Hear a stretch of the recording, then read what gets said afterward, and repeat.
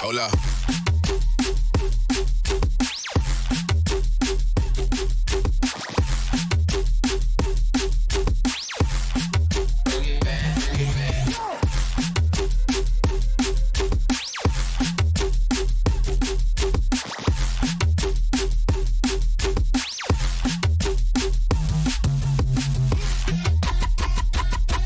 Hola.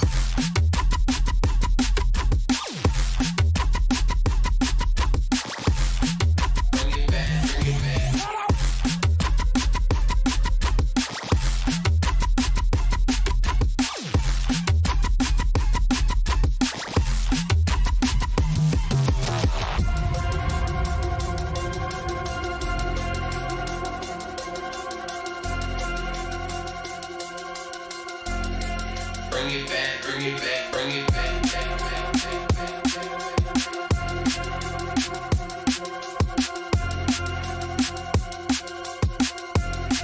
Bring it back, bring it back, bring it back, back, back, back, back, back, back, back.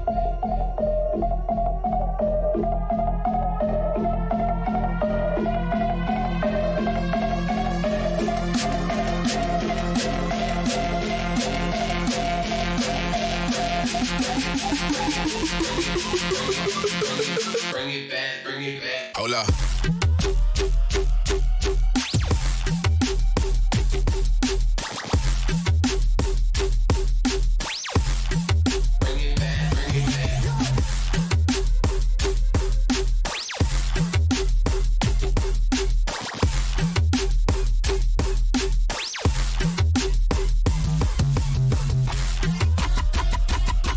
Hola.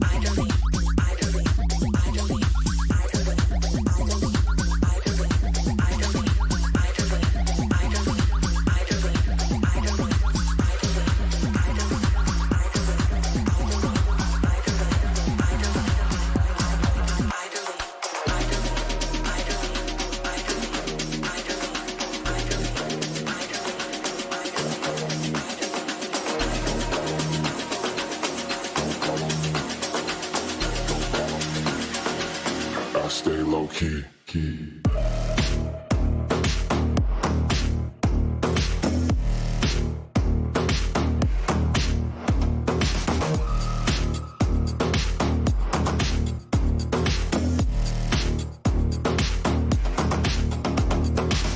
Don't follow me, I stay low key. They cannot see what I'm trying to be. Don't follow me, I stay low key. They cannot see what I'm trying to be.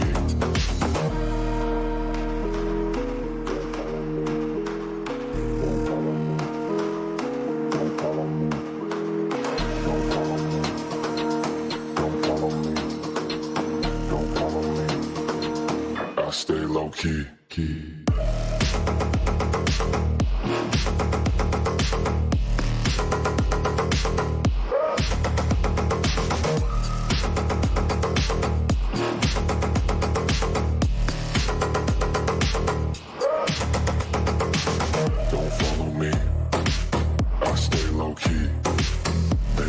See what I'm trying to be. Don't follow me, I stay low key. They cannot see what I'm trying to be.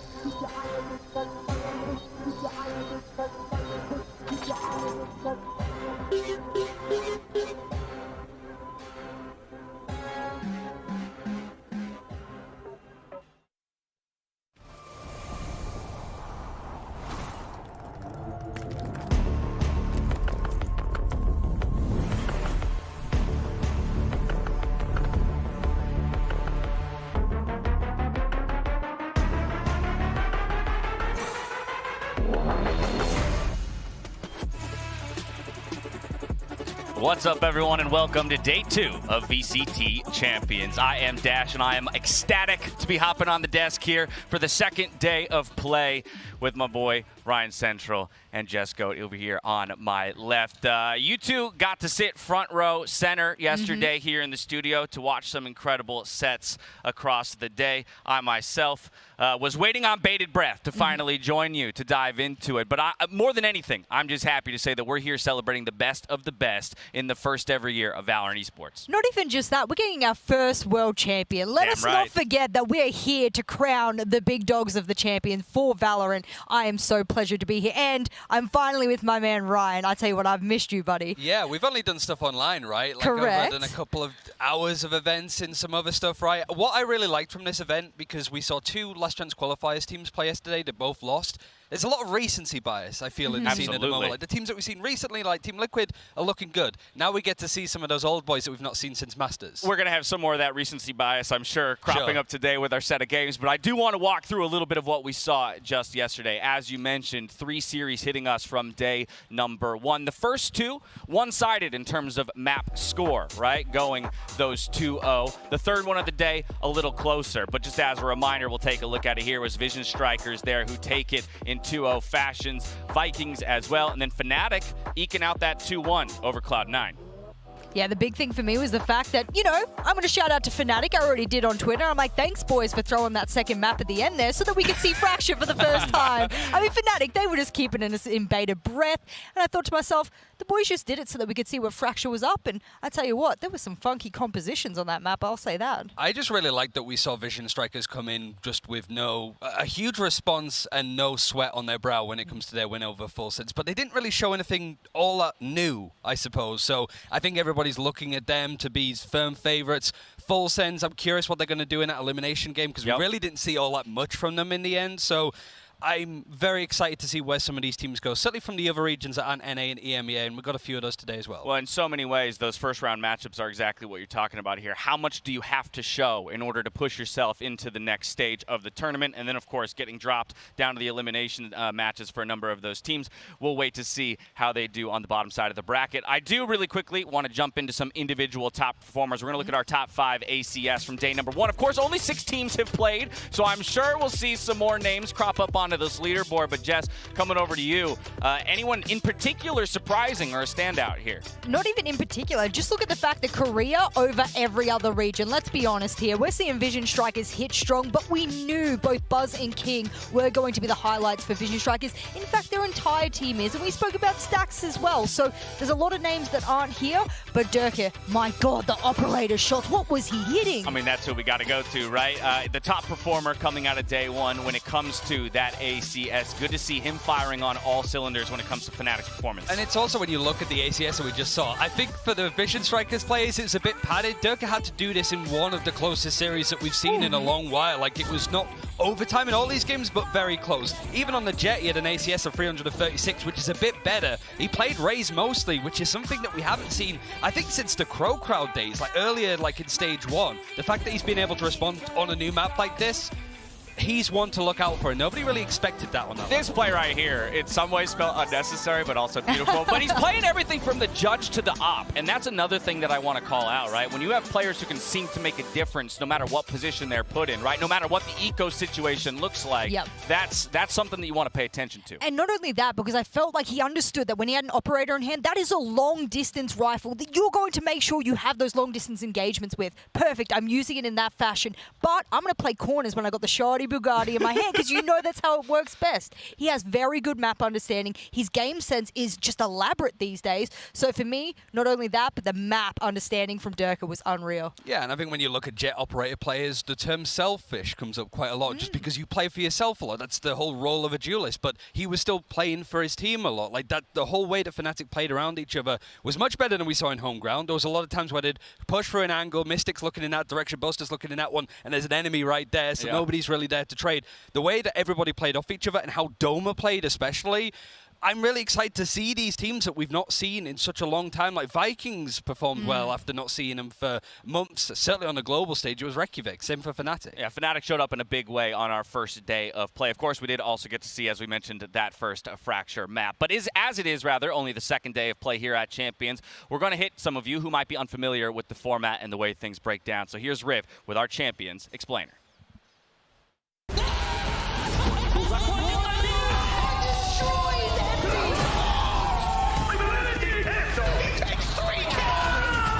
Champions is the global finale of the 2021 VCT. 16 of the world's best Valorant teams will meet in Berlin to compete for the title of the first ever World Champions of Valorant. Teams attending the event earn their spots through winning certain major events or collecting the highest number of circuit points within their regions. The tournament will see representatives from North America, EMEA, Korea, Japan, Southeast Asia, Brazil, and Latin America.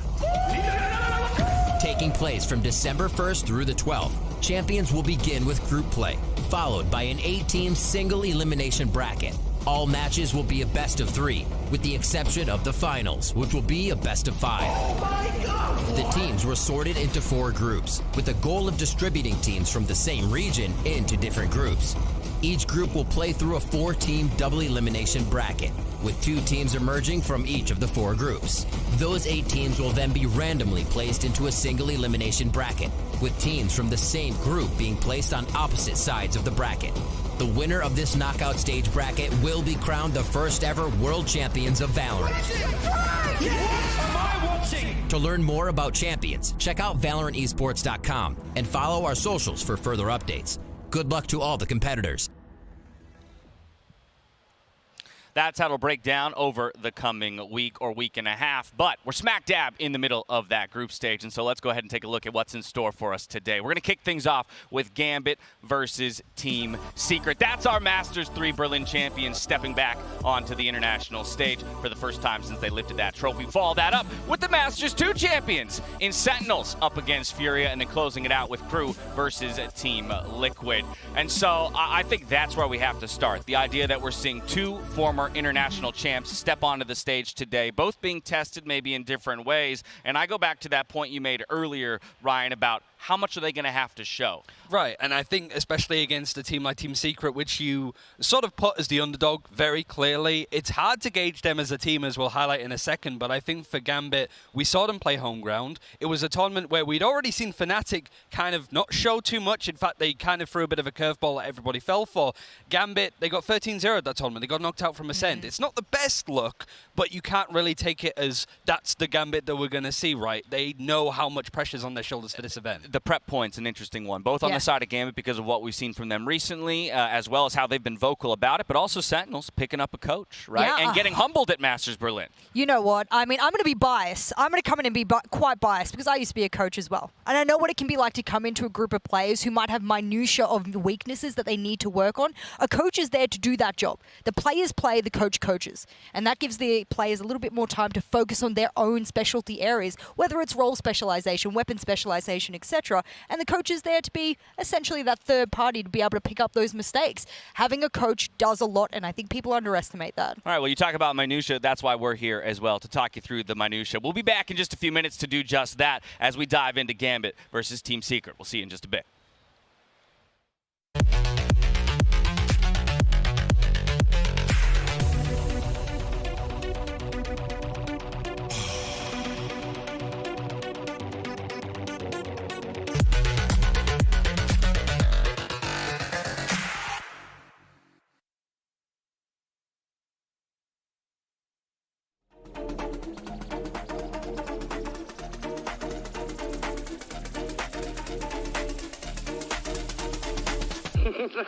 Thanks, officer.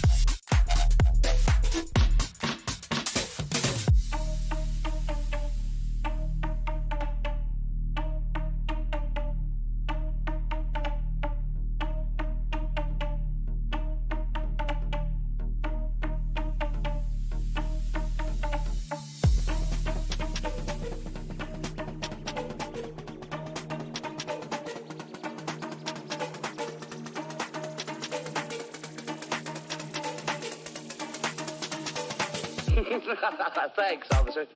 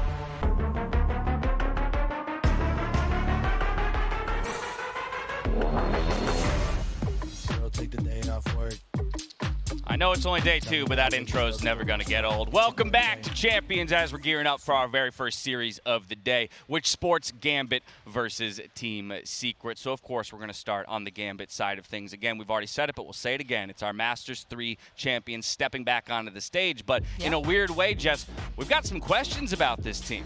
I mean, if they had not have played Red Bull, I might not have had questions. Exactly. If they just had have avoided the tournament to begin with, I might not have been so suspicious. But I tell you what, I'm sitting here going, hang on, I feel like 2 different teams played the last, and then they went to Red Bull, and I'm like, hang on, I don't even know what to think about Gambit anymore. I'm a little on the fence about them, and I think the reason might be is that we are hearing several of the players try to reinvent themselves. That's a bit dangerous when they had the winning recipe before. Yeah, it's funny that you say like 2 different teams, because that has been the story from watching Gambit, being a fan of Gambit since last year, is just when they don't have that pressure on them, they look fantastic. They played so well in the Players for Masters 3 because they had qualified for Champions. If they go out in quarterfinals, not a big deal. They knew that they were going to be here. It's just when they have that pressure that they look a bit awkward, like that loss against 100 Thieves. Yeah, for people who don't know what we mean when they should not have played that Red Bull tournament, we mean the fact that Ascend 13 owed them on the very last official tournament map that they have played. So it is not a pretty picture by any means. And as a result, we're trying to set the foundation here of it could be really good or it could be really bad. Yeah, don't get me wrong. I don't think anyone expects them, to not win this first series of the day. And in part, a lot of that is going to be because you look at the individuals on this roster, and all of them are powerhouses in and of their own way. But I do want to highlight someone in particular, and he was the talk of the tournament when it came to Masters in a number of ways, but it's Nats. If you don't talk about Nats, if you don't talk about the way that he revolutionized the way that you could lurk on a map, I mean, I was speaking of Vision Strikes and the fact that they themselves said, our new meta in Korea is Nats meta. And I'm like, what does Nats meta mean? Do you mean the lurking? Do you mean the way he plays his agents? I mean, for me, if you can have an entire region copying what you do, you're doing a damn good job of it. That's the difference, though, I feel, for this event, is before this, it was Nats was not a gimmick, but it was his own way of playing. Now, this is the rule book on how you play that Sentinel role. Not only like the Cypher, obviously, but we've also seen that meta shift of a lot of Sentinel players picking up the Viper to play on maps like Breeze, for example. Nats has been dominant at both. My concern is that he's been found out a little bit because everybody is now doing what he does. Yeah. They didn't used to before, and that's my concern with him individually, but it's not like the rest of Gambit can't put the games on their shoulders when they need to. The first clip in those highlights, I would have reported that ranked teammate for sitting in spawn, and yet it is the way you win. That's the way you win a championship on the international stage. But I also love that we're highlighting him right out the gate here, specifically because of the context of this matchup. Team Secret, while there's still a lot to be discovered, I think, about this team, one of the things we do know about them is that they're fast-paced, they're explosive, and so I think it's going to come down to a controller player like Nats to really kind of put on the brakes, slow things down for the Gambit squad, and let them ultimately outmaneuver Team Secret. I think what the best thing that Nats has now is that if people have figured him out, perfect. Because if he keeps doing it, people are going to angle themselves towards him to combat him. What does that allow the rest of his team to do? Oh, now there's a weakness. Now there's a hole in Team Secret's attack or defense, and they themselves can become the stars rather than converse as to what was happening before with Nats. I actually think this is going to work pretty well, but kind of in reverse to what they want. Yeah, we'll have to see, right? We're only moments away, but we've learned a bit about Nats. Let's learn a bit more about the rest of the Gambit squad by talking to Redgar.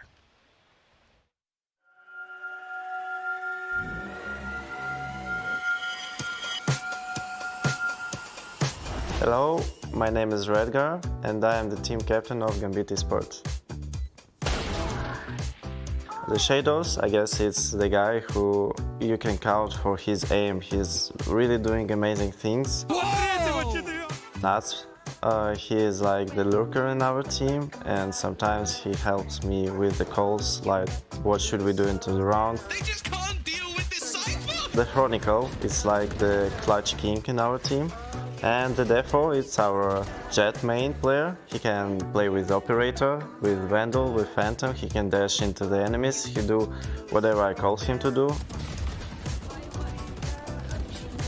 Oh yeah, and me, I'm the captain, so I'm trying to use a lot of strategies and tactical moments to bring our team to the champions. Redgar rips off his face. He's just diving in towards the site. He's seen another. Yeah, I guess that our playstyle is really individual.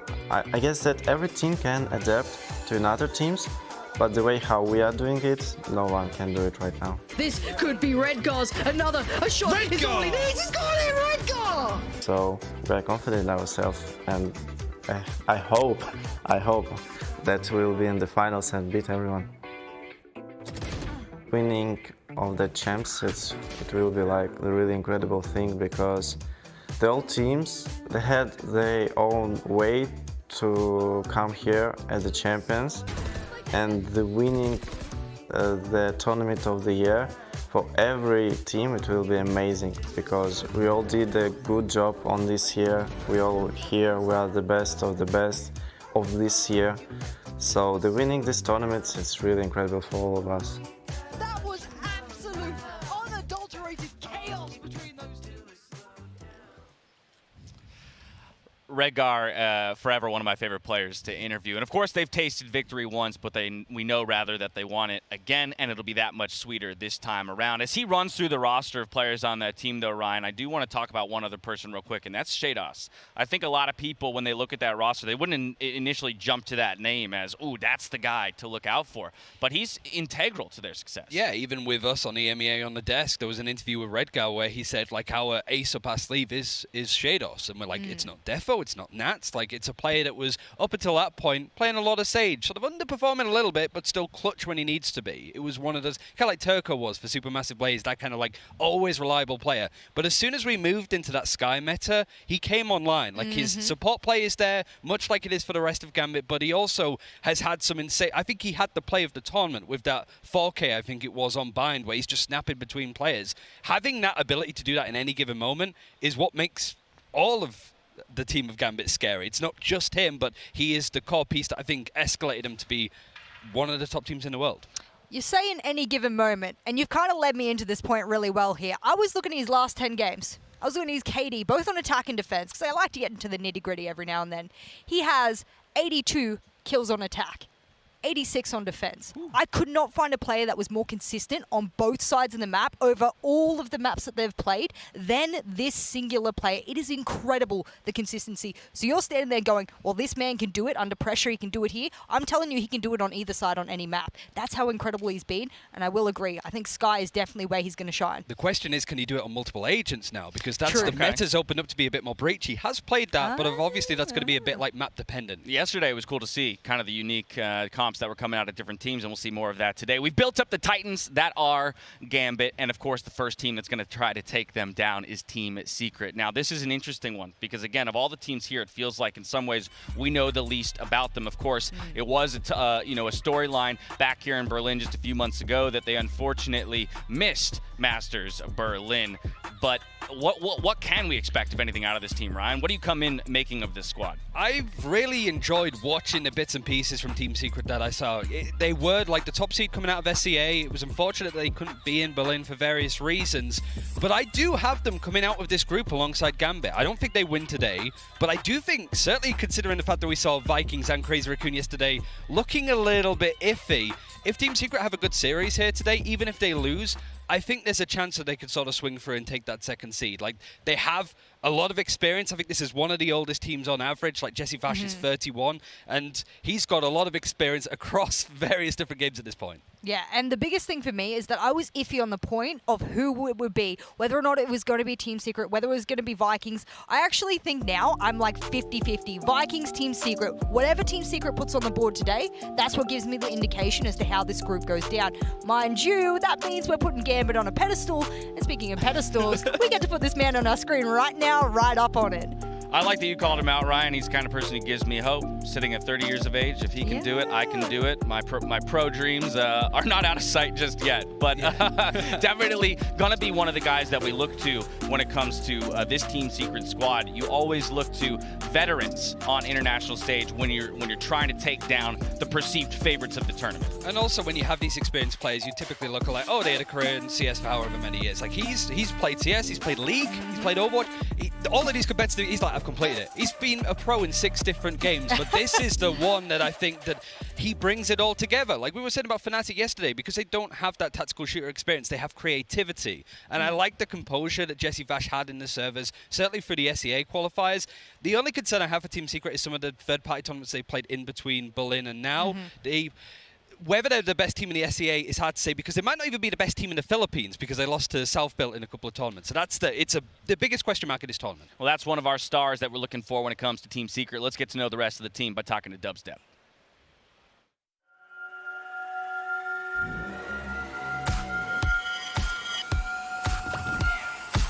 Hello guys, my name is JV, also known as Dubstep from Team Secret. I play the duelist role. My team members are great, and starting with Borkum, he's one of the people who gets me inspired inside the team. He grinds a lot and plays a lot. He's the kind of guy that gets me into a sick motivation coming into the tournament. And next is Jesse Vash, and everyone knows him in the Philippines, the father of esports. He played Dota, he played League of Legends, he played Mobile Legends, he played a lot of things, Overwatch as well. He's already an inspiration to me. The next one would be Wits. He is our newest member. Not the youngest, but the second youngest. One of the people who I look up to. I've seen him grind from the bottom, and now he's my teammate, and I'm so happy to have him here. And lastly would be Dispenser. He is the brother I have in the esports scene, I guess. Representing Philippines is such an honor for me because this is the first time we're 5 Filipino players, the only team that haven't been in an international LAN tournament. We want to tell them that we're here to play and we're not here to lose. Playing in Champions is like a dream for me, and I'm like the oldest duelist here in Champions, I believe. I'm 29 and I'm against like 18-year-old, 20 years old. I want to prove everyone and all of the people watching that age is just a number. If you want to be the best, you have to beat the best, right? We have nothing to lose, and you better watch out. Nothing to lose. You better watch out. That's one of the scariest things a team can say. But I got to tell you this, too, of all the players that he talked about for me, I'm looking at Burkham. He's talking about how he's the guy who amps him up, who gives him the energy, and we know how much that can mean in attack shooter where momentum swings matter so much. So having kind of a mental leader on your squad is hugely important. Not even just that, it's the agents he plays as well. The role that he's playing is super integral to having someone who's confident in the moment as well. If he knows that he needs to manipulate one of the sites, even on his lonesome, I'm thinking about the fact that when they're playing like Breeze, for example, he's on the Viper, oftentimes he's the decision maker on one side of the map. You've got to have a man you can rely on, and he seems extra reliable. Yeah, I'm excited to see Wits as well, like a sort of Swiss Army knife. Jack of all trades, really good for this meta. I think the other question mark I have is Dispenser, just that sentinel role. He's going up against Nats, best in the world.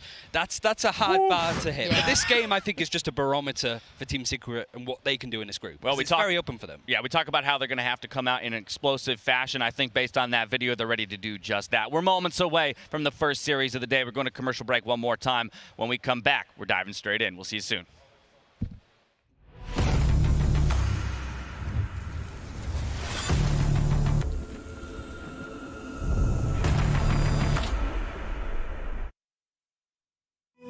It's hard to stay ahead of me, burning through the memories, falling asleep. You're like the liquor, I like the taste. You're something different. Okay.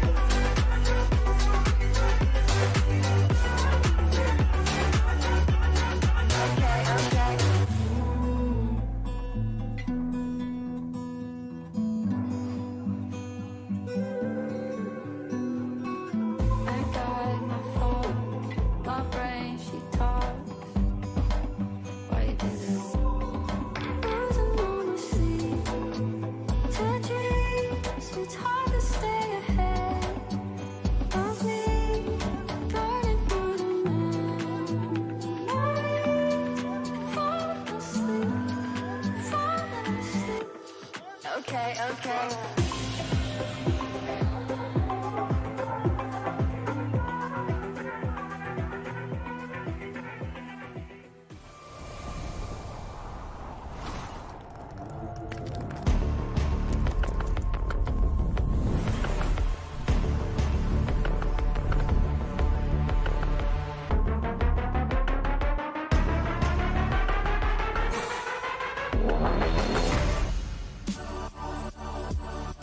Welcome back to Champions. We've got one more piece of business to take care of before we dive into the first series of the day, and that's our first annual Tacta Hunt. There are 3 of these little guys, or a few of them, hidden around this entire stage and setup. So if you see any of them, make sure you take a picture, tweet it out using those hashtags VALORANT Champions Hunt and Tacta Hunt, hashtag Champion Hunt and Tacta Hunt. And we'll be sure to try and feature you in the show. Cool way to get involved and make yourself seen on the broadcast. Yeah. And they're adorable. They are adorable. I think they're going to go missing by the end of the event. Somebody's going to be like, this is really nice. Every day on the desk, there'll be one less. Yeah, exactly. It's going to get harder and harder as the event goes on as well to spot them. I'm going to hide this one so it always stays on the desk till the very end. If it's not here at the end, you know I didn't do my job well enough. Okay. So. All right. Well, now I'm going to hold you to that at the very end of it all. But we're just a few moments away from getting this day started, so I want to kind of turn to each of you. Do you have any final thoughts here before we dive into day 2? I'm really curious what the map pool is going to be like, just because we saw Fnatic kind of changing things up. But just as an example, yesterday with Fnatic, they banned out Split, and then they were happy to play it today. So I wonder what Gambit are going to do in that regard. I don't really care what the map veto is going to be here because I don't think we're going to see the full breadth of it here from Gambit. So we'll see. We'll see. All right. I like that. I like that. No matter what they give us, we're just about ready to see anything. And really, we just want to see the best of the best do what they're best at. We've got day 2 of Champions coming up right now. Check it out.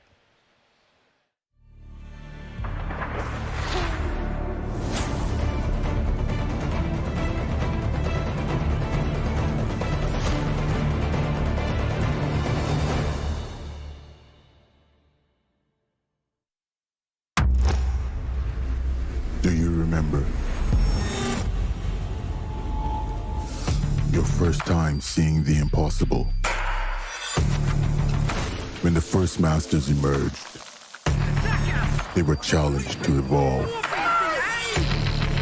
challenged to create masterpieces that would inspire millions. A mix of personal style and pure skill that redefined the game. What is this?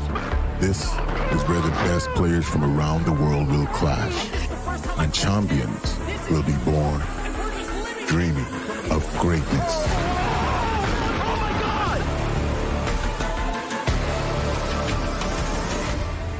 Now we will all bear witness to split-second sparks that changed the course of esports history.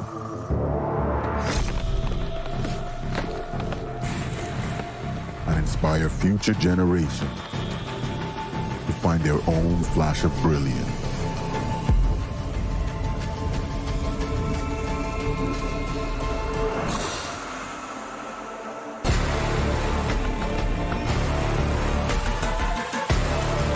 This is where we live. This is the art of greatness.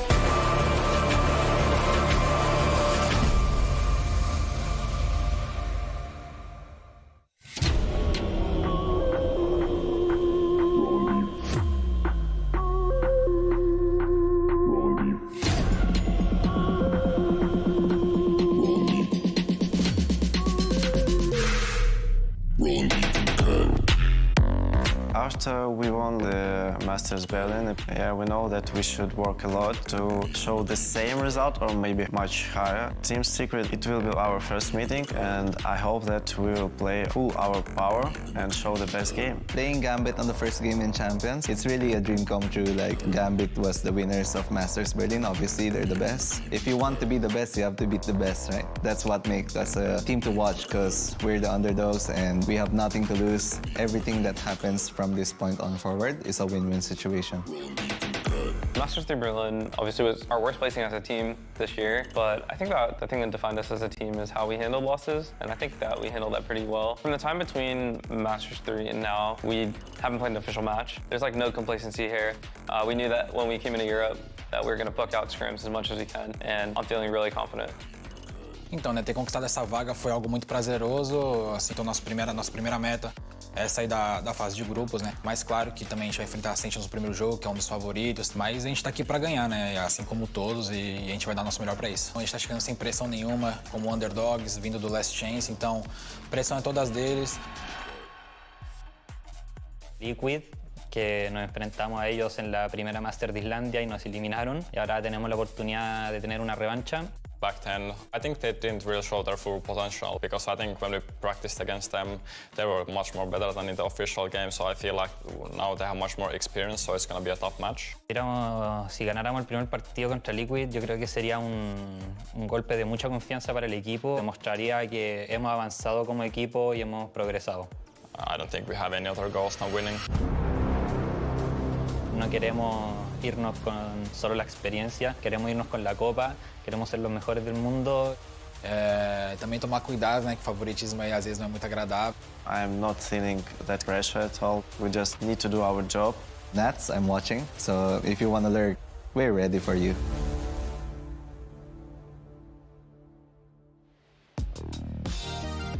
Welcome back to Champions. We've got a lot of greats here, but we're here to find the greatest. And right now, the greatest in the world is Gambit Esports, and they're stepping onto the stage first today up against Team Secret. Again, of all the teams here that I think might surprise us, Team Secret is one of them, especially the way they're talking in some of these features, Ryan. Yeah, I mean, when we saw them potentially coming onto that master stage, they were the best team in their region. And time has passed since then. There's been a lot of changes. I like the fact that they want to play up against Gambit, that they don't want an easier opponent to try and sneak through to playoffs, that they can gain so much from this. And I think the region of SEA gains so much from this as well. Well, Jess, I know you said you don't care so much what maps we're playing on because all we're here to do is watch the best Valorant get played out.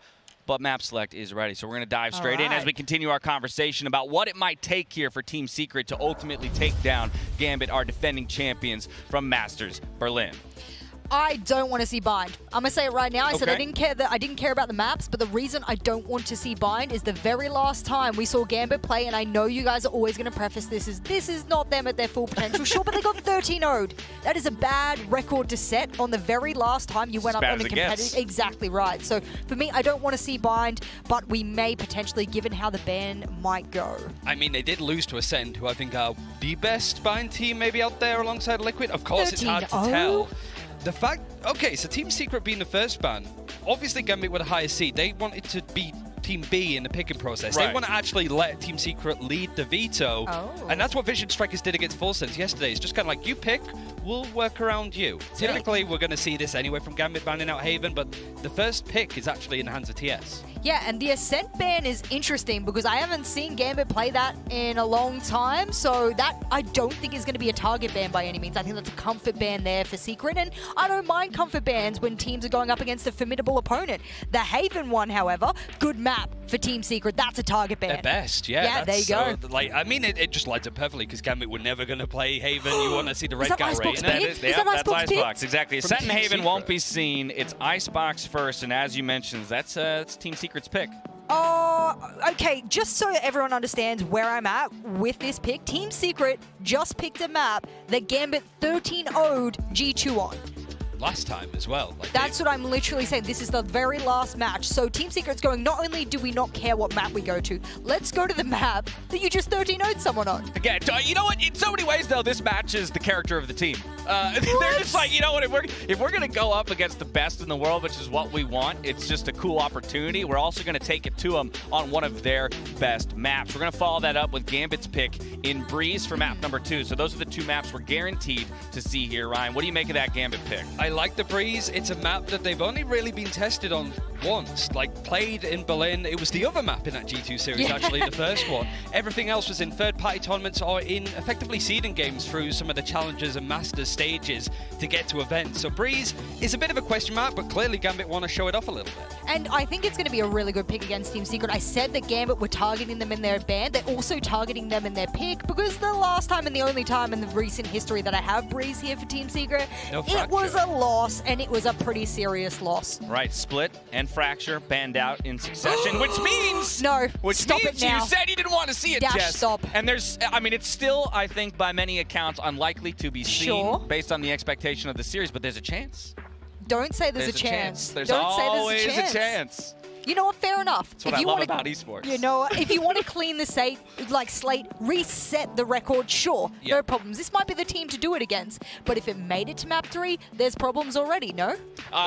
Yes, absolutely. Yeah. The problem I have with the 13-0 argument is if you're a coach or a team and you get 13-0 on a map, any map, doesn't matter what tournament, that is the map that you spend the most time fixing. True. You don't go, we got 13-0 on this map, it's fine, we'll just, everybody, you don't get to sleep tonight, we're working on this until it's fixed. I like that point, right? Because now this map 1 is super important for both teams. On the side of Team Secret, you're stepping into the lion's den, right? So whatever you show us, that's going to be very interesting to see. And for Gambit, it's their opportunity to kind of wipe the slate clean, like has been mentioned, and really prove to us on day 1 that they've done the work they need to do to turn things around. We're stepping away. When we come back, it's map number 1 of the first series of the day. We'll see you soon.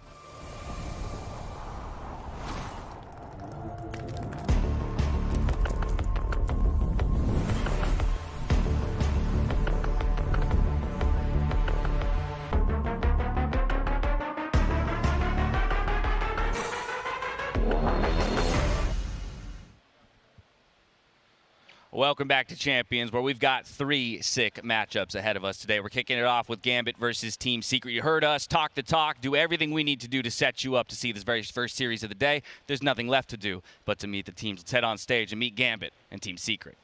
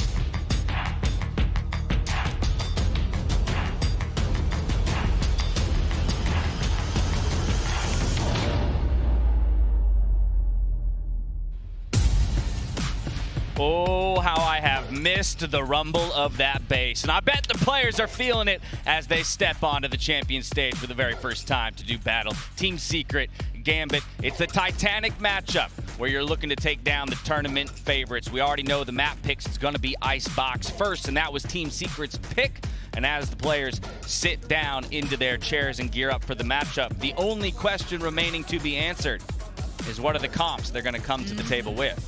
Some exciting stuff. I think Icebox, typically you're going to expect the same sort of agents to come out. I think this event we've already seen a few adaptations, a little bit of KO, for example, we saw yesterday. I don't think we're going to see something too zany, but I think it's just what kind of Gambit, what protocols are they shifting? Are they relying as much on Nats as they used to in Masters 3? Are they going to try and put some of that weight on other players? And it's funny that you say that, and they give a huge battle cry behind us. Both sides, let's go! And both sides did it. Funny that both sides did it, because both of these teams run a mirror comp on this map. We usually have the Jet, the Reyna, the Sage, the Sova, and the Viper. Now, will they change things up? Has the meta changed? Has anyone on the team changed? Sure, but I mean, when we're looking to the fact that we're going up with Gambit, all you got to do is look at Defender Spawn, and that's going to be there, right? That's all that matters. And preparation is going to be a big question, right? That's what we've kind of keyed into for Gambit, as they have, you know, been performing in a lackluster fashion leading up to this tournament. But by the same token, Ryan, when you expect a team to win a series, you also expect them to not show too much. So I almost, would almost think that they will go to comfort here. And if they have even reworked anything new, they're going to hold that for later in the tournament. Even the teams like Team Liquid and Ascender went on to the finals of Home Ground. I still imagine that they've got some aces up their sleeves for this event. Like, we've seen Team Liquid recently because of LCQ, right? So there's not too much time in the lab to experiment.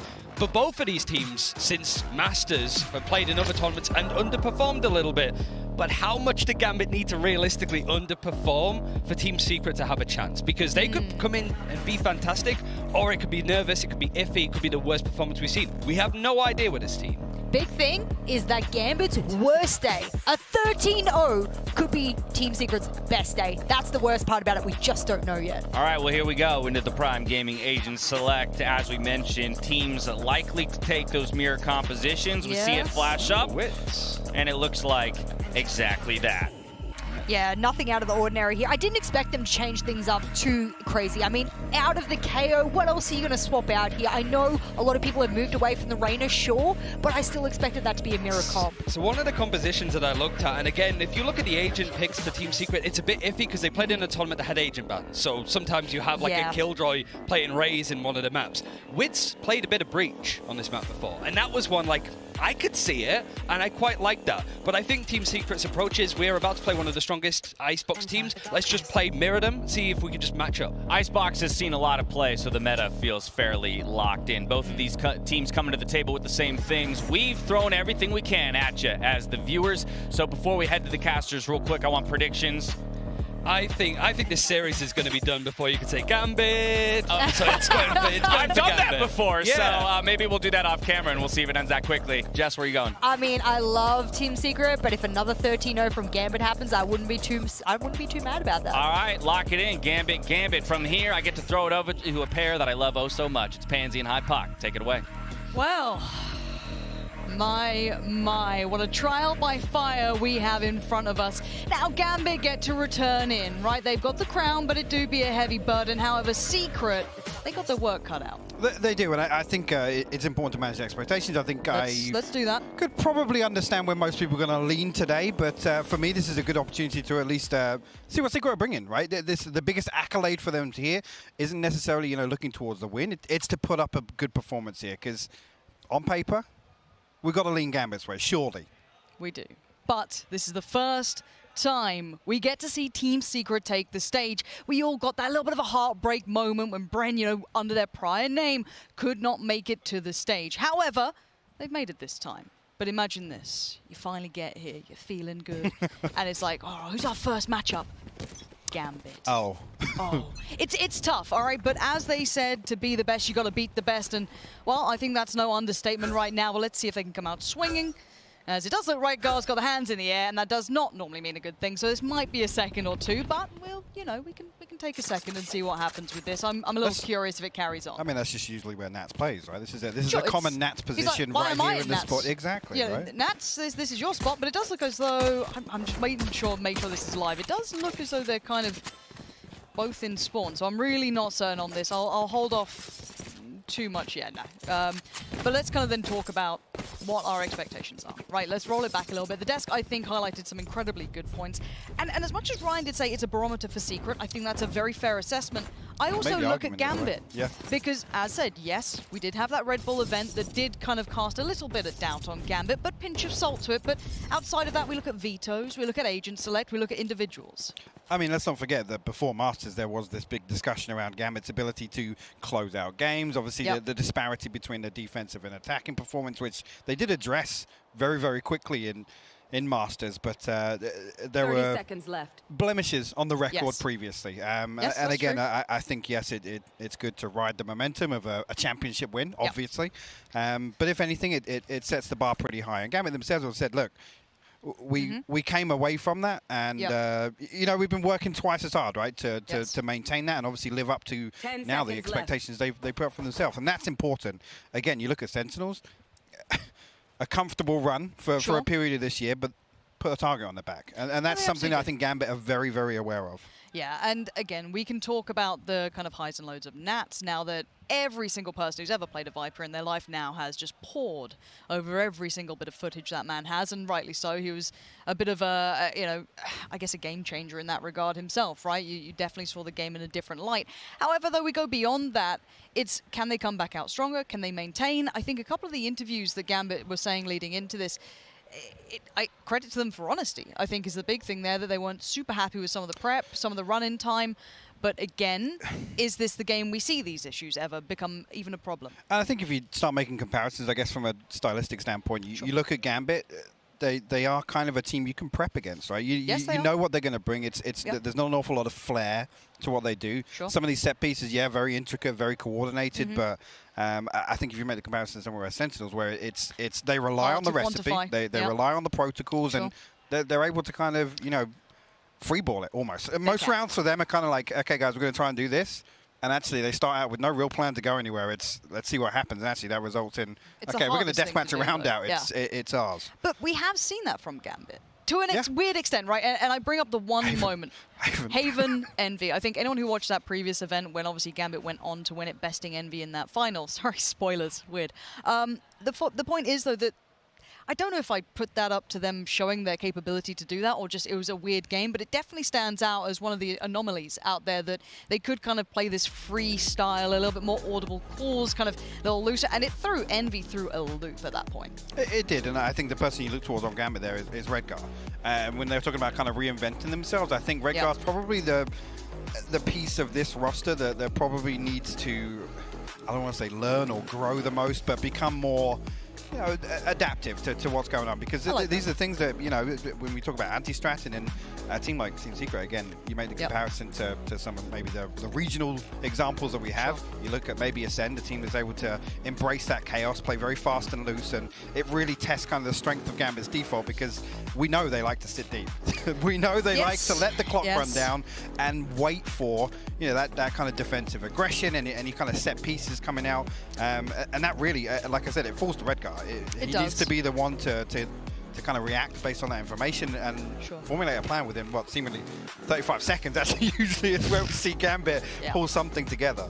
Now, again, though, when we talk about this, it's kind of, I feel like we're talking ahead of this game, which is maybe a little unfair to Team Secret. Now, you may ask as to why, because I think a lot of people were reading into a lot of the Bren hype when they were under that banner at the time leading into Berlin, which was the prior event to this. Yeah. Now, leading into that event, though, they were looking somewhat undefeated, very strong in all their matchups, clearly leading the region. Now, obviously, they didn't make it to that event in the end due to unfortunate circumstance. But now coming into this one, looking at their recent run, it has changed up a bit. Now, these events were a little weird, a little hard to quantify again. Can you read into them fully? No, but they aren't the same team anymore. So again, this is where, do I change my expectation of Secret? Or like, do I just wait and see here? I'm finding it very hard to pin down where I put them here. I absolutely agree. And actually, just to come back to something that Ryan on the desk said, I think he absolutely nailed it. It's kind of, yes, no expectations to win this series. Absolutely. I think that is a given. Again, anything above that expectation is obviously a big bonus. If they take a map, if it's comfortable, if they look as if they're able to get a really, really good grip on Gambit, particularly on their defensive half. Beyond that, again, I think they make it out of this group, honestly. And I think it's probably, I mean, we saw in the interview, being happy to face off against Gambit first. They have a big lesson to learn here. If it's going to be a loss, take something away from that, apply it to the rest of these games. But as you can see, it's a short tech pause for us, actually, Laura. I was about to get comfortable. Why did you say? Yeah, I was about to sit down. It is nice of them to put on a tech pause just for us. Obviously, we do request it these days. Wait for that start button to be hit, and it was ours and ours only. But it does seem as though everything has been resolved, so we can kind of reset this, kind of come back in with that mentality. Apologies for the delay there. I'm staring at Redgar. Are you ready? Just see if the hands go up or if he's good this time. For now, though, it does seem as though we are going to be good to go. So there shouldn't be any further problems. Team Secret going to be starting out on the defending side, and Gambit going to be leading in on the attack. We have had question marks with this map in the past, and we might have them again. That's going to start things off as Dubstep looking to be the instigator here. As already going to lean down towards middle. They look a little proactive. Look at Sage over towards B long as well. We've got a little bit of movement here. I like this. Actually, Secret giving up a lot of space on A side, so whether or not actually Dubstep will be rewarded. There's Nats removed. First piece off the board here. Actually, Shados will respond. Gambit will get the plant, though. Wits here is actually going to try and get ahead of the curve here. We'll find a kill as well. Chronicle will fall. Lovely timing with the drone coming out as well, just working in unison, and Wits is putting on a show already, down to Defo and Redgar. Spike is down, but so is the defuse coming in halfway, now achieved. Jesse on the swing, and Redgar, he ain't got nothing to say. Team Secret are going to get pumped up, and the reason I'm excited and the reason that I'm going to push this above where I normally would, he's done well enough to do a bit of damage, but that doesn't matter, the round is theirs. Let's talk about the underdog mentality, right? Let's talk about what it's like coming in as someone who is not a favorite in a matchup. You want a good start. You want your players to instantly shake off that, right, we're on land. Now, bear in mind, though, these boys are experienced through a multitude of games, titles. They've been to land. They have been actually very high-tier players. This is not their first LAN, but it's their first, like, Valorant LAN against someone like Gambit. That's a huge shake-off of pressure. Absolutely. On the side of Secret, I look towards Dubstep, I look towards Wits. They need to be the ones that are slippery, get themselves into these one-and-done spots and, cause chaos, because Gambit are going to want to slow things down. They're going to want to get a really, really good read of how the land lies, but some round, actually, Gambit stacked up as 5. No real point of contact anywhere else on the map, and there's 3 players from Secret here ready to greet them. Again, they will pause for a moment. Defo looking for something up on Rafters. Wits entertaining it. Does take a tag, but comfortably back away now. Shadots actually will fall elsewhere. I do like that they've kind of sat back a little bit here. They're not overly rotating. They're not getting too anxious over peeking. They're letting Gambit take a little bit of space. Dubstep does need to be careful. I'm wondering if he is tradable. He does have at least someone up top, so he can have a swing on this. Not as clean as you'd like, but does make up for it. Defo cannot get the punish. Spike goes down. Nats with 1, and now just Nats alive. So far, this is actually pretty good. Unless Nats can do some more. Not going to be the case. Jesse with a lovely little cleanup. Rifle can also be recovered, which should be, I think, on the cards at some point. And yeah, you can already see that's going to be the case.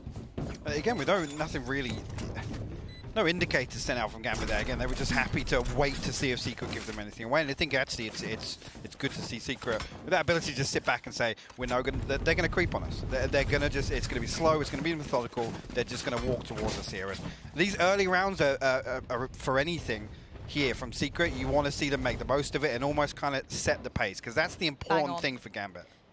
I want to see if they go for not necessarily like a gamble stack or something of the such. Again, they are on that bonus round. Look at the buy. Yes, they have that rifle that they did recover, still in the hands of Dubstep, but they can go for something a little fruity here, something a little different, because again, this is going to be up against rifles. Again, light armored though. This isn't pretty for Gambit. It's been very one-sided, and we've seen a hyper proactive Dispenser trying to push down B-Long quite often. He does have one by his side as well. So look at this, Dubstep and Wits actually. And look at the mid play. Look at the mid play. Yeah, that's what this is so sick. I love this approach. Get proactive, get in their face. Now, Nats might be the undoing of this, but he gets checked on. Dubstep with the rifle slices through Nats. They can fall away. The paranoia in Gambit's mind is going to be unbearable. And it's things like this. If they're able to consistently address the backline of Gambit, especially with things like that, this could be interesting here. Again, Gambit on the attack. Previously, there were a lot of questions around that with some shaky performances, but I thought for the time being is the wall will be invested here on default. Shados over the top first, but Redgar will fall. It's damage. This is a lot of damage. It's Dispenser's still finding yeah. Shados. This is down to 2. Chronicle and Defo, this would be the rude awakening. This is the danger round to start with, really, but there's Defo trying to kind of keep control, the safe pair of hands, but the rifle still in Dispenser's hand. Keep that in the back of your minds. A tap on the spike brings Chronicle in for the swing. Wits finds one. Oh my word! They've done it! They've converted the bonus with proactive play, taking space. All the things we outline, Hypok. This is like a caster's dream. I can't stress it enough. They did everything we want to see. Absolutely, and this is the first opportunity where we see Gambit's, the strength of that default get tested. And Nats is on an island. Secret identify that. They know exactly what they're looking for with 2 people walking mid off the rip. As soon as that barrier drops, Dubstep and Wits, they go through, they find all the information necessary, finding that kill on Nats and the positioning of where he is, noting that he's crouched below belt. They know exactly where the rest of Gambit are lying. But remember, it's not all fairy tales and happy endings. This can all still fall apart. Gambit have that depth. We've seen it before. But Secret have done everything for at least an interesting game at this point. So I'm not going to oversell you any of this. And it looks like a quick piece coming out, but look at the buy. Dubstep, though, instantly going to pop the knives, head on down towards mid-confidence, now starting to boom, and maybe not so rightly so. Defo just swats him out the air, a comfortable pickup for him there. Spike now down, and this is the rude awakening. Welcome to the Iron Giant of Gambit. They don't need the full buy right now. They're happy enough to meet you in this kind of unorthodox play style. Sure, actually a couple of weird head-to-heads here. Walkoon will fall, but actually Wits gets the better of Nats up in kitchen here. Could be an opportunity. It's 2v4. Again, look for a way back in here. You're going to find Defo as well. So Shados, got to be careful. Jesse back on his feet now as well. Yeah, but time, it's a huge factor in this. They really need to get going if they want a chance in it, and that's going to be a big denial by Shados. Now down to 1. The last 2 do look a little weaker around the edges, but the time is everything in this matter. Dispenser tries to do what he can. Yes, he'll clean up the frags, but the round will be Gambit's. Everybody falls. Now Gambit with some crucial ultimate progress actually in a round like that. Again, a much quicker piece there. Gambit not afraid to just, I guess, dial right back into the next round. See here again, comfortable purchase here. Nats actually one away from the Viper's Pit, the only piece of the puzzle missing for Gambit right now in terms of ultimates. See, actually, yeah, Empress, obviously we know the Res was invested and the Blade Storm, so Dubstep now on the Operator. So again, actually an opportunity for Secret to change the pace now. Probably play things a little slower. Wait for Dubstep to make use of that purchase here.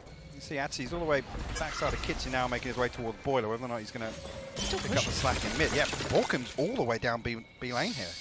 This is getting kind of dangerous. He does need to fade away from this. Wouldn't have had the advantages already. It looks like Gambit have identified this kind of B-long push that has been something that they've not necessarily lent upon, but utilized.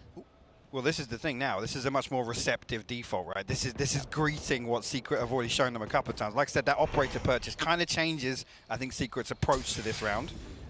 If they can get that pick on long, that does change the dynamic. But I do like the way they've kind of found at least a middle ground of, okay, I'll still take the space, be able to hear a couple of audio cues, still be able to post up on this, and actually Dispenser's look for a new way forward, and the timing's everything.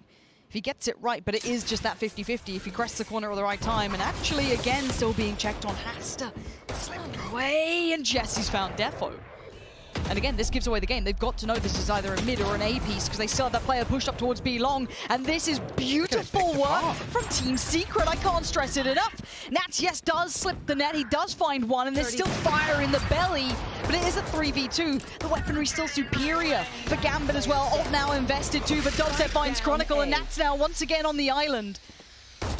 Gets himself a way forward, finds one, dips back in. He might have noted another. He's got to know what's going on here. Tries to go for the jump peak, needs to swing it. The swing ain't good enough. Dubstep finds him. Op still remains. Rifle recovered. This ain't bad for Secret. Let's just talk about game theory and how it kind of plays out. Is it just me who's madly impressed with Team Secret right now? Absolutely. Like I said, and that round there, the big thing to change the pace for Secret from what we saw, Jesse with a clean little tap at that was real nice. That was real nice. I only just caught that one on the replay, Absolute but fire. This operator purchase kind of changes the outlook, like I said, from the offset in this round. And Gambit, like I said, they're set up to receive some of that information to kind of greet any aggression that comes through. The Secret don't give it to him. Now, that's important here. I mean, Borkum being the only one to really stray outside of that game plan, I guess, in drifting down B main, but Gambit struggling to learn anything from these early rounds, again, with the approach in general. I think addressing this area, if you're wanting to default, is going to be paramount, but they just can't do it at the moment. This isn't the round to really do it. Maybe this is time to start investigating, try and find a little something out about this, kind of play as the pack, see if you can kind of get a feel for what Secret are up to.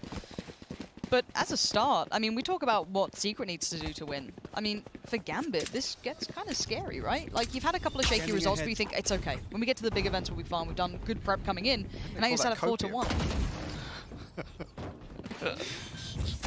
We don't talk about that yet. No, we don't talk about that yet. It's too early. It's too early. It's only round 6.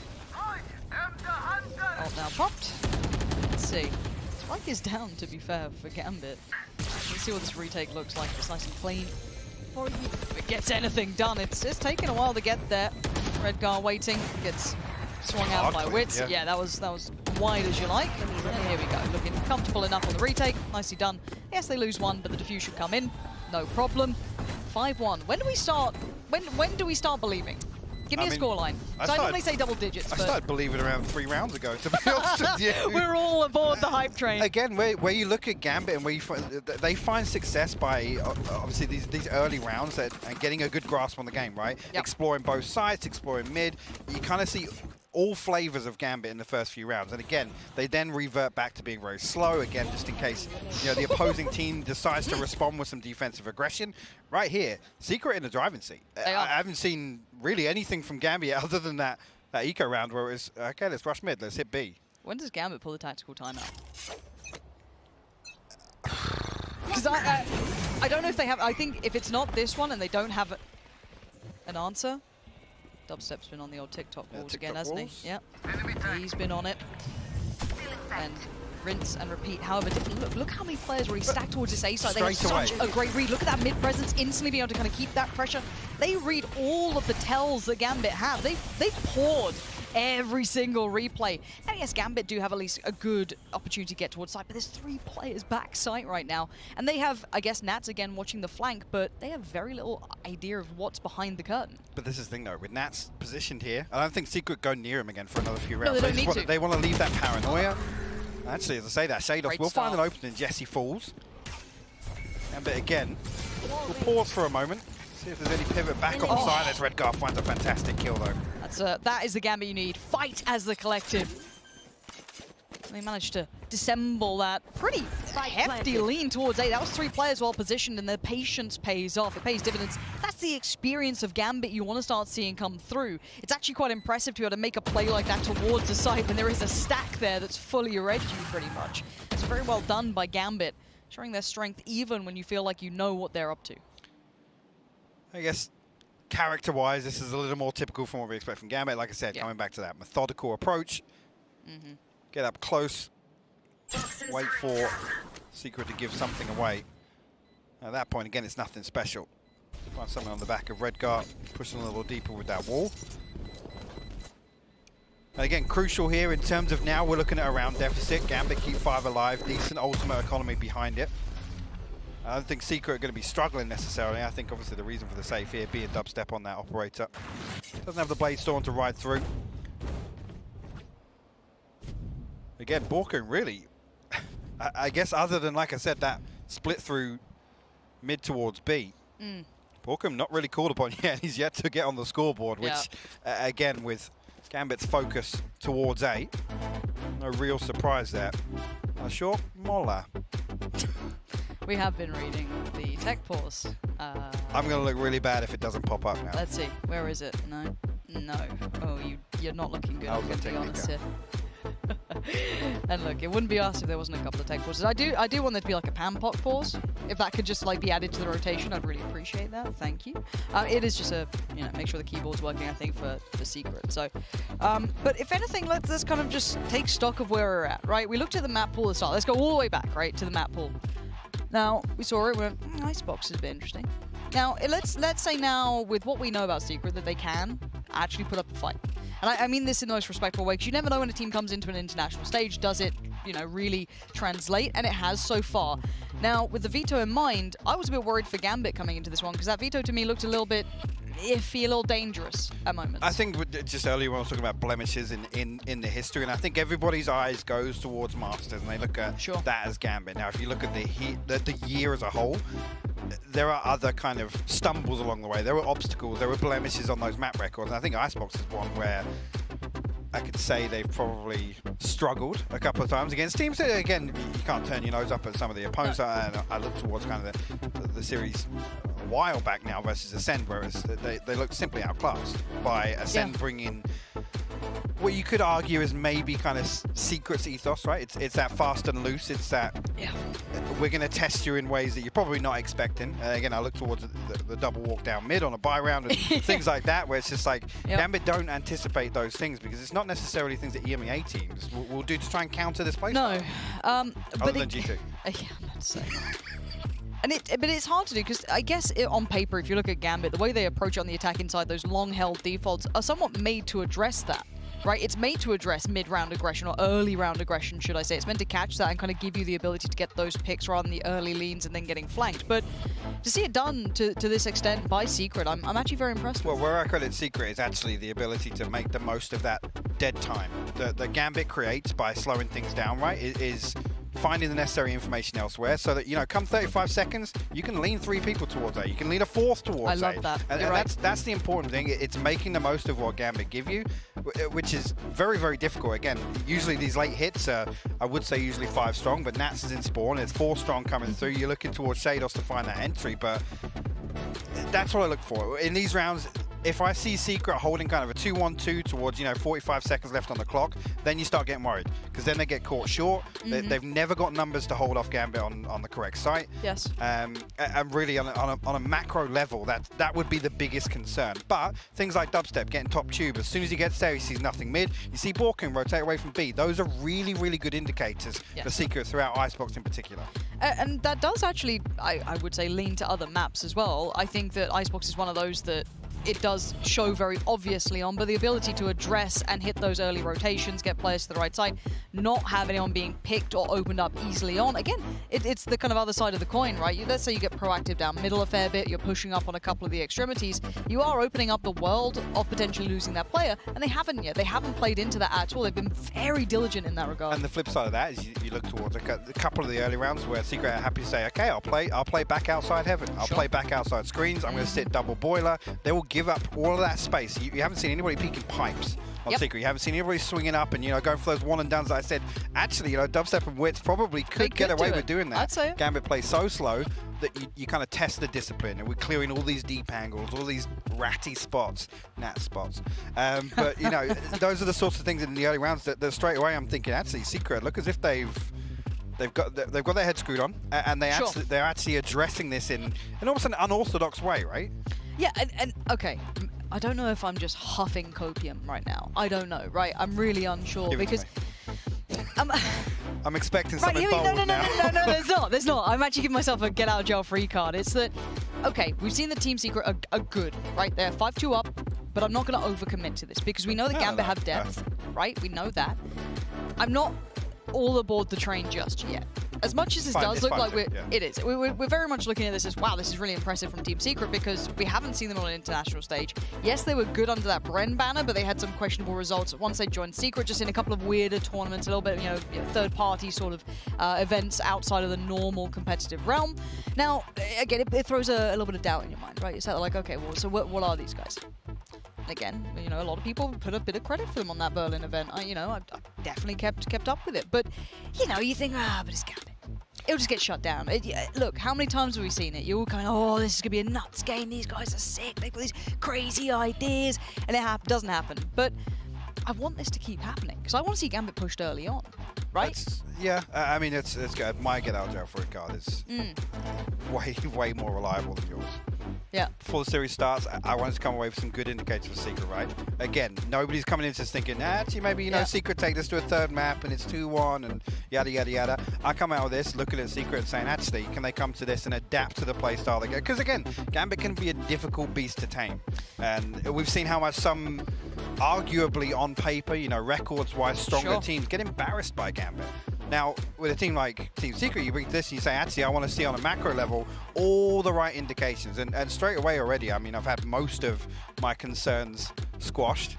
Whether or not they can carry this across an entire map, again, potentially into the second map, dare I say the third, I'll hold on to that for a little bit. Yeah, now, again, one of the elements that made Gambit a difficult beast was Nats, and we actually have a little bit of a feature for you because this tech pause does seem to be taking a little bit of time, so rather than you just sitting here listening to our podcast, let's send it over to a lovely little Nats feature to give you a little bit of a concept as to what that man is made of.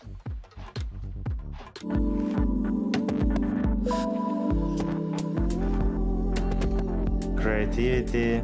I guess all of my creativity right now in the game because I have to do some setups, lineups. When I'm playing the game, I'm doing some creative things, but that's my job.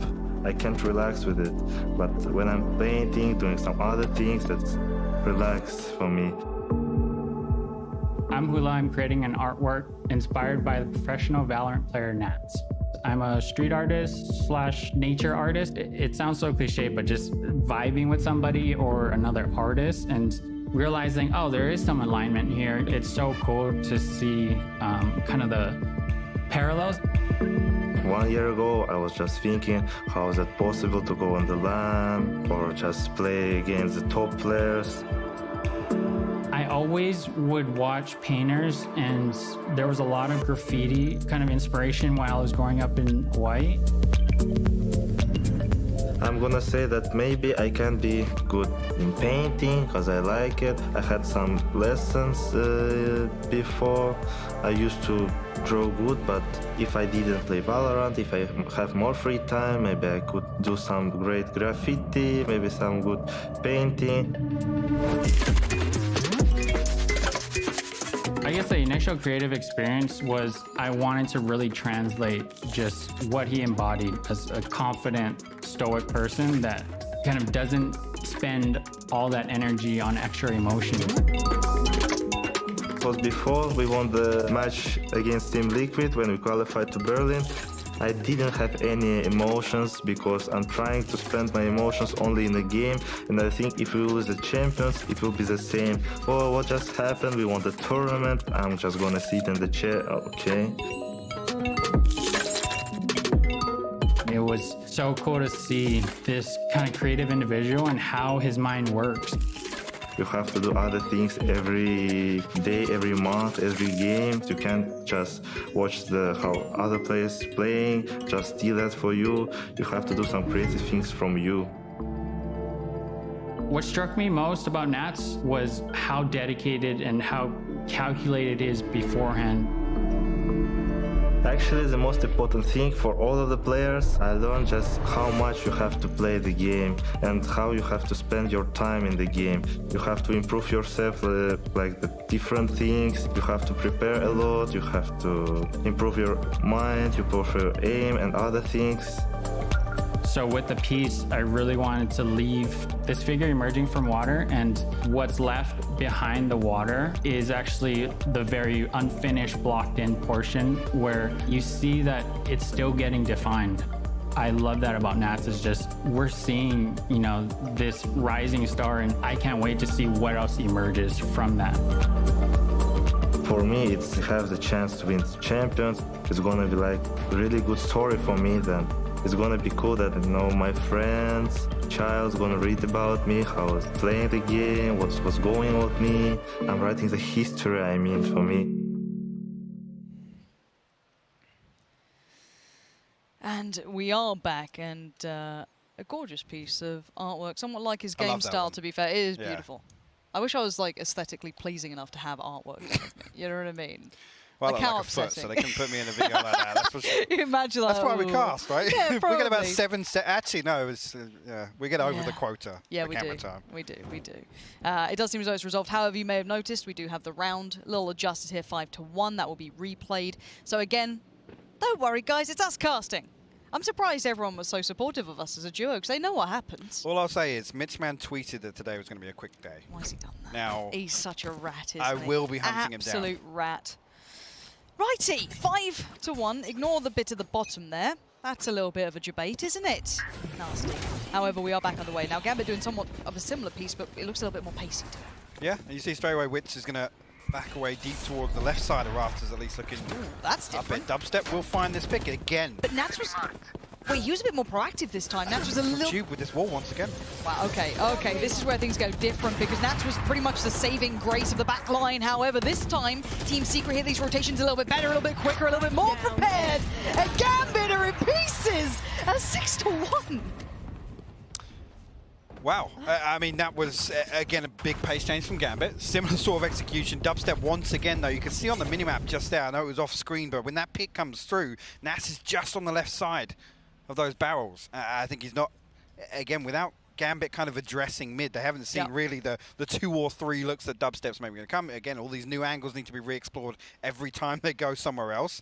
And right there, Nats is punished for it. And I got to say right there, I think that's probably the catalyst for Gambit to try and force the issue on A, but it doesn't work for them. Now, the buy is shoddy, but last time they had that really aggressive mid-burst come out and they kind of like cut through under tube and hit that B-site, which again, a similar look, and if they're aware of these half-buy plays, they should be aware of this. However, Redguard does at least get 1, so that's going to be entryway towards that B-site. Now, there are 2 players who were pushed up, though, towards B-long, so this isn't clean. This is a really weird fight to be having. Nats with the overwhelm, though, is good enough to at least shut down his fencer that's now puts... Okay, no pressure on Dubstep, apparently. There we go, lovely stuff from Gambit. That's what you want to see. Keep it a little safe, keep it a little bit under wraps. But this is the round that they won before, basically. There's actually Spike making his way all the way over towards A here. Bit of a ruse. Jesse still towards B site, and now Nats and Defo will peel away. Now, the important thing is, again, just at the start of this round here, it's kind of the checklist. It's the protocols you look towards for Secret. Again, Jesse joining up. He's there to catch anything coming through mid, and Defo actually ultimately hopping up on top of Tube. The problem being, previously with this split, it was a very fast round from Gambit. I want him out of that drone quicker. Again, you can see Redguard finds that opener. What's the value in finding the second tag, right? You're confirming what you already know, which is there's one top tube. By that point, they're already under. So that's something I want to see Secret address, but it's good to see Jesse in a similar position, and again, running those same kind of discipline protocols I'm referring to. It's not out of it yet. It is a 1v3, and they've got some upgrades. And that's with the big one. First contact made, still a player towards the site though, and now we found Shados. Gets at least the rifle as well. Look and see if Defo gets anything.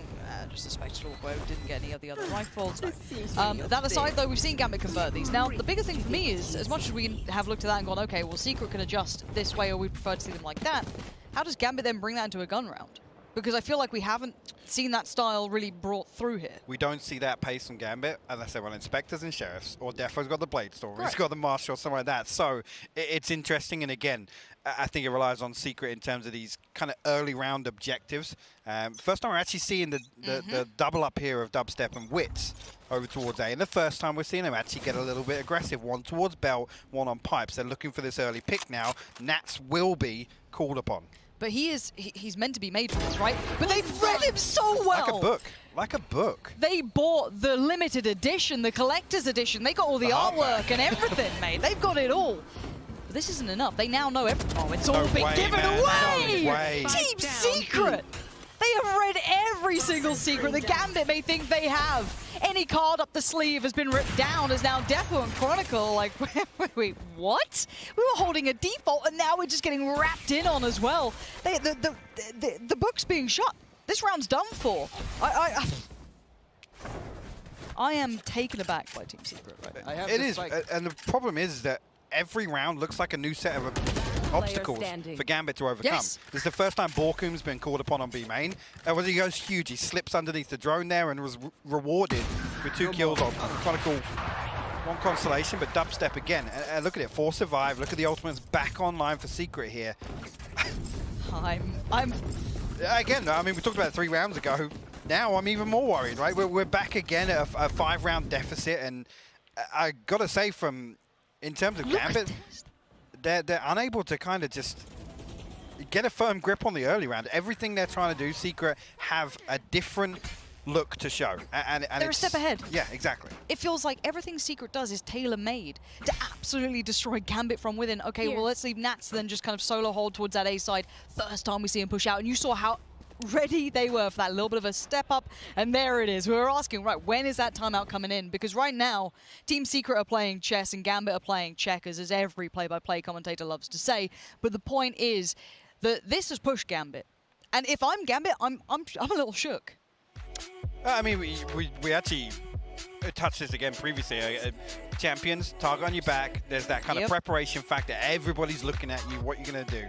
But, I mean, you've got to then question the Gambit come into this thinking, have they done a massive amount of research into Team Secret? And actually... He ain't a happy bunny, is he? It's not. And again, actually, I was talking to Dash before we had one of the interviews where actually they haven't been happy with their preparation overall. So again, you think about one of those kind of anomaly teams, the kind of unknown entity, and Team Secret I think is a perfect example like that. You haven't really got any international footage to go over. The data sample a little bit questionable because you can talk about the meta within that region and the differences and viability coming across to a different pool of teams. Right here, I mean, the best thing for Secret to do would have been to get off to a good start. They've done absolutely that. Gambit now have to recover. It's almost salvage mode. It is. And they're going to have to salvage it with a broken economy and probably some tilted players, I'm not going to lie to you. Because mentally you come into this going, okay, well, I expect a good game, but I don't expect to be 7-2 down, right? Like, that's... Look, we say it time and time again, the crown is definitely a heavy burden, but right now it's being just taken away from Gambit. So many teams prior have fallen somewhat like this, though. You look at, I guess Sentinels is the prime example, so like Heretics, you look across the regions. However, for now, it looks like a quicker lean towards that A site. And once again, a great deal of Secret's players are here on that other side. 3, heavy lean, mid-take, ultimate down. Defo with a quick dismantling, though, as 2 fall in back-to-back succession, as Dispenser is now needed. And Shados with a re-peek on that. They look, I'm going to be honest, they look pissed at this. They look angry. These are tilt peaks. These are kind of, that arrogance kind of comes into it in terms of the play style here. Upstep, operator on rafters. Trying to swing out here. Shados again, still trying to apply the pressure here. We'll find Jesse. 3 members left of Secret here, and that's 2 snake bites, but actually Defo will fall here. Shados again will find another. See Nats up there on the X-ray. And now I think Gambit going to try and slow things down, but Shados now is 4th on the round, Lauren. Dubstep, you have to consider saving that operator, but Shados close enough. It could be the ace here. It could be absolutely what the doctor ordered for Gambit. A more comfortable round, but again, nothing special on the way in there. It's almost like we're walking at you. We're walking at you with a drone. There's a recon. Shados is going to walk forward, and a couple of overpeaks, actually, you could argue. As someone who enjoys Gambit's playstyle, I wish this wasn't an ace that got them the round under the belt. Because how do you address it then going forward? Oh, just do that again. Yeah. Shados, do you want to walk into A again? Just ace? Yeah. Like, if it gets your players pumped up, if it gets their mentality back, absolutely. But from a tactical aspect, how do you now find repetition in that sort of success? But it is 7-3, and there's been a little bit of a lifeline given across. Look at the difference now, though. Gambit stacked up as 5. They found one thing that works. Let's swing up belt. Let's see if we can do that again. They have had success in doing this, but I want to see a quicker address on it. Or they played on a heavier retake. Playing in like that towards Gambit is going to give them the gateway to open up to the Kingdom. Chronicle with a quick one towards Dubstep as well. This is looking very likely as Shados is going to be feeling confident enough to lean a bit further forward, make those audio cues and then fall away just a touch. Spike going to be planted, and now down to 3 to try and play it back in. So Yeah, really, if Secret want to entertain this at all, you see Borkum's recovered that operator. I think, yeah, with what we're seeing on the minimap, looking like they might want to retreat away from this. And again, if we can just play back that clip from the Gambit timeout, I think this is the byproduct, right? It's like, guys, get your head in the game. What are you doing? Come on, what are you doing? Now, whether or not we see them just lean towards this now, because you've got to expect some sort of adjustment for Secret. Well, they're really chasing. Borkum's are way closer than you'd hope, actually. Somebody trying to hold on to his operator, but he's not checked upon. Hiding in plain sight. Yeah. Genius. But this is where you expect now Secret. They're the ones that the ball's back in their court, right? They have to address something. If Gambit stack up with 5 again outside A and they just walk onto site, actually you look at it now, 7-5, in terms of how this half has gone, you got to put that as a massive win for Gambit with how this was looking before that timeout. Yeah. But that's under the assumption that you kind of treat these as two equal teams. One of them was a victor of literally one of the last major events. Is this really a good half? I don't know. I mean, that's going to be the thing. Yeah, 7-5 and 8-4 does feel a world apart, but however, they have finally broken a little of the money that was built up by Secret, but I want to see what's addressed here, because it's rinse and repeat. Gambit finds the one trick that works here, but Dubstep is called upon this, and he actually falls away, though. Overstay, tries to deal with the drone. What do you do about this one now, mate? Because you do have a whole lot of pressure coming your way. You're going to get out of dodge. Probably the right idea, but a slower enough pace for now. That presence might have hindered a little bit that early explosive play from Shados. You say the right decision, but it's almost cost Gambit nothing to force that player out of sight here. Sure. And again, without Dubstep exploring mid, going elsewhere, and again, a lot of things that we credited Secret for previously. Now look at it. We're up to a minute. All 5 members of Gambit towards A. You still got Borkum considering the possibility of a lurk, and actually Dispenser tucked down just at the end of Tube. But again, potentially it's a 5v2 here on A side. Confirmation, all they've really had is Chronicle and I guess Shados in that regard. Now with the ult invested, that does change the dynamic. They need to kind of invest in this, and that's maybe what they have! Oh, Dubstep from up above! Rains hell upon Defo, and now the spike's been denied, at least for the plant. Dispenser plays back in, and they've come and found the pace they needed. Witz holds his nerve, and it's Chronicle. All down to you now. What are you going for us? Ooh! There's fire in Gambit, but Team Secret, they lead on the half. Which isn't a conversation I thought we'd be having, Lauren. I'm going to be honest. Yeah, this is wild. It's 8-4. I need to catch my breath. Desk, what are your thoughts? Thank you very much, Pansy. Hypox said it best, not a conversation we thought we'd be having, but here we are. We have to have it. It's Team Secret who's up 8-4 off of the first half here on Icebox. Jess, I'll come to you first, though, because you were the one who called out the few reasons why maybe you take Gambit to Icebox, and Team Secret comes up big with the pistol and throwing a few more rounds quickly after that. You know what? The first couple of rounds, I can buy them winning them. Like, you know what? You know, pistol, okay, etc. Then the third round, I'm like, Gambit's got this. They've got the weaponry they need for this. No, they don't. They also don't have the mental weaponry they needed for that. Did you hear the Team Secret boys? I mean, those of you who are at home might not get the full veracity of the boys sitting on the Team Secret side, but they are loud, they're having fun, and that is a tilter if I'm sitting across the room. Holy Dispenser, 14-5. This was the player that, like, again, you're sort of comparing him and mostly playing that sensible roll up against Nats. It's more against Red Guy in that Sage position, being able to sort of shut stuff off for the most part. The problem for me for Gambit, though, we saw attack pause, we saw them come back in the last few rounds, but I'm pretty sure the call from Eng was just keep going A, just 5-stack. Like, the default wasn't working. And there also might be an element of don't show too much. We should be able to just diff these teams anyway because we're Gambit. So maybe that's why they started to just default a little bit onto that A side. Right, they got the 1-round win on B early in the half, and then from there it just seemed like we got to take the op shots, we got to take the peaks and hope to win the gunfights. But that's not a super, affirming thing to see out of your tournament favorite, or one of the tournament favorites. You know what? If I was a coach right now, I would have sat there and gone through that VOD if that had been the most recent Icebox VOD, and I'm counter-stratting Gambit, and I'm sitting there going, all they could do is hold hands, run into A, and hope that their utility and gun power is going to overwhelm Team Secret. That is the only thing that has worked. Imagine you're a team and your one adaptation is to just do that. I mean, there's got to be more in the book here for Gambit. Yeah, it's only one half. There's still a lot of runway to go. They were able to, kind of scrape it back to 8-4, and it was Shados coming up with that ace. I'm glad we called him out in the pre-match there as being an integral member to this team's success. But again, there are a lot of questions now that continue to be raised about this Gambit squad as Team Secret really brings it here in the first half of Icebox. With that, Pansy, I hope you got that breath you needed, because we're tossing it straight back to you to dive right in. Just about. I mean, 8-4. I'm not gonna. I don't know when I can start believing. I've been beaten too much by, like, I don't know, Reddit, Twitch chat. I don't know where it's come from. I'm nervous to believe, Hypop. People call us regionally biased, but actually we're the ones that have been disappointed the most within our region in terms of expectations. All right. Well, look, the expectation, I don't know. Managed or not, it's Wits to start it off with a bang. Already going to get that first pick, and that's going to be Shados. Pretty much dealt with him. What a player to find. Especially with the last few rounds he had on attack as well. Dispenser actually going to throw up the wall here. It's going to split Defo away. Again, actually, Defo finds both here. Find a third. He's going to re-explore towards B main. Actually will find it. Yeah, this man's on a mission, and if it ain't going to be Shados, it'll be him. Defo's still going to be doing what he can. He's got the boys by his side. But do they overdo this? No, not for now. It is just Dubstep left in, what, a 1v3 Spike down basically in Narnia. He's going to have to find a wardrobe to just jump through or something at this point. And already the Owl Drone, can he dip around it? Let's see if he can do some dodge. Yes, beautiful. Oh. There we go. It was a lovely attempt.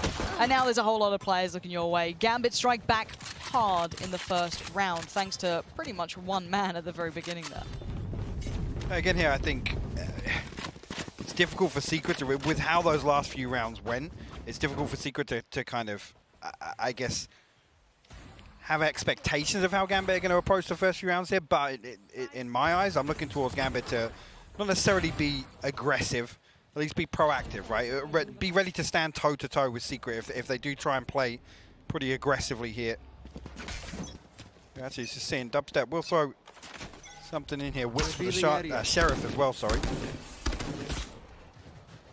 Two members once again from Gambit. Now, it's important for me, again, to see a team on attack, on Icebox in particular, address B in these early rounds, right? At least plant the seeds that, don't leave open. Don't leave one player out on B site on an island. At least a good indication here from Secret. Whether or not they can get anything done, we'll have to wait and see. If anything, I do think we can walk away with this saying I like the theory crafting that Secret come in with. Their approach is actually quite nice, well-rounded. However, Gambit look fired up. They're starting to find a little bit more to bring to the plate already, though. It's going to be Defo and Shados. Shados gets that first contact, going to confirm attendance. Defo catches Dubstep, and this is going to be comfortable for them so far. Bear in mind, it's classics, and I think maybe a Sheriff and a Marshall is it. So nothing too much to worry about. Gambit, though, will be happy with this, as this should be time for them to just close that gap. Get back in the game, start feeling the game out. You don't have to rush it, but you do want to close that gap. Absolutely, and these are the ones that ultimately want to make it comfortable. Not so comfortable, but there will only be one more, and that's will fall, but 3 stand for Gambit. Defo, decent progress already towards that blade. So whether or not going to see a play towards that A orb. Get that online here, potentially throw the Bulldog across. It looks like he's considering that. But a nice round from him nonetheless. And Defo's coming in pretty nice at this point, actually. A couple of rounds, right? Yeah, and again, another player that I think we've seen a stark contrast online versus LAN. Masters Berlin. Absolutely. He was insane. I think look, actually, I was a doubter. I'm going to be honest. I was probably his biggest critic in terms of their online performances, but absolutely squashed that last time. Yep. So Gambit try and ride through here. Heck, this is dangerous. Nats gets beheaded, and now they could springboard off this, but they actually don't. They hit the brakes for a second. I think they identified a second, which would have been Redgar, who's going to slip away towards a deeper part of that B site. Interesting, actually, the orb wasn't retrieved from A before Defo and Shados hit this rotation, so cautious that Secret were spread a little thin here, but Dubstep find Redgar as well. Again, at this point, just look for Gambit to do some damage. Remove some of these weapons. It's all rifles. If they can do something to do that, that'd be pretty dreamy at this point. Obviously, you're looking for normally like 3 to kind of force that reinvestment to be a little bit more labored. but at this point, you'll take anything you can get. For now, tap on the spike is the beginner. No one massively swinging off the back. They can kind of maybe hazard a guess that it's not going to be stuck at this point. Dubstep waits. There it is. There's one in unison with the other.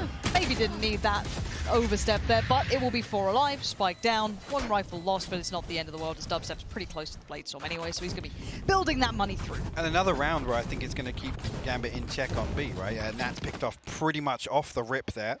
Redgar a little bit split from him whether or not they both want to kind of challenge B main with that utility dump at the start, but again, it's these early rounds where you've got to plant the seed that you can't lean towards A unless you find that information. Like I said, what I was crediting Secret for in the early rounds of their defense, you know, Dubstep swinging up on the top of the tube.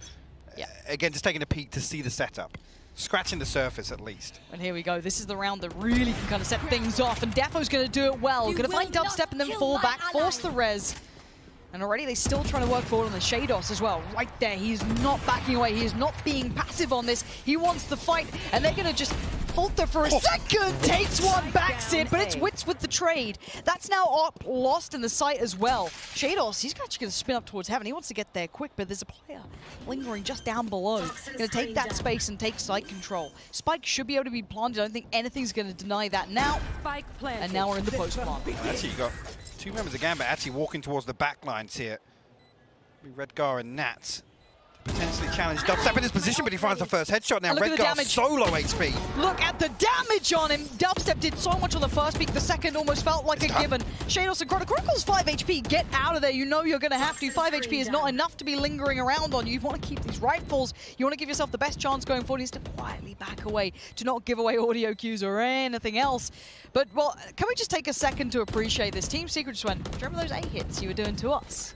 Mate, we can do them too. Yeah. That's crazy. And the difference being, again, it's that double duelist setup on the side of Gambit, so it's... Wait, they've lost both of the rifles. Okay. Ooh. It's getting a little awkward in here. I'm going to be double honest. digits. All right, it's time to believe. The big thing here, again, that double duelist setup, they have to find first blood, right? They have to take first contact. They find it with the operator there. In a round like this, again, you can't really argue that the Secret can repeat this over and over because they had the res here. They forced Defo off that initial angle, right? Which is the scariest in any round. In any round, it's where's that operator? You find it, okay, cool. The emphasis then becomes on where's Shados playing. Because actually, 4 people swing on Shados. Defo's only good for 1 trade, right? He can become overwhelmed. Another timeout. Second now brought in here. Can we cut to a coach cam real quick, actually? Yeah, I want please, because that man is going to be sweating bullets at the moment. Because how do you address this, though? Because they've now found it so hard. Like, what? Even in the prior time when we were looking at it on the flip side, right, when Gambit were running those hits, it's hard to kind of address that, right? And I got to say as well, the only real misstep I've seen on the side of Gambit was that Nat's first blood. Secret are just playing this right. Yeah, absolutely. They've approached absolutely every single one of these rounds. Again, you could argue the first with Dubstep being a little disconnected, maybe the one to try and sell something on a site in that pistol, but everything else, Secret, like I said, they've been the ones to set the precedent, be in the driving seat, and Gambit unable to respond. Oh, here we go. Could it be the day of upsets, right? Because if you look at the matches, and you know what? I don't want to talk about upsets when I look at the rest of the day. No. I don't want to talk about that. Look. I was a little... I don't know. Maybe I was not believing, right? And I think Bren was like, which upset's going to happen? The Gambit one. Yeah, I think Sentinels. Yeah, I think Liquid, right? You got a couple of big dogs today against arguably underdogs, right? Yeah. It's an interesting day, but I think it's the potential to have the most upsets. All right, and off the rip already, Gambit going to try and get a little proactive here, see if they can do something about this. But look who's waiting on the other side. Here's the firing squad. Defo up above, going to get one, dips away. No more coming through, though. No one's been able to capitalize with him. This is all one side, and it's all going by the wayside as Nats now, the overnight superstar, is going to have to back away and readdress because this is going to be 11 no matter which way you want to cut it. Again, take from this round what you will, but this is when I start getting kind of frustrated watching Gambit because this isn't their comfort zone, right? Nope. Again, whether this is just again, push Secret, keep them a little bit more honest in the early round. Entirely sure, but Nats won't even find another one. 4 survive. Secret now 11 rounds. Gambit on 6. Things I thought I'd never say. I'm here for it, though. Oh, no, we're living for it. Secret are, like I said, they're leaving an impression already. Like I said, even if they don't come away and win this series already, there are so many positives to take away from this.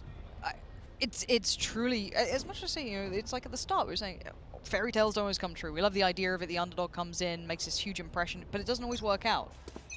But they've actually done it.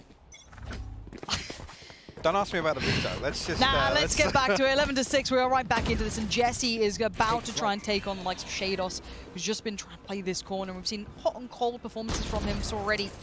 Sometimes maybe a little over-peak, maybe a little bit too overzealous, but right now he is needed. But again, though, the adjustment here, Redgar's here to kind of slow down these hits from Secret, but it's not going to do anything. No, Shados and Redgar fall immediately. Michael, what are you doing? Oh, okay, he's doing that. Takes one and now slips away into the night. Tries to back away and not overstep. I got a little worried if he was on his own trying to make moves, but the spike's going down. Can't deny it. And now into the post plant 3v3. Spencer here, have a little peek through, and actually we'll find it. Secret are just hitting everything right now. Therefore, on the way back in, we'll find Wits. 2v2 presented here. Nats on the drop down, clears below, but not completely. Does find Spencer, tries to find the next step, but Jesse playing to just deny this step out. Does spot at least one. Finds Defo now knows what's up. Again, get your gun out, Jesse. Here we go. It's 12 on the board. Team Secret tearing down Gambit. I'm ready. I'm all aboard the Team Secret train. Let's get going. Dubstep, Dispenser. They've all played their game perfectly. I can't actually question what they're doing here. You can't, and actually on the flip side of that, like I said, Gambit, they make this adjustment here. They try and send Redgar over, swapping out Defo towards B, potentially towards mid elsewhere. Jesse comes up huge to the Red Bull clutch, but I mean, Gambit, like I said, they're struggling to respond, and it's not as if they're bone idle, they're trying things. Look at the buy, it's absolute garbage, and already it's going to be Chronicle now lost, down to 4 standing, and Gambit are going to be in pieces after this. This is a group stage. This was meant to be maybe a little difficult, maybe a couple of rounds, but you weren't meant to be. This was supposed to be. A little lead on, and look at this approach. Look at what we're seeing coming out of Secret. It's passive, it's patient, and it's a slow build towards A, but look at the rest. They are literally doing a Nats. Dare I say, they're doing what Gambit do best. This is literally what I have seen. We've time and time again, we have seen this sort of thing. And look at it, Gambit almost about to entertain it. You can see Redgar gets curious in mid. Secret will stack up now. Leave Dubstep a little disconnected. Actually, looks like he will regroup. I thought potential for him to go down mid, but B-side wide open right now. No Viper utility committed on the side of Borkum, so they have the opportunity here. Just cut and dry piece towards B. Nat's still alive, one away from the Viper's pit now. Reactionary ultimate potential here if he can find this first kill. 30 seconds left. See here if he's checked upon. Ulti invested. Shados on top. Gets a fight, loses it. Dubstep gets him. We're down to 3. Spike goes in. First fight comes out. Nat's going to pick up the pace. Going to pick up 2 bodies on the way as well, but loses his life. Rez now invested as well, coming out from Dispenser. Going to get that Viper back on their feet, but now we do have a little bit of a scrappy battle, to say the least. Defo and Redgar, what can you do, though, to break those back lines, to get back into this one? That Spike is ticking away as Redgar going to lean a little further forward. Does isolate Dispenser, forces the swing out of 1. Trade comes out. It's going to be down to just Jesse again, up against Defo. But the Spike, the time is still so favorable here towards Secret. Time being bought. Players being toyed with. Jesse, all he's got to do is play this correctly. Backs away, buys some time. He's breaking Defo's heart. He can't do anything about it. He knows it's done. Give it up. Game 1, map 1. Team Secret off to an incredible start. I'm at a loss here. He's actually going to try and get ahead of the curve here. We'll find a kill as well. Chronicle will fall. Lovely timing with the drone coming out as well, just working in unison, and Wits is putting on a show already, down to Defo and Redgar. Spike is down, but so is the defuse coming in halfway, now achieved. Jesse on the swing, and Redgar, he ain't...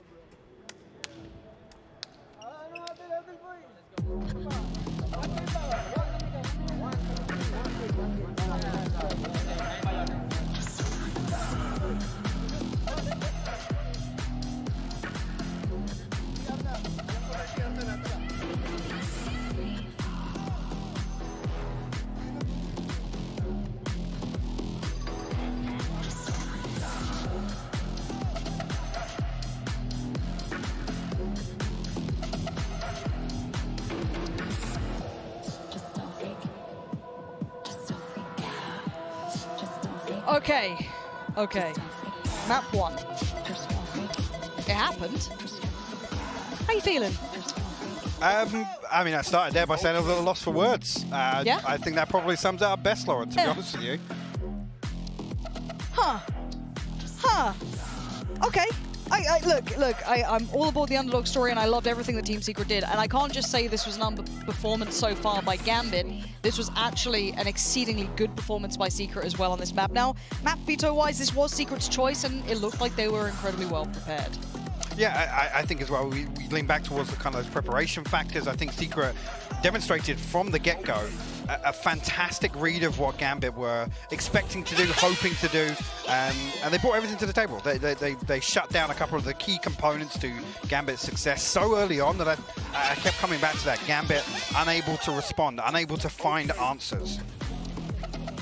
No, you're absolutely spot on. Jesse, highlight for me at the end there, really closing things down, keeping composure at the very end, and you saw that Shados defo, they tried. Nats was a little quiet, a couple of the others having some issues on this one. For now, I guess the question then goes, Breeze. Would I put Gambit's group stage in this? It's not the end of the world. I still think Gambit should be fine in this group. But Breeze and Bind definitely raise an eyebrow, I think, is the big point here to be had.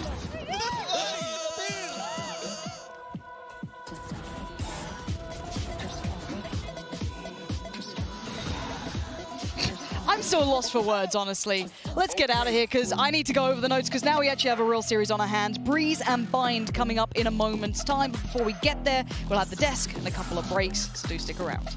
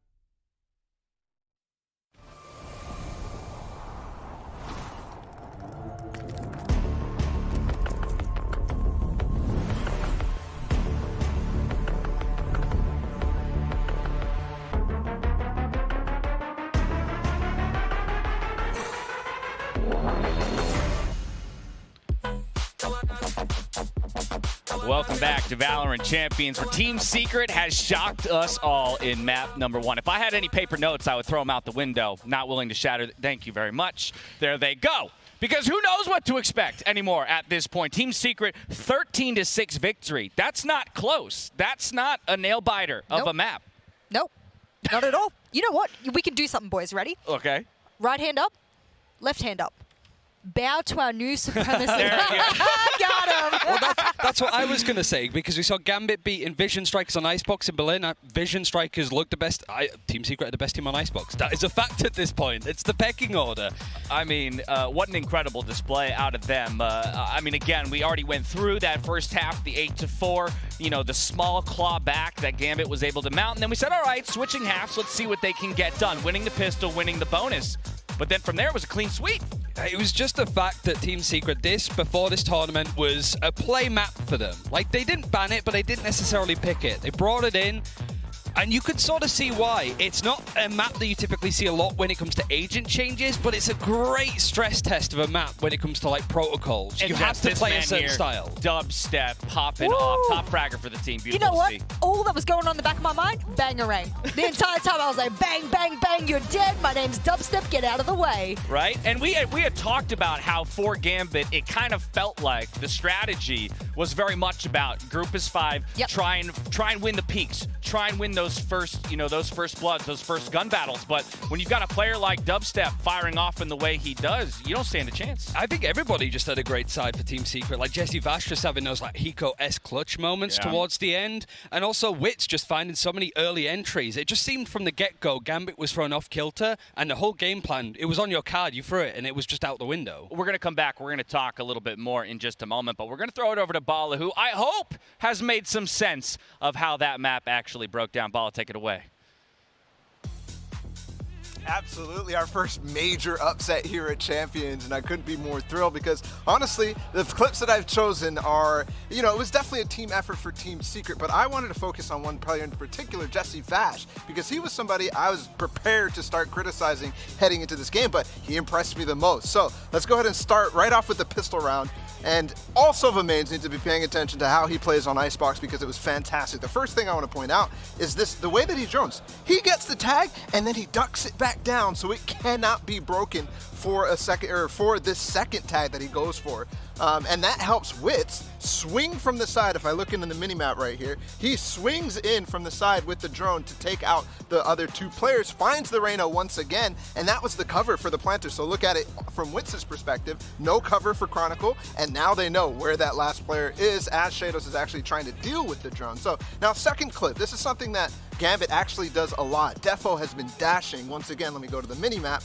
Defo has been dashing from mid directly on top of the tube, and that's where his Sage player is actually laying in wait. So Jesse Vash has something prepared, a dart to only really focus on the bottom of mid, and it finds Defo. He could be spammed, he could be Guardian, just like we saw there. Now another thing, a double shock dart. The first one did miss up at the top right here, but that's okay because it doesn't really matter if the second one misses anyways. If Redgar had gone to peak, he would be met with not only the Viper Wall Decay, but also a Viper Molly on the other side of this. So let's go ahead and roll. Look what this gives them.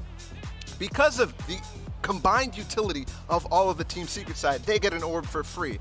And then I have another clip here that just shows off the presence of mind with his ulting. You saw him just there tag and actually mark where he wants to ult as the player's falling back. But first things first, he does this off of a trigger, not from just the recon bolt, but okay, the spike plant as well. So he tries to go for the second, but then repositions it perfectly to get one tag on elevation. And that's something that you really have to be wary of as Silva players, is get these last final things. And he did start to turn up in the frag department again. And I wanted to show one more impactful thing. Again, we already saw the drone, but this time you really, really see the benefits. Tags the jet, that's one. And because he tucks it back, because he waits for this, he's actually holding space. Tags another player. And because of that, goes and gets the shock dart. Denies the space. Sage, which is over here, Redgar, cannot fall back even further. He has to wait for the shock dart to land, and that gives Jesse Vash another free kill. So that's exactly the type of thing I think Team Secret was very, very good at the entire time. And I want to see if it continues on Breeze, which should be a map that Jesse Vash can have impact on again. Thank you so much, Ball. A breakdown of the util usage out of Team Secret, and it's almost making me eat some of my words from the top of the day. When we were teeing up this team, I was like, this is the explosive team. This is the team that's going to come in fast, hit hard, things like that. But really, in some senses, they were the more patient. They were Yep. the slower team in this first map. Yeah, and even though they were a little bit slow, a little bit patient in rounds, when they did get to the kick, oh god, it was fast. They knew what they wanted to do. They were confident with it. And I think that just goes to show Team Secret, they picked Icebox for a reason. I want to see how that goes down on Breeze, though. So now the question becomes, what does the recovery look like for Gambit if it's going to happen? We're actually going to take a look in at the aim lab pre-match shoot-around. We've got no one else to look at but Redgar, the leader for the squad when it comes to Gambit, right? How do you find your rhythm? How do you get back into it, both mentally as well as mechanically? Because that's the thing, right? If Gambit's going to rely on winning those gunfights, it's got to start here in the warm-up. But Ryan, as we move to Breeze and we start to think about what it's going to take, it is Gambit's map choice, so you got to believe they've got something up their sleeves. But who are you looking at, or what's the strat? What was failing in map 1 that maybe they can recover from here in map number 2? I think it was a case of their fundamentals being really off. You got credit to Team Secret. They didn't come in with like a cheesy strategy. They weren't playing like Hypoc highlighted one and done angles. They weren't being ratty. They were just diffing Gambit when it came to map control and stuff like that. Breeze is similar in that aspect. And again, you're not going to see like crazy agent changes, but the fact that Gambit didn't really play this map all that often to picking it, it's kind of similar to what we saw with Team Secret with Icebox. It's almost like a glow up. You sort of expect that from Gambit. Otherwise, this group is wide open. I know we just had that shoot around there from Aim Lab, and I wanted to poke a little bit of fun, you know, because we're on the Team Secret copium at the moment, is that Redgar actually, we're speaking about Dispenser before being the Battle Sage. Redgar was the lowest rated player in the entire 10-man lobby just there by far. So if anyone needs a shoot around from Aim Lab, it's your man Redgar at the moment, unfortunately. There you have it. I mean, you're going to call him out. Again, he's the leader of the squad. So often I'm looking at him for the energy, looking at him to pull the team up, to lift them up as we dive in to map number 2. It's Breeze. It's Team Secret starting out on the defending side. Gambit looking to attack. And if anything, that makes me excited because I want to see Gambit come out with some real attacking strategies here. We kind of criticized them a bit for the way they approached the attacking side on Icebox, only finding 1 round win on B, the other 3 coming on A, but really almost seeming to come out of the 5 stack and, you know, just hope to cram it through. And that's a scary thing to try and attempt to do on Breeze as well. Like, it depends on the setups for Team Secret, whatever they want to sort of play. Jesse Vash is likely going to be going head-to-head on this overall with Redgar, so that's even more pressure to deal with. But at least it sort of takes Redgar in a more supporting position, not trying to battle Sage like we saw at Dispenser, right? Like, he can play a bit farther back. Everybody else from Team Secret is firing. This is where he could come alive again. It's funny as well because I had that mirror matchup in map number 1. Guess what I'm expecting in map number 2? I'm expecting another mirror matchup, and if you're a Team Secret fan, you're hoping for another mirror matchup on the scoreline as well because that was good. Very true. Very, very true. And we'll find out soon enough as we get ready to dive into the Prime Gaming Agents Select. You expect those Vipers to come out. You already called out Nats as, you know, possibly a top performer on the team and will need to be on this map playing that kind of a role for his squad. And while the expectation might be a mirror matchup, this is where I wonder, when you find yourself immediately on the back foot as Gambit, where we said, hey, they're probably not going to show a whole lot on day number 1. Are you starting to rethink that? Are you starting to think, uh-oh, maybe they are going to have to pull out something a little unique and interesting? Yeah, the big battle for me is always just the mental from Gambit, because we saw Gambit magic in Icebox, like Shados's ace. Chronicle had some really nice kills, but it was few and far between. And Pansy highlighted, how often can you rely on Shados just getting an ace in a round? Everybody needs to sort of pull it up. So I think the strategies are always going to be there for Gambit. It's never a case of being underprepared or not anti-stratting the team enough. Maybe they underprepared for Team Secret because there's not much to watch, for one, and also would you prefer to sort of watch some of the other teams that you might face off in playoffs instead? Hard to gauge. And I think even as well, Redgar said that Team Secret, they only started prepping for them 2 days ago, the day of the press conference. So maybe they were expecting less from them, and there's a lot more that Team Secret could come out and show. I'm going to worry about the fact that if they don't come in strong on this map, regardless of the composition we're about to see, then I have serious, serious worries about their ability to bounce back, short and long term. This is a long tournament, and if you want to make it to the very end, you have to be able to get through your initial opponents. Uh-oh. We don't have a mirror matchup here this time around. We've got some differences actually. Killjoy? Okay. I love my favorite agent. There you go. The big change there is that Nats usually plays the Cypher on this map. It's Chronicle that's on the Viper, so they've swapped around. Chronicle playing an agent that we don't typically see. Just because Breeze is so big, the Cypher utility being able to put it across the map is better. Obviously, Killjoy having that range that her utility is good. I imagine Chronicle's going to be setting up on the BRA site and just being very hard to move. Of course, first of all, he needs to be good on attack. That lockdown could be really useful, but the sites are big. Well, we have found ourselves in a position we never expected to be. It's Team Secret up 1-0 in terms of the map scoreline, but you can never count Gambit out. As we dive into map 2, Breeze, it's back over to Pansy and Hyde Park. Okay, now we have seen a switch up here in that agent select. Now, this, I think Gambit have been forced to show all their cards here. Team Secret have come out and absolutely woken us all up. This is an upset, to say the least.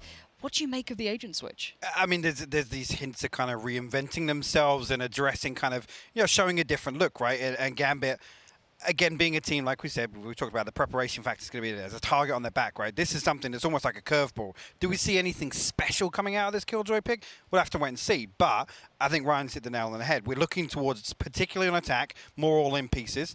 Not necessarily that deep flank control we expect of Nats, 10 years away from any sort of execute elsewhere, but I'm intrigued initially. All right, right back on in. I want to see Secret keep that pace up, though. Not fall away, not slip back, not allow a moment or a second of doubt, but already initial exchange through middle, and this is death matchy between the two, and it is going to be taking chunks out of each other. Losing our wits, though, might take away a little bit of that instigation, ability to maybe find information later down the line, but already it's going to be this B piece. They've got to know that a mile away. So Spike should be going down now. Not going to be denied at this point. A little bit of chip damage on the way out for Redgar. Poison's off. Yeah, actually, Chronicle did find dubstep as well. That was after that turret was dropped. Now Borkun drifting through elbow. He'll look towards him to remove that piece from B main here as Jesse, a real entryway back here. And Chronicle still stands strong. We'll find his second now. Spent solo HP. Jesse falls and cleaned up nicely. Chronicle actually finding his third on the round there towards the end. And again, it's a stark contrast straight away there. Gambit, they feel that pressure in mid. The pinch comes through from elbow at exactly the right time. So already here, looking much better equipped to deal with Secret. But again, Secret looking to be very proactive in that pistol round. Again, straight out double doors, the flash, confirmation of presence. They try and follow up on that. Enemy mark.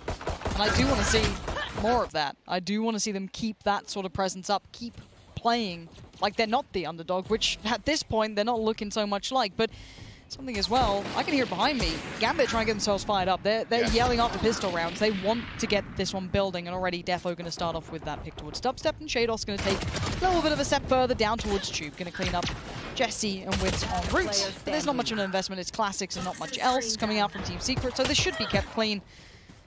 As already looks like pretty much second round will be wrapped up. So I doubt Borkun's going to get much done here with the classic. Even Chronicle will clean it up, and decent ultimate progress already on his side. Again, look towards how we're going to see that lockdown utilized with this agent switch. Actually, be a flawless round victory there. Prime Gaming flawless. Again, no respect even there to the recon bolt used in halls. Force their way through. Nats again. Similar approach here now. Secret, first buy round. We see them get proactive. We see them go play a little deeper here, play a little more reactive. Again, you look towards Gambit to make the most of converting these weapons they're carrying across. Defo and the Marshal straight up into halls. Dubstep. This could be not necessarily make or break, but this can be a huge position to play from if he gets that timing just right. He knows that Shados is around there. He's got to know that Redgar's not far either. Dispenser now is under threat. Nat's going to close the gap, get a little bit of damage done, and sit towards the back of the site. Yeah, this is such a different pace from Gambit. When have you seen them hit sites like this? However, Spike yet to be ferried across, still sitting towards main, needs to make its way through, but they haven't really gotten that pick on the way into sight, so this is still pretty rough around the edge of Dispenser, connecting out of nowhere. Nats gets beheaded, and now the Spike has made its way through. Flash comes in, Spike goes down, and Dispenser needs to be careful. 7 HP needs some backup now. Jesse, yeah. Got out of no man's land there. Defo and Redgar both find kills. Dubstep will respond with 2, though. Man, gets pinched on, though, with Shados right there, and you had the window player as well. Tricky to work out from a 2v2 post plant though. Chronicle still stands back towards side Gambit. Steady the nerves after a shaky map 1. That's 3 now in a row. Again here, if Gambit can maintain this pace, again, almost, I've been pitching them as kings of the clock almost. This is a completely different look here. Yeah, I mean, 1 minute 15 on site, they found first blood, they've got Nats all the way towards back pillar. It's completely different to what we saw on Icebox. Again, you could argue starting half a factor there, but sure. Secret, again, now we look towards kind of the similar questions we had over Gambit. What's the response now? How do we see them address this? Because, again, this is from a preparation standpoint. This isn't necessarily what you'd have down in the notes of Gambit. But this is the thing, I think that Team Secret have woken the beast, right? They've forced Gambit to maybe play some of these switch-ups, the pace changes that maybe they were looking to bring out later in the tournament, maybe feeling they could get through groups playing as expected, but that's not the case. They've had to bring out a higher level of planned approach, and Nat's looking sharp as ever. We do have just Sheriffs and some light armor though, so again, this isn't the be-all and end-all. Wits, let's see what you can do with this. That's lovely, but that's about it. So 3 still stand, rifles kept over, and Gambit just striding through this. Let's see here is how many different looks we will see from Gambit. And that first ultimate cycle just about coming online now again. Towards the lockdown, Ryan's going to be have his eyes peeled for how Gambit are going to utilize that, but I just saw Nats one away from the Viper's pit again. Potential there to find entry, get that set up for a comfortable post-plant hold. No real adjustment here on the side of Secret. Other than Dubstep now on the operator, he's going to be tasked with holding on to halls. But again, first round he's got it. He's smoked off straight away on the doors. Again, Shados and Nats immediately showing presence. Try and find something behind that poison orb. I have found Nats at present. Shados though going to just push on forward. Again, it's so much space taken. Just down tube. And look at the lean. It's a 4-1 coming out at this point from Secret. They've had to sit towards this side. 3 dedicated towards the side, and it is Dubstep who's had to respect that utility and presence down tube. However, Defo does find Dispenser. Wits is now going to be taken away. This is not looking so good for Secret. This is methodical from Gambit. This is the Iron Giant we've been seeing and waiting to see activated. As Jesse, 20 HP in a bit of a dream at this point, and a 1v4. As Gambit looking quite sharp. Jesse going to try and hunt this down, but it's looking unlikely. Plant comes through, and Jesse tasked with finding any damage he can. Chronicle already made moves up elsewhere. He's pinned in here. Again, with that HP, don't expect him to pull off any miracles, and although Gambit even give him the opportunity to find one. Let's see, Defo will straight through. That's good for the trade. Everybody had an input there on that round, and 3 survive. Again, Defo, one off the Blaze Storm now. First ultimate cycle looking very comfortable for Gambit because they're not really having to rely on an awful lot. I mean, that round effectively on the back of a poison orb in Hall. That pressure draws Secret towards A site. And one by one, like you said, methodical. Gambit just roll through them. There's got to be something to address this soon because Gambit just, as I said, they are walking through this at the moment, and this looks like a whole different team from map 1. Be it the wake-up call, be it a bit of a slap in the face. It's Team Secret forcing this level out of Gambit right now. Dubstep unable to find much here. That's Shados with a belting start. Defo's already started his proposition towards the site. Chasing him down. There it is. And Defo, yeah, calm, feast up. This is again, though, a poor purchase because the money, well, it's just been ripped away. Look how clean these rounds have been. It's a Prime Gaming flawless, and a lot of these rounds have been leaning that way. Now, yes, the ults are coming through at least for Secret, so maybe we could see something of that. But again, this has been one-sided. Yeah. Yeah, much of the start of Icebox was. Yeah. Yep. How much we read into that here. Again, I'm looking towards Secret to make a visible adjustment here. But again, they've got to kind of have that factor. This isn't a prep thing. Gambit playing way quicker than we traditionally see them. Yeah. So again, it's a completely new set of obstacles for Secret to overcome. Again, first map I was looking towards Redgar to be the one to I guess, respond to what Secret brought to the table. Yeah. And he struggled. This time around, it's a completely different approach. Totally different approach to this map. Yeah, and I think this is kind of where we were waiting to see if Gambit have this. Is that next gear to shift to?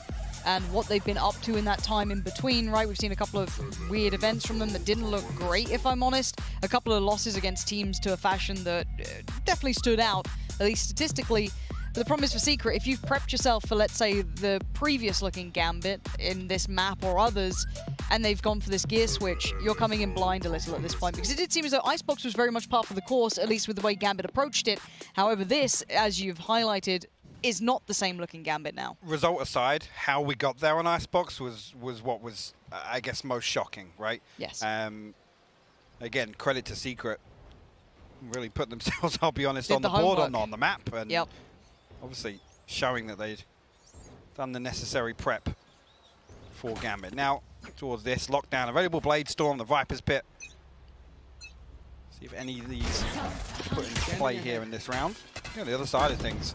Seeker's Hunter's Fury available for Secret as well, but straight away, see here, Dubstep forced off that attempt at least.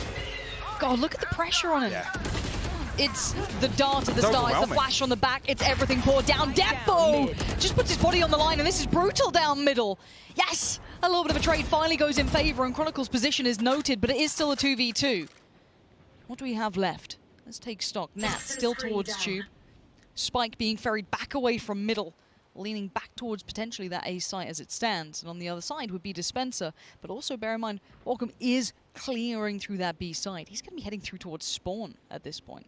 He's here kind of ahead of the curve, honestly. Very early. Way quicker than you'd probably... And again, whether this is in anticipation of this rotation coming through from Gambit or them naturally leaning back towards A where that Viper wall is invested. I think it's just going to miss Chronicle slipping into Cave. And the Spy Cam will give it away. Like I said, he's here very early, though. And actually, I wish he'd commit to that. Yeah, I guess... Okay, he's called back by Dispenser here, but again, the condition here is Gambit getting to site, because this Viper Spear makes it so difficult for Secret to fight back in. But Dispenser's holding decent site control. That's huge. Finding Chronicle on the way out is massive, but 8 seconds. What do you do with it? Nat's still alive on the side, gets bought some time. Ult now invested. They know where Nats is. The spray comes through. They're trying to do everything they can. Lockdown's removed, and so is this safety net. Invests the utility, hoping to buy some time for himself a little bit of freedom. A 1v1, and he gets it. Utility towards the side, gonna burn away. There's nothing more to be done. Nats keeps his cool. Gets himself a Red Bull clutch. And again, good to see Secret kind of not sit back and wait for Gambit to show. You see Borkum get very, very active there on that flank. And again, I'm not sure exactly what the signal was that changed there. Defo, again, charging down that kill in towards Nest as well onto Jesse. Quite cool. Actually readjusting there. And a rare sighting, a smiling Nats. Yeah, he knows he's done well in that. Breaking the money too. 7 on the trot now. And I think for those a little too deep in the fan mentality of, oh, but how did you not expect Secret to do this? Well, this is what it could have looked like. But credit to Secret for coming in so well prepared on map 1 and made it something other than this. 7-0 so far. Gambit going to make themselves look a little more prepared in these scenarios, a little bit more well-versed in this. And as said, the purchase is phenomenal in comparison to a bit of a shaky buy coming out from Secret. Maybe there's a little life in this round. Maybe a little bit of a buffer could be made out of this half. But Nat's still trying to find that timing in middle. Can he get in there in time? No. Has to respect it for now. But a 1-point trade out towards the site leaves Nats in a 1v2. Gonna find one, but the one player is so close, just below him. Walcom's waiting patiently. He wants to push up on this. He wants to get the fight, and Nats does not care for what you want. He wants another round and another clutch for the man himself. Back to back. Nats leading the charge here, 11-1. Gambit. 8 rounds up now. Secret yet to get on the board. And again, I gotta say, you come away from watching so many series of Gambit, and there's so many rounds you can just look at that and just go, there was nothing really special there. There was literally nothing with flair. It's cut and dry. It's the bread and butter rounds that Gambit looks so comfortable in. Again, well, actually, as I say that, Dubstep does swing out towards double doors. Yeah. got your But it's shut down. Chronicle has been huge in his position in bottom mid. There's a little bit of a trade finally coming out from this. Might be able to juggle those weapons away if he wants to still give options, but already Gambit are on the site. Spike's there too. Dispenser just bodied by Shados, and it's, yes, a little bit of a, you know, initial fight in middle, but there's a quick reaction, and the pacing is just different from Gambit here. Defo still keeping control on the back lines, bear in mind, and this retake gets difficult. Jesse now has to deal with multitudes of problems, one being Defo. Doggo ain't gonna spot it, and that's a victim waiting. Defo catches with both hands, comfy there. Brings it to the chest, is now already Wits gonna be put to it. Nice work on the first, but the trade out comes in. So now all on his lonesome in a 1v3, and there's an off around, and that seems more likely. We're just gonna try and hold on to this one, but another round, and I'm sure, I mean, hopefully, like I was watching, if he can crunch the numbers on this, but I think that's the 5th plant before 1 minute 15 on the clock for Gambit. Probably. Now, I'd love to see the comparison between any other series where that's been case. Yeah.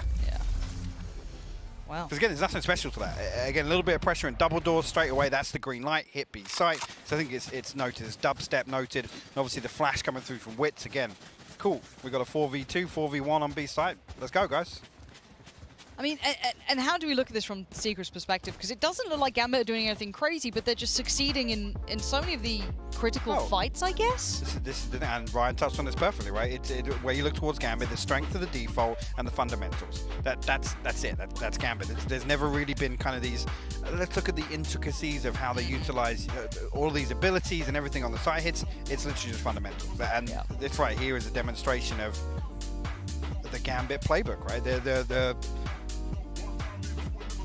I was just going to say, actually, they're much more calm this time around than this time out. But I don't think Gambit really are feeling any pressure here, so they can show pretty much the same thing every single time. They don't need to lean back towards, hey guys, we have to address double doors. We have to address nest. That operator's causing us problems. It's pretty much, okay guys, swing out again, barriers down, find something. Yep. No, and it's working well for them. Secret, I don't know. It is hard to address it when it's the fundamentals that are winning against you.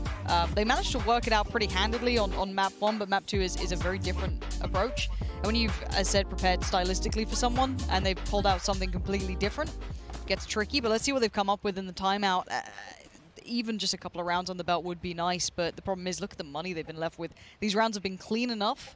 The Gambit have given them no room. This has been, you know, straight up surgical in the way they've approached this. So look at this now. Let's have a look. It's 4 towards 8. It's only Dispenser with a Marshal here. Again, he's going to be locked out by this Viper wall straight away. And again, B site on a platter for Gambit. Nothing slowing them down. Site now taken.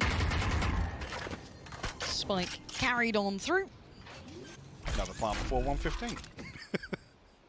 Look, if anything, other teams are going to be looking at this going. Well, you say that. Again, how much is this now going to become the go-to standard for Gambit on Breeze? Yep. How much do you read into this? Yeah, is this their whole new look? Is there something else? Jesse's still going to do some good work there towards Shados, but Shados just wall to wall. So I feel as though you can kind of tell the mentality is confidence aplenty for Gambit when you're 9-0 up. Let's see if there's any legs to this retake. Dubstep. A little bit better equipped, but Chronicle is spicy today, and it's looking easy work for Gambit this time. Double digits down the board, 10-0. I think at this point you start arguing it's gone. It's a formality at this point. I don't think Secret have shown me anything they did on Icebox that they've carried across here to Breeze. Call it map diff, however you want to look at this here. Just not seeing the same approach to some of these rounds. And again, honestly, you could also argue it just comes down to gunfights, right? This is probably the last buy they're going to have. Look at what's behind this. Is 1,400 credits across the board here for Secret. And again, Gambit pile on the pressure. They're going to isolate Dispenser on B side. They have the drone, they have the dog, clears out the tripwire. Again, he's on an island right now. And actually, unable to play his life here. It's 4 players putting all their utility towards you. Every piece of pressure, you have nowhere to sit back towards. It's very difficult to deal with. Ultimates have cycled through well enough as well for Gambit. If I'm Secret, and I know this isn't the mentality that people like to consider, but I'm thinking about map 3 pretty soon. It's 10-0. I was thinking about map 3 4 rounds ago, Yeah, honestly. yeah. Just with the way this one got off to a start. Yeah, it's sometimes the cleaner losses are easier to mentally handle. She's like, it's all right, you know, we move on. We've got map 3, we're fine. We still got bind in the back pocket if we need it. That's the beauty of picking up map 1. You get a little bit of pressure removed from your shoulders in that aspect. However, the pressure seemed to sit fine with Gambit here as they've managed to maintain 10. Dubstep just trying to keep hold of this up as best they can, because you highlighted there wasn't a lot of money left in the kitty after this purchase. Yeah, you can already see Chronicle looking to hunt, actually nearly finding the time in here. Will actually still find the kill and remove that operator. Jesse now. Okay, red guard. Get it? Round in the half. He gave it away, but again here, just this focus on B, it's almost going to condition Secret now to say, guys, okay, last round, let's not leave B wide open at least. And again, at that point, you kind of look towards Dispenser. Can you play a little deeper? Can Secret achieve something else elsewhere on the map? And it hasn't been there. No. Again, Gambit is so quick to get in. It's not even like, okay, let's address the back line. Let's push towards where we expect to find Nats, Chronicle. They just haven't had the time to do that. No. Away we go. All right, I guess this time, right place, right time, switch up of players and positions. The ult going to be invested towards B for Secret, but already you have that ult now popped. Jesse does get a tag, but couldn't quite follow through with the finisher. However, let's see if the approach still works on this side. Dubstep does actually greet Defo this time. Finally, an initial trade and no answer back instantaneously. This is a good beginning, but look at the answer from Gambit. It is swift, and it's sharp as ever. Again, now they've drawn blood. They can sit back, wait for that toxin to rebuild. One tripwire to deal with, and again, I don't think that camera will see over the wall here. Chronicle actually throw the lockdown in, and that'll clear all of the space underneath Hall. Of a pocket to move into, and I dare say anybody from Secret's going to move into that area behind the wall, behind pyramids on a site. Gambit going to have full access here. No more charges left. Spencer's at least got himself here at the right time, but he's kind of missed that window where maybe, of course, Shados, but now Spike is down, and it is a 4v2.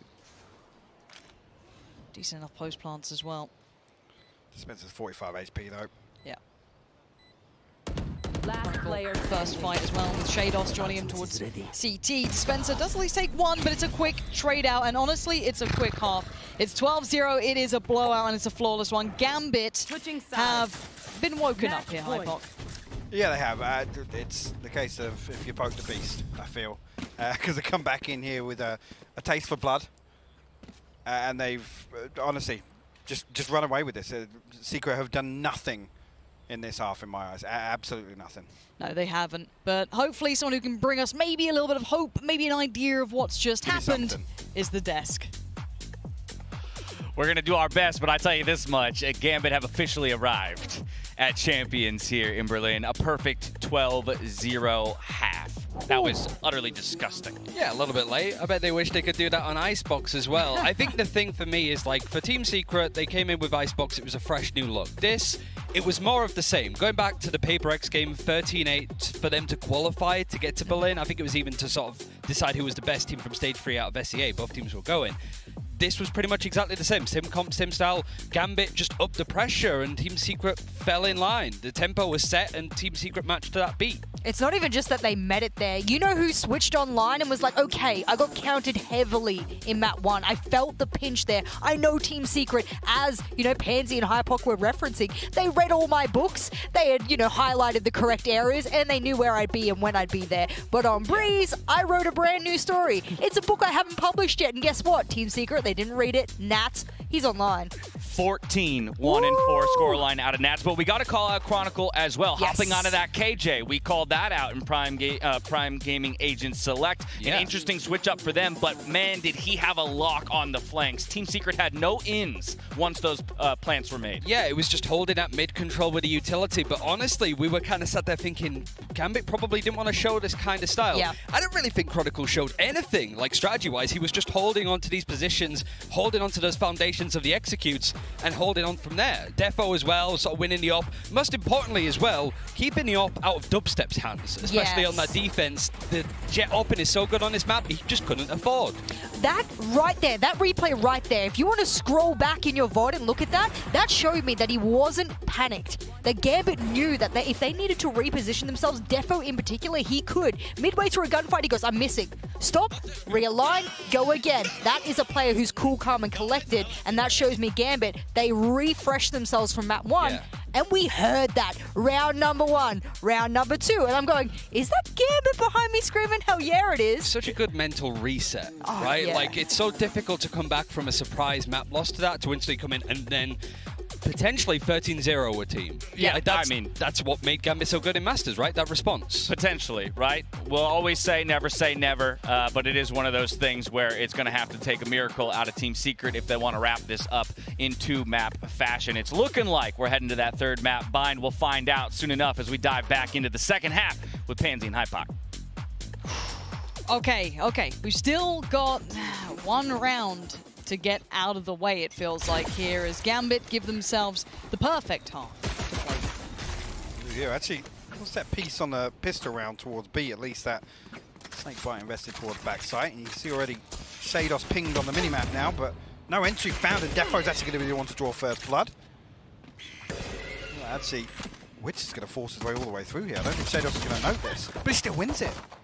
And again, that door's getting shut in their face at the moment. 3 still standing. They haven't been able to really do much damage just yet. A little bit of play up middle, but Defo still, how is he winning these fights? It is just Jesse, and it's all on Jesse. In a 1v3, it's done. It is the cleanest run imaginable. 13-0. I mean, again, the cliche call it, that's the way to bounce back, right? After Gambit struggled massively. Again, I think that's fair to say on map 1. Secret absolutely dictated the pace. They set the precedent. Gambit come right back through and just go, no, not letting you do that. And the big concern now, I said to this halfway through Icebox, don't talk to me about the veto. Now we're going Bind. And that's just, it's got to be such a concern. Again, we look towards that preparation factor on the side of Secret, whether or not they're going to be able to get their foot in the door, honestly, early on in that. Hey, look, they said it themselves at the start of the day. To be the best, you got to beat the best. And Gambit, as it stands, do maintain at least a little of that crown. Now, we are in the position where we've seen 2 very different looking maps. We've seen map 1 look excellent for Secret, who've come out and surprised many. Map 2 was the awakening of the beast. So who knows what map 3 is going to be. And the struggle is kind of, you look at the series as a whole, wherever we go on map 3, however it goes, what does Secret learn from this, right? What do they take away from this series as a whole? And I think this map here, it's difficult, right? Because you could see straight away the approach totally different from Secret. The confidence wasn't there on Breeze. There was no real kind of, you know, fact finders in the early side of these rounds where you could see them then build upon that success, right? You think towards Dubstep on Icebox, where there's also some real positives, some real talking points there from something that you've got to look towards when you play against Gambit. You've got to look towards the duelist to create that kind of chaos, to be the ones to shake the setup, right? And there was none of that on Breeze whatsoever. That is indeed the case. However, we have a map 3 now to put to the forefront of our minds. So the first 2 maps, move them aside. It's a whole different game now. So guys, don't go too far away. We'll be back with that in just a moment.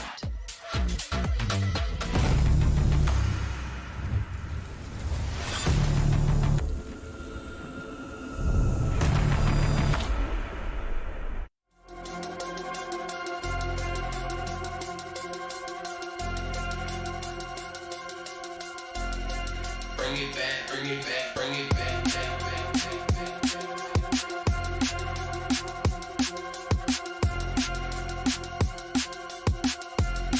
bring it back, bring it back, bring it back, back, back, back, back, back,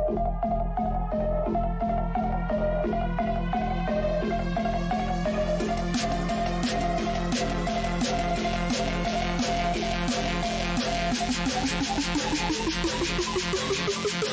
bring it back, bring it back. Hold up.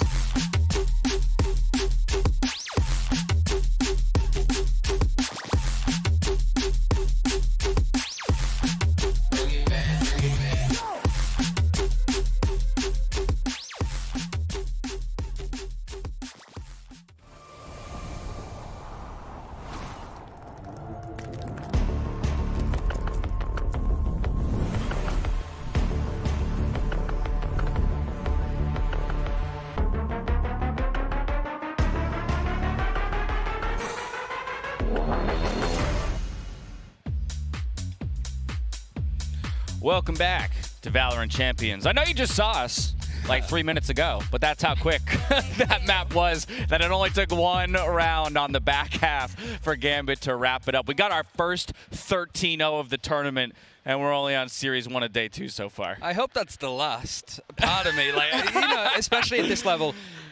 We said it at halftime, which was literally like 2 minutes ago, like you mentioned, just what a response from Gambit. Like, they have gone into the labs to work on this map in particular. It was one that they were iffy on in the past, didn't really need or want to play it. Now it's one of their main picks behind, well, I was going to say Haven, but that's the main one for Team Secret. This is good from Gambit. And you could point out literally any player on the roster in a 13-0 and say, my goodness, how well they performed. You're going to take a look at Shados as the top ACS on the team.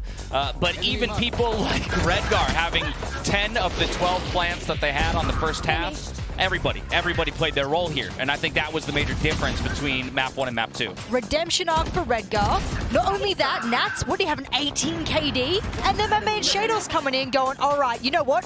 Every single opening engagement I take, I'm going to be flawless. Won every single opening engagement he took, and that is just a flawless game there from Gambit. I really like as well, when you're on the Sky, you are the sort of pedal to speed up or slow down the play. And that's just the speed that Shados was playing at. Like, we saw that a bit on the Reina on Icebox, but Sky, you can see why Gambit got good once Sky started to come into meta, and that is solely down to how good Shados is on that agent, even when she was nerfed. All right, well, it was a dominant map out of Gambit, 13-0. That means Bala's got 13 rounds to pick from when it comes to the dominance that they displayed. Let's see what he's got for us. Thank you, Dash. Yeah, there wasn't necessarily that much, but I do want to point out the pace that Gambit had in this game. So let's go ahead and start with around that Defo dashed in all the way up into Nest right away at the beginning. You see on the map right here, he pushed with a flash all the way up the corner, but we're going to get another flash out of Shados that Defo's going to peek off of the second time. You can see the patience. He actually waits back for this flash to turn the corner, but he's going all the way up through into the tunnel, so Nest players and everybody else is backing off, expecting this flash to pop at any second. So he goes ahead and grabs the kill. But at the same time, over here in the corner, you actually have a Sova ulting out down mid, because that's where you have Team Secret trying to push with Seekers, and Defo takes the fight to him. Yes, Borkum trades him, and we actually end up in a kind of awkward 2 versus 2 scenario where you could see that we had Nats trying to push in the halls very, very deep up and pressuring the Cypher player on Team Secret. But because of the aggression that came out and all of the different trades, the situation ends up being that we have Gambit go back on the site. And one thing I want to note, because Nats had 2 1 versus 2s, and one of the situations was because of this Viper's Pit. The very important factor is they don't have the map control, so they don't know what's coming. If we look at the mini-map, they don't know what's coming all the way out from Cave or over here, and they both want to stay inside of that Viper's Pit.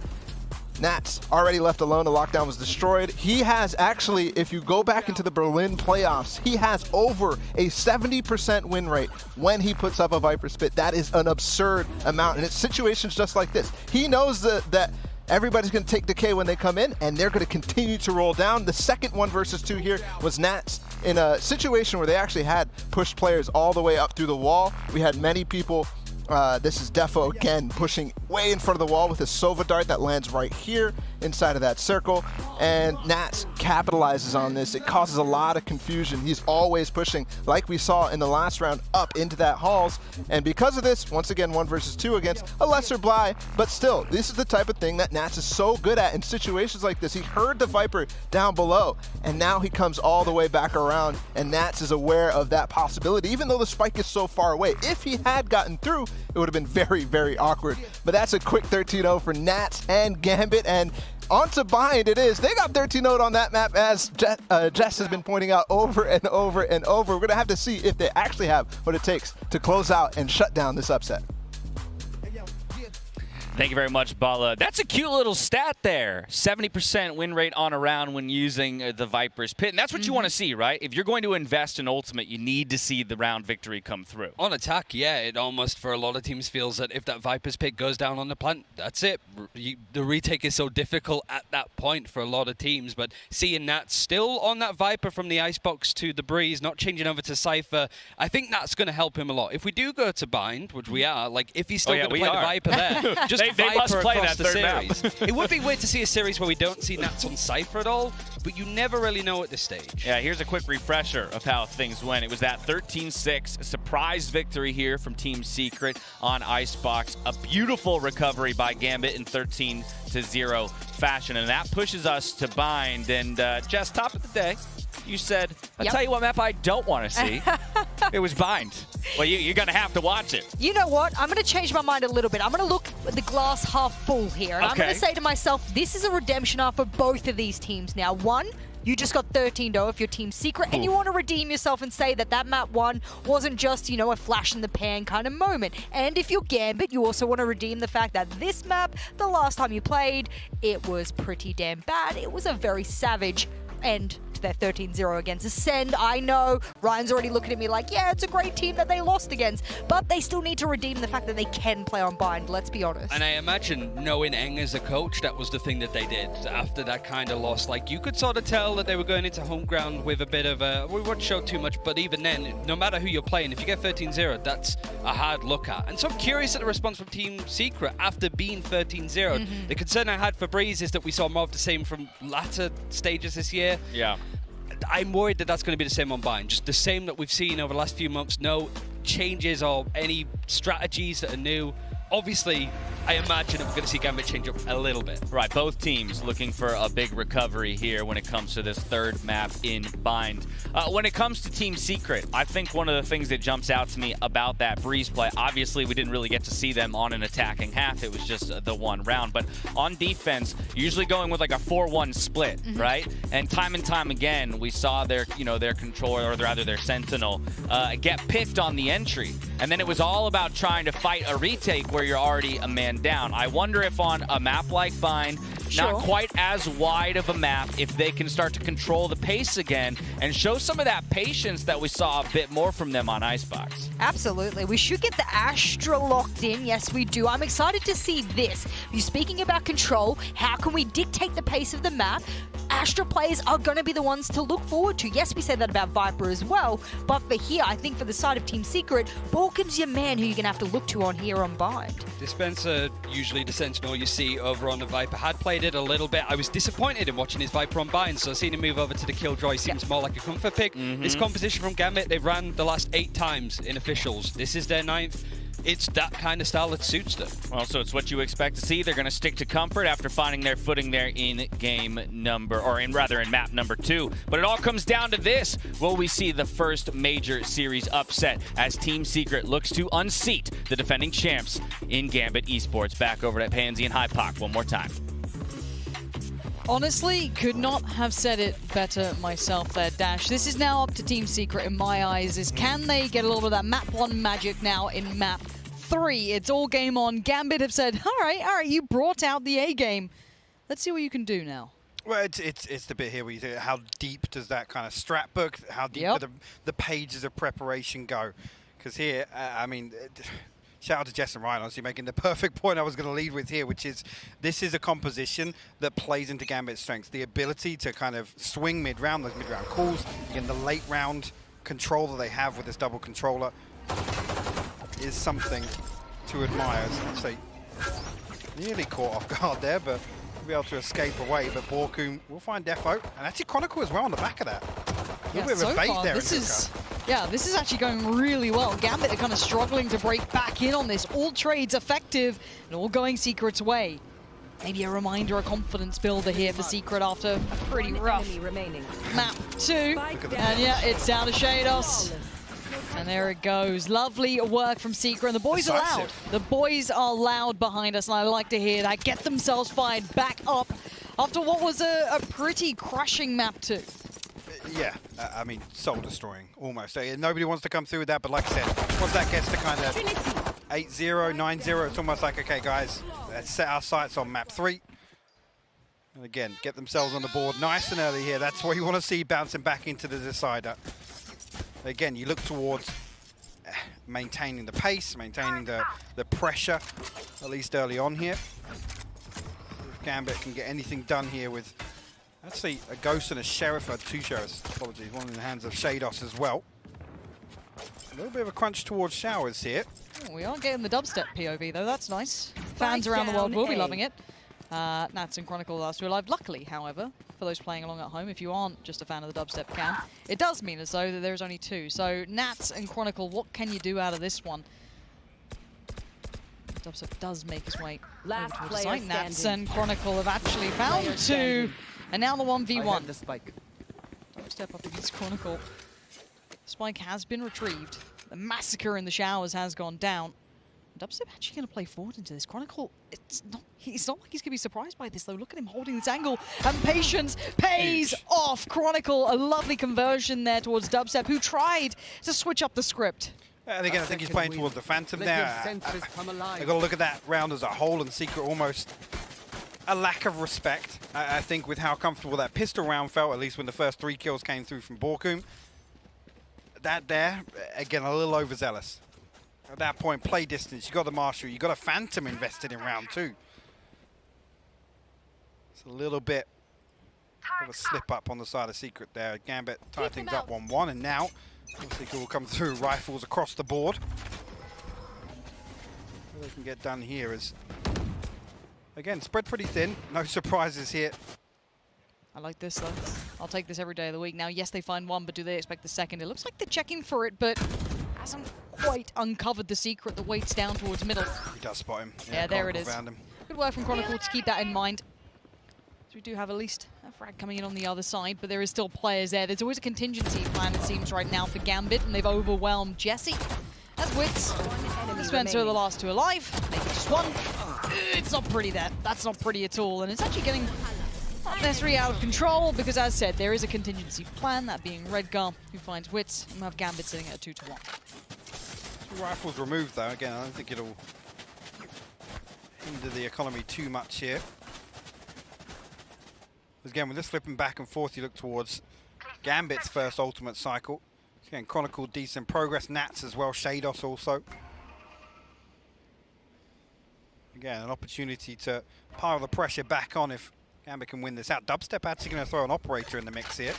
He's actually positioned over towards B long, and again, 3 members of Gambit here. So, sorry, 2, my mistake. That's the only way to go on Chronicle. I love the fights for the extremity, though. This is so exciting to me. The emphasis from Secret. There was 3 players there swinging out from Garden. But they're both doing something similar, which I like, this kind of mirrored approach that we want to take control of the extremities as much as we can, fight for those orbs if we have to, which is looking like at least Secret will get one under their belt, and the other should be, again, retrieved by Gambit, so it should even out in some way. But mirrored approach, at least in the beginning. And a couple of pings coming through as well. You can see, I think, Gambit potentially with their sights set towards A, but Secret already preemptively rotating that way. Spike not committed, though. Again, Gambit, this is more of a typical round in terms of the timeline here. Approach that 45-second mark, Defo and Nats will start to explore short. Yeah, it does look as though they're leaning back towards that A site now after holding that default for some time, showing presence across the map. It seems like short is going to be the destination. Nat's going to be doing what Nats does best, but let's see if he's been read, and he has been. Jesse well positioned, prepared to receive. Does get at least the visual confirmation of that player so close by. Seekers did come through as well, just kind of chasing down the final player, so everyone from Secret is in the right place at the right time. Here we see Shados towards the shower, going to find Borkum, but now it's everyone else who's still alive. Jesse still stands and Dubstep still stands. Seekers on the other side now come through, going to try and isolate, but Jesse finds Chronicle off that spike. Now what more can be done in this though? That off on the way back in is going to be tricky on the retake. Really looking towards Jesse to get something done here as he comes under pressure. Shados again stuck in this corner until that flash comes back on. Another couple of seconds on that, but Secret making the most of the time here. That's lovely work from him, still bringing that up to bear, finding Redgar, and now Shados. Flash is there, it's not ideal, that's going to be a halfway defuse. The swing, it's not enough, Jesse! The cornerstone so far for Secret in my eyes. Some of these big rounds he's clutched out on, he's kept them safe, and he's kept them now at even footing. And it's difficult there with the casualties on the way in. Shados, like I said, he's locked into that corner of Shower. There's no real play that Redgar can make to enable him, bring him into an advantageous peak outside here. And like I said, Secret making the most of the time. Dubstep walking towards lamps the whole time that Redgar's trying to pressure towards Jesse. Very good, man. Very good. Absolutely, yeah, it was very good. Yeah, fair enough. Good shout. But it's the perfect response there. Again, isolating the one player that ultimately you expect Shados to have the upper hand in one of those engagements, right? He can pop flash out, things like that. We don't want to challenge that. Actually, a 3-play stack towards Long and Shower at this point, so it looks like Gambit going to have to take a bit of a backseat in this. I love that there. Defo just got towards Peaky. He was like, nah, maybe not. Not this time. They haven't been given much to work with at the start, so it kind of funnels them towards either middle or short, I guess, are the two options, unless they want to try and regain that space where they have to burn. Probably limited utility to try and take it now. A little more focus put towards Showers. And what's interesting here, again, whether or not this becomes a factor, but Dispenser's utility is literally invested to address Nats. That is literally a counterplay there. Ooh, and Jesse! the one person we're talking about, Jesse's going to find him with the Hunter's Fury. Remove that piece of Gambit's setup. Now, how do they relinquish the control here, Lauren? But again, there's so much information being held on this. Jesse can hit that quick rotation as well, even if it's with a suboptimal weapon at this point. Flash comes in, still plenty of utility on short from that KJ. Going to give him a fair bit to lean back on here. And they still have that shower control, so it's going to give them a nice little crossfire potentially, but Gambit going to try and work their way forward. Has to give away so much information getting to this point. Spike can go down potentially. A tap on the Spike draws out further utility, but look at the time, down to 20 seconds. And look at the players smothering from every side. A quick TP taken. That's going to be the Spike towards the other side now. A couple of other players join in, and Shados tries to catch one of the heals. Oh my word, how's he alive? And the double dip comes back out from the Astra fighting Shados. Redgar and Chronicle now put to work. Ult is online for Chronicle. What can you do with that though? Okay, he's stuck on site, not really any possibility to check use it. Actually, they're both fine kills. Chronicle finds another one. No way, Redgar. Oh, Dispenser, well handled. Again, they are maintaining some of this composure in these pressure scenarios, because that started to look dicey at the end then. It does, and just to come back to that setup on A, I look towards the indications that they are addressing what they expect Gambit to do, right? This Killjoy setup towards Lamps, again, this utility on shore is to stop Nats from moving up behind his wall, making use of his poison orb, which we saw in a previous round where Jesse, I think, actually got the better of him, but I'm loving this so far from Secret. The emphasis on Garden at the start, that's to address the default. The second piece of that puzzle is if Gambit drifts back towards A, we've got everything in place that we need to. Showers control and ultimately short control on the back of the utility. It's looking a real lot like map 1, isn't it, out of the two? I'm not going to say it's going to turn out that way necessarily in scoreline, but we saw nothing like this on Breeze, which was the concern, right? There was none of the positives we saw from Icebox. Straight away here, different story for Secret. Turns and flash, but does not turn away from the pressure mounting towards Long. He's got backup as well. Jesse's by his side. Defo goes down, and more start to pour forward, and Dubstep is doing it to him. And this is Team Secret looking strong right now, not overwhelmed this time. Keep in mind, even on Icebox, the pace change caught him off guard. That was the one get out jail free card for Gambit. This time, it ain't happening. Chronicle is left on an island. There's nothing much to do about this. Full control of the Spike. Chronicle, a Spectre in hand. He's got to close the distance if he wants to even find a consolation. Some damage in a round like this, and Secret disciplined enough. They're not going to give it away to him. Dispenser actually will lose out on that one, as I say. He needed to get a little closer. Yeah. Chronicle makes it work at range. 40 seconds to try and do something, though. I mean, there's bodies on that Spike. That's all I'll say. Yeah, there's a few of them. There's a few players keeping an eye on it. He's got 20 HP. 30 seconds left. And then goes go down Long. Just making sure they don't lose track of him, and they're still going to keep out of mind's eye towards where he is. And the gap's being closed, as you can see. The Astra's starting to work the way so they know where he is and where he isn't. Yes, he can be a problem, but for 10 seconds he gets shut down. And I'm in love with how Team Secret are playing this right now. It is, yeah, because again, now Gambit have to make use of this slow early round. They have to find some value in order to make these rounds work, unless we see what they do on potentially some of those, again, force buy, eco rounds, whatever you want to call them on Icebox, where it was just kind of force something, and it caught Secret off guard a couple of times, but let's see it again in terms of the setup. The strategy, everything's looking much better on the side of Secret. And actually, we see exactly what I'm talking about here. Much heavier lean from Gambit towards A. Standing ahead. Potentially 3 or 4 people looking to explore A short. Cosmic Divide will go up, and potential for a quick hit here on the side of Gambit.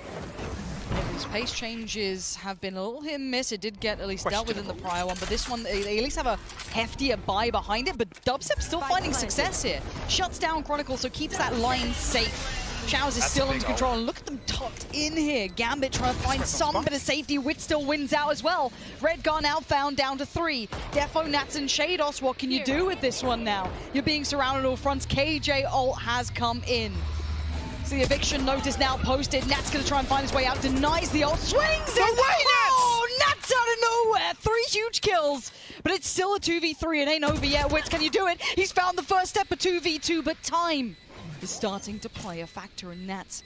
He's slowly working his way around. He's got another. Nats has done it all! My God. What an insane round from Nats. That was a 3v5 low, and Secret looked so good in the first 15 seconds or so of that retake. They got the, well, actually, the last piece of the puzzle, potentially, if everything falls apart for Gambit there, which is the Hunter's Fury, the one that they fall back on. But Nats, oh my word. What an insane swing out of the Viper's Pit here. I can't believe that third kill, Lauren. At first I thought, actually, this Viper's Pit spreads all the way onto default. He's got full control of the spike there. It doesn't even end up mattering. Nope. And hey, that's the bonus of having a player like Nats, right? It's occasionally going to get you that little extra, that little across the line that you don't expect. And you look what it's done. It has humbled some of the money building here. We do have that just Sheriff coming out, for example. I'm still with Dubstep. Plenty of ults to play with Redgar. Did he just get away with this position? I think he did. He's unchecked. And you can see Dubstep very, very close by. How long does he hold this? Does he try and play this one out? See if he can hold that patience? Because you can see them hitting these rotations towards A already.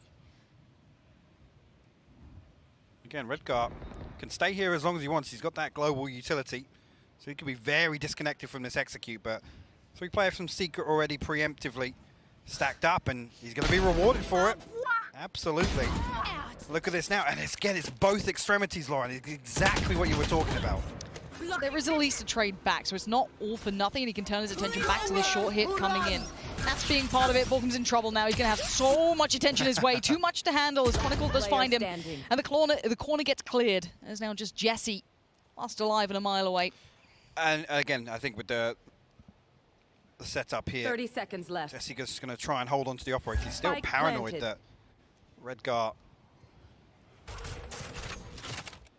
in close proximity, but again, not going to risk anything here.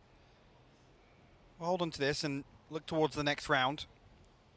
Cosmic Divide Seekers, the Blade Storm available for Secret. Whether actually, again, similar sort of question you asked towards Gambit, they need to find value in this default in the early rounds. Now you look towards Secret with these stacks and these setups. Do they start digging a little deeper? Do they start kind of, you know, scratching the surface in terms of addressing almost this inherited control by Gambit, right? It's, again, we know they're going to flourish in these slow rounds. We know they're going to ultimately push and pull in terms of the pressure across the map. See Jesse, he'll take the TP. Although he's followed, he will get followed there, and again, they will remove the operator. So look towards Dubstep, potentially to pop the Blade Storm here, make use of it. Not sure exactly how the finances will lie. Take a look at, yeah, again, probably gonna, with that full armor purchase, you got to expect him actually gonna, there it is. Back and forth. He's not sure yet. It's keeping me guessing. I think that's probably just to address the full purchase in the next, but again, with Jet, you can sacrifice some of that utility. Here. Show me what you got here. Dubstep gets active on this one. Chronicle already going to slip away, though. A consideration made of potential play coming out. Already going to take that mid space, though. That's going to be at least in the hands of Dubstep. And again, Secret do take space on this map, which I quite like. They are taking territory, but Gambit are answering back in kind as well. Like I said, the next step of this is capitalizing on it, right? And again, Gambit are happy to sit opposite these setups, away from something. Beautiful flash, actually. Defo swinging on the back of it. Jesse and Dubstep now, the last 2 members of Secret to hold on to B site. Yeah, up until now, Dubstep unnoted, so no hooker. Kind of, or any kind of address from Gambit towards that side, which makes me feel like, again, they're going to take this TP, they're going to flip back towards A. They're going to try and create this pressure here on B side. Yep. And there's that TP taken, as you highlighted, and away to A we go. Quick rotations coming out, though. That's one bonus, but they do get to at least navigate around that ult from Dubstep. Now they look towards that A side, but it is late in the day, and 25 seconds, it can leave room for mistakes and errors and things to go astray. Let's see if any of this can be caused, any mayhem made. Jesse's going to kick things off towards Redgar, but there's still 4 to find. It's not going to be easy, and you've still got this concise approach from Gambit, but it's getting down to the wire. 10 seconds now. Nat's still cooking, and Dubstep's made it here in time. Denies the spike plant, and now this is going to be a little bit problematic. 4 seconds. Dispenser just has to play the time here. If he can do it, it'd be perfect. He can't make it work. The Shados is there, and they keep themselves moving in the right direction. Again, there's a chance with it being that late. We always talk about one kill can ultimately change the outcome of that entire round. Unfortunately, that Spencer not able to buy just a second more, or half a second, I should say. Secret now. We'll call a timeout, and probably needed. Like I said, I think the setup has been fantastic. What they're achieving from it has been lacking. Because again, this is sort of where you'd expect Gambit to feel very comfortable. And again, it's hard to kind of quantify when a team's happy to play slow. And then you talk about dictating the pace. It's what Gambit do within 10 seconds before they flip round. And that's why you look towards this double controller. Those audible calls, it's so easy to do. In terms of letting the Toxin rebuild, in terms of the Astro utility, all those things, it's quite easy to, 45 seconds left. We're going to wait 15 seconds. We're going to create some pressure elsewhere. And then it's so hard to react to that. But this is the thing, though, when you look at these two teams, I think initially quite even. Secret showed that they were able to play to Gambit's initial look exceedingly well. I think they, I don't want to say trumped them, but they got the upper hand in those initial couple of rounds on the buys. Gambit have adjusted back, which you'd expect of a team of their caliber. They have depth. Now we're going to get to see if Secret has that similar depth to go to. It's that back and forth. It's those mind games. Okay, well, they've adapted in this manner. They've managed to work this back out. Now we need to come back in. But the problem is, and something that often happens coming out of a tactical timeout like this, they can go for a switch up. A completely different look that kind of almost negates what they've come up with in that pause just then. So let's find out, as we've got about 10 seconds till we jump back in. And what a first game between these two. I'm thoroughly impressed by Team Secret. Exceeded all expectations. 100%. The fact we get map 3, I'm happy. It wouldn't be us without that. Yeah, you're right. And back in we go. We said that there could be that switch up, and it looks like a 3-2 split towards A would be a decent switch up if they can keep committing this way. We'll retrieve that orb in showers. So, we're close up here, and actually happy to go all the way out here, but Dispenser actually get damage onto him.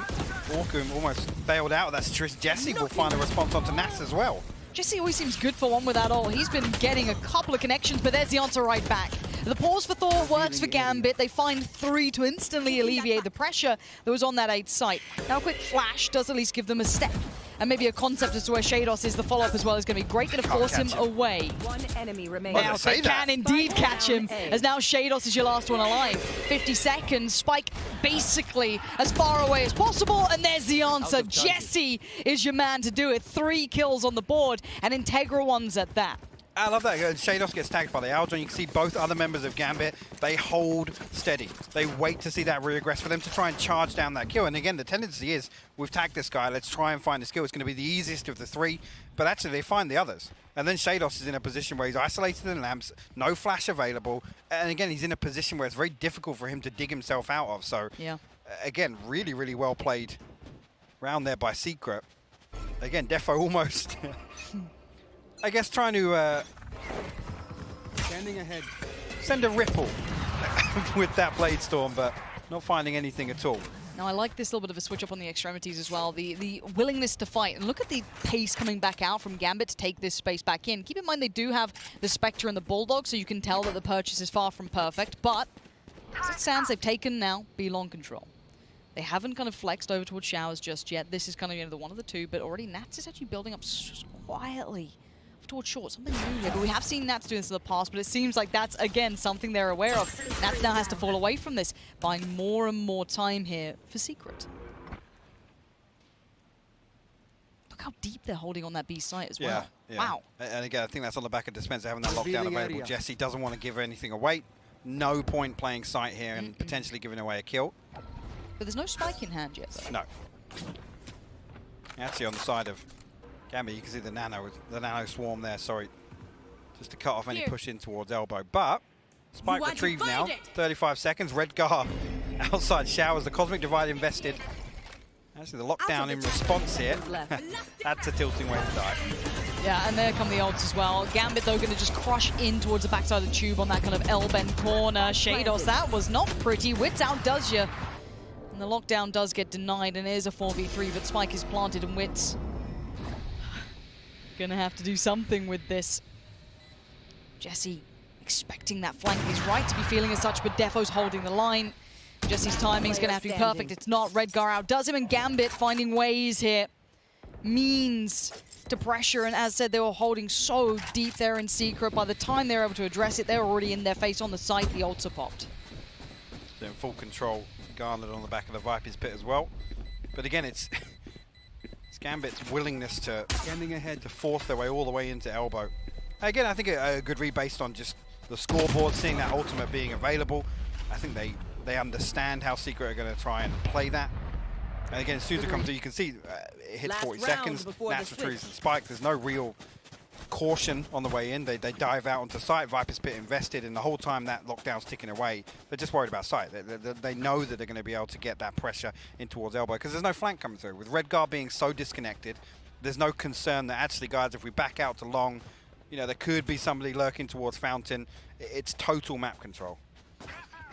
Now into final round of the first half. The purchase coming out from Secret is going to be shaky at best. Yes. It's not great. No. Gambit going to call a timeout here. Oh, this is the psychological warfare being employed. Maybe get Secret sweating a little bit, but you see here, Sheriff Marshall with actually 2 rifles in the hands of Dispenser and Dubstep. Borkum actually does have his ultimate available on the other side of things. Nothing on the cards for Gambit. Chronicle is 1 away from the Hunter's Fury, though. Again, utility adjusted here on A to address that Nats push up that we've seen a couple of times now. But again, Secret seem to not even entertain it. Like I said, with that early focus towards showers, right. The adjustment of utility, and then actually in the previous thing was the Trailblazer that comes through that just checks if he slipped through. Yep. And Secret don't want to play that game. Again, look at this now, 3 towards showers. And at present, the kind of right read, I guess you could call it. And there comes the attempt of a punish, and actually does catch one in the heel. And that was a player who had the ult as well, I'm pretty sure, at that point, which is a little unfortunate. That's the only smoker as well for Secret. No. Okay. And I'm already seeing Nats kind of pumping himself up in a deeper position as well. So again, he's a little further ahead of the rest. The bait on the flash, no one there to receive it, but still going to take the space as is necessary and can now start shuffling all the players across with that spike. And now it becomes a problem. Once you've lost somebody from this A setup, what's the showers control worth? I guess without a Sage in the composition, you'd argue it makes it difficult for Gambit to plant, but... Dubstep. How much are you going to get out of this? It's going to be Jesse towards CT. Yeah, this is going to be interesting. Gun barrels noted. Lovely shot from Jesse. Long presence now. 30 seconds left. Found at this point, Jesse. Oh, more would have been perfect, but it's Dubstep to find it. Gets Defo, looks towards long, can't get it. Shados on the trade out, and now into a 2v2. TP taken. Spike down left. Flash is going to connect. But it connects on both sides. Blinded. As Redgar now in the 1v2. And that spike is... No way, my God, Redgar! I'm too shocked for them. Just when you think Secret, and again, they have no business making that round as close as it was, Redgar pulls something out of nowhere, finds the Red Bull clutch in the final round of the first half. That is one of the most beautiful transfers I think we're going to see all day. I don't think I can even blame him for trying to just swing that together. I don't know. All right, Gambit, fair enough. It's game back on, but it's 7-5. This is still a very close matchup. Let's hand it over to the desk to give you an idea of what we just saw and what's going to be coming up in that second half. We were staring down the barrel of a 6-6 first half, and then Redgar coming in clutch with the 1v2 there to give Gambit just a slight advantage at the end of the first half. And it's only slight. Let us not forget that that half wasn't a blowout like we saw on that second map there. And of course, conversely, on the first first map for Team Secret. These teams have worked each other out, and it's become a glorified best of one at this point. Yeah, Team Secret played to the strengths of what Gambit do. Gambit like to play super slow on the attack. It reminds me of the final against Envy from Masters Freight. It was just Envy like, all right, if you want to play slow, we'll stall you. Then you only have like 15 seconds left to plan. It's a different change of pace to Breeze, where it was in the first 30 seconds. Now it's like a minute and a half before they plant. So Gambit showing two sides and Team Secret trying to punish it a little. Yeah, for me, there were a couple rather pivotal moments in this first half. Number one, you had the flawless pistol start by Team Secret. That gave me inklings of that map number one, but dropped the bonus to Gambit. And that might be why we do see the 7-5 scoreline for Gambit. And then, of course, you cannot ignore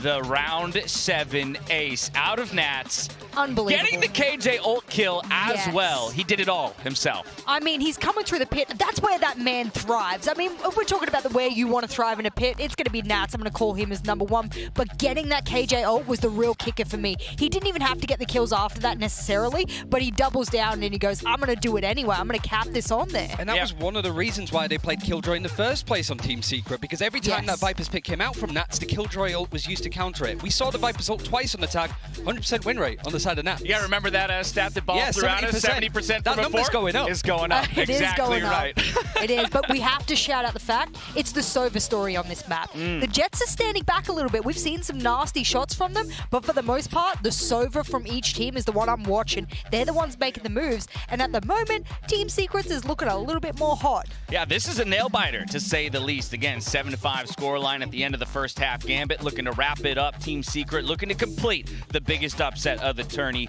so far. We're diving right into our final half here in series number 1. Pansy, Hypoc, take it away.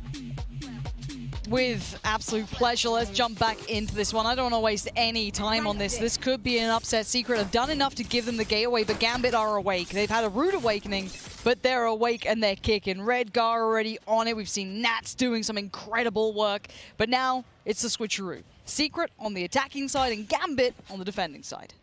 You see here is actually straight away, sorry, I scored Defo all the way out showers here.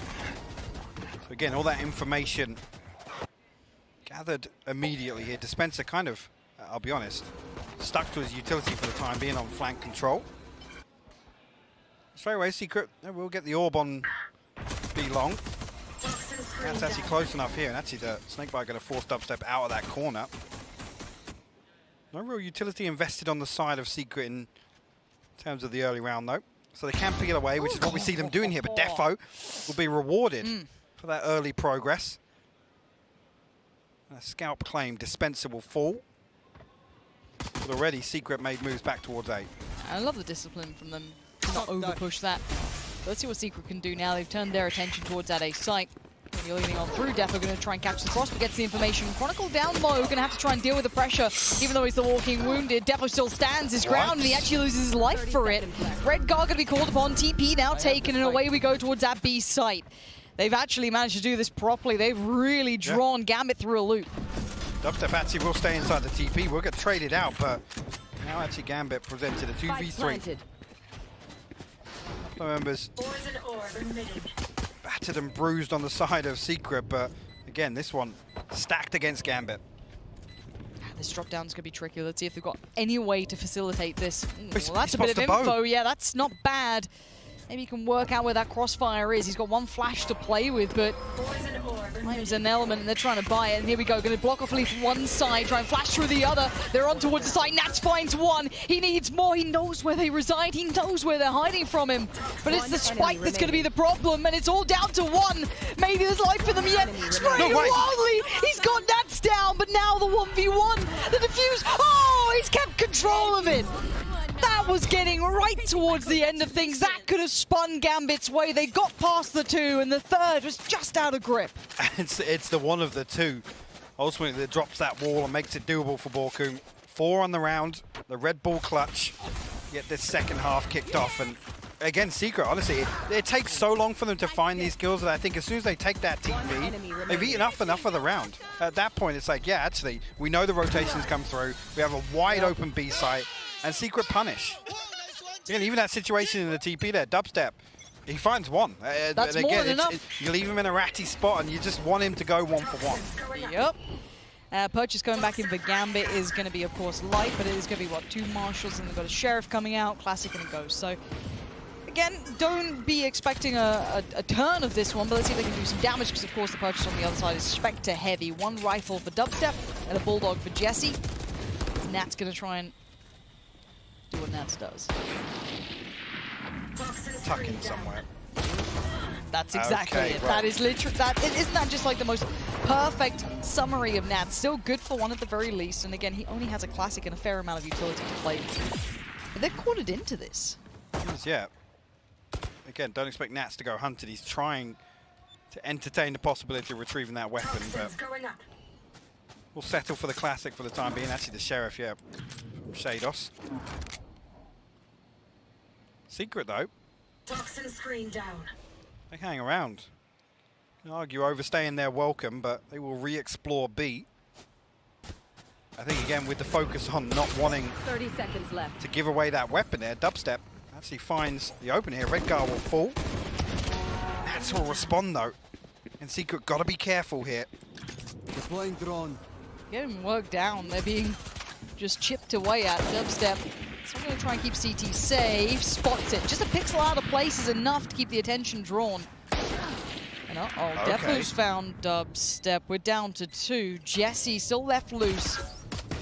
Position noted on towards the side. This is getting dangerous. Jesse trying to deal with that player coming through hookah. But it's going to be just down to 1. Borkum, can you do this? Can you keep your team safe? Switch out to the pistol. It's getting closed in on Defo. Leaping forward. And Defo doing so much work in Gambit. Making Secret work to even get on even footing, which they're not going to get now. Again, it comes down to a scrappy engagement, but Borkum put in a position once again, potentially to clutch up that round. The Gambit strike back. Put round 2 of the second half on the board. And again, was it the Bulldog and the Phantom invested there, so it's a costly round 2 here.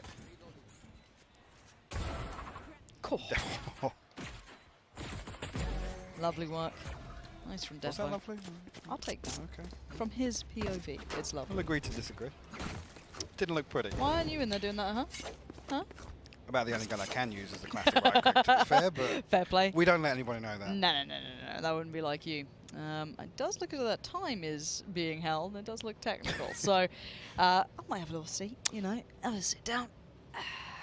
Mola. We need to teach you more of the I need to phrases. learn more of the translations on the stage. Yeah, we need at least like maybe like, I don't know, 3 options. Pausa technica. Perfect. Yeah? You've been working on I pronunciation, have, yeah. I can tell. I have. Yeah. A lot of prep went into That. Yes. There it is. Keep your eye on it, see if you can pick up any more. But 6 to 8. It's not really. I mean, okay. I look at it this way. In my mind, if Secret could have been able to convert a couple more of these, not given rounds. They're never given rounds necessarily against any of the teams at this tournament, but expected rounds, right? You get the first 2, maybe the bonus gets a little dicey, gets turned away, but at this point, they've now had a couple of issues on that, whereas Gambit's just been super scrappy, super willing to fight, super willing to put a little behind that purchase if they see it as being viable. And I think you think back to these, I was trying to kind of articulate this in the first half, and you look at, if you just take a snapshot of the mini-map in some of these early rounds, you think Secret are actually set up for success here. Now, you look towards, can they find a first blood? Can they draw out some utility? Can they draw a rotation? Yep. And that's where it's the consistency lacks, right? It's the next step from the setup, right? And again, on attack, you look towards, again, Dubstep's got to be one of the key components here, especially when you talk about composition and what Secret aim to achieve in the early rounds. That's difficult. I mean, you look towards Gambit's kind of variation on the defense, and that's, again, think back to not so long ago, we were talking about the disparity between the Gambit attack and the Gambit defense, and it was so hard to rock the boat with Gambit on defense. They had an answer for everything. Literally, an ace up the sleeve, whether it be Nats being just able to play anchor in so many scenarios and solo hold down sites. Again, when you're staring down the barrel of 4 people hitting and Nat's still able to hold his own. Yeah. Now, I'm going to ask you a kind of, I guess, a bigger question, right? Because we've got a second or two. I think it's a mouse issue just coming in for Team Secret, so that should be fixed up as soon as. This was meant to be a litmus test, I guess, for Gambit, right? Or Secret, whichever you wanted to look at it. Now, we don't know the end result, of course, but where we're at right now, What do we make of this for, let's start with, I don't know, let's start with Gambit. How do we feel about this? We've seen two very different looking maps. However, this was meant to be, okay, where are they at? How has the prep looked? Are they looking good on the maps? What sort of opponent is Secret? It looks like competitive for now, but we won't expand on that yet. How do we feel about Gambit now coming back into this? Are they achieving our expectation? Have they exceeded? Or are they about where you'd say you thought they were? Yes, I think that's fair. I mean, if we're to just look at kind of the series as a whole and it being 1-1, that's kind of indicative of where we've seen kind of Gambit's performance. Again, yes, cool, Masters Berlin champions, but they stumbled along the way. It's not as if they didn't walk through by any stretch. And actually, there were some performances. I mean, you think back to the comeback 100 Thieves were able to pull versus them. Those ones where like they were in the position to close that out. I mean, it was 9-3 on the first half, I think, on Icebox or something like that. And 100 Thieves just didn't give them an opportunity to do anything on the second half. Now, you think back regionally, there's been other occasions where we've seen Gambit completely fumble and look lost. And again, I don't want to lean on the home ground performances too much, because there's an element of the sandbag and there's an element of what version of any of the teams that we saw perform there come to. But I think we come away with this learning more about Secret than we do kind of reinforcing the expectations of Gambit, which, like I said at the top of the day, right? If it's 2-1, great. Actually, that's a bigger positive for me than I think we could come away in any other scenario with Secret. I think if they came out, win this series, yes, you could maybe make a counter argument, but I think just initially, to make this interesting, show me on a macro level the ability to test a team like Gambit. That's it. That's just the one tick in the box for me. Would this then change how you look at the group? We do now, just as an update for you guys playing along at home, we do have an in-ear issue for old, I imagine Nats, considering he's on the screen, fiddling about with his ears. Yeah, but hopefully that gets fixed up too, so don't worry. Again, keep yourself locked in on this. Now, does this change your expectation for Group C, though? Because we have what? Vikings, Gambit, Secret, Crazy Raccoon. Does that change your expectations, seeing that Secret can now push this hard? Absolutely not. I was with Ryan. Secret and Gambit come out of this group, and if anything now, I'm more comfortable in that prediction, honestly. From what Secret have shown me today, I think if they can apply the same preparation, which is visible in-game, you can see it with these setups, if that's the level of preparation for every team in this group, I have no concerns. Clip it. Unless you Mitch Man. Do not clip it if you're Mitch Man. But no, I think that's a really fair assessment. Who's that? I really There's a hashtag somewhere. I think there is. Do you think we can steal them? Actually, is it like a hunt for us? Can we go around, find them, and pocket them? I'm telling you, I am leaving this event with at least 2 of those. Yeah, they've made a real error putting a couple of Londoners in here going, I could have that. I'll have that away. Right now, but I'm glad you've kind of solidified that, because I think I'm in complete agreement that, if anything, this has really solidified my expectations of Secret now in that group. Be it first, be it second, I actually don't know where I'd put them in this matchup. It's still close enough that I could see it flipping around a little, but I think they are the two towards the very top end of this. Yeah, like I said, it tells me way more about Secret than it does about Gambit, but something's happened. Things have happened. Dispenser called upon now on a 1v4, Lauren. A sheriff. Yes. Have I told you the story? No. No. I'm not even going to start it, all right? Not even going to start it. We haven't got time. No, we don't. I do think this was going to be a light investment anyway from Secret, so it's not actually the end of the world that we missed it. So, no worries. No harm, no foul in that. This should be for Gambit. Lovely connection. There's a trade. So, should be fine. 6-9. What's your favourite scoreline? Nice. Nice. Right, back into serious mode, obviously, after that tech pause. And this is what we missed. Defo opened up with 2. Chronicle, I think, going to swing on the back of this. Yeah, again, just cleaning them up. So, Secret now back on a purchase. And again, Ultimate Progress looking a little more healthy now. The other side of things, Blade Storm available. And the Viper's Pit, Nat's positioned towards Garden, so not expecting to see him pop that unless things go... Oh, okay, well. Okay, straight away. Eat my words. Okay. Maybe this is actually in response to how much focus there's been from Secret towards that fountain control, looking towards that orb and trying to potentially, kind of herd them towards Hookah. I don't mind that. Toxin screen down. They've garnered the respect and the early investment of utility. They do have to now rethink their approach. What are their plans off the back of that? Heavy lean towards this B site too. Even with that in mind, they still have 2 players on the back lines. That's what I was going to say. I'm looking now towards Redgar. When does the kind of switch flip here? And actually the drone on the back of Shower's not going to find anything. Ooh, keep your head Potentially, down. no, There he it didn't is. actually. No, And that's if he good. spots somebody there, that's when you expect Redgar to immediately drift towards A. Can't punish Chronicle on this, and again, timing is a factor. They're going to be just slowed down a little more. You can see the information trying to be taken aback here, still looking towards Hookah as maybe that next layer to this one. So you feel as though Redgar's going to get impatient, but it's Chronicle to get the first contact and makes light work of Wits. Dips back in. He's not getting much pressure from this. They're just kind of looking hesitant to take the fight. And he actually gets to back away scot-free. More damage being done as well. Oh, this is not looking as nice as I'd like. Rotations now en route. The second layer of that. Is there more to this? Is there something else to be seen here coming out from Secret? Because I hope so. Because as it stands, this is not looking good. This is light work for Gambit as it stands. If this is how it keeps going forward, Dubstep individually works forward. There's nothing to write home about. There's Dispenser. 10 seconds left. He's on B site. And again, similar situation in that previous round here, kind of lost in this lurk. Not able to even have a hand in. I think he's in a position to potentially catch Nats outside that Viper's pit. Obviously, that rotation does come through, but nothing to do here. Gambit, 10 rounds. Seeker on 6, and a timeout called. Yeah, that round looked just a little out of sorts from Secret, and that hadn't looked like any of the other rounds, which is the weird thing. Well, this is the thing, right? The Viper's pit's invested. Again, Dispenser's outside Hooker. There's 3 players towards Fountain. Cool. They have to show something on B.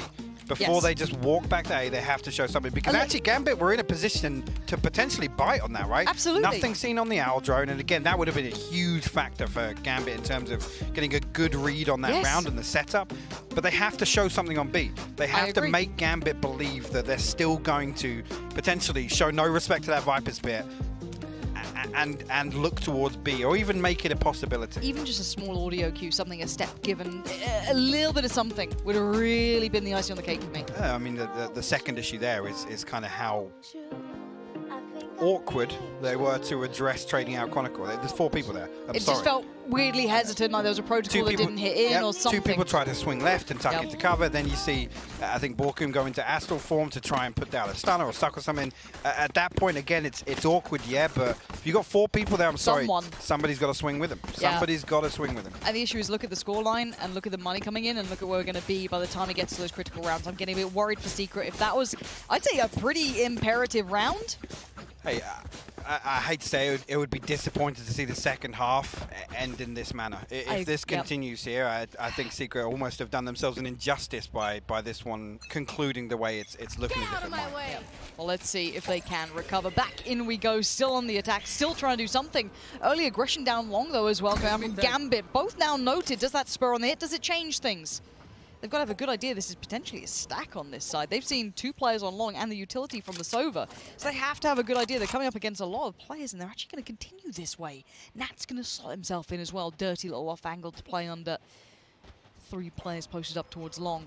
This looks like it's going to be bursty off the back of potentially a flash or a little piece of information, but Nats does what Nats does best. Rats it out, and here's the play. He predicts Dubstep getting towards the side, but it's Shadows to find Wits. There's a swing from Dubstep. Oh! You can see it across his face. He knows that this is looking like it's starting to be over. The first real nail in the coffin in my eyes. The frustration starting to mount. One more purchase. On the side of Secret, Gambit knocking on the door of map and series point here. See what's available. Again, Hunter's Fury, Seekers. On the side of Gambit, a Bladestorm and a Hunter's Fury of their own. Dubstep has an Odin. Mitchman somewhere grinning ear to ear. We'll see how that's going to be employed. I don't really want to know how it's going to be employed. Is this aggression? How deep we're going to walk on this? Defo, and yeah, we're getting aggressive, but Dubstep is right there. This is going to be a lot of players. He jumps the corner. It's not great. Nats punishes 2. This is looking like they're losing hope and faith in their own plans. They're losing all of that spark that got us aboard the Secret train. Defo's still got control on this. Has to be a pixel shown. A little unlucky there on almost either side to an extent, but managing to make it away alive on both sides. See if they can do anything to recover this round here. Nat's down to 4 HP. Shados has fallen, so no heal on the cards here. But Dispenser and Borkum worlds apart. Gambit can sit tight in this 2-2 setup. That's again low HP. He's just going to try and jump spot for some info. Again, not entirely sure of the end goal here, whether or not Secret are just going to allow the clock to run down. Oh, actually just catches a glimpse here, but Chronicle posted up and actually, good pick. Yeah, Defo will be found. Dispenser on the other side. This is really nice. They've done the push and pull on either side. TP can be taken. They decide to sit towards that A site. Maybe knowing where Chronicle is better. Left. I guess better the devil you know, right? And away we go towards the A site. Fight is so integral, and it could have been something.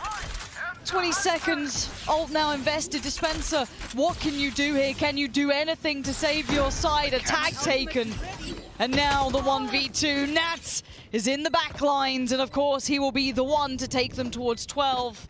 And this could be the downfall of Secret, and Gambit ascending to where we expect them to be. And I understand there, Borkum trying to find something when they know the Chronicle, well, they assume the Chronicle is solo here, but there's another 3 or 4 seconds. Wait for a double swing.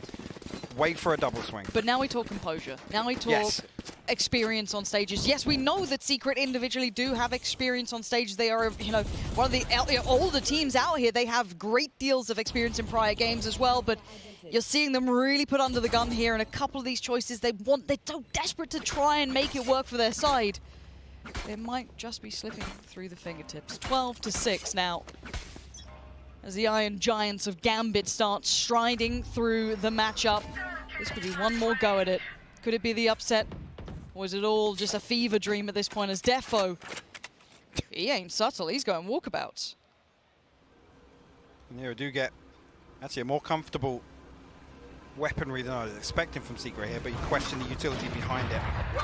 I've got I bet you Defo will find Borkum as well, so that's the smoke's removed here.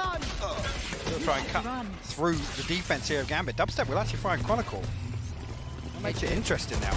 It does, but it does force Defo's hand, and for now it's looking pretty deadly. Going to try and get away from the KJ. Try and move himself around a little here. Redgar's found Dispenser. This is now looking problematic. Good work comes on in, as it's just Dubstep now left in a 1v3 with it all on his shoulders. And it's going to be an uphill battle. He's been shot in the back by Nats. Welcome to playing Gambit. It's 13 to close out here, and I've got to say it. Gambit remembering who they were at the end. These are the boys who wore the crown, who took down the rest of the world in Berlin and stood tall. But Secret, they pushed them. Hey, as far as I'm concerned, they put themselves on the map today. They did. Icebox performance is something to be talked about. I'd love to have the opportunity to hear more thoughts on that. But again, I now look towards these future series, and that preparation factor, that willingness to be the ones to set the precedent, which arguably you can talk about Secret coming into any series and being internationally considered the underdog. Again, we talk about international reps. That right there is the perfect appetizer I wanted from Secret today. Maybe not so much on map 2 and 3. Again, map 3 kinda, I feel like it slipped through their fingers. So questionable decisions. Yeah, a couple of questionable decisions towards the end of it. But overall, I think a very, very good look from Secret today. Again, far exceeded my expectations. No, and I'm incredibly happy we got to see the first map from Secret looking as good as it was. Gambit on the bound back, but then we also saw there was depth here. It's not just that one trick, that one map, and a little bit of individual brilliance from a certain man certainly helped Gambit on occasion. But I do think you're right in giving a great deal of, you know, credit towards Secret in this regard. They did come out and give us a fantastic game, and considering we had moments like that coming out for Redgar as well. That was clean, man. Again, that could have been a different half. Yeah. That was a final round there, the 2v1. They'd fought the whole way, but this is just what it's like playing against some of these teams. And for me, I look towards the future. I look towards actually if there's another series that maybe in terms of, you know, a stylistic matchup suits Secret a little better, that's when I start getting excited. Absolutely. If Secret can replicate this against a different team that I'd say, you know, Gambit are hard to kind of keep your finger on the pulse and get a good grip on what they're doing and when. I'm really excited to see Secret employ some of these similar play styles versus other teams. Hey, look, this is the group stage. There's no need to overcook it for you guys. Both these teams should, in my mind, be towards the top end of things. And I think that is, if anything, confirmed the suspicions as Gambit come out. They look like they've shaken off a bit of that pressure that was certainly riding on the shoulders coming into this one. A lot of eyes were on them. Do they look as good as they were before? And maybe a couple more question marks. Who knows? I guess it depends where you stand in all of this. But for me, it's a good look to see that we've seen the shake-up coming in on Breeze. We saw the adjustment and the resilience on map 3. But for Team Secret, I think they can be proud of this performance as their first step on the stage. They said, you know, you got to beat the best to be the best, and I mean, they almost did. Absolutely, yeah. I mean, you think back to that interview, it's like they were excited to be playing Gambit first. So again, if there's any negatives to build upon, this is absolutely the right sort of team to go back and from a preparation standpoint say this worked, this didn't work. I mean, I will just, quick shout out, Jesse Vash for me today has been a highlight player, honestly. I want to see more of him. Dubstep has had some moments of absolute excellence. Again, we look towards other teams, other matchups. Can that be replicated? Well, that is the question on most people's lips. But the thing I want to do is actually look back on the entirety of this game as we kind of just talked through it. Why not have a little look back on it with the Prime Gaming post-match highlights?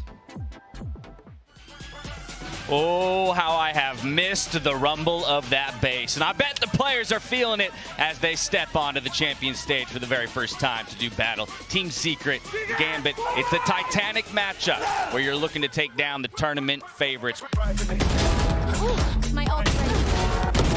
Grounded.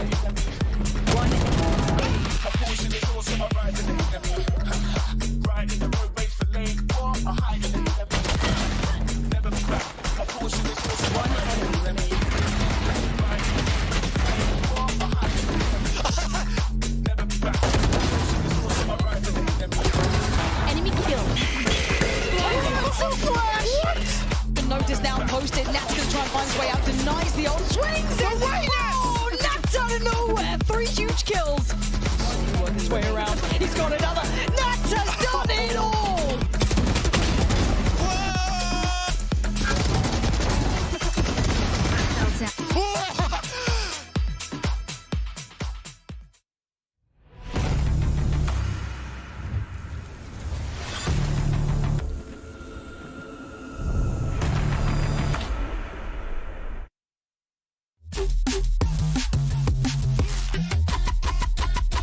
Hola.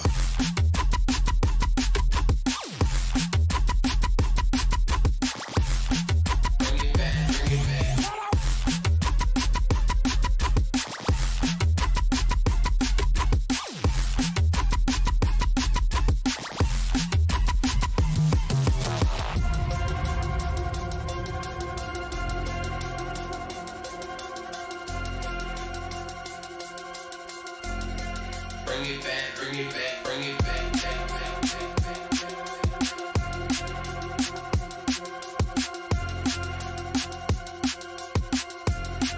Bring it back, bring it back, bring it back, back, back, back, back, back, back,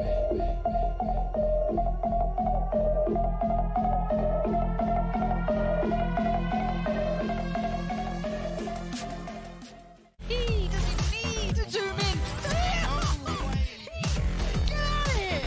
Would have to be an ace. Refusal. Think from the opposite picture in picture. You gotta use how simple does it, my goodness. This is his world, and we're just living it. I'm surprised. Durka, an operator. Connect. 자, 이번에 화살 없어요. 도살용화 삶아 있어요. 1대1이에요. 자, 나노 투하.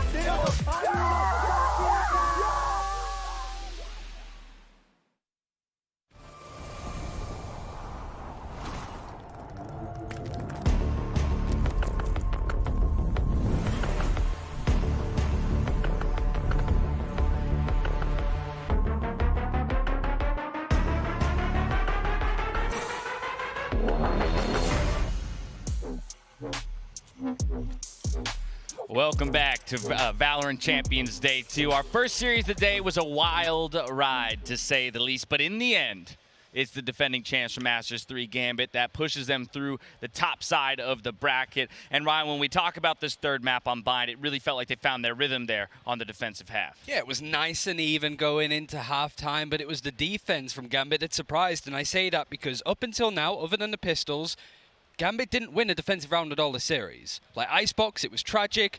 It was a 13-0 on Breeze, so they didn't really play that many defensive rounds in the first place, but they won all of them other than that first pistol they forced up, and from then, I think the majority of that came down to Nats's almost return to form on this map. Yeah, exactly right. I think there was multiple players throughout the entire series that stepped up, but when you're getting into the last map, I called it a glorified best of one. You need everyone to step up. The man Nats himself found his rhythm, found his pace, and when he hit the server, he hit it running. Does it on a signature pick in Viper. We've already been touting the Viper's pits and the win percentage on that, and here he continued to find that form. And also, like, across the series, I think Chronicle Defo were just behind him in kills. Like, they were very, like, 45, 46 in total, which is a lot in the best of 3. The other thing as well, the side that Ascend 13-0'd Gambit on was all of Gambit's defensive side. So again, I was a bit like, oh, I'm a little bit worried with this score going even into this final map, but the problem with that game, thinking back to them losing to Ascend, is Nats overthought it. It was too cute. It was too, like, I need to be a bit different to what I usually am. I don't think Gambit did all that much different from when they beat Envy here in, like, Masters 3. It's just refined Team Secret, and not really going to be the team to push them, I don't think. Other than Icebox, everything else was a bit subpar for me. We had a few questions in the pre-desk way before map number 1. We said, has Nats reinvented himself too much? The answer is no, he kind of got there. Then we also asked, did Gambit, be able to redeem themselves on Bind? Yes, turns out that they can. And can Team Secret surprise? Yes, all of the boxes were checked for me in that series, and I actually have a lot more questions going forward throughout the groups than I did before this match began, because I thought it might be a one-sided affair. We did not get that, and now we have a lot of questions about what Team Secret has to show in future games, yeah? Oh, and I like the way you called him out. Top of the day, Team Secret. Even if they drop this to Gambit, they're your pick to get out of the group. I do have a concern, though. Okay. Like, the Icebox looked great from Team Secret, but now we've seen, like, they're going up against Crazy Raccoon in the lower. We know that already because we saw that game yesterday. Crazy Raccoon's Icebox wasn't great, but it's the other maps, like the Breeze, we didn't really see anything good. Like, if you get 13-0, there's no highlights, there's no good things to talk about for Team Secret if you get bombed out like that. Breeze, the attacking side was close, so you go down to a lot of 1v1 situations against Gambit. Like, Redgar had to pull out some insane stuff in order to keep it relatively even. The problem is the rest of the map pool outside of that pick of Icebox. And maybe there's a team that just bans it outright. What's the rest of the map pool going to be like for Team Secret? Because for me, it wasn't ideal. Well, when it comes to this first series of the day, it wasn't difficult to find our Verizon high speed moment. It came from round 7 of this third map bind. It was Nats' ace, plus the pickup on the KJO. I mean, this is the one that we had to bring up on your screens. It didn't matter what anyone else had done because this was absolutely nasty. I said he likes to live inside the Viper's pit. Well, he also thrives inside of it. Gets the ult, and outside of the ult, he's able to make that magic happen. That is unbelievable. And I think it took until about the first couple of rounds of that last map where I really felt that Nats felt his form again. And it was just classic, cool, calm, and collected Nats there on the back end of that. Barely even cracks a smile, while Nats was definitely a top performer for the team anytime Gambit picks up a first series win here at an international competition. We've got one man and one man only to talk to. That's Redgar. So we're heading over to Yinsu in the Verizon post-match interview. Thank you very much, Dash. That's right, I've got Gambit's IGL with me. Redgar, congratulations on the victory. Bit of a reverse sweep, you guys did it in style, but did you expect Icebox to be so tough? Talk me through what went wrong on that map. Hi everyone, hello Ian. So I think that this Icebox was the bad from us because we didn't play like we usually do it. So I think we are slow on the start, but after a little bit warm up, the next Breeze was more better for us, I guess.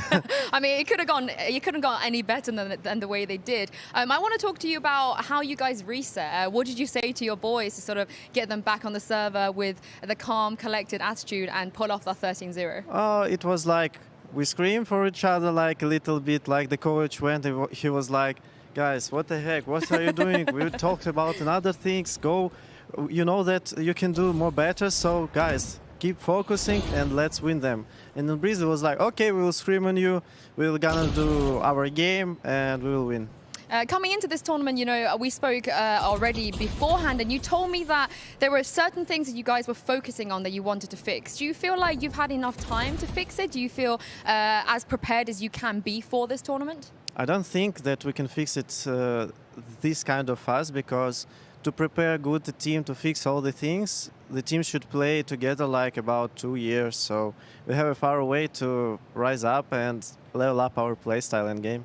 Well, everybody wants to beat you. Everybody wants to play you. Do you feel any pressure at all knowing that you guys are defending a title that you had back at Masters Berlin? No, we didn't have a title. We are not like the champions of the year. We will try to be it right now. So everyone who wants to play us, come to us. They're definitely going. They definitely will. Now, lastly, Vikings next. That's your next opponent. They're very different to you in terms of play style. So how do you handle a team that plays a way that's totally different to yours? We can adapt to them, so it doesn't matter which play style our opponents are playing. We can always switch our styles. We have a lot of strategies, so the main thing, it will be like ourselves. Have you prepped for them at all? What kind of strategies are you going to bring to the table? I will start it from today. I don't have to prepare that from far away. I need 1 day. I don't need to bring a lot of things in my head. I should clear it, reset, and prepare for them. Well, I look forward to seeing what you're going to bring in the next match. That's it from me and Redgar. We're going to go to a quick break, but don't go anywhere because Sentinels are going to be taking the stage against Furia right after this.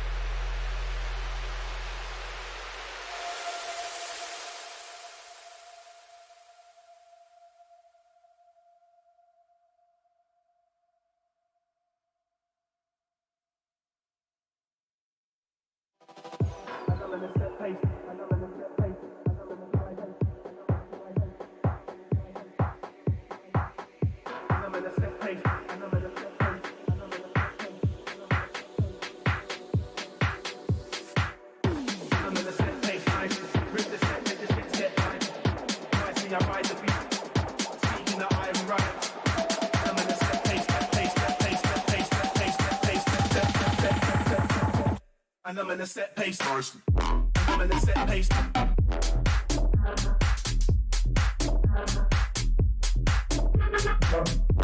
in a set pace.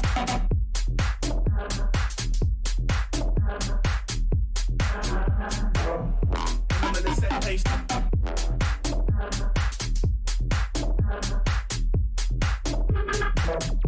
I'm in a set pace.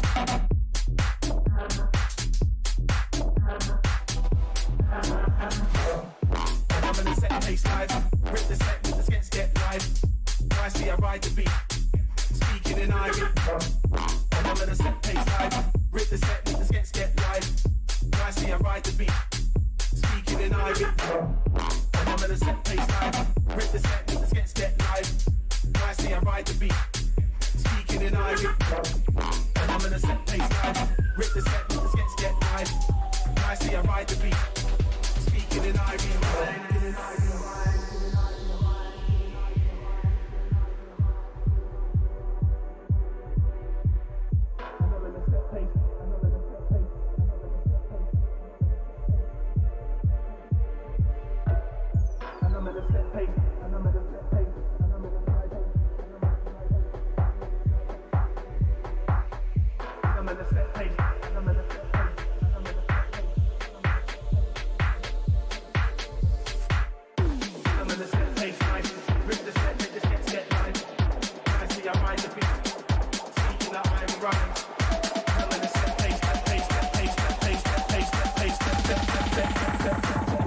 And I'm in a set pace. And I'm in a set pace.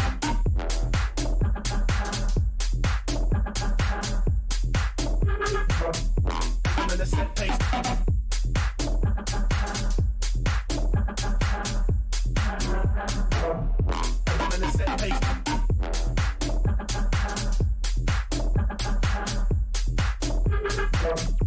I'm in a set pace.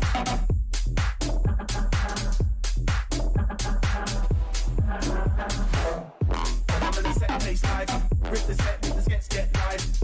I see I ride the beat. Speaking in Ivy.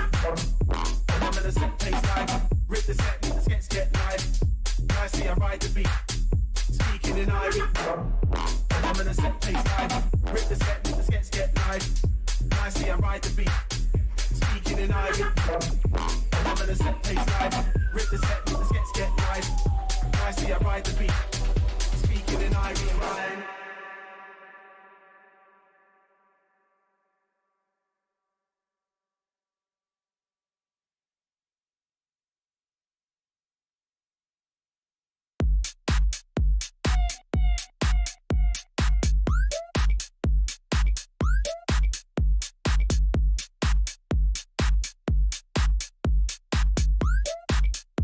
Turn the LFO, come on, let's go.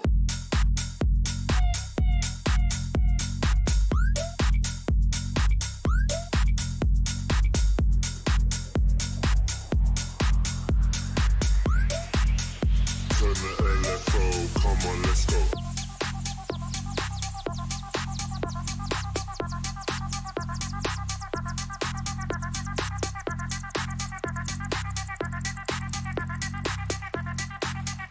Turn the LFO, come on, let's go.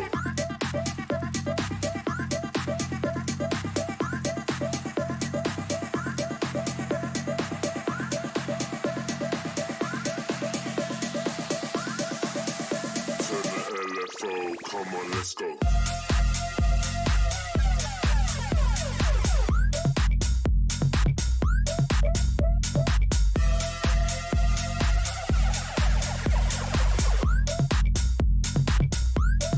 Come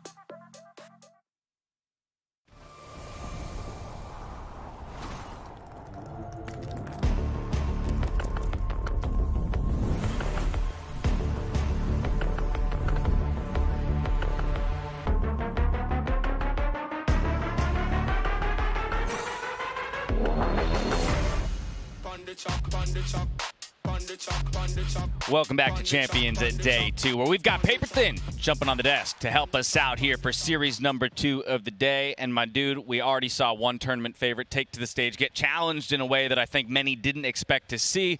And lo and behold, we're treated with another tournament favorite stepping onto the stage next with Sentinels taking on Furia. Yeah, I mean, this is going to be really exciting. Sentinels, of course, is going to be the favorite coming into this. There's no doubt about it. They're an excellent, excellent team, top to bottom. They struggled a little bit, of course, at Masters 3, but I think for them, a lot of it's just going to be readjustment, coming in with the right mentality, and really coming into this tournament, you know, focused on winning and not kind of dealing with some of the outside stuff. And talking about, you know, kind of that step back at Masters 3, in a weird way that kind of mirrors the conversation we were having around Gambit coming into the first series of the day, where our last, you know, kind of opportunity to see them play was a disappointment, I put in air quotes, as Shazam said, our worst performance so far, and yet they still went pretty far. I feel like it's Groundhog Day for me on the desk. I was on the last desk, I'm on this desk, and I'm like, yeah, another redemption story for one of the favorites. I'm all about that life. I'm about it. We also replaced one man lacking hair with another man lacking hair on the desk. Yeah, we always have to point this out, don't we, Paper Thin, every time we get on the desk. I mean, I just wanted people to understand that I am not actually Ryan Central or Thank Tom. We are actually different people. And we're never always in the same place at the same time, so I'm not sure if it's always confirmed if we're the same person or not. That's true. I've never seen you all in the same Take room. my word for it. We'll keep making a point to point it out, though, to people. Don't worry about that. But when it comes to Sentinels and what has been their effort to kind of, you know, take a next step in the right direction to evolve as a team, I think one of the things that everybody is going to look to is the addition of a coach. A famously coachless team now has brought on Raucus to help him out. You know, there's a lot to say about teams who are willing to step back and say, we don't know everything. We can't fix all of our own mistakes ourselves, and players should play and coaches should coach. And I know myself, having come into multiple teams and having to pick up those minutiae mistakes that teams make, there are weaknesses, no matter the team. And of course, Sentinels has learned recently, they themselves possess quite a lot of them. So a coach can do that background work. Players can focus on the playing and the scrimming and the training, and even VOD review-wise, maybe the coach is picking up a lot of the time that they were putting in elsewhere. I think there's going to be a number of questions about how this Sentinels roster bounces back from a Masters performance, but there's been so much time between then and now. You've got to believe they've put in the work. And so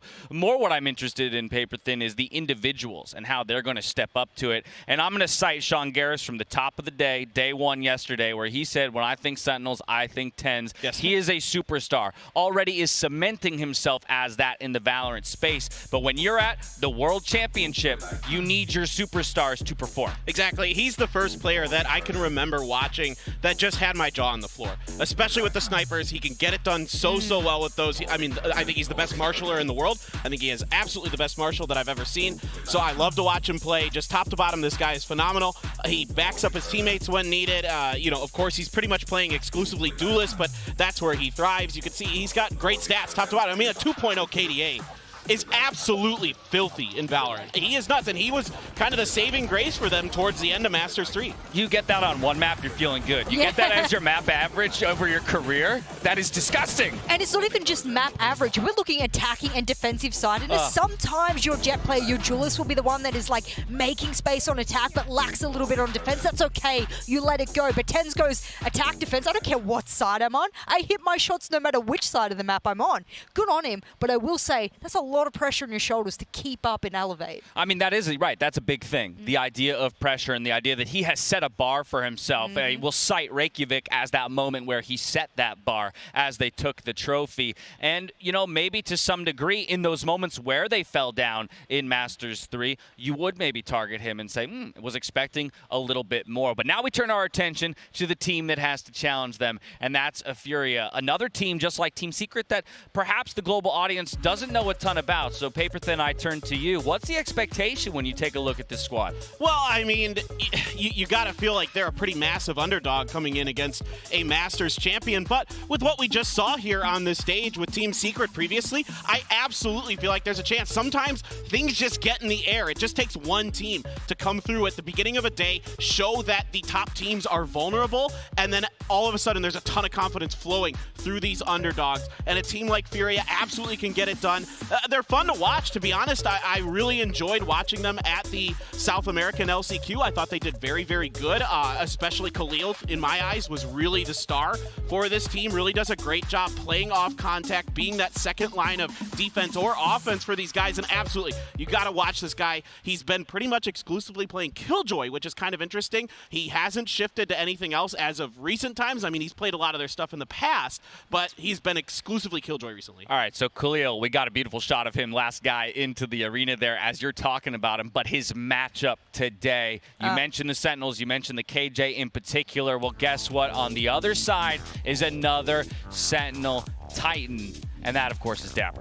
I mean, look how dapper he's looking in his photo, too. They're always exuding confidence on the side of Sentinels. And if you're looking to the side of Furia, Khalil has to be the guy that is going to match up here with Dapper. For those who don't know Dapper very well, and I argue you should probably know who he is by now. He's made his presence known. Cypher, Killjoy, Viper, and Sova in the past 10 games. That's not a bad agent pool. Yeah, well, while the ACS may not match that of TENS, we called out a 2.0 KDA. And so I feel like we have to do it again. Sportin' One himself there is Khalil. So again, looking at him to be a difference maker for Furia if they're going to look to make the upset possible.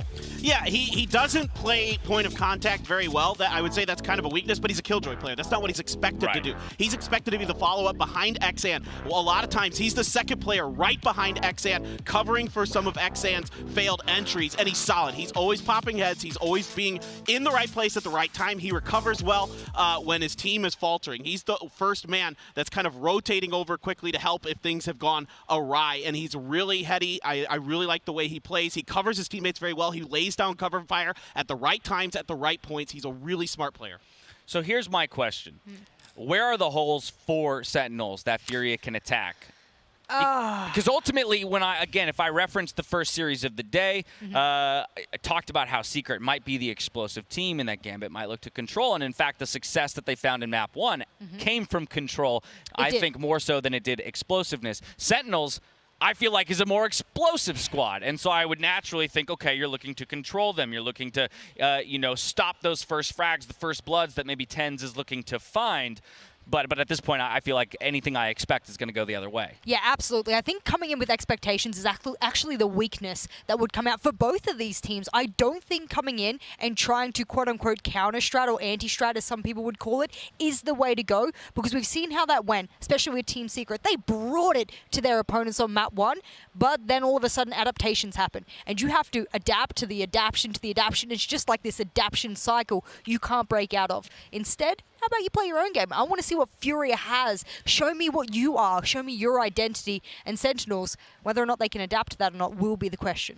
I like what you're talking about here, the identity. The identity for both of these teams as of recent times has been attacker side. They both have gotten a lot of their heavy lifting done on that side of the coin. So I feel like for Furia, it's really going to be all about getting kind of pressure on the attacker side. They have to have a successful attacker side, and then can they have a better defender side than Sentinels? I think that's going to be really, really challenging, and a big part of that is, of course, like you mentioned earlier, Dash, TENS. He is great on both sides of the coin. That's what makes part of what makes Sentinels so difficult to deal with. Of course, a lot of this is also going to come down to the maps that we end up on, and so about to head into our map vetoes to figure out where these teams want to play.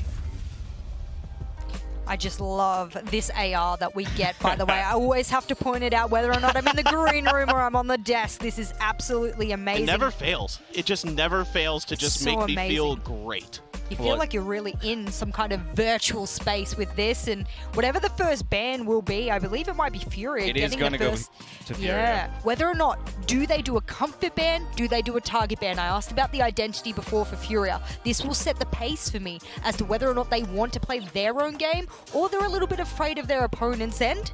It's going to be Bind being the first one off the board. Okay. This is just, I think, Furia just not comfortable. They haven't played this map in a long time, so they just, with this roster, I don't know if they've ever played it. So I think this is just them just being like, look, we're not really feeling this. Icebox is a pretty solid map for Furia, I think, coming out here from Sentinels for the ban. So this is, I think, pretty not out of the ordinary for both these sides, especially Icebox has been really wonky in this tournament so far. And I'll just say this from a viewer perspective. Bind, Icebox, two maps that we've already seen today. Yes. In a certain sense, I'm happy to see them off the table. We're going to get some new looks, and that, of course, map 1, Ascent for Furia, is going to be the first of those unique maps that we see today.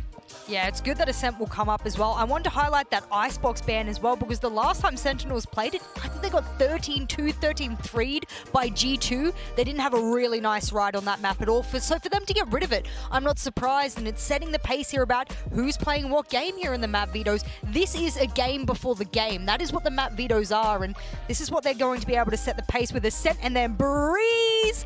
Oh my goodness. Favorite thing, Breeze. We talked 10s. I mean, I am having flashbacks to some wicked rounds from him in previous tournaments. And again, it all starts on the pistol rounds if they can get a win. It doesn't matter if they get a win, to be frank. I mean, the Sentinels are going to be getting those marshals out early, setting the tone, setting the pace, and then you start funneling the big gun over to 10s, and he just starts taking names. And, you know, it's a lot of other things going on here. You know, maybe Dapper on the Viper, these types of things that also set up the plays, control the space. But yeah, I mean, I know I feel like a broken record talking about 10s, but Breeze is a map that is specifically meant for players who are good with snipers, good with long range, and he is arguably the best in the world at those things. Oh, go ahead. No, I was just going to say, Fracture going out, not going to see that map again. Fnatic kindly put it on show for us yesterday. At least we've gotten to see it once. We did, but Split to follow. Okay. All right. Well, then we know what our final map will be. If we make it all the way there, it will be Haven, another open map. So for me, Breeze, I'm going to target that again as map number 2. When we take a look at the dominance that Gambit displayed, that's the kind of thing I expect to see from top teams in a wide open map. When you kind of have that space to work with, I look for scores to be a little bit more lopsided. Let 10s create the space with the Marshal, with the op, whatever gun he's got in his hands, and then kind of roll through with that man advantage. And then you mentioned too, even if they're on the defending side, you're looking at a man like Dapper to hold it down. Yeah. Really challenging. I kind of am interested about this Haven, the fact that Haven got through to the end. I think it's just a comfort thing for both teams. At the LCQ for Furia, they didn't lose on Haven. They won 4 games out of 4 on it, I believe. Or whatever it was, they won all of them. So it's a really strong map for them. They have a good map pool in general, but yeah, this is a pretty good one. But it's going to come down to Ascent, right? Like this is where Furia is going to have to get it done. And they do something a little bit weird on Ascent, where they do bring a Sage, which is pretty unusual these days. So at least in recent history, we'll see if that is going to continue to be the case. We'll talk a little bit more about that in just a minute. We got all the maps locked in. Of course, map number 1 is Ascent, and you brought it up earlier. Attacking half is going to be hugely important for this Furia squad, and so Sentinels having side choice, interesting that they go to defense. They're going to put the ball into Furia's court and say, okay, come at us right out the gate. Let's see what kind of firepower you have in your back pocket. I like it. It shows confidence. It shows the mentality that I think that the Sentinels really need to have coming into this. That for me was the big thing I underlined here for the Sentinels for this event is mentality. And I liked how we talked about earlier that there's the coaching staff being brought in. Like, you know, Jess is bringing up great points about how important, how crucial that is. But also, you know, you can see that these guys get a little bit flustered. They can get a little bit tilted. You'll see it out on social media. They'll kind of, you know, shoot a few things off here and there. But I think for them, it just needs to be come in, come focused, assert your dominance, and take this over. It's not even just that for me anymore. If they're coming in with the coach and they've worked on their mistakes and whatnot, there's extra pressure. You've got your coach sitting 3 meters behind you, watching over your shoulder like a hawk. I mean, I sounded like Sky there. I just realized what I've done, boys. Do not point it out. That's going to get clipped, and I am the new Sky voice actress. My bad. I love it. But no, I will say that is an extra added pressure to you. And if mentality has been worked on, which I hope it has been, it's why you bring in a coach. It's one of that secondary part of being a coach. Then you know full well that there are methods in play to be able to deal with that. If you see someone tilting, break the ice. Make sure you get the screams happening, the air fists, whatever you need to do. I want to see that, but if they're quiet, I'm going to be a little worried. Now, admittedly, this is a minor curiosity for me, but Sentinel's famously a team that doesn't really go for the tack pauses. In large cases, because they didn't have a coach in previous tournaments. So Shaz has been pretty vocal about, like, I don't need the tack pause. I've got that communication kind of constantly flowing with my team, and I'd rather keep the momentum rolling forward. I'm just kind of curious. Will we see many if they find themselves on the back foot? Will they need that kind of reset, and how much of a role will Raucus play in terms of turning them around? I think it absolutely has to come through. I don't see any world where it shouldn't. I mean, whenever you need to get that reset, you need somebody to inject some kind of reason into your minds, because whatever you're thinking isn't going well. You know, maybe something wonky comes out with the agent select and you're not quite adapting to it properly. You know, we've seen the Sage here from Furia. That's on tape. They should kind of know what to expect, the way that they use these walls to block off some of the flank angles, some of the mains on takes and retakes and things like that. They should be well prepared for that, but maybe there's a KO, maybe there's something else coming through that's going to catch them off guard. Well, maps are locked in. We're going to take a quick break, but on the other side, we're heading into map 1, Ascent of Sentinels versus Furia. Catch you soon.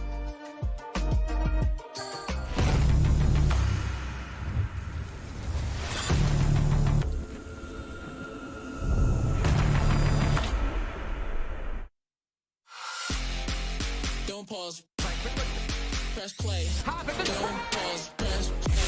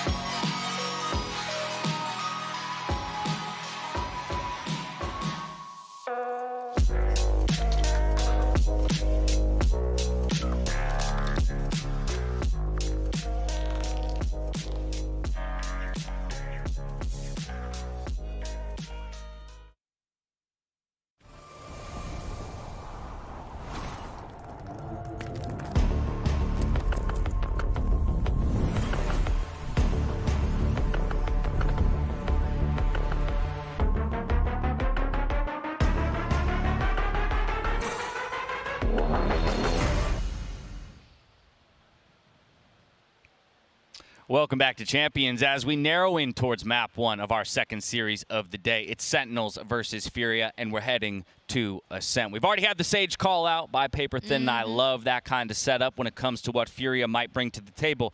But what about Sentinels? Because this was the map choice for Furia, so we know they have a game plan if that's where they want to take us first. I think the question remains, how will Sentinels respond? I think the biggest thing for me is to not set expectations, since in the past 10 times they've played, it has not been on the radar for them in any way, way, shape, or form. Ascent could change for them. I don't think, like we saw before in our previous series, that there'll be an opportunity for them to change their identity too much. I don't think that's on the books for them. But what I will say is there should be a safe play here by Sentinels, but I don't have anything in the past 10 games of them even playing this. I like that then. That means we've got some open questions heading into that first map for Sentinels, and so time will tell. The teams are readying up right behind me, so let's dive on stage. Let's meet the teams before they dive into play.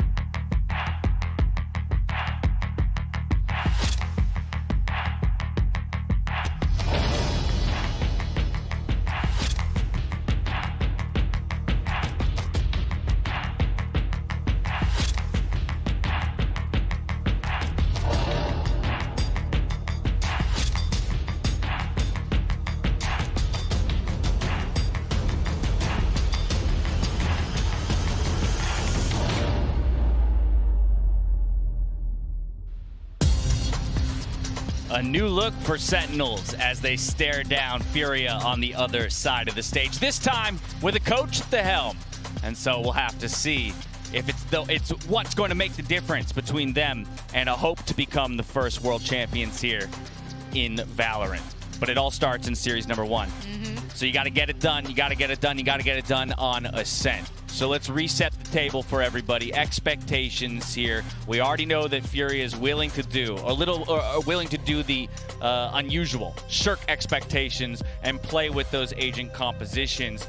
But do you think it's enough to unseat a team like Sentinels? I don't think in the long run it will be. I think they're very solid as a team. They work together very well. That's one thing that really impressed me about Furia is their ability to play off of each other, to play with each other. There's always kind of that onion that there's layers beyond, you know, the first line of defense. If Xan goes down, there's somebody right behind him, whether it be QCK or Khalil. There's a lot of presence on this team in terms of just being there together, working together. So that's what Sentinels have to be ready for.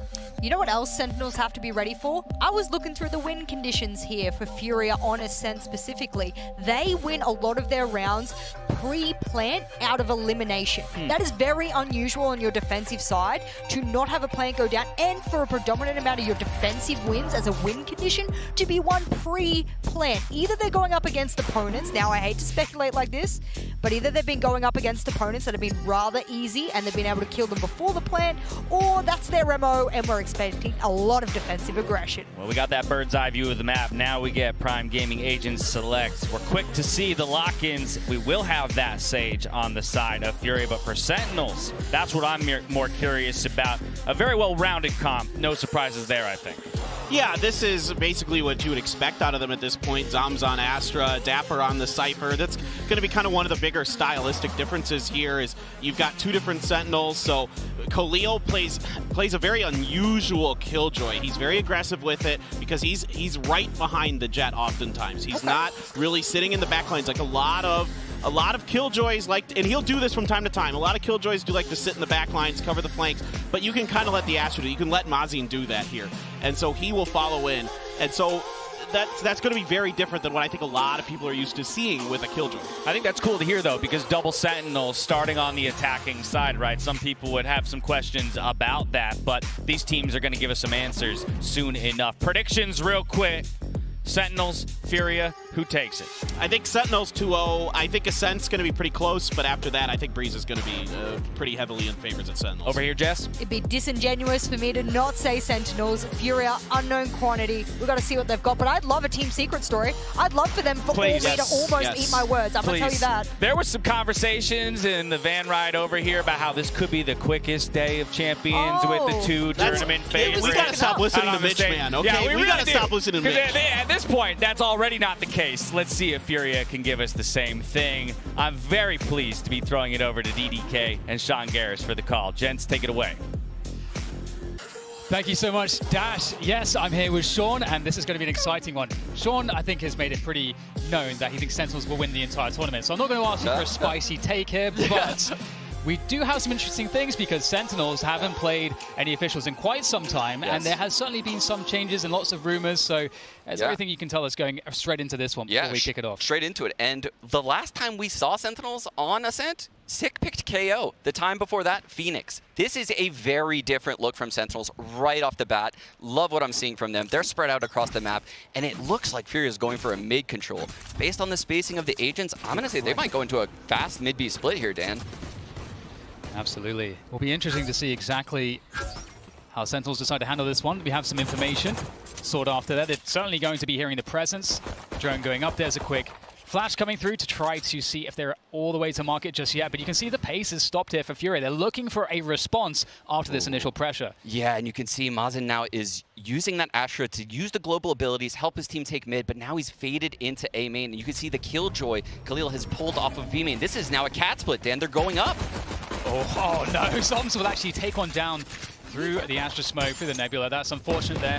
Exan will fall, and it is slow progress to the site here, but QCK able to pick off one. Spike looking to get planted on the site now. Retake effort is coming through here. There's a quick flash, and Sentinels will be slowed slightly by that Nano Swarm. Perfect timing on that one as they look to go for a quad peek all the way up from Rafters here. And Tens, of course, kicking things off quite nicely, finding a quick headshot. The return, though, from Fury as they look to hold this one, but two players stuck, isolated underneath Rafters in hell. Shazam will make quick work of NCR, and it's looking like it's getting a little bit tight here for Sentinels as they're moving in. Still some time left. There's the pressure on that Spike. Mazin will take down Shazam, and it's leaving it all to Sick here. Two places to look. Not sure exactly where the other player is. Doesn't know that he's in hell, and that's it. Khalil will finish it off. Very well done from Furia, holding their nerve throughout the rounds. Excellent round there from Fury. The spacing on the site hold, the Sage putting the wall up. QCK put the wall up right there at Tree, Dan. Peeked over the Nebula, got the frag into Heaven, and that was the initial trade that got Fury into the site. They stopped the 4-out Heaven push. I think it was a little bit of a mistake, though, from Sentinels not breaking the door prior to going in. It was such a telegraphed one-way retake from them.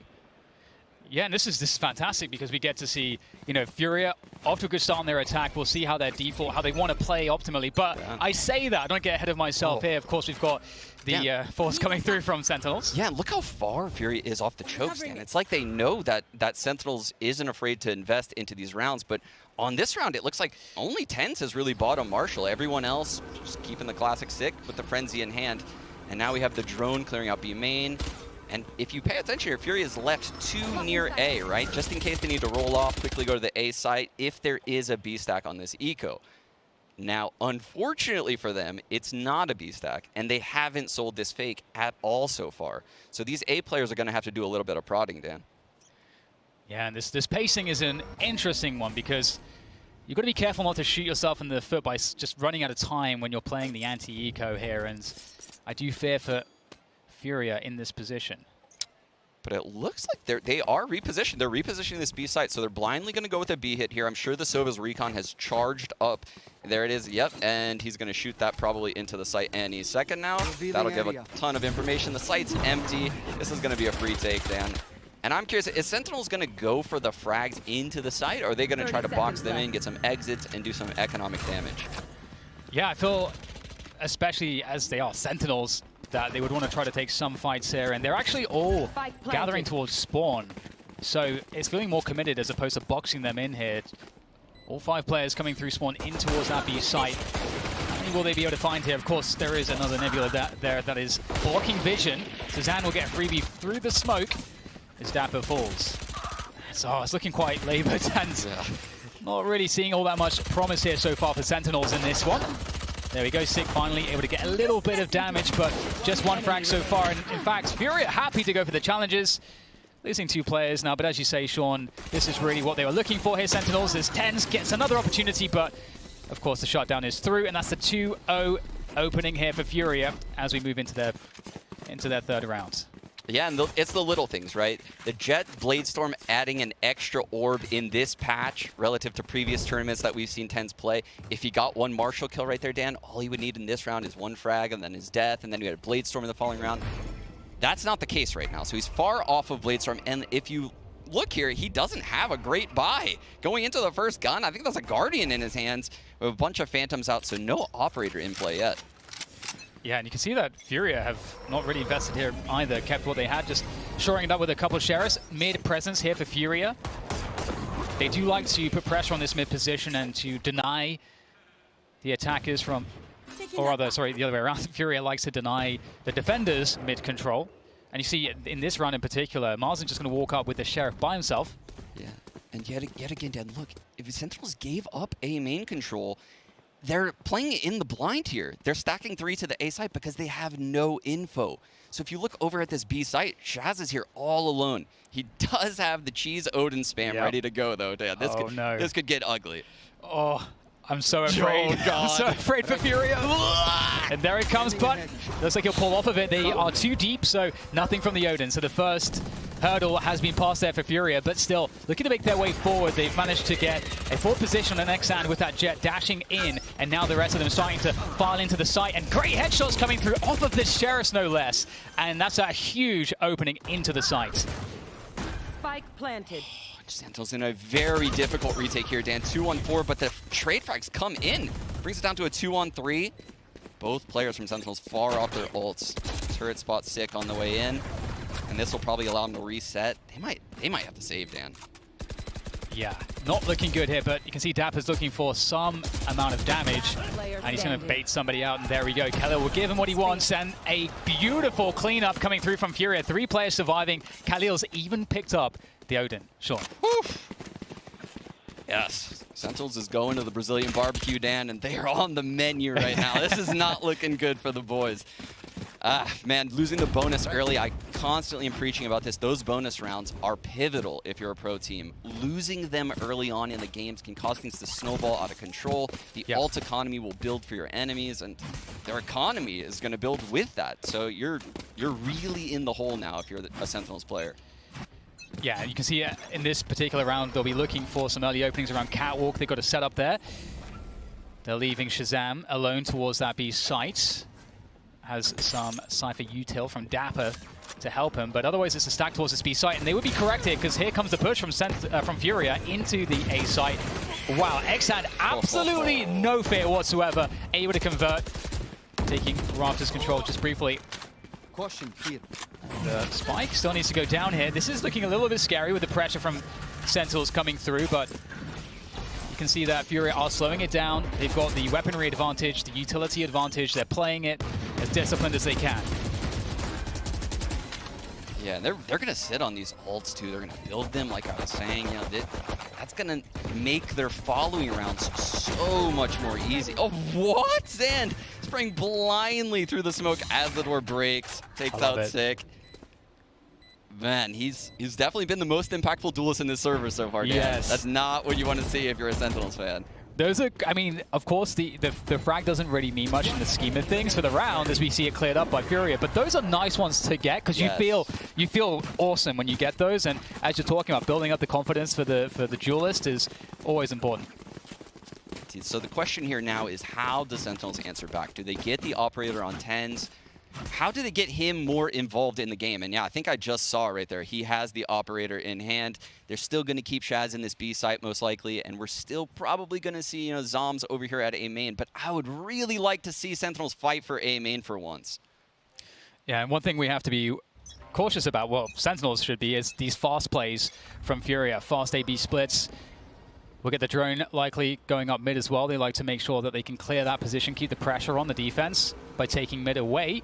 So the drone goes up early on here for Furia. And it broke the trip, Dan. It broke the trip for Mazin, so he's now lurking mid with no trip there. But here goes Tens. He's looking for information. I think he's heard a step. Oh, there's the dash.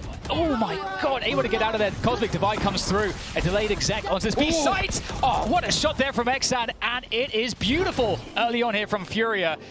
They have come to play. That is so sick, Dan.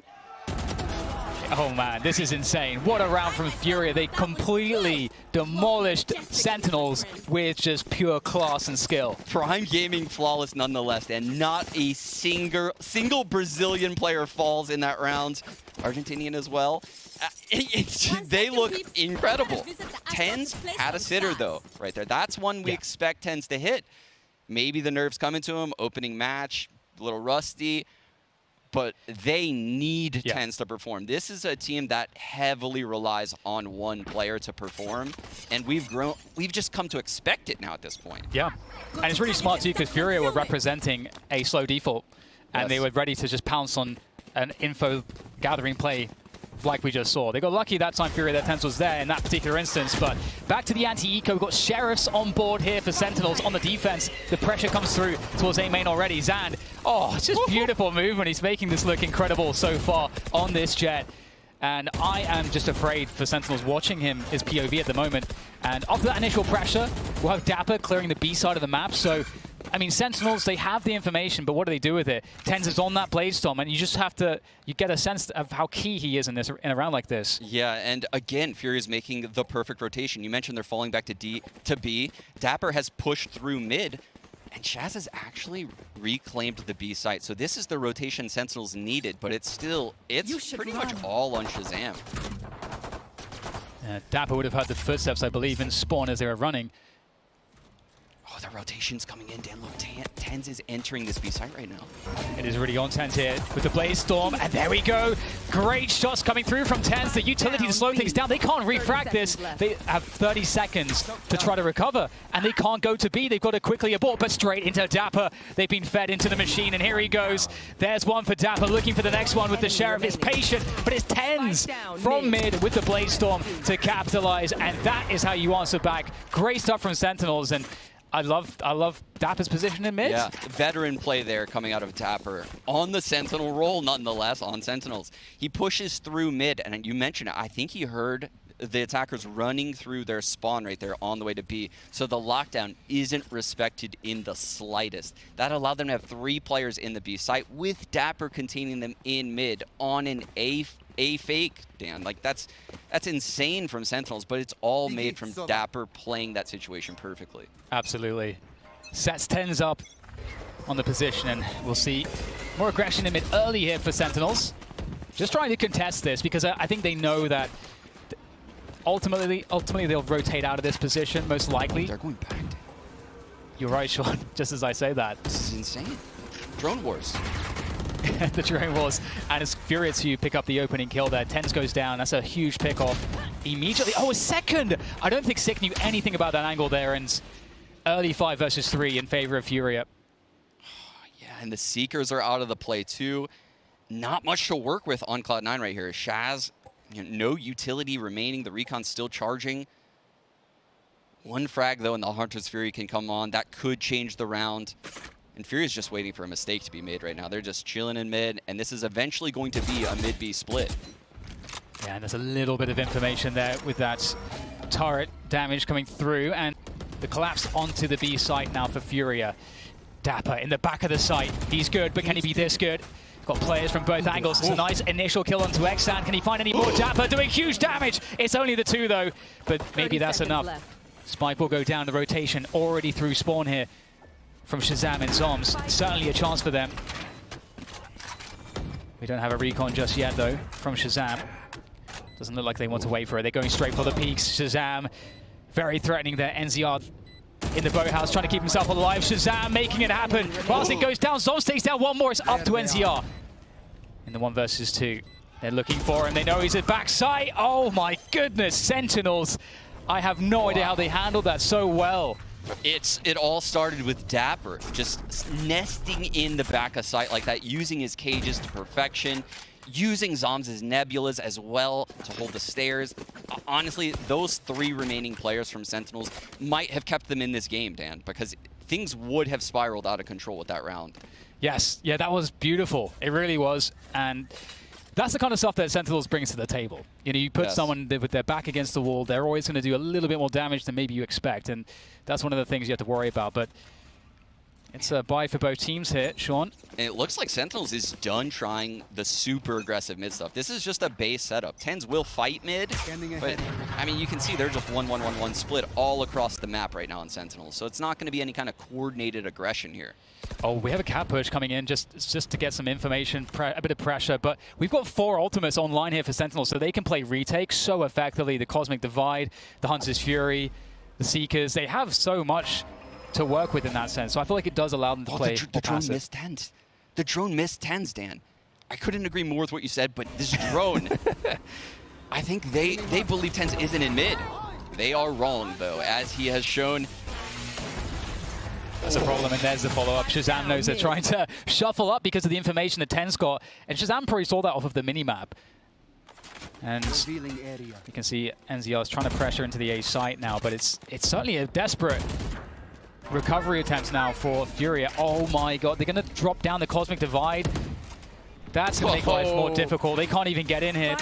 And that's a spike that's just down in front of them for Sentinels. It's just full control right now. It's really just not fair, Dan, when you have to run through a Cosmic Divide into a smoke, into a gravity well, you know, just one agent. It's interesting, though, Sean, because I feel like that's a lot of respect that Sentinels are giving Furia to use the Cosmic Divide, because they had quite a big ultimate lead, and they're like, we are just going to guarantee that we win this round no matter what. They needed to guarantee not only that they won this round, though, Dan, they needed to do it cleanly, right? And right now, no one has died on their team. They're looking at a Prime Gaming flawless, but they need to build an economy if they want to come back in this game, and this is a start. Yeah, it certainly is, and that's the thing too, you know, Sentinels looking amazing right now, which is great to see for a Sentinels fan, especially after what was a very scary run of 5 rounds from Furia. But at the same time, Furia, they still have 5 rounds. If they only get 1 more round in the half, that's still like a good half for Furia. So lots of work for Sentinels to continue to do, and it's going to be interesting to see how that shapes up now as we have another bye round for both teams. And Tens is on this B site with the operator. Dapper here as well. Shaz on the rotate into mid, so they've moved Tens around, and I think they have the right read. Cam in the window early from Dapper gives some info that this is more than just a B default. Yeah, that spot there, I think that kind of blew up this opening for Furia. They're just holding position now, looking for a response in mid. There goes that drone. We saw that before. They've done this before. They drone mid, and then they delay push, delay exec into the B site.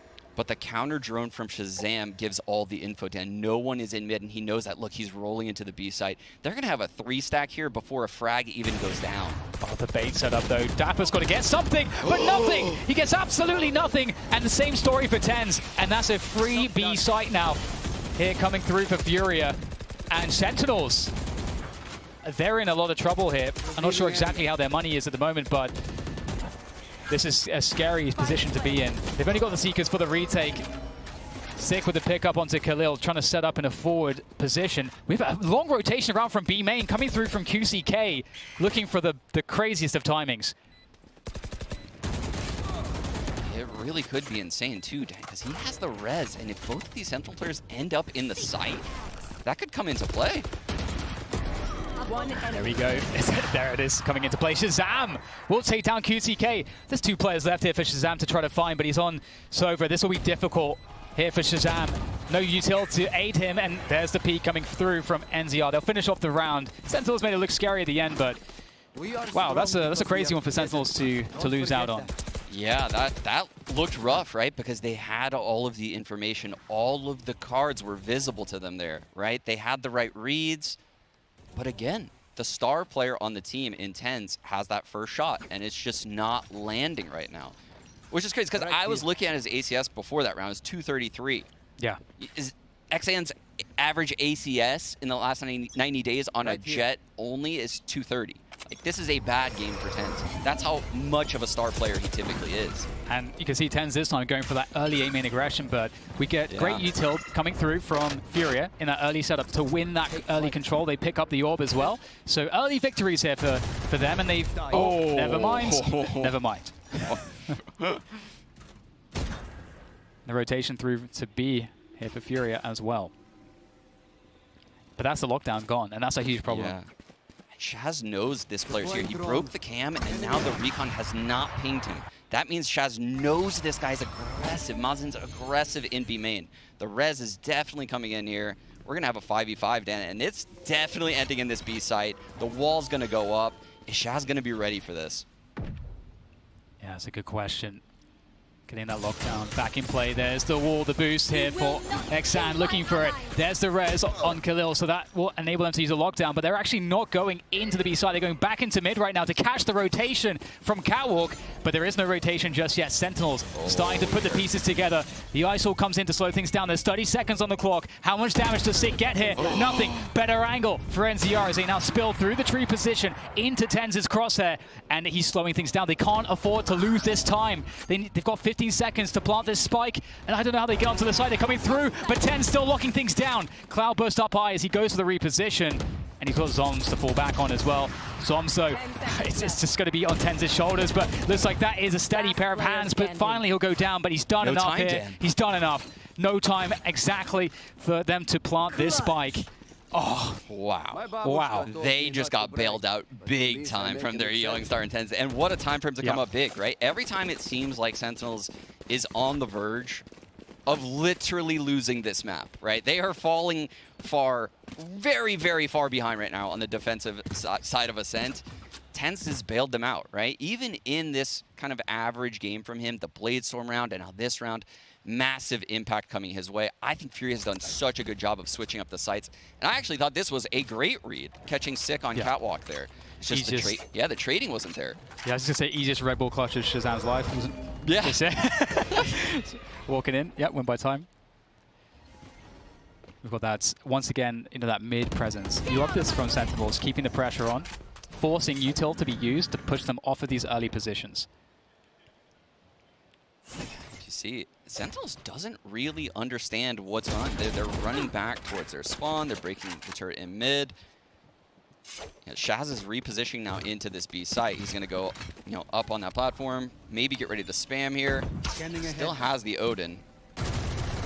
Out of charges. Yeah, Khalil has that lockdown that they were going to use or were thinking to use for that previous round. So it seems like they want to get the lockdown play in again. That was an interesting little... Shaz just used a shock dart, and like you said, this lockdown's here. It's not going to get broken. Oh, I think Shaz has been tagged. Yep, he'll go down. That's a big Hunter's Fury coming through there from Fury, but still have Dapper in position. Can they take down Dapper? They can't get past the angle just yet. Xander at the back is looking to do all of the damage. He'll take out Dapper. That will unlock his other players to get into the site for the take and for that spike plant. But 30 seconds left. TenZ is ever dangerous.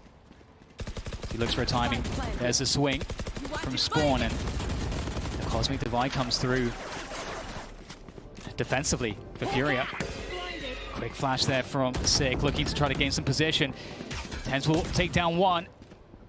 It's looking quite labored here, but still good chance for Sentinels as they try to make their way forward. Sick able to take down one more, and a very desperate push from QCK, trying to find the timing, and that leaves it all down to NCR. They know that he's locked out by B main, and here comes the pressure. There goes the defuse. NCR gets one. Does Sick go for the stick? He tries to go for the spam. He has to run it down. I don't know if he has time. Sick not coming off of that defuse. My God, Sick with nerves of steel is going to win that one, and Sentinels pick up the round. Wow, just the jump, Dan. Just the jump to get on that ledge was enough time for Sick to finish the defuse. I thought when he switched to the Phantom, it was the perfect play. He would catch the defuse. Everything was going perfectly, right? Wow. That is so lucky. I feel like Sentinels is so lucky right now in this half to have 5 rounds, Dan. Yeah. They need to buy a lotto ticket or something after this game. This is unreal, some of the clutches they have won in this half. And going into the last round of the half, we have not a very good buy coming through from Furia. We'll have to see how they play this one out. TenZ will take out that Bladestorm and see what he can do with it in this final round of the first half. We have, of course, Control for A main with Furia. And I think Furia have a sense that it's this early cat presence once again. They've seen it a couple times here from Sentinels. Spike dropped. Triple setup on Catwalk. And I think at some point this round will probably go to Catwalk, because every time there's been a heavy top mid presence, that's where the strat goes. Yeah, Furia with a slower pace than perhaps you would expect against Sentinels. Dan, I will say the Nightmare Fuel is that quick walls off this tree position. He's done it before. So they can single off TenZ and then just leave these two out of the picture, and the A side is theirs. That could very well happen right now, because we are grouping for a Furia cat hit. Yeah, they're looking to set up an info trap here as well with this pause. I think Furia, they're looking to catch Sentinels playing over aggressively, but they're not doing it there. Content with this. Oh my God, that's disgusting from TenZ. How does he find a headshot there? Picks Xand out of the sky, and now 4 versus 4. More frags from TenZ. It absolutely is the TenZ show right now. And what does Furia do here? They managed to get the spike planted. However, TenZ is still alive, and that is obviously a problem. Here he goes, tries to find the pixel angles with that Blade Storm, but Marsden will take him down with the Guardian. 1 versus 3, and, well, never mind. Sentinels pick up the final round of the first half, and they're going to equalize here, 6-6. And let's not forget, we had a 5-0 streak early on from Furia. A 5-0 streak with so many man-up scenarios after that too, right, Dan? It feels like this is at least an 8-4 half for Furia, but it ends 6-6. Both these teams are tied, and honestly, I don't know what Sentinels has in store because, like I mentioned before the game, we haven't even seen Sick on this role on attack side of Ascent.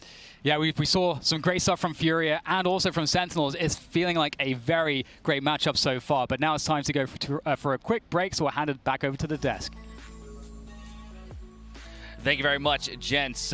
Equalizing there, Sentinels did to bring it to 6-6 on the first half, putting 6 of the last 7 rounds together in order to get us to that point. But paper thin, I think that's where we got to start. The fact that they were even pushed the way they were, and in a lot of ways it happened the way you said it should. If Furia rather wants to take this, they've got to bring the fight, and they got to bring it early on the attacking side. Yeah, it looked really, really good for them early. It was kind of what I wanted to see. Aggression, you know, measured aggression. Though it's not like they're just kind of, you know, going at it from the word go. They're getting a little bit of information. They're hitting some good shots. They're following up off of each other. Some great combos with their utilities, and then all of a sudden the Sentinels start to turn it around. It's the classic Sentinels download. You give Shavs a few rounds to kind of figure you out and start to look at the the ways or the tendencies that the team has. And I'm going to call out round number 6, the first one they picked up. It was an eco round, and it's Dapper pushing up into mid to get the positioning, to hear the footsteps on the KJ,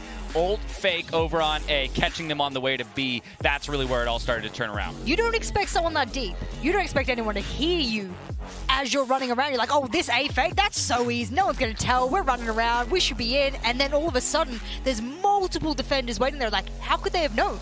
How could they have read this? None of us knew until you pointed out Paper Thin before. He's like, hang on. I think one of them was pushed up deep. He heard the footsteps. Imagine that's how you lose one of those crucial rounds, and it's very expensive as well. And while it was Dapper with the positioning, as the rounds went on, it was TenZ who was finding the shots. He's top fragging for the team. We called him out at the top of the day. It's got to be the superstar. If you're going to take the World Championship, this is the guy who needs to perform every step of the way. Yeah, he was a little cold to start. You could tell he was having a little bit of trouble dealing with these coordinated, aggressive pushes, especially on the B side. They move him over to A. They put him in some good positions where he can start getting some frags. He does a nice job in middle. He gets undetected there that one time, gets the free op shot into Khalil. He's doing a lot of nice stuff, and once he gets that op in his hands, he's so nasty to deal with. Well, he's map positioning. I just wanted to point out, we were talking about the turret play there from Fury, and we're like, well, he knows how to just dip dive and dodge around all of those little areas that he doesn't need to be, and he doesn't want to be caught out. So I think that's something to show that the map knowledge here, even though Sentinels haven't played this in a while, is still coming out strong. 6-6, we are deadlocked even coming out of the first half. We dive into the second half, going back over to DDK and Sean Garris to see how it all plays out. Thank you so much, Dash. Absolutely. What a match so far. Without TenZ, Sean, without TenZ, I fear what would have happened to Sentinels in that first half. But they rally it back 6-6 as we swap sides. It's truly the crown jewel of NA after that half, right? But look at this. Oh, my goodness, Dan. We have a mid collapse from Furia and mid gathering at top mid from Sentinels. There's going to be a bloodbath. And we get a trade on to Mr. TenZ straight away, but here comes Xan down Cat, and he looks like he's hungry to push the issue all the way. The dash is able to help him survive, and backing away is difficult. It does have support here, but that cage from Dapper enabled him to isolate Xan there, so that's just Dapper with those Cypher things. But still, 3 versus 3 on the reset with over a minute to go. Sentinels have plenty of time to figure this one out. Dan, is that an Astra with a Sheriff on a pistol round? Mazen is such a Chad. I love that. I love that. Sentinels regrouping for the A hit here. And this is actually a great setup from Fury. They have the Sage in the site, QCK making first contact. And I mentioned Mazen on catwalk. He's going to be quick there to rotate.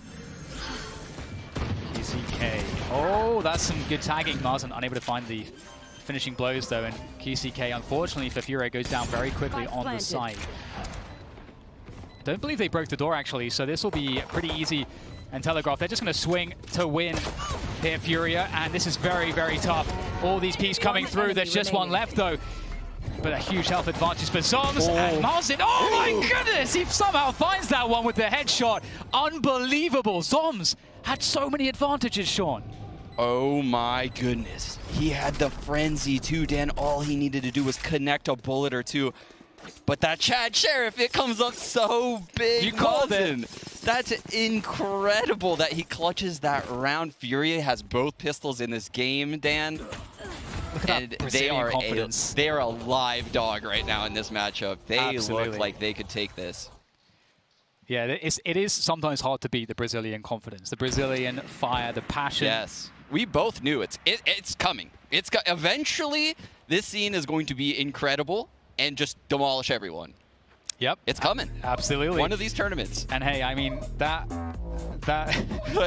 sharp shooting with the Sheriff from Marcin may have been the reason for the tag pause here. Yes, I would probably break a monitor. Absolutely. I mean, this is crazy. I mean, as we were discussing previously, we have more of a moment to go into some of these details here. We do have changes for Sentinels. You know, there are the rumors that Shaz will be on Sova, predominantly, in fact, I think all except Split, where he might be playing Sky, and so that's one big change. And we haven't seen much data on this team, so it's hard to know where they're at, even though they're such a top dog. Yeah, it's one of those things where Shaz always played a little bit of Sova, right? Never a lot before Tens joined the team, right? He was always playing Jett. He even dabbled with a little bit of Reyna before Tens joined the team. But ever since Tens joined, he's recognized the fact that he's the in-game leader. He has this star player, this special player on his team that should be on the star duelist role. Shaz, you know, selflessly gave that up, and he's now taking on the Sova role. He's way behind as far as practice goes compared to the other Sovas, but I think he does a great job of finding new arrows and, you know, making sure he's getting the ult economy going like a lot of the other top Sovas are doing in the scene. Yeah, definitely. And I'm looking forward to seeing how it starts to flow as they get deeper into the tournament, because I think that's at least the assumption I think most of us have. There's going to be a lot of games that we should probably be seeing from Sentinels, but getting back into the game a little bit and talking somewhat about Furia. Sure. They've got the Sage, and we've seen that the Sage Catwall defense come in vogue, and so that's going to be, I think, a point of contention that should be quite interesting and dynamic that I'm looking forward to here for this matchup. Is there any points around that you think is particularly interesting for you? Yeah, I'm literally smiling because I was thinking about the Sage right now. I was thinking about all the innovative things that they did on the attack side, right? I say innovative lightly. We've seen all these things before, but the wall at tree where, you know, QCK was able to peek over that, get the frag at window. The wall at A main, we're peeking over the Nebula at A main, gets the frag onto Raptors. There's so many of these little quirky walls that gifted frags to either him or his teammates, the one in B main. How are we going to see that happen on defense right now? Because now, you know, he can control the flow of a round. So I guarantee you there's a lot of trick walls we have coming our way. But right now we have a super heavy mid setup with 3 players, one that we mentioned, that Sage, and an alarm bot between them. Yes, and we don't have a drone from Shazam around market, so I don't think we're going to see that kind of drone take it. They're all grouped up, though, looking to go together, I would imagine. But Furia, as you noted, a lot of mid presence. Not the team spotting anything just yet. Both teams wanting to see what the other team is going to do in terms of first action. Yeah, this is a terrifying setup, actually. I would be willing to bet this is a bit of a counter. Maybe Furia has a read that Sentinels likes to clear out mid on these rounds and then go into a site hit, right? Trying to pull a rotation into mid. They like to break this alarm bot, and that's why they put the alarm bot in the middle. It's a bait. They're trying to actually force Sentinels into this bait setup. And the last thing you want to do against Sentinels in a round like this, where you've picked up that pistol, is give them the opportunity to pop off with the Marshal or the Sheriff, and give them that long-range damage. That's how they get into this round. So you can see that's being completely denied. A mid-round or even late-round drone comes through. That gives a lot of information to Furia to help them understand how to position. But with that said, rotation is looking like it's coming here for Sentinels through to Cat. What a read, too, because if you look at this, the Astra is solo in A Raptors. This site is definitely going to be lost. The plant will certainly go down. And there's going to be a 5-on-5 retake, Dan. Yeah, and I mean, there should be a lot of close-range engagements for those SMGs to really pay off, but Marzen actually ahead of the Nebula here, looking to find some early damage. Knows where the spike's being planted, can call out the gen plant. There's a whiff, though. Or did he get to... Actually, no, he got tagged. Who am I kidding? It's Tens, of course. You can see the pressure coming through now as they set up the retake. Oh, that's a huge wall, and that is going to trigger 4 kills in quick succession from Furia, and there's no response because there's a big fat wall in the way. Zoms, though, biding his time. They don't know where he is, but there are plenty of players to cover every eventuality. What a setup from Furia. What a setup. It's actually incredible. The walls from QCK have won so many rounds for Furia. This Sage has been pivotal to the success, and that's something you rarely say when you watch these pro games of VALORANT. The Sage just seems to be a support player. They do a little bit of here, a little bit of there. This is like very impactful walls we're seeing out of QCK in this match. And it gives them that prime gaming flawless, and that's so important. We also saw Furia capitalizing quite well off of the first pistol in the first half as well, and just playing out these anti-ecos really effectively. That's always a very good sign as we go into this next round. And look at the difference here. So Marzen as an Astra, unlike Zoms, is aggressively peeking into A main, right? He has this info. He's forcing people to take this line from him with abilities. So that's a piece of utility Sentinels will need to expend to push him off that angle, to force more of a rotate into this A site, because otherwise we're still dealing with the triangle setup on mid. Trailblazer coming through into mid to spot information, but that gets shut down. So not a lot of info garnered from that one. Here comes the clearance. That's a fantastic shock dog. There's that defensive reaction with the Ice Orb. Xan able to get out of position as well. So a minute left, and this is good information, good clearance of utility from Sentinels so far.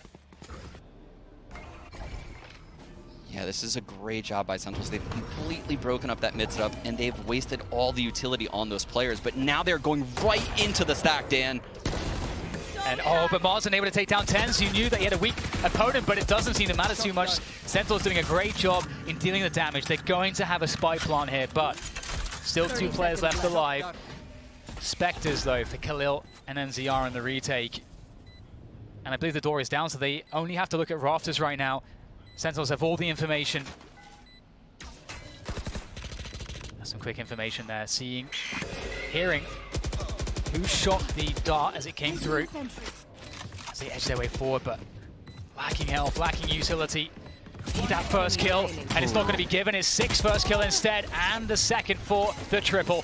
And Sentinels, beautiful round, really. Yes. Such a great mid-round to late-round play.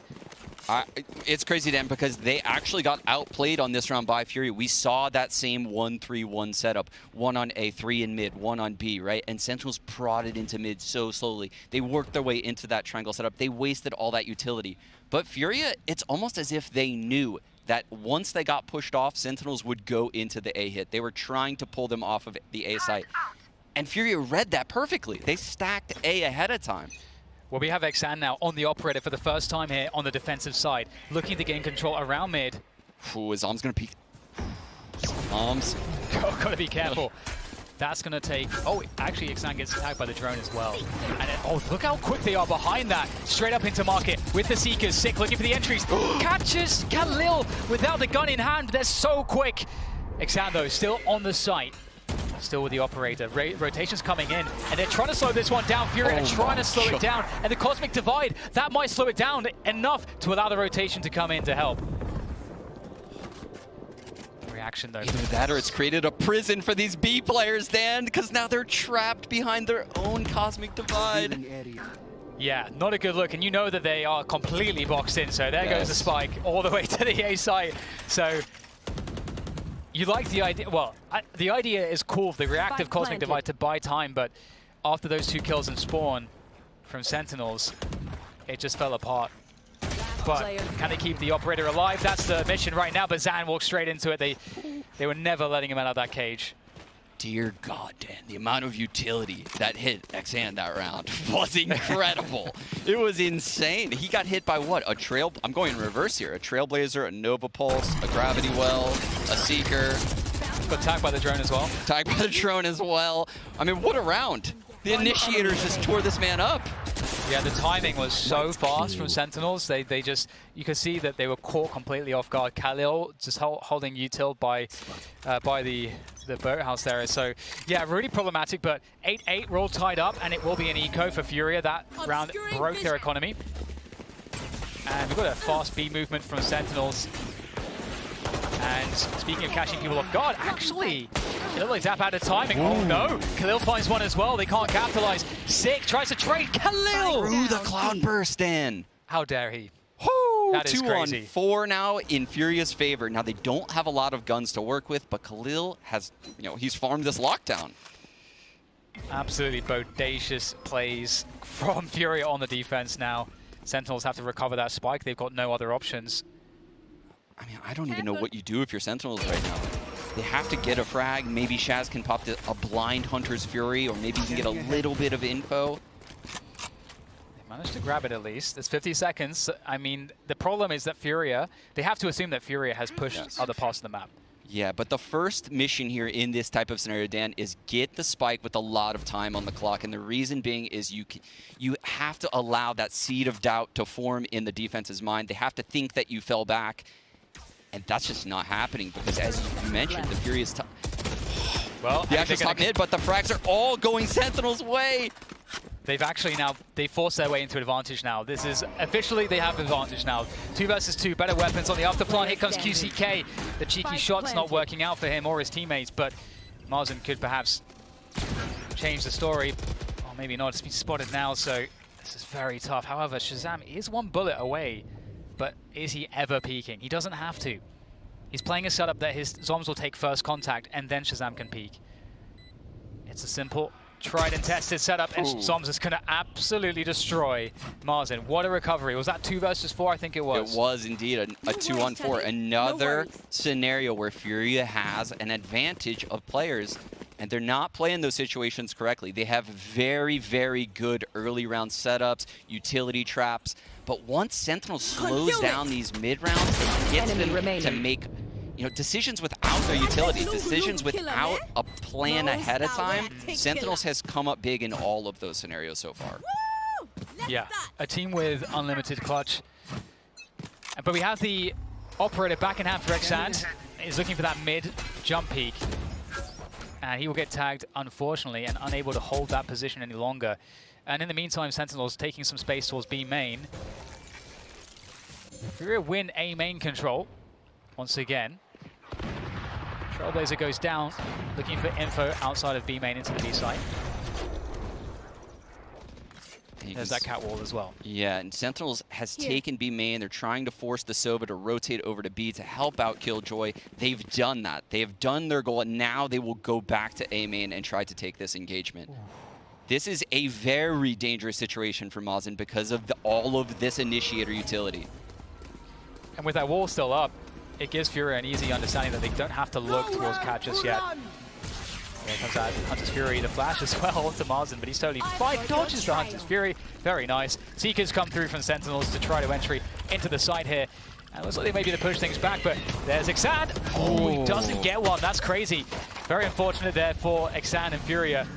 Sentinels start to spill into the site, and there goes the spike planting as well. And they've got a great hold here. This is going to take a lot from Furia, but they are just losing absolutely everybody. Look at Shazam go, and Sentinels will shut it down. And that's a huge round to win. That's where you want to see Furia come back into it. Yeah, and that's just one of those classic veteran rounds, right? You can feel it all throughout the round. The trip is set up over at A. They're trying to fight a little bit for mid control, but they're really, really pushing back B main. They're fighting for the orb. They're trying to filter rotations into this B site.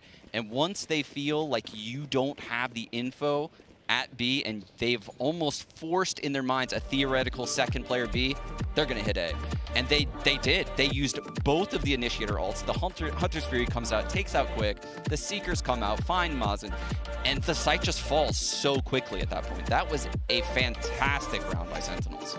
Yeah, it truly was. I mean, we're seeing a lot of great stuff from Furia, but certainly the experience of Sentinels is shining through at the moment. And I think for the sake of context, it is worth mentioning that for Furia to have a solid chance of winning this series, their best chance, they have to win the first map. Going into the second map, you would have them at a big disadvantage, as in general, you know, we see that permaban being bind, but Breeze is a map that they don't tend to play too much in general. So this is certainly going to be a better look for them than their average Breeze game. Yes. So we'll have to see what happens when we get to Breeze. But from what we know and understand right now, there's a lot of pressure on this one for them. Exactly. I hate to look ahead, but yeah, like you mentioned, they haven't played Breeze since, I think it was August. It's been a long time. So we still have a lot of rounds here to play, though. 10-8, Sentinels in the lead. But they finally have this economic advantage, the round advantage, and you have to feel like all of the momentum has shifted into their favor at this point. I totally agree with you. And sort of do quite well off of these pistols previously. See if they can do it again, although they can close that one. Oh, Sentinels. I was going to say they're playing that kind of very passive anti-eco setup in the early round, and there we go, we get a catch. Marzen goes down towards A main. And this stand is just, this is what happens when you run a default, right? And what I mean by that is Zoms has done this every round. He's played super passive around A. I even pointed out earlier, he gave up A main control, right? Marzen's kind of wondering in the back of his head, can I just push through this? Is anyone here? I mean, you would hate to go through the whole match and have there be no one there when you look back at the VOD. So he tests it out here, gets burned, and now look at this 3-on-5. Shaz runs. Wow. What? He just doesn't give a damn. Spike planted. Doesn't give a damn, Shazam. The man through the smoke, but it's going to be tough to get some damage from this one. Sentinels, you know, they saw the Brazilian confidence and they're meeting it with some of their own. It's a nice little frag at the end of it, and if we're going to get a comeback from Furia, well, we've got 4 ultimates. They're ahead on the ultimate economy, and so if it's going to happen, it has to be now. Sentinels on 11. This is now Furia's best chance to get back into this ascent. Yeah, and I think they really need Xan to come up big. He had a lot of key moments in that first half where he was creating space, getting some first bloods on some of those rounds in the first half, but he has been absent in this second half. He's having some of the same struggles we saw TenZ have. But I will give credit to Sentinels. Their initiators and the utility they have used across the map has helped that tremendously. Yeah, we can see that. We've got Sage there, QCK in market. 3 players here, quick to a response on the defense for Furia. Oh, Xander's in a dodgy position. Oh, they'll shoot out the Trailblazer for him so he can get the pick onto Dapper. Beautiful early setup there from Furia. There goes that wall in mid. What does that tell Sentinels? They're starting to rotate very quickly to Catwalk. Yeah, what it tells them is that Sage was mid. She wants to rotate as quick as possible to B to help the teammates out, so they know 3 people are B. They're trying to quickly come into this A site. There's the tree smoke going down. 2 by A main. Getting slowed down, Dan. Yeah, the Hunter's Fury comes in too, trying to catch them going through toward tree, but 50 seconds, there's actually a lot of time for Sentinels still. They walk through. Oh, the angle from Khalil is great, and Marzen's there to back it up. It's TenZ on the other side of it, though. And it's just TenZ and Zoms. They're split. 1 A main, 1 Catwalk, and time is against them now. 40 seconds to go. A full rotation from the defense of Furia on this A site. They don't have to give anything here. They can force Sentinels to go deep, but Xan wants to take control of this one. But there's still TenZ, and he has a Blade Storm. Again, not much time here. TenZ needs to get the action. And they're going to give it to him, and he's going to get caught by NCR. Beautiful finish there from Furia.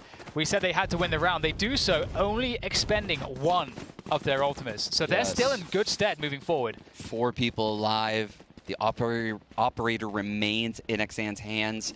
That is the perfect round if you're looking for Furia to win this game. Sentinels has a lot of money to work with, though, Dan. They're going to be able to buy this round and potentially another round after this due to the Blade Storm on TenZ. So Furia has their work cut out for them right now. They're going to need to string together rounds. And Sentinels, they're spreading out in this base default, and Xan's going to get aggressive on B again. Can he find anything? Oh, we know that Dapper wants to do it. Waiting as long as he could, hoping that Dapper would peek behind that Trailblazer, but no. Dapper knows better. And there goes the drone. And Dapper's going to try to deal with that one. Everybody else evacuates. So we'll get a fast rotation from Sentinels towards A main. A main has been Marzen's territory, and they'll hear the pickup of the ultimate orb. Yeah, And meanwhile, QCK has taken control, B main walled, and is on the wall. All of the info den, the stack is coming into A right now.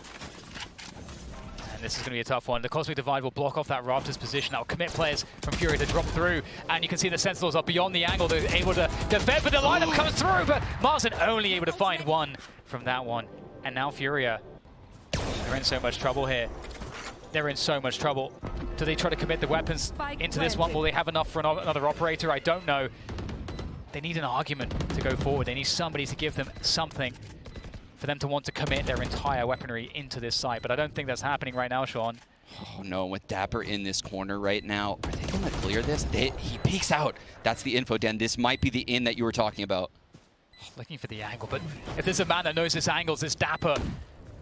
Trying to tease him out here, but he's so patient. And just continuation spray. He expects a trade fragger to come forward. And they are committing at least one extra, well, 2 extra guns there. Xan will escape with that operator, but 12 rounds to Sentinels coming up. Yeah, and I mean, not many teams in Valorant have come back against the leading Sentinels team, Dan. This is a graveyard of losers. Not many teams successful when Sentinels hits this 12th round.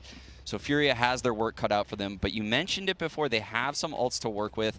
The Res is there, the Bladestorm is there, they have an operator, the Lockdown's there, the Cosmic Divide's there. They have so many things to work with, right? Yes. So 3 rounds is not out of the question. This is not an impossible comeback for Furia right here. And they have the alarm bot deeper into mid now. That tells me Furia isn't going to play aggressive here this round. And they swap Sage QCK back to A main as well, so they move QCK around a lot.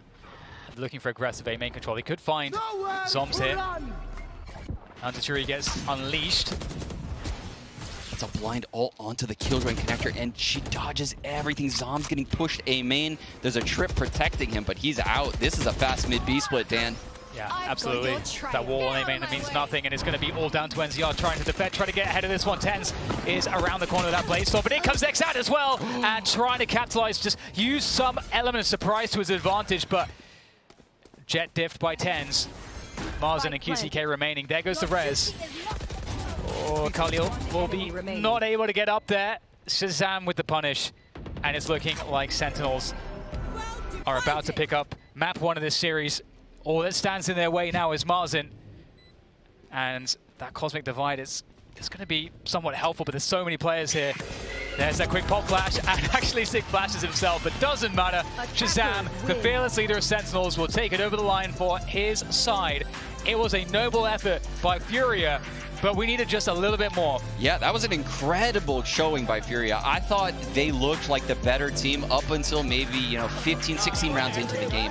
But once Sentinels got their footing, stabilized, the nerve shook off of Tens maybe, they really settled into this game, and they looked really, really solid tactically on the attack half. Yeah, and it's interesting, right? Because we haven't seen Sentinels, the addition that's playing at Champions just yet. As we had mentioned previously, not much data on them. They're definitely a team that everybody's watching out for in this tournament. We have Shazam now on that Sova. We're going to see him on that role more often. And we're going to see top fragging. Yeah, yes. There you go. Yeah, at the top of the leaderboard, an ACS of 291 on the Sova roll, ahead of Tens. Ahead of Tens, Dan.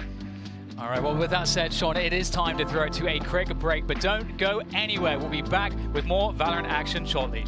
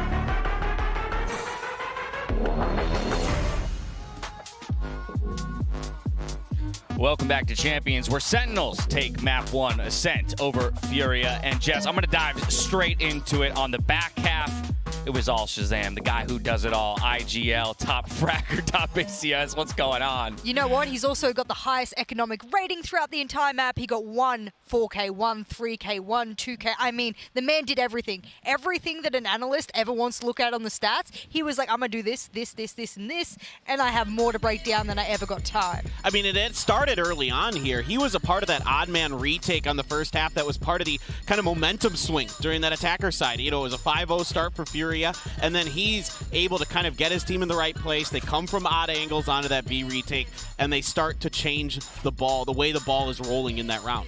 And while we celebrate Shazam, and rightfully so, I also just want to mention Khalil on the other side. We highlighted him before the series even began.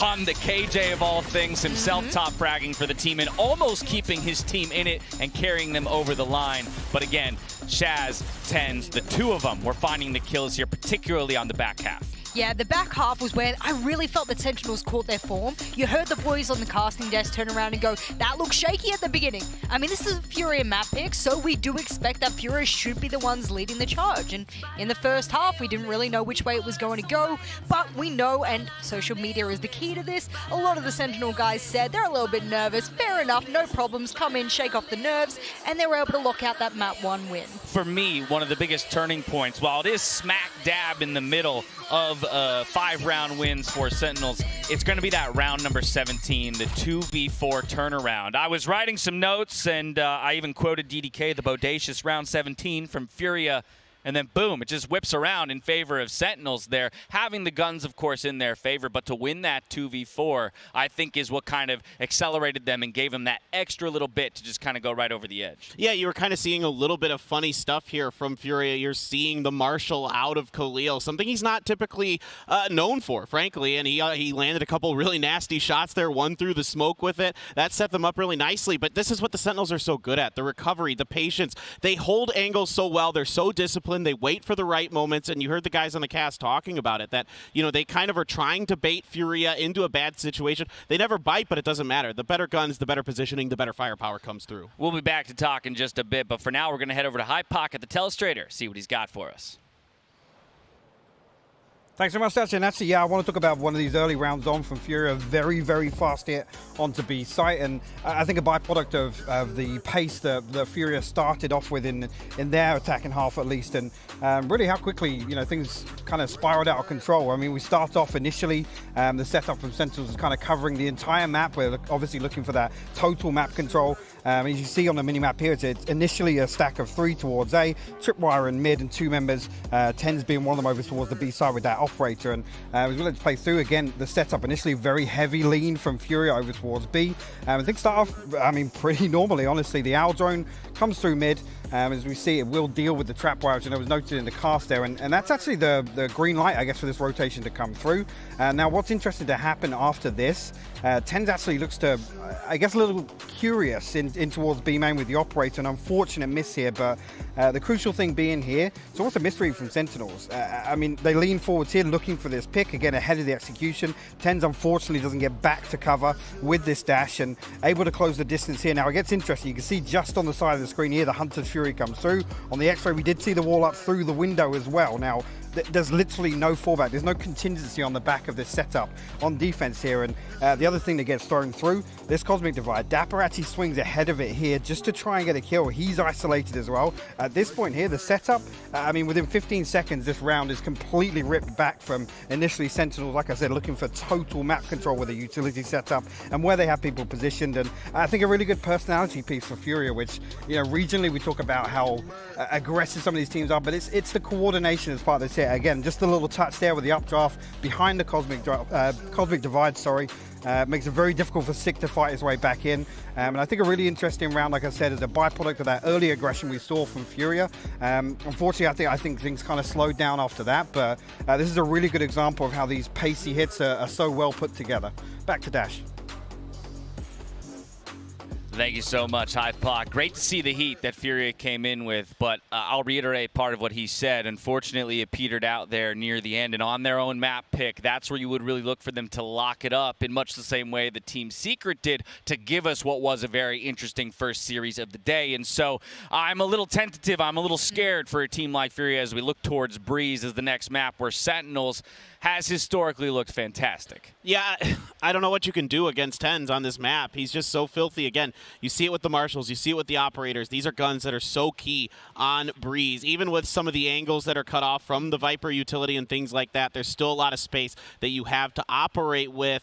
And so that's why I really look to, are we going to see kind of a response with the snipers from Furia? Yeah, I mean, whatever you throw back at the side of sort of Sentinels and at 10 specifically, because we're going to a map where we expect him to be the space maker. Whatever you throw at him, it has to be good. Unfortunately, I also think it's going to have to be in numbers. And that's a big map to have to draw numbers across one side of the map or the other. So that's my problem with that. You're going to have to commit. Once you commit and you start losing bodies, they hit the ground. What do you do? What's the redundancy? Things will topple. That's a snowball, and we're not on Icebox, baby. We're going to be hitting the hot Breeze. Yeah, we saw that a lot in Series 1. It was a 4-1 split, you know, defensively. Of course, it's Sentinels who's going to be on the defensive side to kick things off, but we're also going to take a look at how the players are warming themselves up for this second map of the series with our Aim Lab pre-match shoot-around mechanics that I wish I had. Shaz, the top fragger, making sure he stays warm with those fingers so he can keep clicking heads. And I wonder, too, how Tens is doing in that firing range because, again, we talked about him on Breeze, possibly the best Breeze player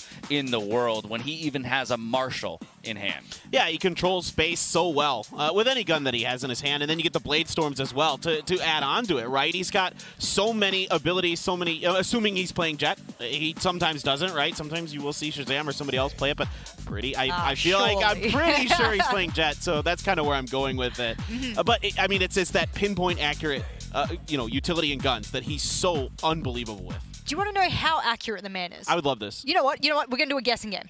Oh, boy. Guess on attack in the past 2 times they've played this map. Tens is ACS. I'll even let you within a range. 320. 320? I'll go 340. 400 and wait, 454. No. Oh, You're just making stuff up, right? Yeah, I'm just getting on the desk and I'm like, you know what? I'm just going to be a Tens fangirl. That's what's up. 454 in the past 2 matches. That's on attack. We know that's where he's going to reign supreme. You're a little bit closer on defense. That's it's gross. 390. That's just gross. But that's okay, well, they start on defense, so 390. Maybe that's surmountable. I don't know. As we get a reminder here as we jump to the giant AR map, we've mentioned this before, but it is a key factor when it comes to Breeze, the open space.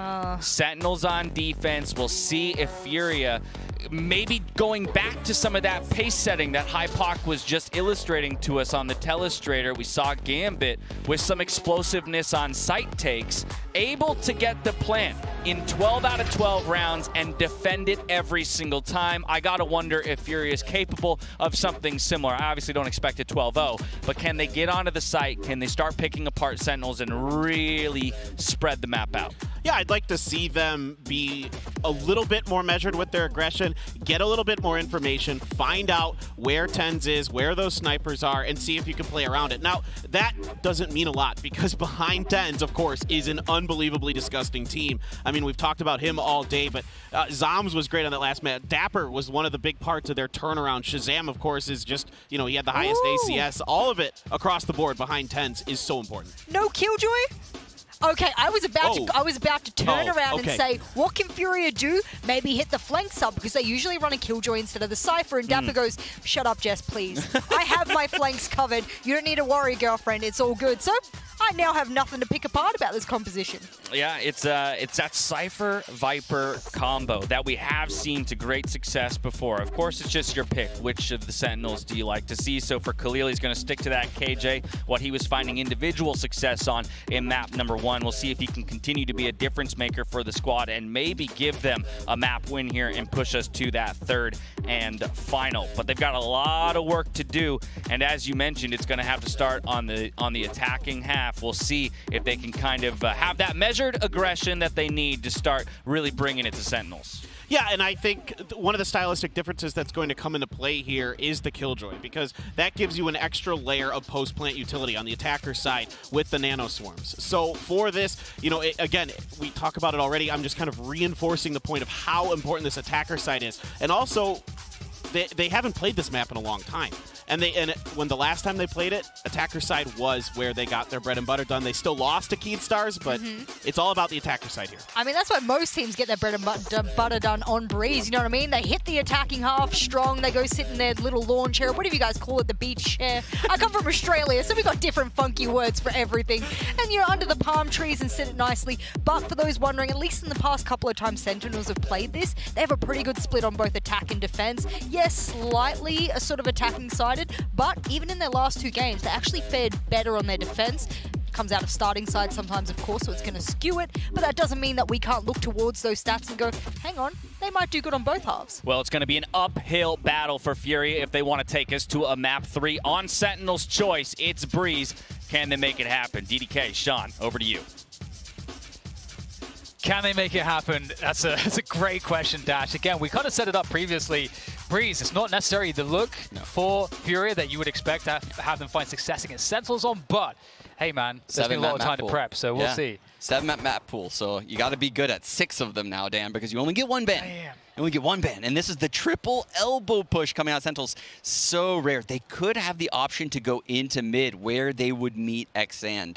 Right? I'm curious to see how Mazen is going to play this Sky over here at elbow. The coordination between Xand and Mazen is really going to affect how this round plays out. Yeah, will they be ready for the aggression? Tens creeping down mid, gets a couple of spots, the damage comes through. It's Xand though to take down Dapper. Can he find anything else? Tens still out there looking for the damage, and he will get it off of the distraction.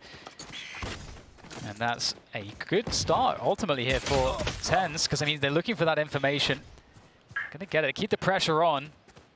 3 versus 4 now for Sentinels, as we see Furia beginning to move behind the wall towards that A site. You got Soms there as well, right behind that wall, and he's certainly ready to try to punish this one. Oh, he takes critical damage. Tens, though. Oh, that looked painful from a distance. Comes Tens once again with the Sheriff. He's everywhere. But look at this, Dan. Mazen is telling his team to come back over to this B site. You know, NCR is a little bit skeptical that there could have been a player that pushed mid, so moving at a snail's pace right now. But this B site is completely open. He has all the time in the world. The spike will go down. We'll be in a 2-on-3. And judging by the look of Mazen right now, he might take an aggressive ground on defender spawn, which would lead me to believe NZR is going to plant aggressively as well. This could get interesting. Yeah, because they have to assume a rotation's coming from the defenders by now, so not seeing anyone in spawn is a good tell for Furia for this post-plant. Oh no, caught out in the open. It's all on Mazen. He at least has a ghost, so has more range to play with, but the wall comes through. Oh wow, it's tagged immediately. Quick pop flash through. It's going to see 2 players, but there's nothing that you can do about it. No flash for 30 seconds, Dan. There's no time. Just touches the wall, and he's already down to 6 HP, and there is the defuse. You're absolutely right. Sentinels, very well done. Off of the mid pressure. That was a very tenuous scenario for Furia to try to contend with. Yeah, that's a very difficult scenario for Furia to deal with. I don't really see very often 3 players pushing out of elbow on B site, right? This was always designed to shut down any mid-aggression. So unlike, you know, the first map, Dan, which was Furia's choice, we now have Sentinels finally winning a pistol. I got there, Ozzy. That's a very good point. Oof. Oh, look at this. We have another mid-stack here, and based on the spacing, this is going to be an A split, but it won't even get there. They've got the force coming through as well. It's the Sheriff to kick things off here for QCK. Furia, 5 versus 4, but Dapper, don't think they expect him here. Dapper could come out huge. Multiple players, and there he goes for it. It's actually Dapper to take down QCK, but now they spotted him. Can't get more. Oh, well, there. He absolutely can. Xand will go down, but Mazen with the trades leaves it in a 3v2 advantage. Zom's now trying to play the element of surprise again, but Furia have players in position, and they were able to deal with everything Sentinels have thrown at them so far, but it's the hardest test last. Indeed. Tens remaining with this Guardian in hand. Spike still not planted, just coming into the site right now. Mazen planting in that right pyramid. Spike That's close. Nice, but then it's the Guardian. TenZ. Oh, he can't get anything done, Marzen. That's 3 kills for Marzen. Such an important player in mid, supporting his teammates, trading out, and it was a force buy. So Sean, yeah, Sentinels win their first pistol, but actually it kind of plays against them, doesn't it? Yeah, they don't like starting these matches off on the right foot, do they, Dan? And this was a round where it just seemed like they were trying to flex their confidence that they ended that first map in, and it bit them. It bit them real hard. They overextended into mid, and Furia hit some nutty shots to punish them. Yeah. A site was lost so quickly. Yeah, Furia have a great sense of where to take, but they understand where the map is weak. Yes. Quite quickly. Looks like they want to go very quick into this B site. They've got the wall up. 2 players here. Can they make the entries work for themselves? Flashes to follow as well. Still though, Sick holding with that frenzy at the backside, but surely not long for this world. So many players coming through, and indeed, it's going to be Dapper to be able to do something. Johnny peeling off one, it just have sneaks to the back lines, but just with the classic, will get denied. And 1 by 1, Sentinels not able to find the kills that they're looking for.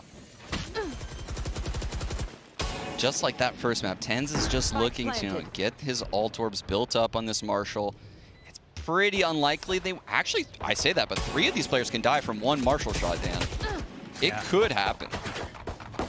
The wall kind of intermittently going up and down causes problems, and actually Khalil on the Killjoy, making it happen there, and that's almost a flawless, not quite, but 4 players survive, which is certainly key, because of course, Sentinels, they force bought against Furia's previous force buy, and the force buy wars have been won by Furia. I feel like I'm in some kind of force buy inception. Just everyone's force buying. You know it. Now, how does Sentinels approach this gun round, Dan? Because we have seen them play so aggressive in middle, and this is different, because now we have Shazam by the close A mid doors, we have Zoms locking down this A site, but again, we have Sick playing a bit aggressive over on B with a Sentinel player in Dapper. Very interesting combo. Fall back.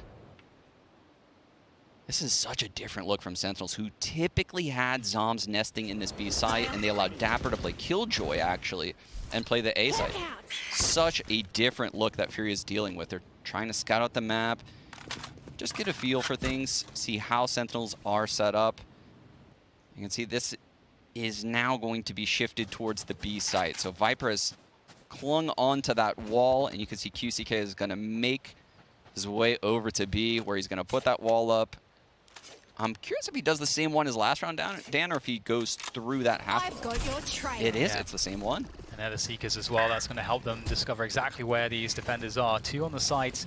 After playing close to the pillar, wants to try to get these forward kills, and will be stuck in the snake bite there, unfortunately for him. And backside 6 going to go down. Another good execute comes through from Furia. The Viper's pick comes in, but TenZ, he tries to get ahead of it. But again, look at all the vision that's just completely gone because of the Viper's pit. They're going to have to go into it.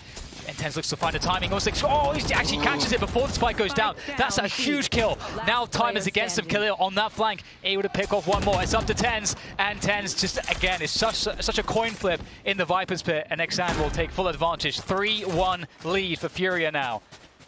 Oh, man, I don't know what version of Sentinels we're seeing right now on the defensive side, Dan, but it's lacking all creativity and imagination. When I watch Furia come into the site, all of their utility is synergized so well with each other, right? Zan creating space with the dash, the guiding lights coming in from Mazen, the wall coming in from QCK, everything is perfect. But when you look at Sentinels, you just see, Dapper taking an individual fight at Pillar, Sick taking an individual fight over there in the corner. Everyone's taking individual fights on Sentinels, and that ended up working in the first map because their attack half bailed them out. But if they start bad here, it could be rough. Yeah, we have, like we saw in the last anti-eco scenario for Furia, they just go for a site hit. This time it's A instead of B. Seekers are available for Sick, for Sentinels, if they want to try to go for a retake with them. They're already close. Here, Sentinels looking for the frags, but we have a beautiful display from Furia on this defense. TenZ can wrap around. No HP. Can he find anything? No. It's the Prime Gaming flawless coming through for Furia. And once again, Sean, just like Ascent, it's a strong start. The question is, can they keep it rolling? Yeah, they're going to need to keep it rolling right now because this is an attack-sided map, right? Ascent, I can argue it could go either way, right? But Breeze, it's such a big spread out map that you can really abuse the rotations when you slow things down, use this Viper Wall to cut off massive sight lines, and you can just bleed out the defender rotations. So being up 4-1 seems fantastic, but Sentinels could easily rally back and put them in a horrible spot to end this first half. Oh, we might just get a straight contact through to this B site. They're just, in fact, yeah, absolutely going for it. There goes the dash. You talked about Exam being good at creating space for the team, and he's already got backside control, so they know that Sentinels are everywhere but here right now, and we're going to get a plant. And lots of util for the retake, including the Seekers available still for SIG. Do have a lot of utility, Dan, but this is a scenario where in the past, Sentinels had a Viper Wall on the B site to work with on these retakes. This retake is going to be incredibly difficult, and if Khalil pops this lockdown, that's going to make it nearly impossible. Yeah, that toxic screen going up again. It's really difficult to deal with. SIG is making some noise there on the flank, so they know that flank is compromised. But on the front, QCK will get all the kills from backside. Beautiful stuff there. Speaking of which, SIG able to get some damage in, but there's just simply not enough left. Furia, fantastic round, great take, and abusing, as you said, the fact that the toxic screen was already in play for Sentinels on the A site early on. Yeah, it doesn't look like Sentinels has any answer to these B hits, Dan. It looks like they're only prepared to stop A hits, which is typically where the attacks happen on Breeze. Unfortunately, you have to stop the B ones too, Dan. You got to stop them both.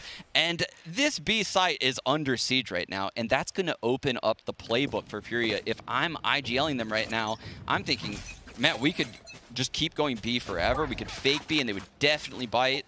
And it opens up this A site in rounds like this. And this is the thing, you know, we've seen Fury oscillate between A and B on the anti-eco. This time, Tens does have that Blade Storm. He will be likely coming in through the mid doors. So he wants to get that action in early and get the kills in early. We'll see if he can find something.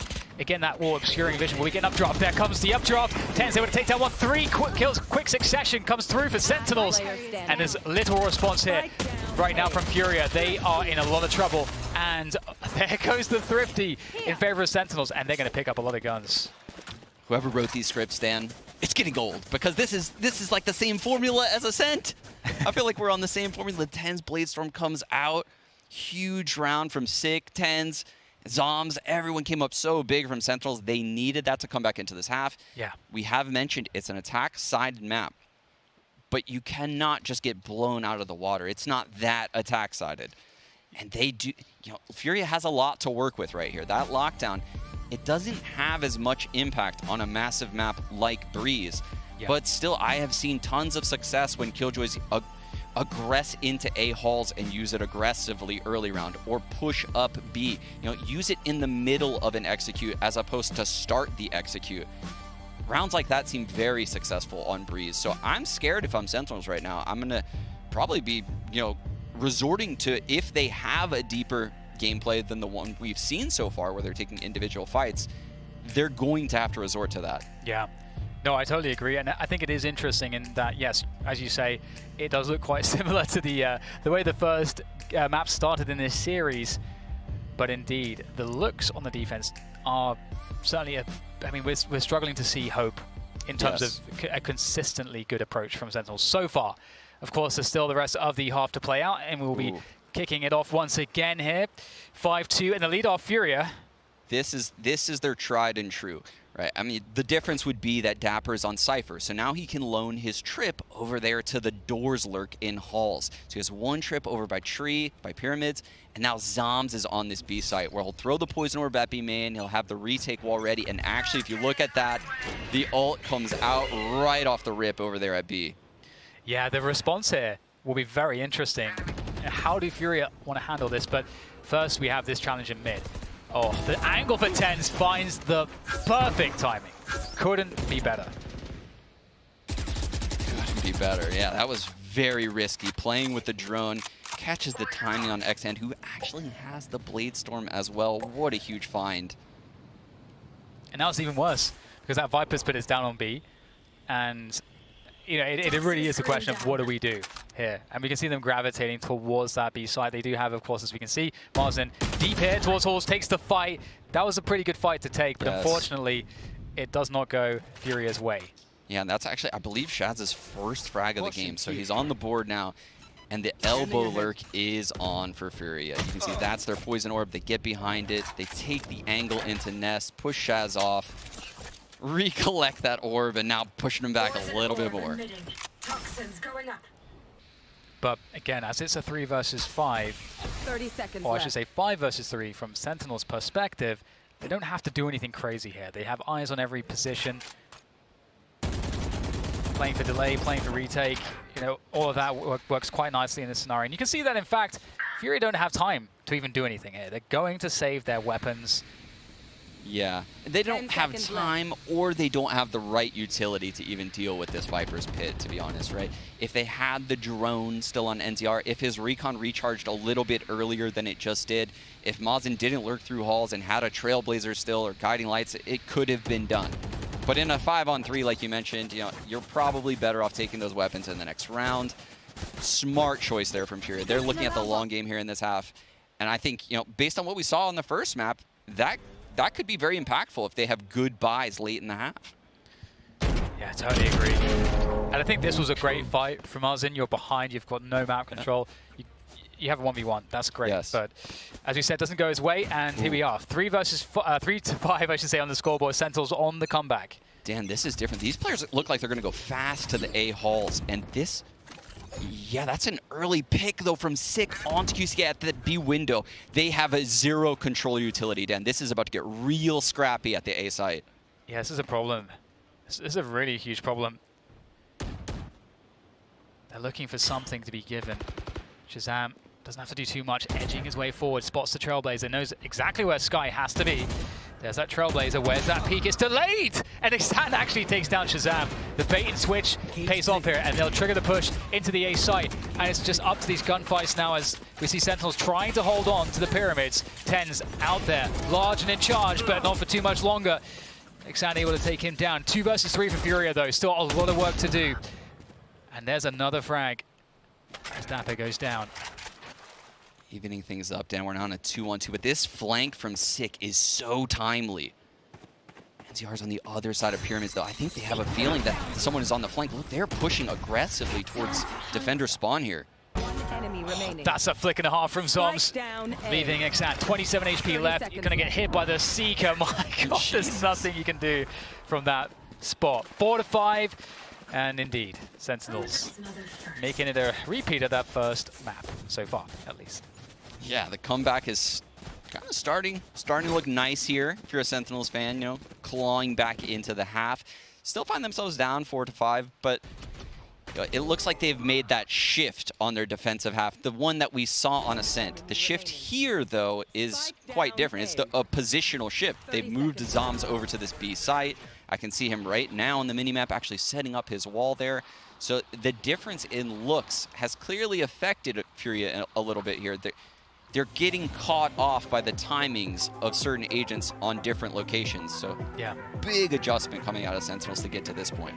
Yeah, I really like that we see another timeout here coming through from Furia, because again, and speaking of adjustments, you know, in Valorant you don't get too much time to make those adjustments, and Sentinel's adjustments, switching Viper defensively over to B, that has really put Sentinels in a great spot. Without the threat to B that was previously there, without those quick pushes, without that util to deal with, Furia have nothing right now. So what do? It feels like going into A is not what they want to do against the likes of Tens and Dapper. So is it about mid control? You know, how do they try to find the pick by pressuring mid around that mid rounds? That's the question for me. Like, what is the adjustment? You can't just let Sentinels have this B control, because that's what's working for them. Yeah, it really feels like Furia had a lot of focus early on mid control, and then they'd fall back into these B hits. The B hits have slowed down a lot. They're not working as well as they were earlier in this game, but we still see this same mid control default. I see the Viper lining up a poison orb for those doors up in halls. I see Sky over here at elbow, the Jet and Silver going for mid control. You know, Furious sticking to the tried and true. They're working the map. This is what has worked for them thus far, and they're going to continue doing it. Yeah, we'll get that deep poison orb there on holes as well to deny vision. Shazam's normally been the player spotting from that position.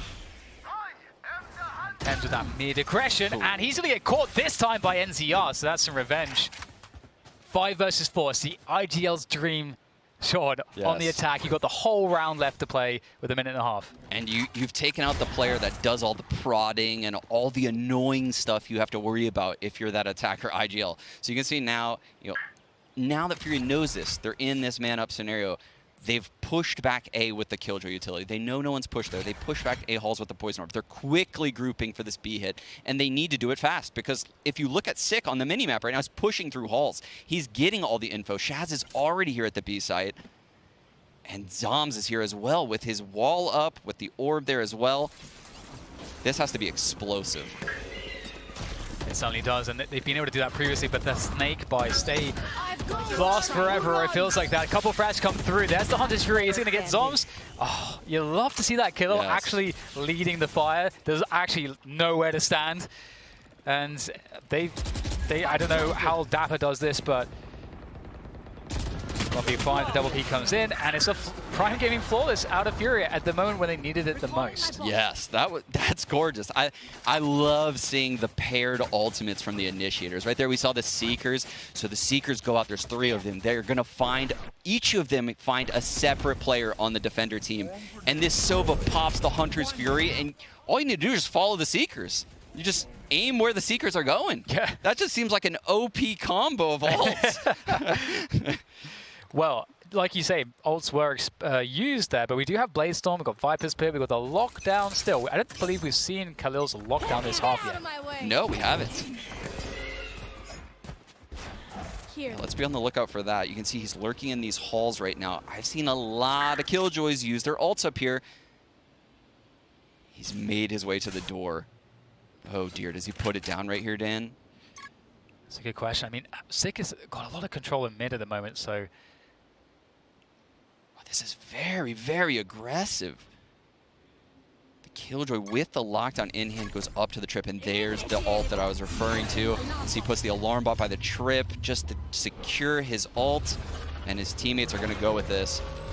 Look, it connects perfectly to that Viper's toxin screen. Dan, this is so drilled.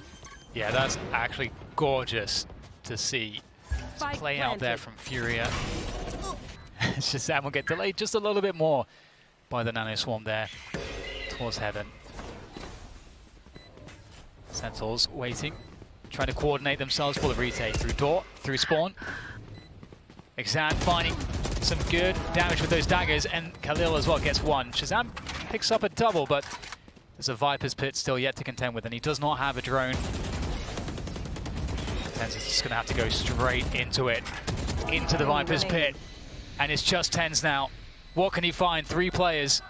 Gets himself around the back, but Marzin with a very fast headshot to respond. 7-4, and it looks like we're diverging from the script of map 1 finally for Furia. I think so. Furia busted out all of those ults you were talking about, Dan, in back-to-back rounds. 2 on the B round, 3 on this A round, and dang, did they look clean in these rounds doing so. I mean, I just want to draw attention, too, to that really cool aspect. The Viper drops the ult right there for that last kill. They know Tenz is lurking in the ult, so just drops the ult. Found ya. Real cool right there from Furia. But this is the round where they have no ults to work with, and we've seen Sentinels have a lot of success on these rounds, and we're back to it. Well, oh, interesting. So we'll get the picks going both ways there, one in halls, and then one towards Dapper, who's actually pushing B. So what does that tell Furia about the A setup? This is very aggressive from Shazam. He can hear a lot of footsteps from deep in attacker spawn, where attackers typically wouldn't believe they're being heard. So I think Shaz is going to get some early comms here to his teammates, and I would expect Fury to be going into a stacked site here. I feel like QC is so on the edge of the... Okay, now he's certainly, surely, he must have heard. Yeah, and you can even see Zoms is kind of like leaning a little bit towards B right now. But Tenz has actually left the B site. He's dashed back towards it. He used his dash to get into B. Maybe he didn't hear him mid after all, but with that said, they still have to breach that B choke point. And it's not looking great right now because, as you say, Tenz is now in position. And they're going to go back here. QCK, oh, he catches Shazam. What does that tell them? They've got 20 seconds to plant the spike.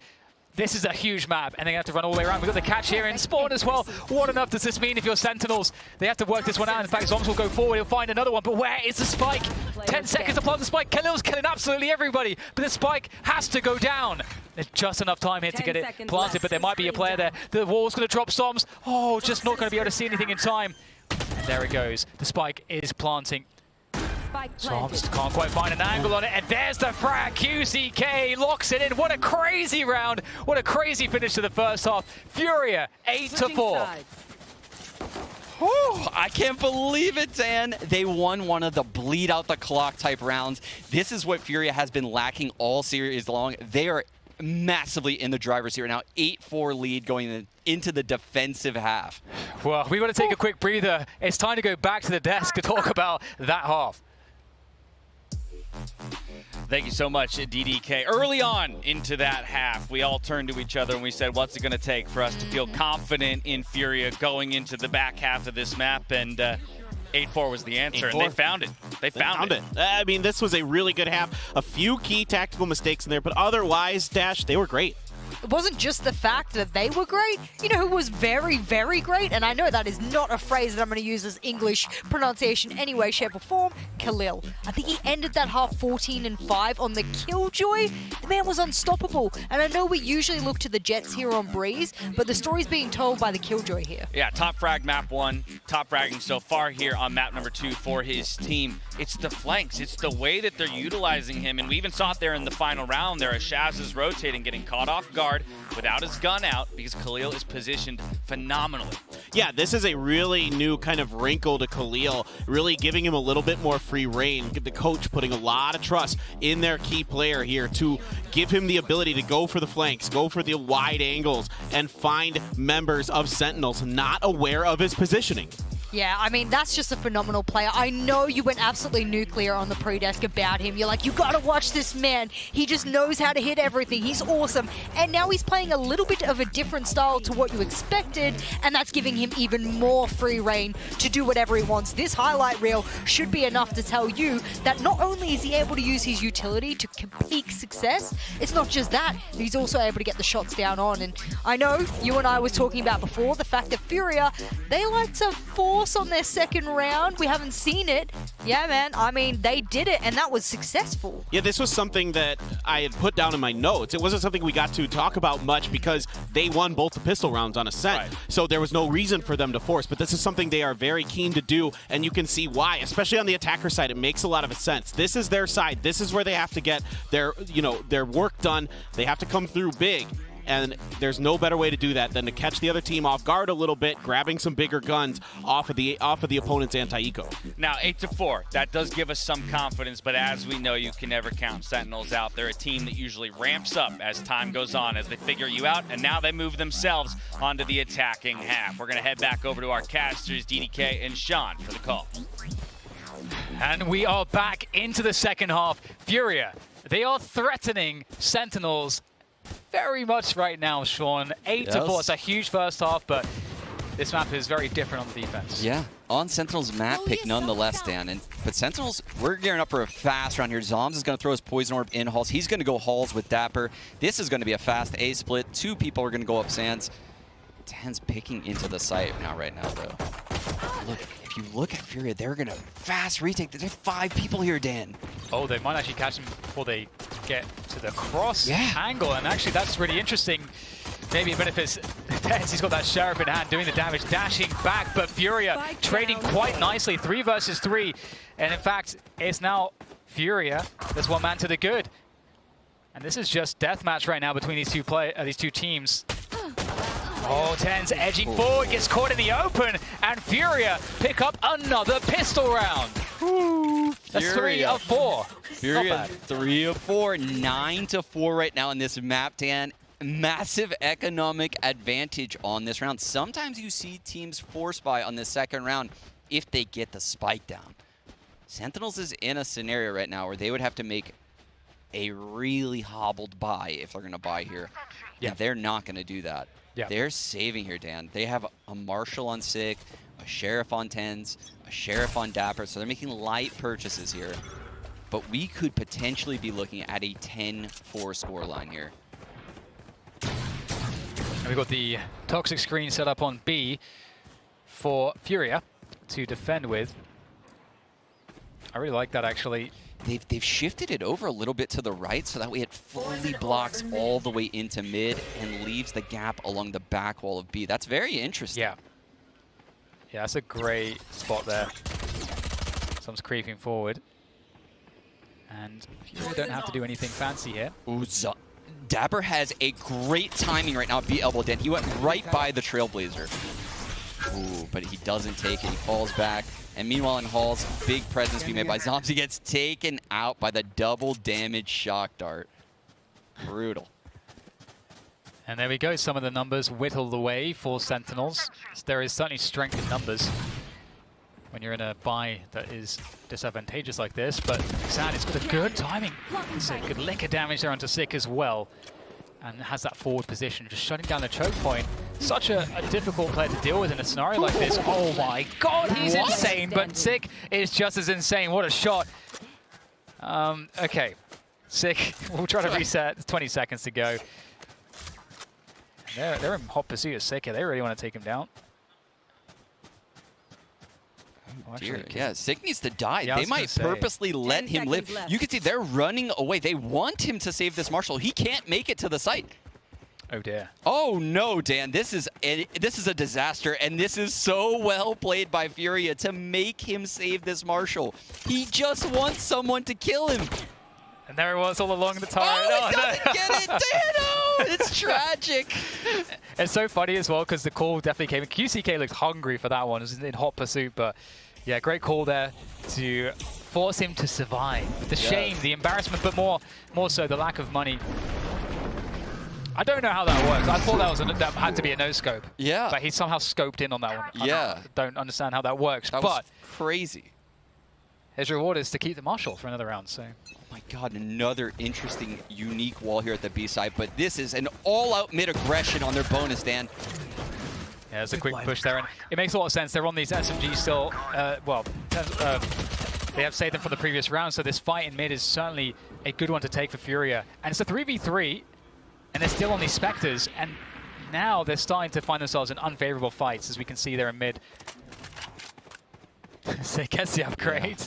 This is where things get really tricky for Furia because it's such a big map that once you spot one of these two players, you can probably just go to the other site blindly, or you could just go into that player knowing that the second isn't anywhere around him. So Sentinels has a massive advantage in this 3-on-2. It's even more of an advantage than some of the other maps in the pool. Yeah, yeah, completely agree. And with the Spectres still from the bonus, Caution here. It's going to be hard to find much. You don't have that one-shot potential of a Vandal, a Sheriff. Very good timing here from NZR, though. You can see Sentinels is pushed up aggressively. They have no one holding the flank, which is actually where both of these Furia players are coming from. There is a recon available and two shock darts for NZR. I think they might be just trying to. I think they're trying to just box them in, Dan. Trying to take these guns out of the Sentinels' hands. They know this is a long game remaining, Dan, and Furia only need 3 more rounds. So doing economic damage is massive. But yeah, Khalil will fall there. One more Spectre remains on NZR, and he's not getting lucky either. These players are all exiting defender spawn. Yeah, you know the classic move. Okay, we found a safe exit. I believe it was Sick that cleared spawn. And was like, all right, guys, this is absolutely safe. Don't know about anything else, but let's just go to safe territory. And that's 5 to 10. Sentinels pick 1 up. But of course, that was the bonus for Furia, so that was sort of by design. Yes, and I mean, Furia tried to make that as messy as possible with that mid push. And I think they're going for more of the same. They've done this every big round for a pistol, the bonus, and now again on their first gun round with the double elbow at the start of the round. They push aggressively into mid and have very fast retakes because of this. Oh, some information there for both teams. Sentinels will realize there's likely something going on in mid. Dapper and Sick lurking their way up A halls right now, Dan. They're going up to the door. There's no trip, no alarm bot, nothing stopping them. There's a recon, and that's going to get a tag. Beautiful, QCK picks up one, and they've got that mid control, so he doesn't have to worry about that. Xan is in the door, or around the door position, keeping it safe. So right now, Furia in a great position. Dapper trying to find something. You know exactly where he is, surely. QCK, though, can't take him down. He's spraying forward, NZR with the trade. 4 versus 3 in favor still Shazam. He's picked up a Hunter's Fury now. He has that Hunter's Fury. The Viper Wall still online for Zombs. A very, very aggressive Viper Wall too. And Sentinels has all the control behind it. That's a lot of positions they can be in because of how pushed up this Viper Wall is. Hunter's Fury back in that Sans position. He can ult the plant. He can ult the run in. Many options right now for the in-game leader. And there it is. Oh, now they're actually going to be able to dodge this one. Perhaps another up jump comes through to do that. And TenZ is just making quick work of these players. A 3K comes through from TenZ in all of the madness around the Hunter's Fury. TenZ will strike. And that's another round for Sentinels. It was close, but it's a great recovery. Jeez, yeah. Dodging the Hunter's Fury when TenZ is hunting you down. Imagine that. Imagine.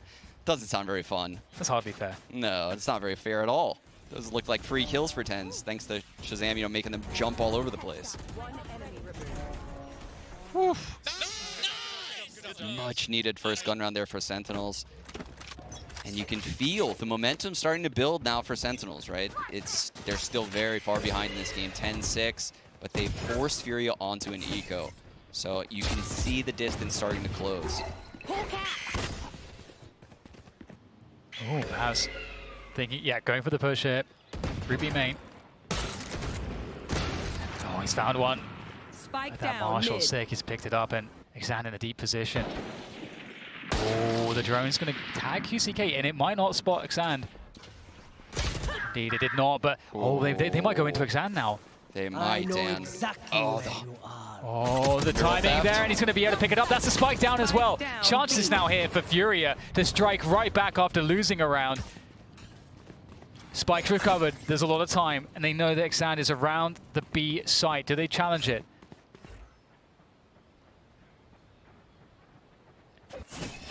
Dan, look at this. They are guessing absolutely wrong. The confidence on Sentinels to keep heading into this same site where the Neural Theft spotted everyone. It is a mind game being played right now for the in-game leader on the Sentinels team. left. And Zom's going to get that free plant 3-on-3. Bladestorm still in play, though. And they're not messing around. The Viper's Pit immediately cast down. TenZ aggressively peeking into spawn. That's going to give all the information to Shazam, who hears this. Thunderfooting in mid. Oh, but if he dies, he will give away a gun. 7 HP, so he's going to find the timing. Takes down one. They know that he's there on the back there. The recon comes out. Can he survive here? Again, oh, he's already understanding precisely where Jet is. Shazam doesn't even see you to kill you, as he will eventually get taken out. But he's basically won the round for his team. 1 HP on NZR. Not a good look. Coming out of the Viper's Pit, Zoms will meet NZR. And Sentinels, once again, they are trailing, but it just seems like they're so hard to kill. Yes. Yeah, it seems like, these guys aren't Cloud9. We saw them yesterday, but I swear, Sentinels has 9 lives. Like, these guys are insane. Every time they're down in a map, it seems like you have to have some incredible plays to shut them out, right? You have to come up big on an individual and tactical level if you want to defeat Sentinels. I've seen a lot of teams have leads on them. Not many close them out. Yeah. Yeah, that's a good point. Xan looking to go deep here with A-main behind the Sky Flash. He's through, Dan. He is through, and there's Hunter's Fury, and oh, it's a freebie. Xan is going to be able to take him down. That's beautiful work. And TenZ is trying to find him. Oh, he has him pinned, Dan. Yeah, Marsden was trying to support Xan, but he gets nailed by TenZ. So Xan is back out there alone. And here comes Zoms looking for the angle. The pre-peek from Xan. He's anticipating it. And that's a 3v2. And Dapper takes that QCK, huge. That lurk. The B site's open, but Dapper could get caught in this mid nest, Dan. There's a drop. Oh, the timing is terrible for Dapper. Furia quickly rotating towards the site. Sick, alone in the 1v2. Guiding light on deck, Dan. These two people are stuck so close together. The reset coming through for Sick as he walks towards spawn. Wants to eliminate these positions. It's a great position. He does dodge the drone. They have no idea where Sick is. The element of surprise there's the sound cue, takes down one. There's almost to go. There's that quick pop flash. That gets him out of position. Oh, but he's spotted on the reposition. There's the engagement, and it's good for NZR. Oh, what a finish. Wow, what a clutch from NZR. He just lobs out a recon. We've seen him do that a lot, actually, on these retakes throughout this series, Dan. Very just on-the-fly recon darts, right? Not these lineups that you're seeing around the scene right now. Just quick on-the-fly ones that can't be broken. Completely flusters Sick in that one-on-one. Massive round from the boys from Brazil. That's amazing. And it's so cool to see in that 1v1. You can see that Sick is trying to reposition when his opponent cannot see him. But those small details kept the vision, and then Sick got stuck in the open in a position that was known. And that's the difference. If he's in the open, but he's on an off angle that's unknown, he wins that fight. Yeah. Huge, huge play. That single recon won that round. That's crazy. Such a heads-up play to quickly toss that after getting blind. And that's one of those rounds we get the Sentinels timeout. That's one of those rounds that could break their back. Right now, Sentinels have no money after this buy. Yeah. If they lose this buy, I think we're going to 3 maps. I think so too, Dan. I think, you know, they're on the back foot right now. They are definitely not in the driver's seat of this map right now. I would favor Furia. But I said that also on Ascent, right? This is a different team, and you can see Raucus, the new coach right there on Sentinels, has a lot to say. I really like seeing that, right? We haven't really seen a match with him on the team, and you can see he's having impact in the team. He's very vocal right now in this TAC timeout for Sentinels. Yeah, absolutely. And as you say, yeah, that is a completely new sight for Sentinels. Usually it's just all on the back of the 5 players that you see sat at the computers on stage. Yeah, perhaps one of the craziest things in the scene is our best team was a team without a coach. Yeah. Yeah, all done with Shazam as in this in-game leader role. You know, they finally have gotten their coach coming into this tournament. I'm not gonna lie, I'm not impressed so far by the new look of Sentinels. They've given a couple new looks. Yep. But this TAC timeout, this is a good test right now for Raucus. Yeah, the whole thing is all about the coach, is that you have a perspective that's not in the game. Yes. You know, every single player, okay, I got to explain that. Every single player has their own point of view, but he can see everything. Oh, damn, we're live right here. Oh, wait, let's the Seekers are going into the connector right now. This is a super fast A-split. Straight in. The defense is still in place, though. We've got players backside. Great shot shooting from Maz at a distance, but TenZ is even better. They're taking down Khalil. And they are just trading kills like crazy right now. TenZ is doing so much damage, but oh my god, it's hard to actually follow, but we get the 2v2 at the end, and the spike goes down. Drone looking for some information there as TenZ resets onto the flank. Around Cave. QCK will flank here. It's going to be a very long flank, and TenZ could get timed on this flank. The 1v1 between the Sova is huge as well, but TenZ is distracted, and the flank is getting closer, Dan. Oh, the distraction. It's still there. It's still there. And in fact, he wins the battle. Oh, no! QCK is going to make that flank look fantastic. I don't even know how TenZ loses that fight. What a beautiful play from the remainder of Furia in that 2v2. That's I can't believe it. Yeah, he did everything he could. He did everything that Sentinels would ask of him. He found 3 on the round to open things up. They get in a clean 2v2. The Sova's in the site.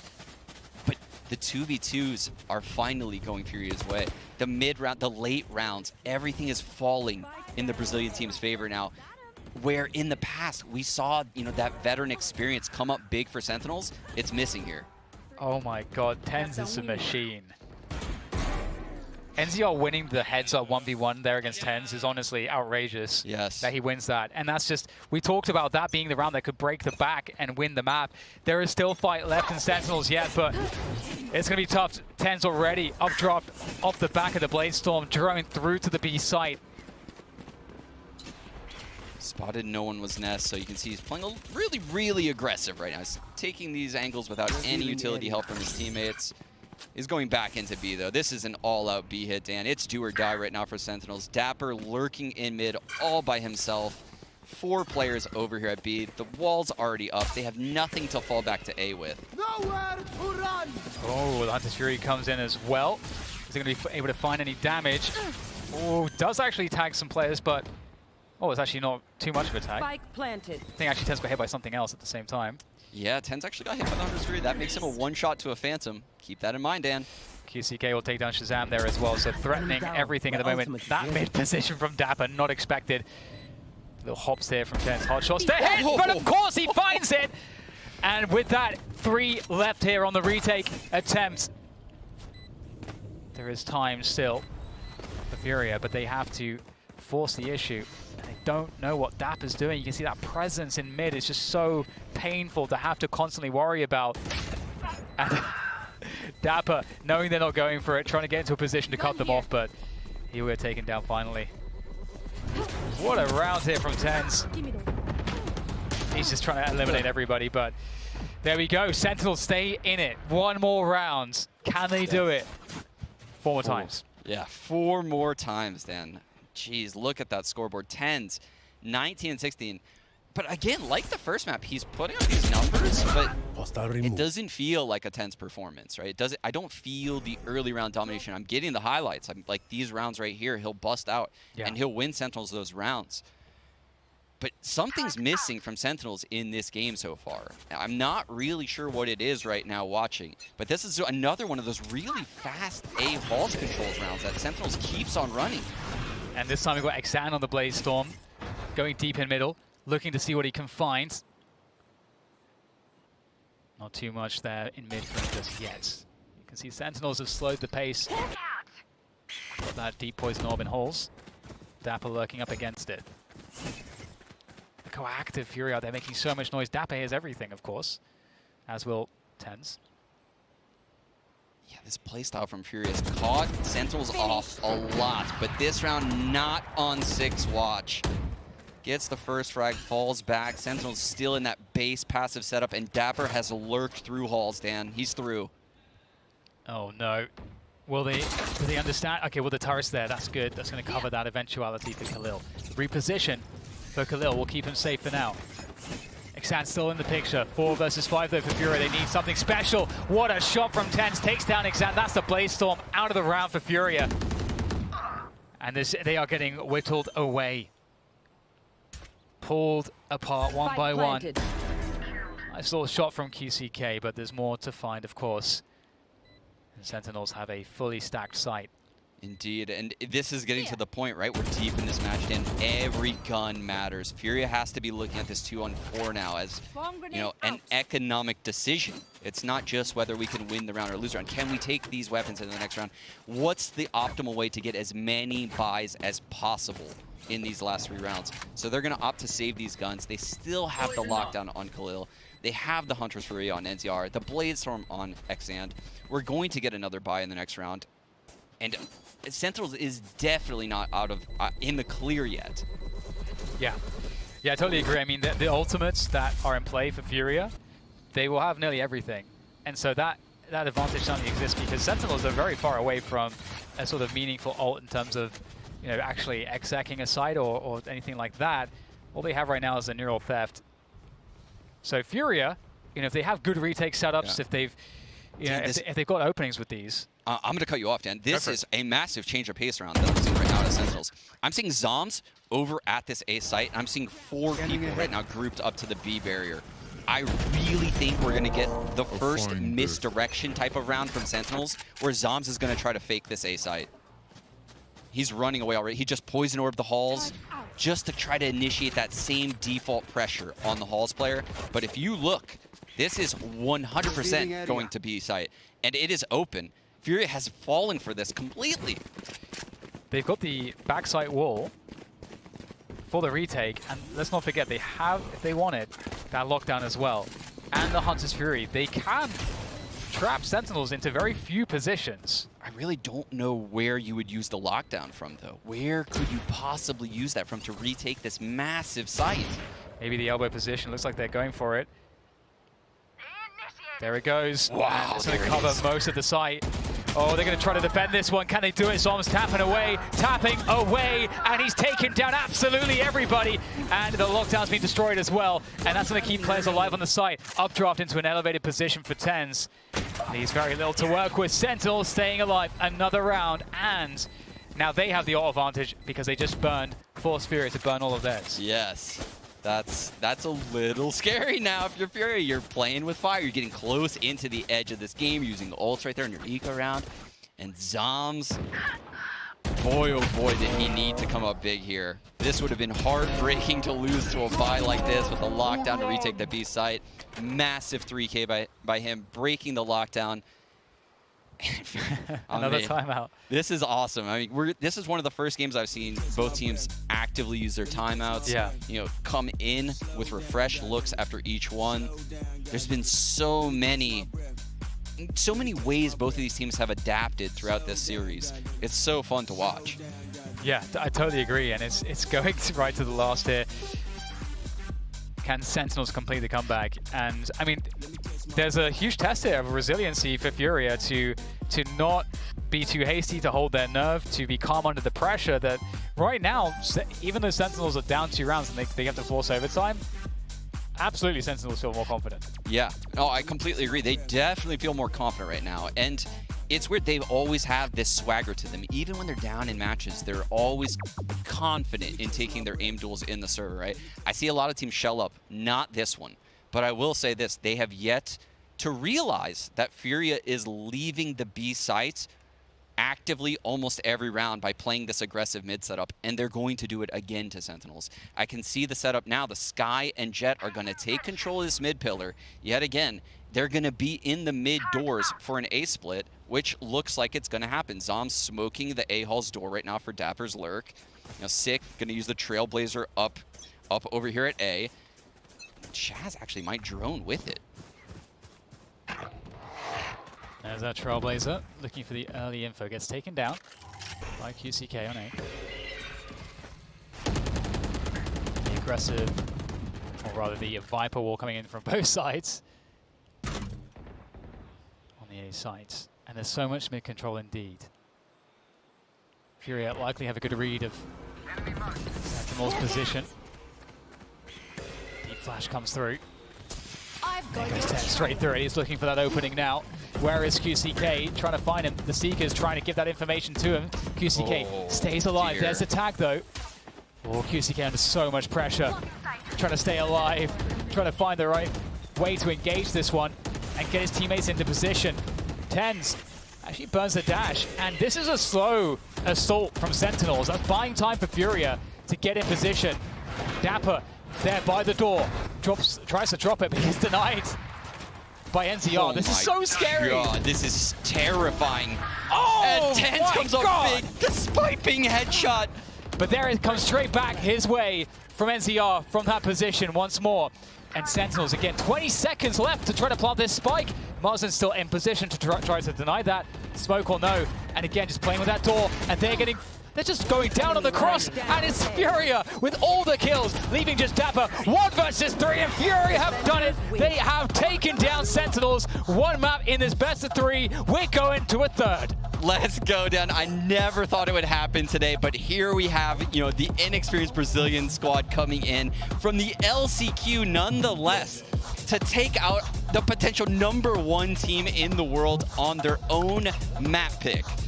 Yeah, wow. Such a great performance. We talked about how the team that's in their position, the inexperienced teams, holding your nerve can be very difficult. Being composed can be very difficult. And we just saw in that last round that they showed that they can do that. They've got Tens trying to get these picks coming in with the operator. They've got these intense battles, but they're still connecting their shots. Yes. That bodes very well going into another map here. I'm worried for Sentinels right now. I'm terrified. Tens was looking for those fights. He was mega confident. All the utility was there. Perfect lurk in the halls by Dapper. But if you look at the positioning, the jiggle peaks from Furia, they never committed to fights. They never overcommitted. They knew they had 5 players there the whole time. They made Sentinels come into the site, and they just couldn't get there. They could not get there. And in my brain, I had to kind of rack my brains here to understand what even is the 3rd map, because I don't even remember. I'm pretty sure it's Haven. Yeah, I think you're right. Yeah. But that's the thing, because this was not a series that I think anyone had pegged to go 3. No. I think you made the joke with me before the series started, and I even kind of smirked like there's just no shot. We would not be blessed with that, Dan. Not today, not here. But here we are, and this was a second map where Tens led the server in first blood. I'm sorry, he did not lead the server. That was actually QCK. He had 5, though, leading his team. He's on top of the scoreboard for the entire server. 40 ACS, 33 ACS. He's way ahead of everyone else. This is a game where their star player performed, and they still lost. I am so impressed. I'm really impressed right now, and I'm extremely excited as well. because we have a third map in this series. So please don't go anywhere. This is not done just yet. We'll head to a break, and then we'll be back with map 3 between Furia and Sentinels.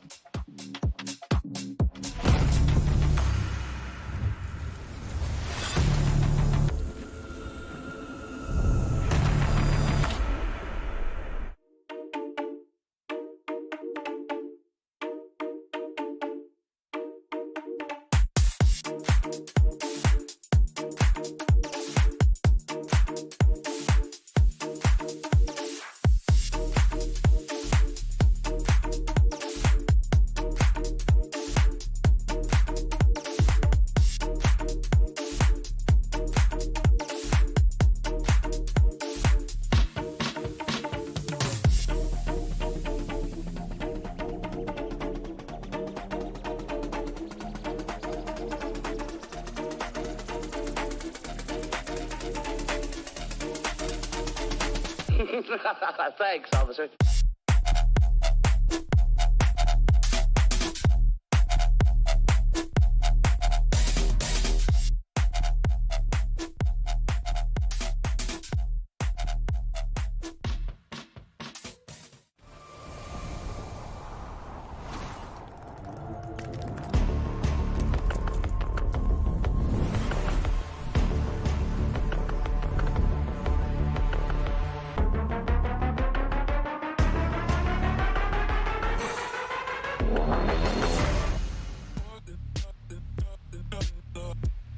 Welcome back to Champions, where Furious said, you take our map, we'll take yours. We're going to another map 3, and I never thought I'd be saying that here in our second series of the day on day 2. Sentinels getting pushed here, and in a big way. This was, I mean, what a performance from Furia. Like we said at the half, 8-4, okay, maybe. And it was more than enough. I mean, barely, but more than enough. A few tactical mistakes here and there for Furia, but overall, this was a really solid half. You could see the confidence in this team. It's not even just that. If you go through what they were able to put on the board, kill-wise, just kill-wise, 4 of their players had more kills than the rest bar 10s on the side of Sentinels. That is a lot of kills coming out. That is a team effort. And okay, kills don't mean everything, but the entire Furia roster stood up and said, good night, sleep tight. We're the ones that put the, the numbers on the board here. It's a big point. I think it's an important point, right? If you're going to take down a squad like Sentinels, it's going to have to be done in part by everybody on the squad. And so for them to be putting up those kinds of numbers is important. I think it is a good call out, too, that while, a time here, a time there strategically, things might have fallen through. They were able to build that buffer to extend through to that 13th round win and push us to a third map in the series. Yeah, and a big part of this is Xan coming up big. So, the cool thing about Furia is, like I was talking about, you have Khalil behind him if he isn't able to pop off. He's not always going to be that high fragger on your team, but in this one, he's getting it done with the blades. He's getting it done on the entries. You know what's weird, though? It was Khalil top fragging on the attacking half. Right? So again, it's just like you got your KJ who's like attacking half. Sure, I'm going to top the leaderboards, and then, all right, I'll give way to my Jet on the defensive half. I mean, whichever way you want to swing it, I don't care. Do it. Do whatever works. But I want to highlight what Paper Thin said before about the opening engagements. Do you want to know how it looked on both sides? -7 for Sentinels. On the side of the winners, though, +8 on their opening engagement. That's spread throughout multiplicity of players. And if you want to, double down on the fact that this was a heavily mechanically skilled game here from the side of Furia, what a quick get, 46% headshot. You want to know who beat him out or almost beat him out? Marzen on 44% headshot. There were 2 players on a singular roster with over 40% headshot rate. That is unreal. For people who don't understand what that means, you generally sit between about 25 to 30% on a pretty good day. Above 30 to 35, you're having a great day. Looking inhuman at that point. Yeah. I feel like I'm watching like Newturn back in like Korea or something with these headshot percentages, and also the fact that teams are winning the opponent's pick. I mean, this is just like stage 1 Korean Valorant all over the place. But I mean, again, Furia is just looking so good right now, and to get it done on Breeze against the Sentinels. Are you kidding me? I mean, we quoted the 10's ACS in previous matchups, and while he was still up there, not quite hitting the benchmark that he has set for himself. I also want to call out, we saw there on the team stats graphic, the 10 frag wins. and you called it out, even on defensive halves, very often Fury is going to find their wins through frags. They're not necessarily going to even let it get to a post-plant situation and have to claw their way back into that. Yeah, and Jess actually called it out. I got to give her the so credit. Sorry. It was all Jess. That was her point. Absolutely. Hey, no. Let me build on brother. it. Yeah, no, of course. And let me build on your excellent point because it is absolutely true. And I think a lot of it is just, again, the teamwork that Furia shows. They're always somebody else there to back each other up. They're quick rotations. They're always working together. Even if it's the wrong call, you saw this a couple times in the later half when Sentinels is on the attacking side. Even if they misguessed which side that Sentinels were going to, they did it together. Yeah, absolutely. This was a team effort through and through. Now, going into that third map, I think that's something that we have to be a little bit careful of because we were all speculating, knowing full well it was very likely to go to that third map. This is a good map for both of these teams, and we just saw Furia take down Sentinels on a good map for them. If that trend sticks, we might be seeing a huge upset. Yeah, no better way, though, for a best-of-3 to finish than to go to a map where both teams should feel confident, at least in their own performances. Again, the way we got there, it's Ascent picked up by Sentinels. It's Breeze picked up by Furia, but very close score lines in both of those maps. We go to Haven, both teams, they like it. They love it. This is the map that Furia was unbeaten on at LCQ for South America. And of course, I mean, you know the Shazam 10s combo on A side, for example, on this map is particularly powerful for the Sentinels. And it's not even that. I mean, okay, yes, the last time that Sentinels played this, they lost it, but it was going into max OT. It was against Envy. That was a hard slog of a sort of match for them, and they lost it by bare rounds there in OT. The other matches, very, very big win margins for them, so they are confident on this map, but I will say, I don't think it's going to matter what the history says about this map. I'm going to be honest. We have reset the platform here, and Furia is the one leading that kind of pace now. Always comes down to the moment, and they find themselves on the attacking half to start yet again. So, hey, that's a theme in this series alone, and you got to wonder, you know, them being the ones to choose it, have they identified that it is all about kind of setting the pace early, that in order to beat Sentinels, you've got to have the agency early on, as they're typically a team that does a good job at figuring their opponents out. Yeah, and it's just taking advantage a lot of times of the fact that the way Valorant typically works is your opponents are spread out on the defender side. So if you can kind of ball up in this, I don't want to call it a ball of death, but you work together as a team. There's layers behind you. If one falls, there's somebody else to immediately step up and cover your mistake. Then you can break sites open, at least try to get that plant down, or force your opponent into quick rotations where you turn it into a gunfight, which is what Furia kind of wants. Well, if we're not calling it a ball of death, we'll call it a murder ball. How about that? You know what? You created a phrase I never thought I would hear, so go ahead. There you have it. That's it. That's my contribution to the world of Valorant right there. Murder ball. Let's think a little bit about what might be brought to the table by both of the teams, because so far we have seen a difference in that Sentinel slot. Again, it's Khalil who's been on the KJ. It's been Dapper who's been kind of leaning towards the Cypher more recently. Do we expect them to mirror up in this situation or still remain a difference? Both of you shaking your heads. Yeah, we were instant on that. I mean, look, I just want to see Sick on Phoenix. I know everyone's so sick of me turning around, pun not intended, but obviously slipped in there, of the fact that I love Phoenix, and I think that when used appropriately on this map, it can work really, really well. I know he's map dependent here, I get that, but with the right player behind that agent, I really think they're going to do well, and it's such a niche kind of pick too. And I like it. I totally agree with you, because Phoenix has a lot of ability to control some of the tight spaces on this map, the garage and the B site in particular. So it does, if you really got some good coordination with your team, it gives you a lot more ability to put pressure on that B site than normal. I mean, a Sick Phoenix is a sight to behold, and yeah. I would love to see it. It also brings to mind the idea of the way we've seen picks like Breach used on this map. Again, I'm not certain that either of these teams are going to reach for that. If you've got the Phoenix in your back pocket, let's say on the side of Sentinels, did receive word that there was a bit of a fat finger in Agent Select, and that can be verified, and so they're remaking the lobby real quick, and we'll dive into Prime Gaming Agent Select in just a moment. But is that some nerves there? I mean, who's who feeling fat him? fingers an Who picked agent? Yoru, Like, right? Who picked Yoru? That's what it was. Yeah, you know that's what it was too. Like, oops. And My like, bad. it's not even that. Like, you have to lock in an agent. So someone went agent and then lock it. Oh, what? Well, I didn't mean that. Yeah, maybe Which they're map are we on, boys? going for a fist bump or something and somehow hit the mouse. You know, I don't know what it was, but we'll be in there soon enough, friends. So we'll have our answers. Should be up on our screens any moment now. I feel like I'm waiting in too much anticipation. Well, no, Because I I'm know it pulling is. the Phoenix, and I'm All like, right. you know, are we going to get that? Are we not? I really don't know. Show it to us. Okay. Sick goes No. for the Sky. Yep.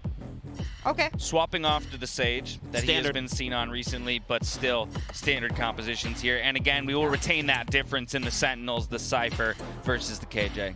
I mean, do your thing, my man. I will say that we have seen some good utility usage from the Skies throughout all of the series today. I think the flashes have been strong. The amount of Seekers that we've seen that have led to kills through screens, through smokes, because you're like, oh, that's where the Seeker's going. I guess I'll just, you know, screen bang there and hope that someone's there, collect a kill. So I don't think necessarily, whilst the Skies haven't been the main agent for us to focus on today, it's been leading to kills. Well, the teams have traded maps to get us to this point. It all comes down to this. Haven, Sentinels versus Furia. Who's going to take it? DDK and Sean, one more time. Take it away. Thank you so much, Dash.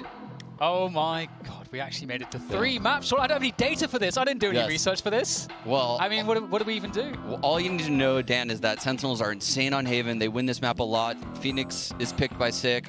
Oh, wait, that didn't happen, actually. So, and then also, oh, wait, on the other team, they have a Sky, whereas typically they only have one Initiator. So both of these teams have unique comps that they're busting out for the 3rd map in an insane series. I am so excited. Yeah, I don't even know what to expect from Furia. I mean, Sentinels, of course, somewhat of a known quantity historically when it comes to Haven. We've seen so many epic matches from them. There is some magic when it comes to Sentinels on Haven historically. So, I mean, I just love that we get to finish here with them because they do have to go pedal to the metal as we get into this, the 3rd and final map here between Sentinels and Furia here. You couldn't ask for any more up until this point. Here we go. Here we go indeed. And if you look at Furia on the attack side now, they're spread out in this base setup. They're across the map. They're just trying to feel out any aggressions from Sentinels. And Sentinels will aggress towards A main right now with these 3 players. We have the Gravity Well right in the center. We have the smoke to block out the attackers. They will get control of this A lobby at the start of the round. But that's where the double initiator comes into play. Every time you watch a Haven game, Dan, the Trailblazer or the drone will inevitably be used to clear out that angle if the other team wants to take back A. Yeah, we actually had Furia sending the Guiding Light down short to a lobby, and then Sentinels pause, sent their Guiding Light to see if Furia would actually push behind that, and both teams kind of just edging each other out here, but it's going to be a C split coming in from Sentinels, rather from Furia. Dapper's going to spot that one. Zoms has that backside control still. In fact, good access here to the site still from Sentinels, and this is not a strong situation for Furia, to say the least. They're going to back out of Garage. They're going to try to find another way to a different site. Yeah, they're going to go into this B side, it looks like, but the Spike is having second thoughts. The Spike is moving towards A. A little bit of miscommunication there maybe on Furia's side. They are now stuck outside of the B site. The spacing is off. Still time, actually, 40 seconds. However, there is a push on A long at the same time, so right now, a lot of information here for Furia.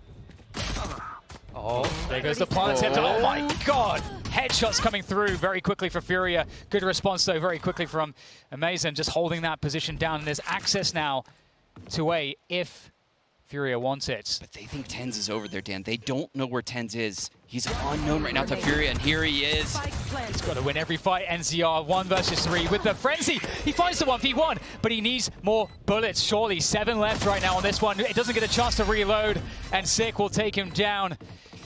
However, they planted the spike, so that is money. And if I know anything about Furia, Sean, I'm feeling the force buy. Or do you think the force buy is in the cards? The spike is down. We're on Haven. This is a map where the force buys fly. I would not be surprised at all to see a rebuy come out of Furia right now. But I just want to point out, I'm hearing some chirps over there on the Sentinel side. They're waking up, and they're fiery. I think they've been a little bit quiet all series long. They've woken up. Absolutely. And it is the force buy. There it is. And you'd be hard-pressed to understand at This a quick is- glance who actually won that first round. Yes, they're sending it A too, Dan. And they're going right into the same setup from pistol round. There's that guiding light, once again, as you mentioned. And we've got a fantastic counterplay early on with the Astra. And that slowed everything down. Sentinels with good position here, but Sick. Is he going to find anything? Yeah, there it is. Able to just capitalize off of the distraction, but Furia still get through. Tens is there with the Sheriff. I don't know that he was spotted. Bucky. Oh, no, Dan. He's got the Bucky in the corner. The Trailblazer was used early. Yeah, NZR doesn't even have a drone. How are they going to get him out of this corner? But right now, we actually have Furia holding position. They've cut pace. They've cut noise. Eventually, Sentinels will have to ask questions. Sentinels, as far as they're concerned, Furia could have rotated to the C side of the map. But I want to draw attention. Look at Dapper's cam and trip all the way at the bottom of C. It's allowing him to cheat a little bit more towards this A side. Sentinels are going to have 3 players on A in a 4-on-4. And Tense might be able to get a 1v1. Pulls out the Sheriff, still hits the shot. Khalil can't get it done.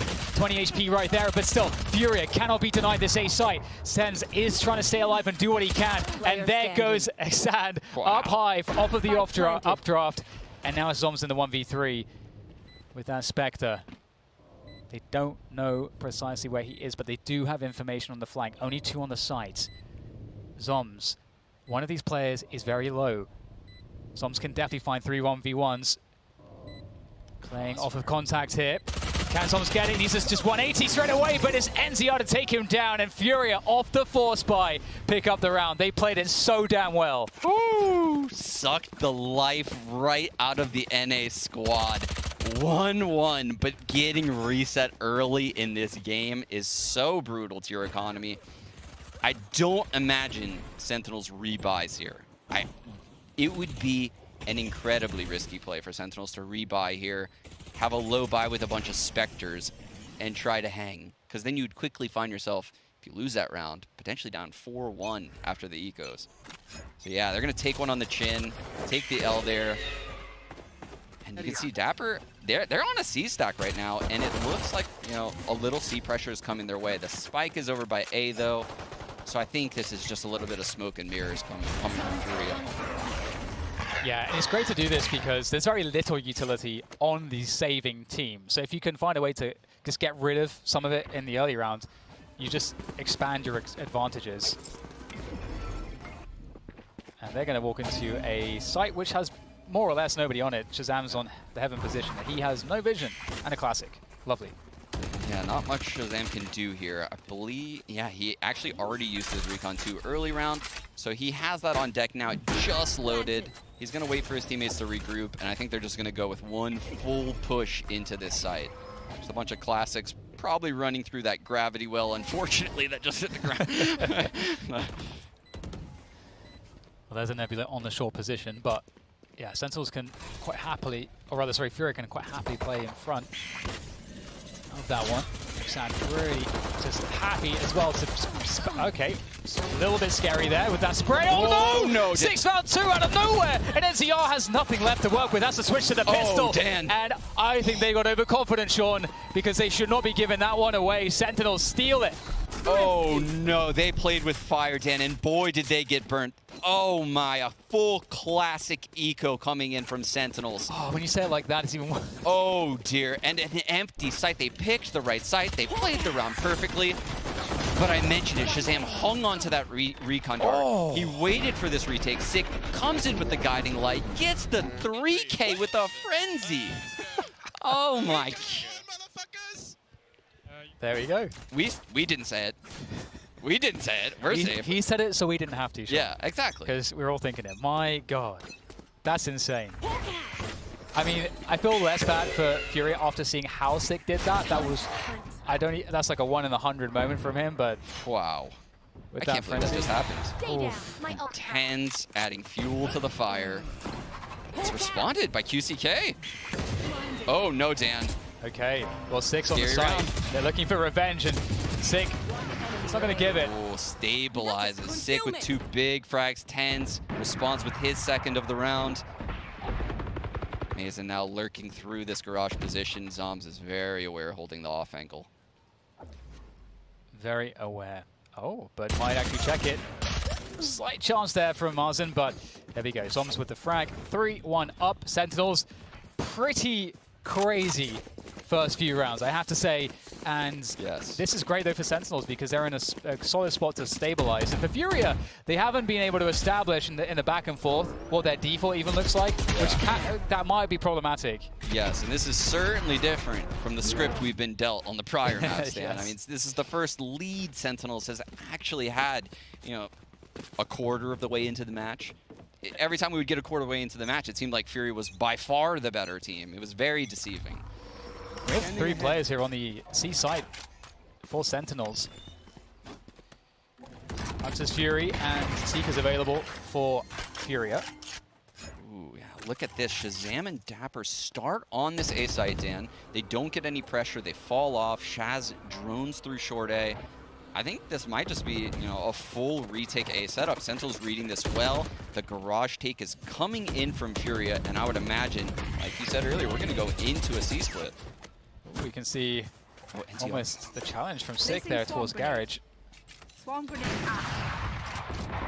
Yeah, they're threatening C so heavily right now. But with that said, Sentinels don't have vision towards the A side of the map right now. They're going to hear, I think, that guiding light that just got sent towards A. So if we have a cut of noise right now, Sentinels might second guess this, but well, I mean, they don't have to now. The Seekers come through. That's going to give them all the information. Sick wants to follow it, but he's going to get trapped in the corner, looking to get a lot, but only gets one.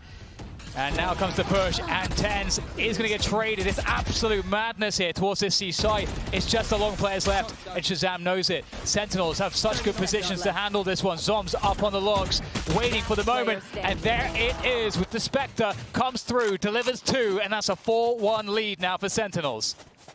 Gorgeous round there from Sentinels. Not in the fact that they did anything crazy as far as their shots, but their positioning across the map. They're faking A lobby control, leaving that position, stacking the C site, reading things so well. Mid-round Seekers from Sick. The counter Seekers, though, coming in from QCK. That was so big. The trades in Garage. But unfortunately, I mean, you just can't deal with all the randomness if you run into a stack like that. There's people jumping through smokes that you can't expect, and it's just too much to handle. So here we have an eco coming in from Furia Dan, and Sentinels aren't stopping. It's Dapper. He's just run through the garage doors like an absolute maniac, Sean.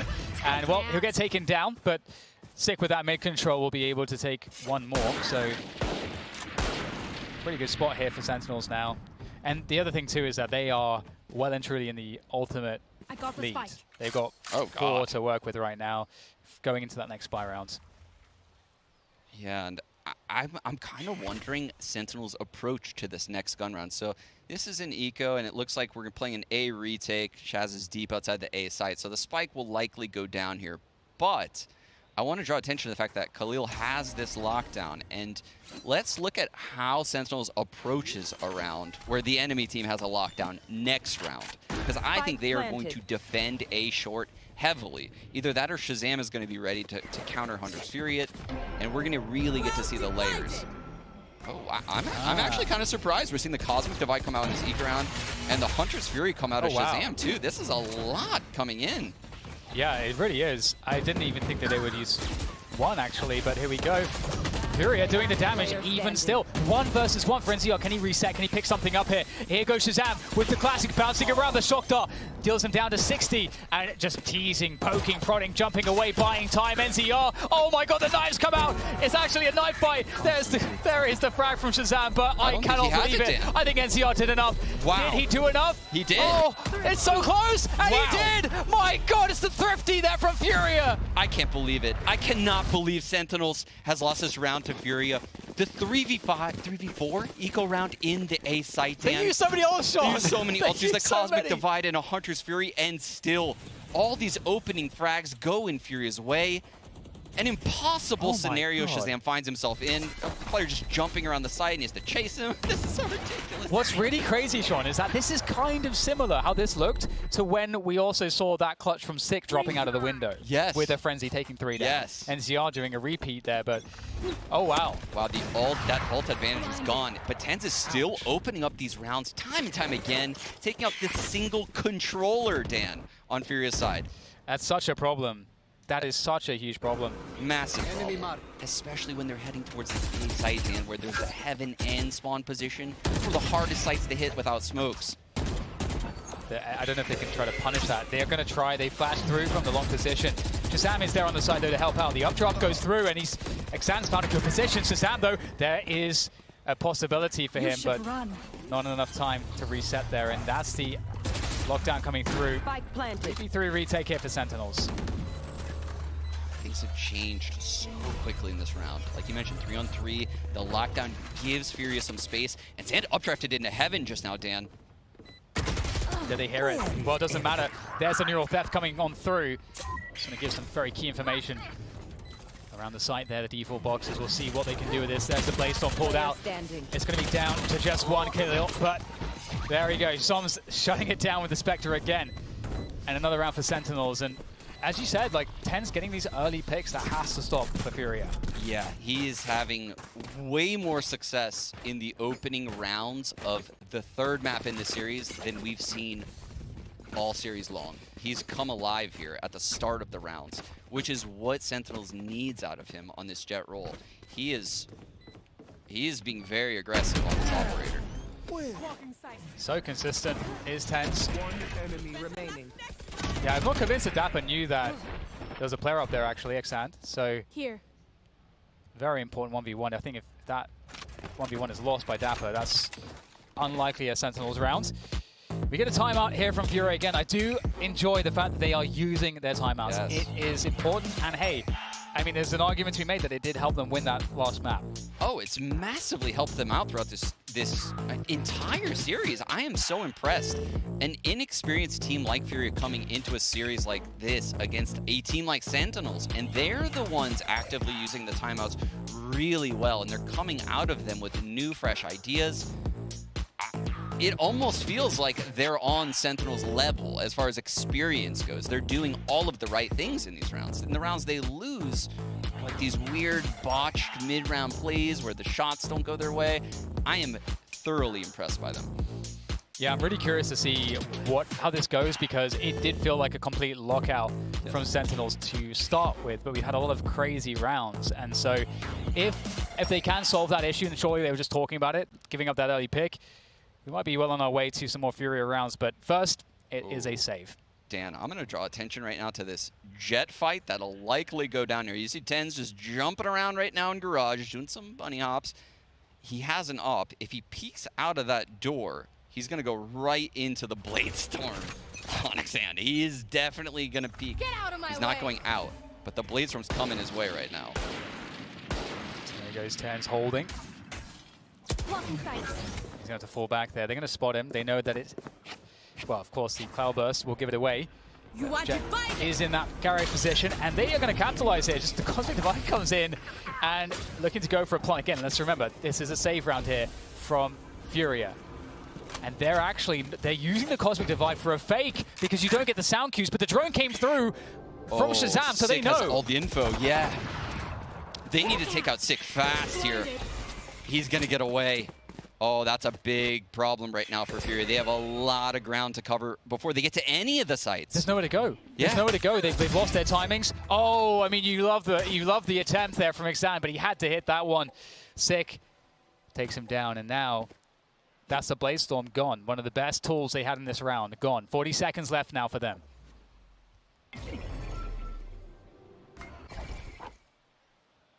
You can feel the round slow down now. Garage control going in Furia's way. The C-split will come in. Left. But Zoms and Dapper have been so successful at this site, working off each other. Okay, Dapper down to 25. Flash comes through. As Zoms to back him up backside. If they have to hold the backside control, they can do so. Sentinels are fine. Spike needs to go down. Ten's able to find one as well. So, okay, there we go.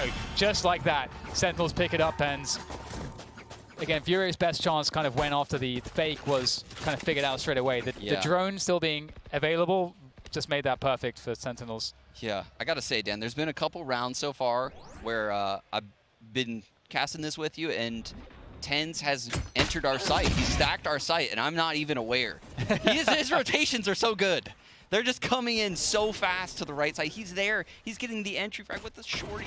Gets an off frag to close out the round. He is everywhere on this map right now, and his rotations are really on point. He is the problem, 100% for Furia. And once again, very confident to hold the angles in mid. Deep position from Sick in the C cubby. Very different look here from Sentinels. They've given up the A site. Dapper playing retake 2 trips down. Those are kill trips. He can easily get a frag from this heaven position, and you can see Sick pushing the other extremity, gets punished for it. The question here is, how do Furia play off of that pick? They got over a minute to go. How do they understand that will impact the defensive rotations? This might be one of the first times we've seen them get a clean 5-on-4 on Haven. I think it is. So yeah, this is going to be very interesting to see how they deal with this. They've regrouped now. They've left their Jet in short A. This might be a misdirection play to leave Jet on the lurk. I really like this here from Furia.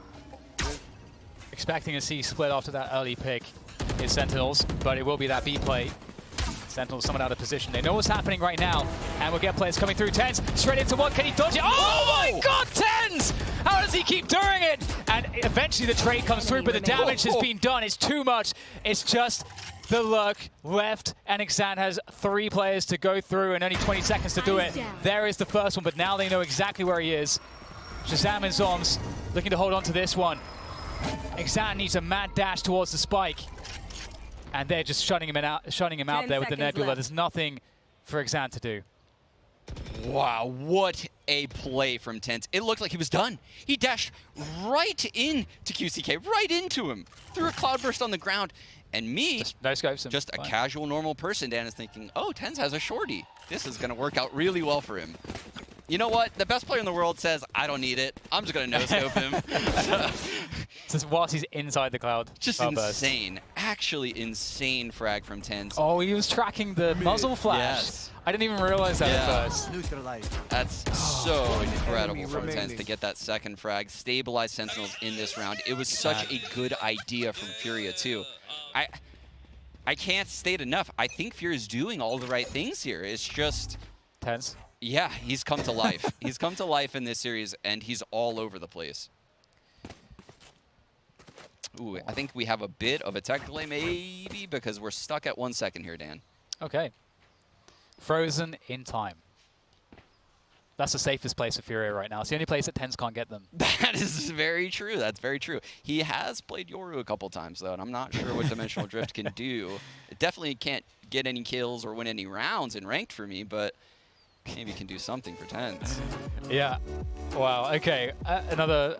We've had a lot of pauses from Furia. Of course, this is a tech pause, but we'll get back into the action as quickly as we can. And I mean, this is a moment for Furia to have a breather. They've been really on the receiving end of some nasty rounds from TenZ, but it does feel as though they are preventing themselves from losing advantage very early, as they have been in some of the earlier rounds in the half. So I feel like there's promise, and the best they can get is 5 rounds. That would still be a good finish if they would be able to find it. I couldn't agree more. I think Furia has given a really good look in this map, and it's not a look that I thought we would see. I'm not gonna lie. Their attack side has looked a little atypical to me. Not a lot of defaulting with late A lobby clears with the initiators, and a lot of initiator-heavy utility towards A, towards Garage. Their defaults have been heavily focused around Garage, B, C, and like kind of spread thin around A. And it's not working out well for them. I think we might need to see a shift in their style of early round control, because the early rounds are much less successful here on Haven than we previously saw on Breeze and Ascent. Yeah, it is interesting too, because I could see that TenZ, after this pause, actually starting off with some like short A peaks and stuff like that, because I would, if I was Sentinels, I would be thinking the adjustment is the A control at the start of the round for the default, as opposed to the early mid and C and garage pressure that we've been seeing so consistently. That's what I would do if I were TenZ, but obviously TenZ doesn't have to do anything. He can just be TenZ. He can literally do whatever he wants and probably just reactively play in the round and be good, but I think what we should really be taking note of here is how much success Sentinels has had throughout this first half, playing aggressive into middle. I've seen a lot of plays down out of B, out of garage, aggressive peeks for information early in the round. And unfortunately for Fury, a lot of their hits are in that zone. That's where these casualties are happening. They're happening from people like, you know, when Dapper swung out of garage, when Sick ran out of B, when Sick ran out of garage, when Tens peeked out of garage, when Tens opping people in B. That's where all of the problems right now are occurring for Furia when we watch them. So, you know, how can they clean up that aspect of their game coming out of this tech pause? And I can tell you, looking at them right now, they're spaced in such a way where they're not focusing on that mid control. Yeah, absolutely.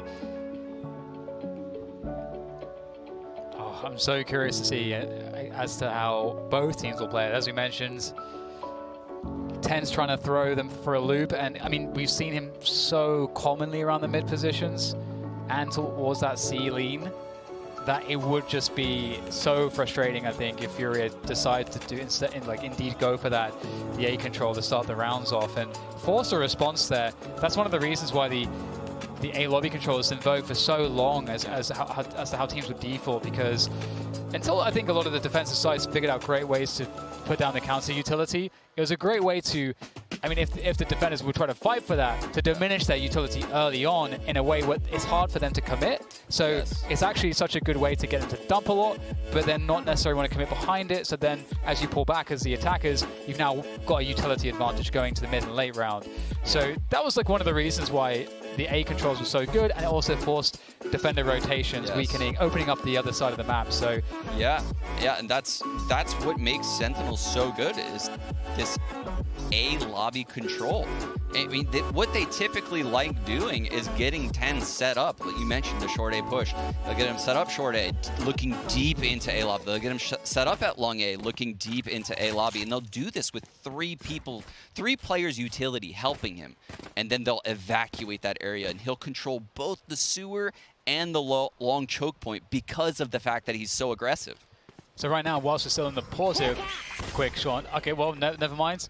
We are out. I was going to ask you a question, but denied.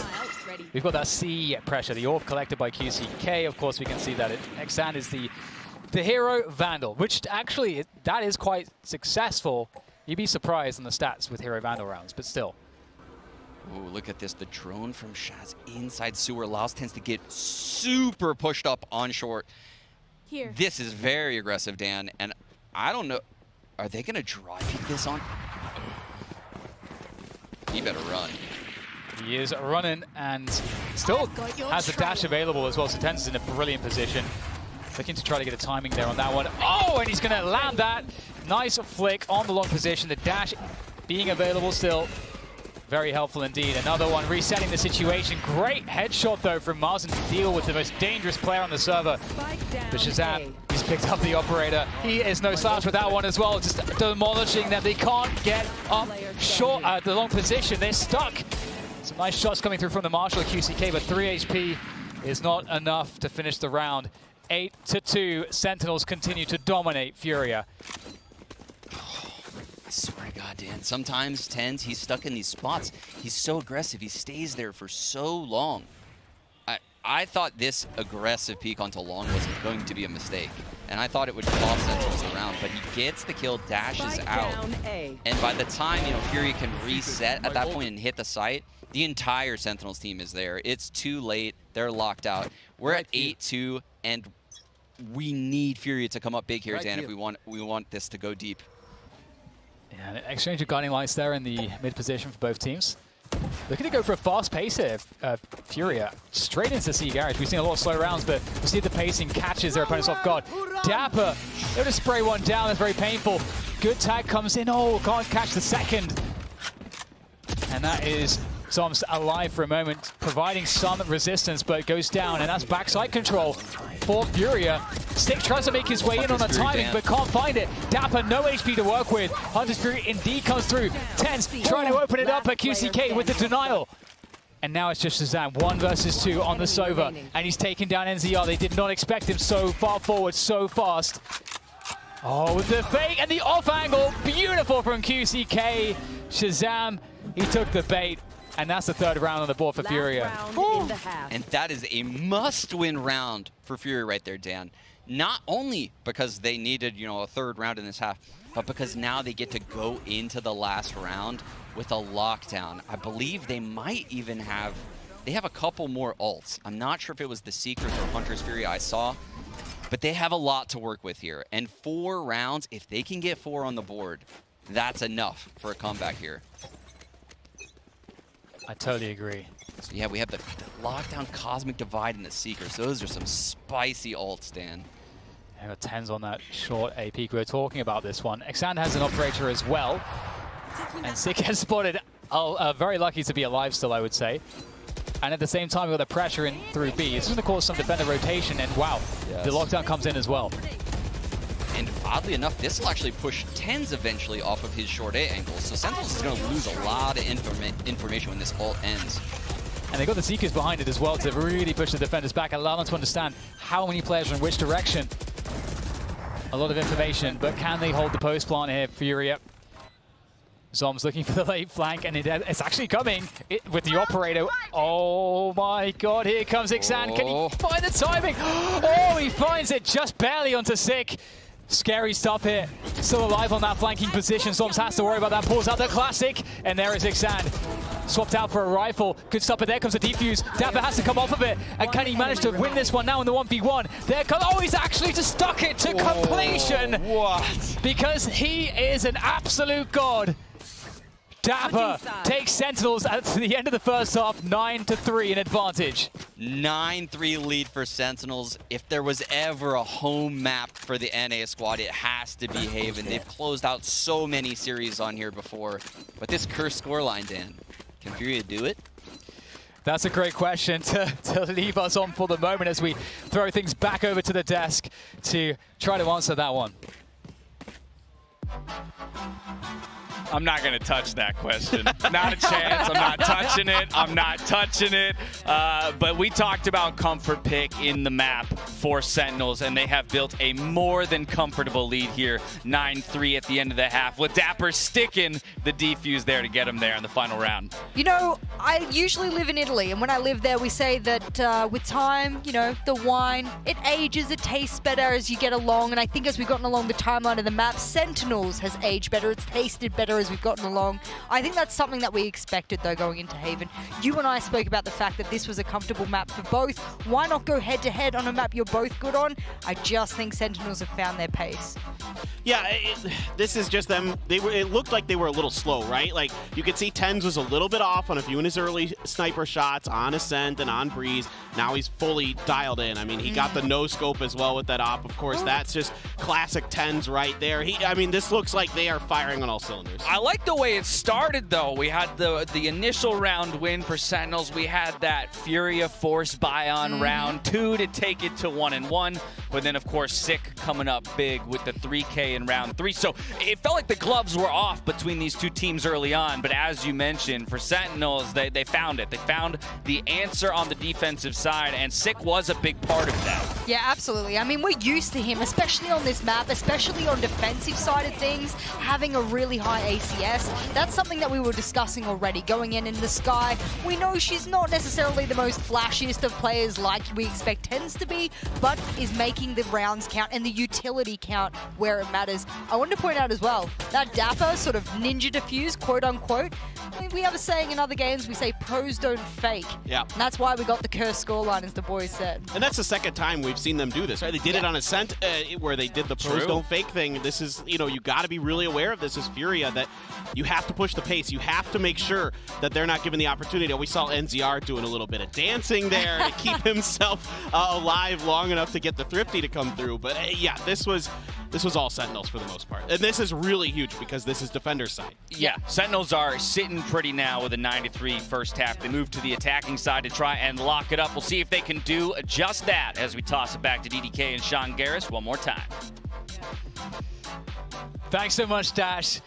Oh, yes, this is it. This is the end of the series. So last half, map 3, and Furia, they got a hell of a road ahead of them here, but I would be, I think, very silly if I counted them out at this point. Absolutely, but I don't mean to cut you off here, Dan, but they're keeping up the aggression despite being down 9-3. This is exactly what you want to see out of Furia right now. Xand's all the way down mid, has all the info. But Sentinels really hasn't done anything, so there's not even any info to get, Dan. Oh, Shazam. Look at this bait setup. I don't think he spotted Xan. He has no idea. What a tap from him. And now there could be even more. Using the Cloud Burst to try to get out of that position. Shazam is going to take down QCK. Wow, sick. I don't know how he had an angle there, but he did. I thought Xan was just home free. Even with the turret shooting him, top B site, Dan. That's crazy. C-splits on. Sentinel's still going into 2 players, though. Oh! Okay, Khalil shuts down TenZ, makes it a 3v3 again. Backside control is with Furia right now. The tap on the spike comes in, maybe to bait a peek, but there's going to be another trade coming through. Martin at the backside still holding it down, able to capitalize. One more to go. It's Zoms. And Zoms knows where the spike is, but doesn't know where NZR is. Trying to force the peek. Oh, he's just looking at absolutely the perfect angle at the right time for the Red Bull clutch. Zoms coming in hot. You can tell a person's character by The their man was on fire all boot camp long, according to everyone. You know, he posted a screenshot of him having like 36 frags on Astra on Bind. This is one that Sentinels, you know, they've been slipping through his fingers all series long. He was so close to clutching several of these rounds. Not this one, though, Zoms. You feel like everything is starting to go Sentinel's way. This is exactly where we expect him to be, but we haven't seen them look like this. I just want to say, Sean, Sentinels have only won 1 pistol so far, and they lost to the Force Buy afterwards. So we'll see if that story continues, or if this will be their first clean conversion. We don't have a Force Buy, and it's a stack on C. So Furia have certainly missed, or, you know, I mean, you got to gamble. Sometimes you're wrong. Look, Dan, after that round earlier we saw when, you know, Sick jumped out of heaven with a frenzy, anything can happen. That's true. All of Fury grouping right now to literally play the same game. I can see the Sova lining up the recon right now. The flash is going to come in. This shorty is going to try to be annoying. Yeah, it seems a bit disjointed there. I felt like QCK was a little bit ahead of his teammates. Not as coordinated, I would say. NZR will take down Shazam. Some damage being done, but Sentinels have had enough, and that's the 11-3. 2 more rounds to close out this series and move forward. Just some good old hard yakka. Standing in between us and victory. I mean, Fury, they saved pretty heavily, so they should have a good buy. And presumably Sentinels will continue with some of the SMGs, so indeed. Yes. So Sentinels has a lot of rounds and a lot of money to work with here, Dan. And after this bonus is over, they're going to be very close to several ults, if they don't have them already. So huge, huge hold here for Furia. This is where the road starts to the comeback. They're going to have to stop this A lobby control. It's like blinding over it, but it's actually a fake of an A lobby control. Sick wasted his entire kit. They're really trying to sell this. They're keeping those 3 players there, Dan. Yeah, oh, that is, I was going to say that they're faking the control, but Furia have the players there. The rotation is slow, but Khalil, with that frag, is going to slow things down. The Nebula, they're going to have to push forward. They know it. Dapper going straight in and playing the entry role on the Cypher. How much can he get here? Again, Marzen holding backside so his teammates can rotate through spawn and be safe. But Shazam cuts them off there, and they don't have anywhere to go. Marzen still backside. Can his teammates join him here? They're trying to, but Marzen is getting tagged down. But still, the pressure on Sentinels trying to fall off of the spike plant here, and they're not able to get out of that position. Fantastic work from Furia, not giving Sentinels time to reposition. Yeah, and they're not giving them the fights. I think that's how Furia got Over here the Nebula, in got Ascent the frag into heaven, and that was the initial trade that got Furia actually into the crazy. Site. They stopped the 4. Crazy indeed. And Marzen's been doing a good job of just that backside control in the few rounds that we've seen, so that is a pretty key position. Yeah, I was going to say, I think him staying alive there, you did a good job pointing this out. He just nested in there, didn't overextend, didn't peek into any of these aimers on Sentinels, allowed the rotate to come in, and then swung out wide. Retook the site with his team, played it perfectly in the Astra roll. And now Furia has to defend against this big buy again from Sentinels. Xan pulls out the daggers. And there's a Trailblazer coming through from Sick. Down short A to get that information. Take flight. Again, last round, Sentinels saw the A aggression from Furia. They kind of realized what was going on there. I think. So, not seeing it this time. Surely they suspect more players here, but the Seekers will come through. And the push to C comes in, and we talked about the backside control. Can Dapper steal it away? Yes, he can. He takes down one. Another frag from Dapper. That is outrageous stuff from Dapper. He'll get taken down through the Nebula, but they've lost that backside control that we said was so key. Yeah, he just stormed in there, caged to get past the gravity well. That was just all individual coming out of Dapper. The late Cosmic Divide from Zoms. Disrespected by Zend. That's huge. The up drop through. Can they do something off of the back of this? You can see that they can just nestle up, they can cozy up behind the Cosmic Divide here. But Zand comes through another up drop. Can he get more? Zand, he gets 2 more somehow, and it's just 1 more to go. But Zoms, he's got the advantage, and he's never given that one up. Match point, Sentinels. Zoms, another clutch, putting Sentinels on match and series point here, Dan. 12-4, third map. This is just almost undoable for Furia now. They're the underdogs, and they had their chances in this series. They could have closed it out in 2. But now they are in a very difficult spot here on map 3. We're going to see the first operator here for Xand on this side of the map, and there's none to be answering it with. There's a Trailblazer, doesn't want to shoot that. He's waiting. Oh no, that's so unfortunate for Xand. You can see what he's trying to do there. But 10 is going to take down NZR. It's beyond hard mode. This is nightmare mode for Furia right now. Look at the lurk from Dapper. Is the trip on C that has absolutely just caged Mazen in, and they're not going to him. This is so unfortunate. They're going B. The Zoms is stuck, I think. I think they know that he's there. I think they got the Trailblazer on him, but he's going to have to use some smokes to get out. Oh, he's out, yes. That B take you were talking about. And Dapper, he's just playing the entry frag. I mean, he's on the side for just Dapper things. He'll get taken down with the classic somehow. And commitment to the B plants. Oh. Zoms might get baited into going for this, but Mazen has rotated into garage and has picked up this door lurk. Zoms actually has the sense there to, and the cognizance to fall back. Taking it slow. That's a nice pick up there with the Stinger. A pretty impressive range for a Stinger these days. 4 versus 3 now as that spike ticks away. Another frag. Mazen comes in. And there goes the defuse now, putting the pressure on. The piece come through. Mazen again, just peeling away the defenders one at a time there. Sentinels will concede the round. And Furia, that looked great. They just have to do that, what, 7 more times? That was probably the hardest of them, too. Down 5v4, broken by. All the buys are going to be better from here on out, so theoretically... It's true. It's true. It's possible, Dan. Sentinels forced to eco. You know, they're making a light investment here, making sure they can get a full purchase next round. Tens has the Blade Storm on deck. That's as good as like 3 rifles, probably. So. I am worried because this is like the worst round to lose if you're Furia here. You're trying to mount the comeback. Yes. They've only got a couple of Sheriffs. And a Blade Storm. And Tens. So you can see Killjoy has the turret looking down C long. They have the alarm bot on B. They've doubled up garage and they've tripled A lobby. This is such a cool setup from Furia. Xand just cannot catch a break here. No. Trailblazer, drone, just all sorts of business will force him back. And burn the dash. Yeah, they've lost this A lobby control. Both the initiators also falling back with Xand.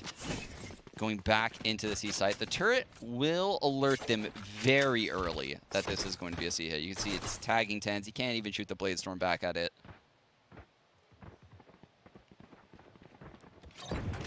Oh, the cute.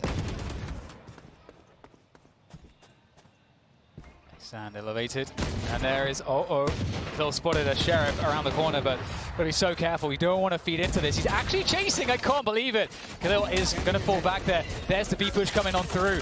Can Sentinels capitalize off of this one?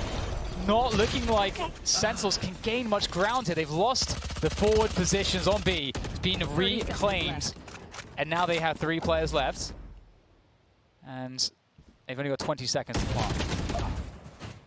Yeah, looks all but done for Sentinels right now. Everyone just wandering around the map, doing their own thing. 12-6. Furia's getting closer, Dan. I don't know if I'm a believer yet, but they've built the ults. They'll never have a broken buy for the rest of this game, so that they have the economy working with them, assuming they keep winning, which they need to. And a Prime Gaming flawless, I mean, I would be lying if I said it's not doable. On the defensive side of Haven, I've seen rallies way bigger than 6 rounds. Yeah, definitely. It's going to be interesting when TenZ gets an operator in his hands. But with that said, I mean, on the attack, I mean, that's not necessarily a style that they're going to go with. We've got a mid push coming through from Fury, getting space early on. And it's Xan with an operator, but it's a quick C push. So Sentinels are going to circumvent this. However, Cosmic Divide and Hunter's Fury for Furia for a retake is strong. It's so strong, and I love the little things. Look at this overview of the site. Notice how Dapper uses his cage every time where the meta gravity well is, but look at the Hunter's Fury from NCR. The quick retakes coming in. It gets 2. Dan Shazam is all alone. Oh, that's a good dink though from Shazam. Can't finish it off though. Xan takes him out, and that's got to be an operator down there somewhere. I think he dropped it. Ooh. Oh no, yep, there it is. So, okay, 7-12. It's happening slowly but surely. Is it happening? And Fury did not burn the Cosmic Divide, only the Hunter's Fury. No, so you are correct about that. That's very important. Another eco. That Cosmic Divide is so important. It kind of helps to shut down those really fast rush rounds, allows you to give up sites, retake. Very good for the A retake. The B retake, it's incredible. If you Cosmic Divide the front of B, same thing goes for C, right? You can put it right in front of the sight box, block off Garage. I respect so it. Powerful. Xander's still trying that short A. It's just not happening, Sean. It's never happening. It's never happening. He's kept the dash up, though, which is good. And we talked about fast round retakes. All right. The operator's just on the floor, Sean. Is that? Xan dropped the operator there? Sure, that's what that was. That is what that was. I'm trying. I wasn't 100%. I was trying to figure it out. That is a huge error. And TenZ doesn't pull the trigger, and they're just going to line up. But Xan is just going to the back of the site, somehow dropping the operator. Was that the big brain move? The Mega Galaxy ulti brain play? I don't even know. Oh my goodness. Please somebody explain that. Someone tweet us. I don't understand the logic. But they won the round. I'm glad they won that round. That would have been heartbreaking to see them lose that round. You know, even as an NA player, like, I don't want to see Sentinels win like that. Someone just gifted an off. But I don't understand why you would drop it there. I mean, if you were swapping out for the rifle. He had to fat finger it, right? Yeah, okay. Or did he leave a rifle on the ground? Is that I don't know. You know what? The analyst desk, they can figure it out. They can figure that out. They can figure it out. Okay. 8-12. Sentinels timeout. I'm not going to ask you if you're a believer yet. I won't. Yeah, I'm not going to be a believer yet, actually. So I'm going to wait around. But I'm going to say this. Sentinels has tried to close this match out with very fast, aggressive C hits. And now we just saw them go into this A hit. You know, they're just trying to get it done. But what they're doing is they're dwindling the rounds where they can actually try real strats. And they're becoming more and more readable on those rounds because it's unlikely they're going to continue this style. So their style range becomes narrower and narrower as these rounds go on if you're in the IGL on the Brazilian side. And so the rounds are becoming more and more favored to Furia as this goes on.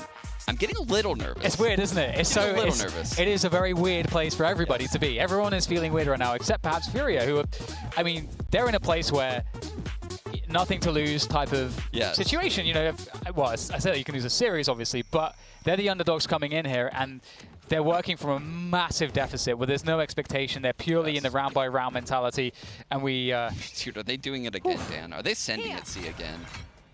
They're just trying to jam it in this site to just get their one round. And Xan's actually there this time. Yes. He's given up on a short finally. He's top site. He's going to get this first shot in. They have the Killjoy lockdown for the C site as well. Very powerful piece of utility. But this battle is everything for Furia. The drone. That's important. However, Xan is still there, and there's that rifle he's going to collect. So, oh my god, that is just disgusting. That's a huge mistake. The Seekers push the player back into Garage. This is the first time that Sentinels has had a clean take of this site. No Mazin staying alive. No Hunter's Fury taking players out on the take. Dapper's lurking in mid. There's a big fight. gets out. That lockdown needs to be set up here. And everyone on the C-long position. The lockdown is not being used, though, Dan. This is Oh, there it is. It is. Surely it's going to be coming in. There it is. It's in the perfect position as well. Oh, dear. Look at this lockdown. It locks on all of long besides the back wall, Dan. There's a slither. There is a slither right at the back, just as you say. Can they find a way to manage this, though? Tens lining up at the back wall. All the Sentinels players firing off together. In comes Mazin. Very important flank through. There's the hole. There's the stick. Can he find it? Can he find it? Yes, he can! Still Fury are alive. The Red Bull clutch there for NCR. Still alive. Are you a believer, Sean? I am a believer, Dan. That is insane. He saves the lockdown, gets the back wall. The late flank comes in. Dapper cannot stop the defuse. It's planted for the box because, of course, it's a C-long plant. And they have massive number advantage. I can't believe that NCR had time. I can't believe 2 players longer detained. Oh man, this is just incredible. What just, oh my god, jumping across. What is this? Dapper's running for dear life, classic in hand. That's so tough there because you jump with the classic, expecting him to come off, or do you actually, well, I mean, he can't come off actually, or do you spray the boxes? Yeah, there's no right answer. That is such an unreal scenario. Your 2 teammates are detained at long. What is this? Oh man, it's such a beautiful round because when do you ever see that Killjoy lockdown? And it's because they gathered all the information as to where all the post-plant positioning was, which is kind of rare that you have the ability to know that and the presence of mind to do that in such a chaotic scenario. Massive props right now to Furia. I would be a bit I would say that I would be shaken if I was Sentinels, but I've seen them on Haven have games like this, the scrappiest of games, and usually they come out on top. I mean, 3 rounds against Sentinels. It's going to feel like an eternity if Fury gets this to OT, right? These rounds are going to be hard to win by them. It's going to feel like that round, right? Where every round Sentinels is going to claw back into it. And Furia just has to, you know, put the foot down and close out these rounds. That was a phenomenal retake. That was so awesome to see. By the way, when we get these little intermissions with the tech pauses, little pauses, I feel like with the stage and the music, it feels like a music video. Yeah. like, I just kind of zone out and kind of want to watch all the colors and the lights. It's beautiful. But for right now, Furia, I mean, pauses just pauses in general. It's tough. You've got the adrenaline pumping, coursing through your veins, and you get to a moment when suddenly you don't have the gameplay to focus on. When we talk about experience and dealing with pressure, pressure comes into your mind the most when you're not playing the game. This is why some teams will take timeouts to actually ice the other team and get them into that spot where suddenly they're like, wait, are we doing it? And as soon as those sorts start to happen, your mental can start to get compromised. So that's where the experienced teams can survive. And we're asking this question constantly, consistently of Furia. Can they maintain composure in these kinds of spots? One thing I will say, though, to kind of go to the other side of the coin, something I've noticed a lot as a player and, you know, watching all these games as an analyst is when a player has a big round like that as an underdog, they often have this inflated overconfidence and they'll mess up the next round or 2 rounds later. They're out of the right flow state that they've been in to get in the scenario prior. They're overconfident. So I think these pauses are actually doing a good job of not allowing Furia to enter that state, reset, talk to each other, you know, take some deep breaths. Man, I have seriously been so impressed by this team. It's tactics, spacing, trading, jiggle peeking. Very impressive stuff from Furia here today. To me, I mean, it's been a really great performance from them. They've shown a lot of great looks, as you said, different looks, adaptations, good mid-rounds calls where they've abandoned what they wanted to do, and quickly the whole team got on the same page about a mid-round switch-up. These kinds of things do indicate a really top-level team. And obviously we're at Champions, you expect that. But I think as you mentioned previously, we've known that the Brazilian region has a lot to offer, and it got hyped up quite a lot at the beginning of Valorant and didn't necessarily deliver to the expectations that were set. They were set really high, but what we're seeing right now is a Brazilian team playing some fantastic high-level Valorant. And I don't think you could make the argument that Furia looks like the more skilled team, which is even more of kind of a positive for their team, right? I would say Sentinels clearly has a skill advantage. But here we find ourselves deep in the third map of this series. You know, an inexperienced team is putting up these numbers on Sentinels, and they're doing it tactically and the right way. They're not getting lucky. They've put in the hard work to end up in this scenario. Yeah, we've had some great moments. We really have so far, and I, for one, hope that we get many more. I want to milk this series dry, Sean. Get those 3 rounds. I'm not leaving. I'm not ending this tech pause. And this is a moment for the Furia players to also start to think, okay, well, what's been working? And I think that we're in this interesting part of the game where Sentinels may have forgot for themselves what was working. They've been thrown off kilter. And for Furia at the same time as well, I don't think it's super clear for them what has been working. They've been switching up their pace quite a lot, and they're on the defensive side. So in that sense, you're always somewhat reactive to the first action of your opponent. And because they have been pressuring slightly, but they're not going very aggressive. Xan, a lot of pushes on the short A position to show presence. Doesn't often get value except in showing the presence and forcing util, slowing things down for the attack. And then sometimes we see him on C providing that presence. I think maybe once or twice we've seen him with the mid push. Yeah, but that's rarer. He hasn't been as aggressive on the defensive side as TenZ was. But that's what I'm saying about this team. They don't need him to be. They don't need him to be that star jet player because they're so cohesive. They have so many thought out retakes and little plays that they've set with their ultimates in particular. I feel like when they have ults on the board, they are such a solid team. They've done a really, really good job of pairing them together. Yeah, they definitely have. And I think at the beginning of the series too, we saw some moments on Ascent where I think both you and I were thinking, damn, Xan came into the series a little bit shaky. There were some shots that were missed. I think we both felt like, actually, with where Furia was, they could have won the map with just a couple of these opening shots on the defense with the operator. Had he hit those, would have been hugely impactful. But regardless of that, going into Breeze, again, it's a map that historically Furia doesn't really have a lot of play on. They don't tend to focus on it that much. So it was quite incredible to see them winning that. And again, you mentioned it, Sentinels is the team that you expect to outskill them, which we've seen TenZ just popping off. So dangerous. And yet Furia close that map out. And now into Haven, horrendously far down into the second half, and still finding ways to be tactical, to play their game, and to give this a very solid look despite that deficit. Yeah, despite that abomination of an eco round, right? Yeah. Like they couldn't bounce back from that. That was actually a massive nail in the coffin of that first half in hindsight, right? That really changed the tide of things and affected how Sentinels were able to put that insane amount of rounds on the board. We had yet to see them start a series like that, and it took, what was it, a 3v4 classic eco with Sick on the Frenzy? Yes, that's a very good point, actually. Yeah, the round around that would certainly broke the back of Furia for some time. And another thing, to Furia's credit is the success they have found on a lot of the pistols in this series. That's something that if Sentinels end up, regardless of how this series ends, Sentinels will certainly be thinking, okay guys, let's look at our pistols here.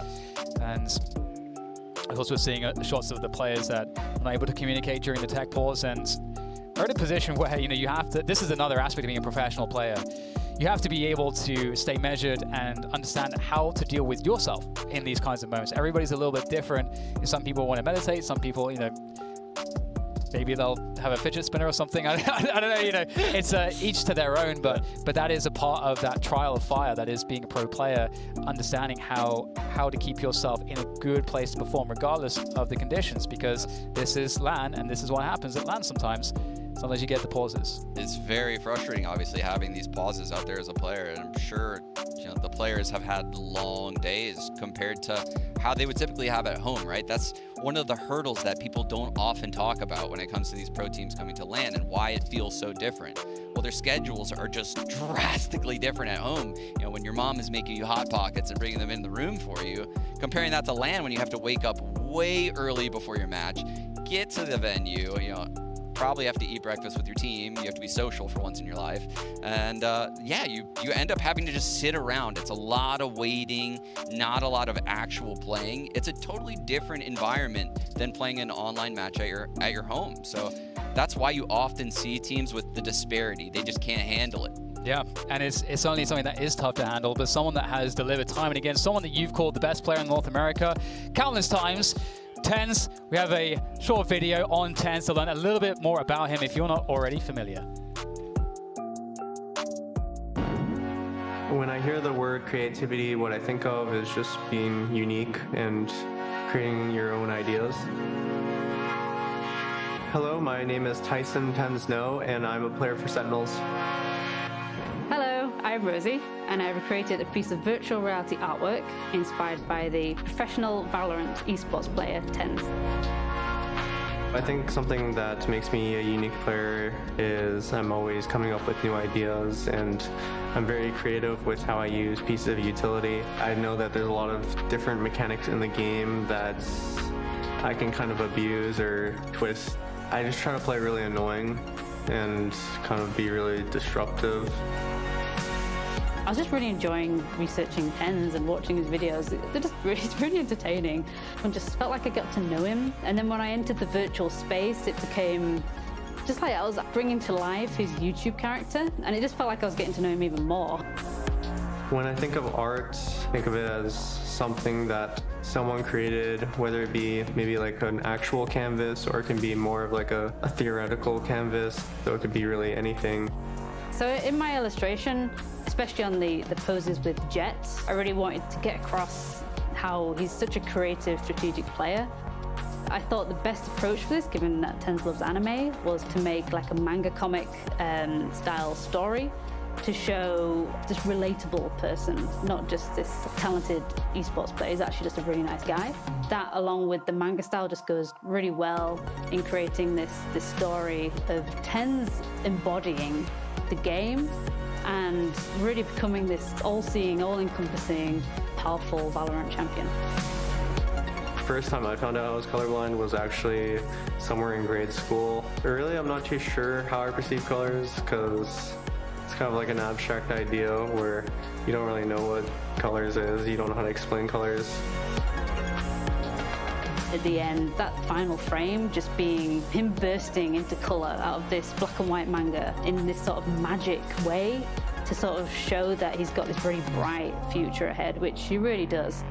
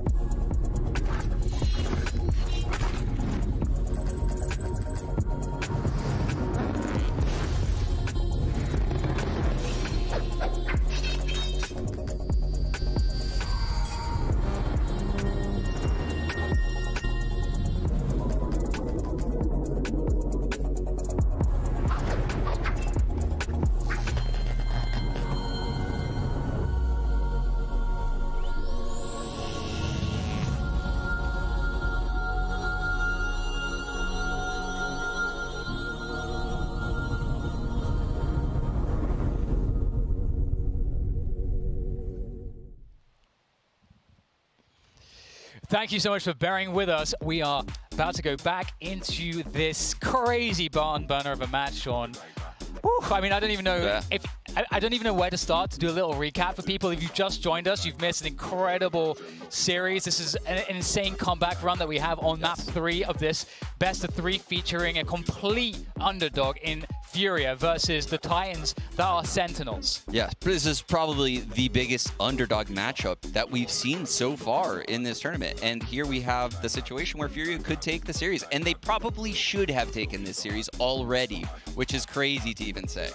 Yeah, it's pretty impressive because there's a lot that so far Furia have showed us that suggests that they're dialed in right now, and they're not shaken by just the weight of this current situation that they find themselves in, which is this extended comeback where any one mistake for any single player could completely cost you the series.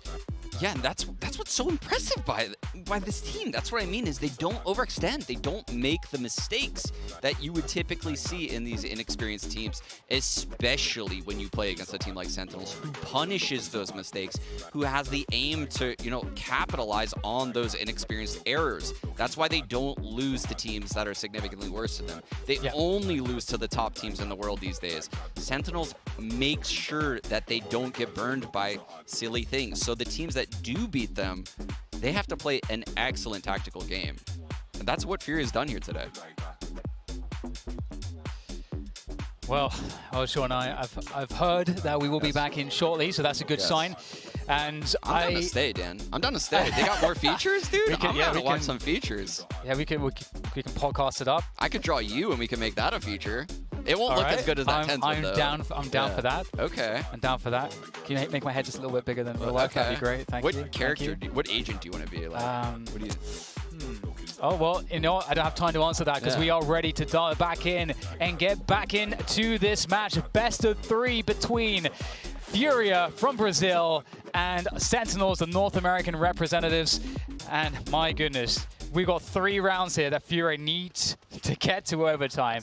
And it's been a hell of a journey. Can they do it? We're about to find out. Dear God, I feel like we're bashing our heads into this garage wall because it's looking like another C-split, Dan.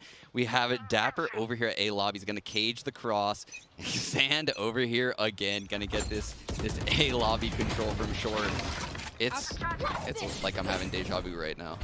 Sand already with the Blaze Storm out there with that little jump peek towards A-Lobby. Doesn't spot anything. Trailblazer, that's going to spot 3 players. That spotted 3 players outside garage. So they abort? No, they keep going in. Look at the rotate. They're going to try to pinch right now, but we do have Khalil in close. Oh, proximity. Oh my God, still getting it though. Sick holding strong despite getting tapped there by the Seeker. Still, Mazin, backside, but not for too much longer. The trades come through. Furia, only 1 player left. NZR versus 2. Tens and Shazam. Backside, spike down. They know where he is. They know where that drone came from. He's going to have to make this. Oh my God, Tens going up with the updraft and comes down and slams into NZR with the daggers and carries Sentinels across the finish line. A matchup you always expected them to win, and I cannot imagine the sense of relief for Sentinels because that was almost a lost series, and that would have been devastating. And that was one where their star player Tens, he ended the series exactly how he needed to, right? Taking over the game. He took over that 3rd map, top ACS in the server at 267, 5 First Bloods. He was all over the place on that defensive half. Huge impact from the young star. Yeah, absolutely huge. And I mean, we talked about Ascent earlier. Extremely losable in terms of how Furia were playing that, how successful they were, and some of the opportunities they had. I honestly think if it was the Furia of map 2 or map 3 on map 1, we probably would have seen Furia take that one over the line. So certainly a shocking series for Sentinels. They probably went into this one thinking this is a 2-0, and that's going to have to be a wake up for them. And for Furia, I mean, everyone has to have their eyes on Furia now because this was a fantastic showing for them, and they're looking dangerous in this group. Oh, they're looking terrifying. They're looking like a team that can upset one of the top dogs in the group, which for those of you at home that don't remember, the other top team would be Liquid. So Liquid will be playing Crew. And obviously, you know, I think after what we've seen from Furia today, the loser from the Sentinels, whoever it is, Liquid or Crew, the loser of that game should be very, very nervous because they're going to have a gauntlet to run in the lower bracket of this group. Well, I mean, one of the beautiful things, Sean, that all of these players get to experience, of course, is the splendor, the grandeur, being on stage, but also being face-to-face and show respect to your opponents. The people that push you further, and in this situation, we saw that before Sentinels got pushed further, still made it across the line. And what a showing it was. So many saves in that manner with the Sunstar 10s. Oh, they all need to collectively buy him a beer. I don't know, like, just he deserves some extra props for this one. I think all the Sentinels players came up big in their moments. You know, particularly Sick actually comes to mind. I think Shazam had several great rounds throughout this series, particularly, I think it was the first map. He carried them through as the top performer on the first map on the Sova roll. So Zoms with the clutches. Everything was needed from Sentinels here today to pull out this victory. So Yeah. I can't say I'm disappointed in them. I have them as my tournament winner. I should be. I think this is more telling of how good Furia looked in this series, though. Well, Sean, it was an absolute pleasure to be casting this one with you. That's all for you and me on the casting desk. Here it is time to go to the desk, but first, it is the Prime Gaming match highlights. Don't go anywhere. A new look for Sentinels as they stare down Furia on the other side of the stage. This time with a coach at the helm. We'll have to see if it's what's going to make the difference between them and a hope to become the first world champions here in Valorant.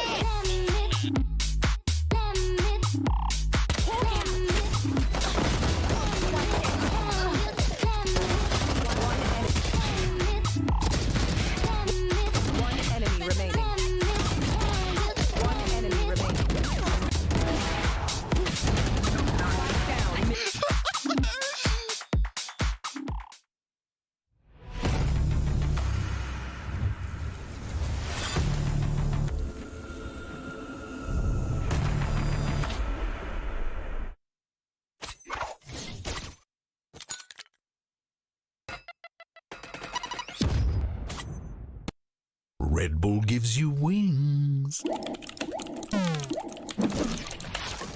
Red Bull gives you wings.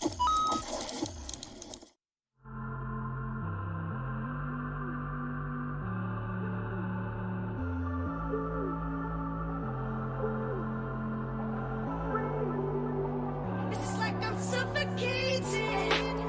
I can't catch my breath, frustration. I'm put up to the test. I'm waiting, so patient. They can't get out my neck. I'm ready. Won't you let me breathe?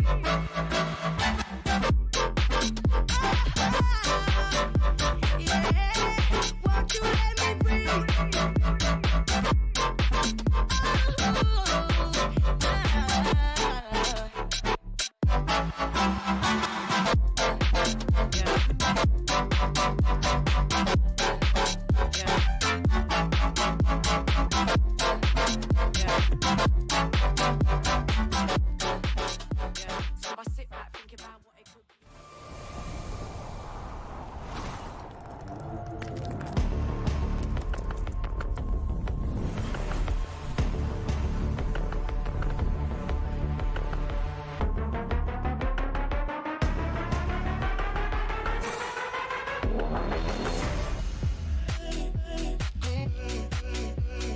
Welcome back to Champions, where Sentinels scrapes by in map number 3. I'll remind everybody, it was a 9-3 first half. It looked like they were going to lock it up in quick fashion, but Furia fought tooth and nail to prevent that. It took a solid round out of 10s to close it out finally, but my goodness.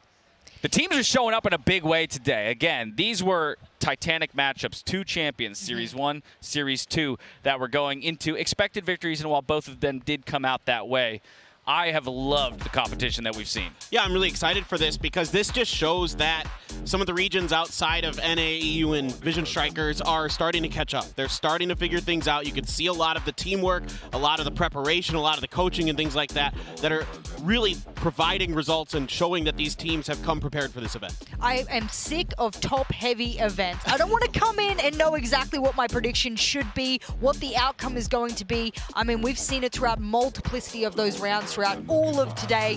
I am incredibly happy to say, though, that when we put the pressure on the shoulders of 10s, well, he stood up, he carried it, and more. It is so fitting that, I mean, he performed throughout this map and the series, to be honest, but for this shot there, just dumb. The tracing fire, watching the muzzle flash for the no-scope through a smoke is just baffling skill on display. And then for him to close it out with the 3K in the final round, this is what you need to see if Sentinels want to climb their way back to the top of that throne here when it comes to international play. Yeah, some things to work on, but overall, I thought this was just more Furia coming in very well prepared. They did a lot of the things that I saw on tape that I thought was the good things. They worked together. There were a few weird tactical calls here and there, but overall, really solid stuff. I think the casters said it best coming off of that. That's going to be a sigh of relief victory for Sentinels. They didn't breeze through that, and it was very much because of the way that Furia pushed them. And while it was TenZ who was topping the leaderboards a number of times in terms of ACS, the Verizon high-speed moment from this map 3 goes to Sick. And we're rewinding all the way back to round number 3. It's the 3K with the Frenzy. I mean, this was sick, for lack of a better word. You got to sort of walk into that one, don't you? Yeah, you Pun do. very much intended. That comes down to instinct. When a player comes in on site, I mean, yeah, You're my favorite kind of audience. I'm sorry. Yeah. God damn, Paper Thin. Give Usually the man it's his me making the moments. bad puns, Just okay? let me struggle, okay? Just let me struggle. It's been a long day. That's instinct, though. When you get on Yeah. a site and you don't have a lot of utility left to work with, you know you're just going off pure frenzy kills, and that's exactly what I'm looking for there, is that a player can go into site and make the difference. Of course, he knew the default positions that the players would be as well, so he's flicking from one to the other, and he's getting really good kills there, and you only need 1 mag. Remember, it's only 5 headshots you need. So. I'm finding frenzy headshots, though, with the transfers is just disgusting. A top performer for Sick, always an interesting player to watch, but when it comes to interviews, one of the most interesting out there has got to be Dapper, and he's standing by with Yinsu for the Horizon post-match interview. Thank you very much for that. Dash, I am indeed with Dapper here. That was a long series, a hard-fought victory. Did you expect them to be as tough of an opponent as they were in the end? Yeah, no, they definitely exceeded my expectation. I think all of our expectations. They played really good Valorant, especially on Breeze. And they also punished like a lot of our mistakes. I think I got a little overzealous. I think all of us got like a little like confident peaks, and we got punished for it, and we lost a whole bunch of rounds that we shouldn't have.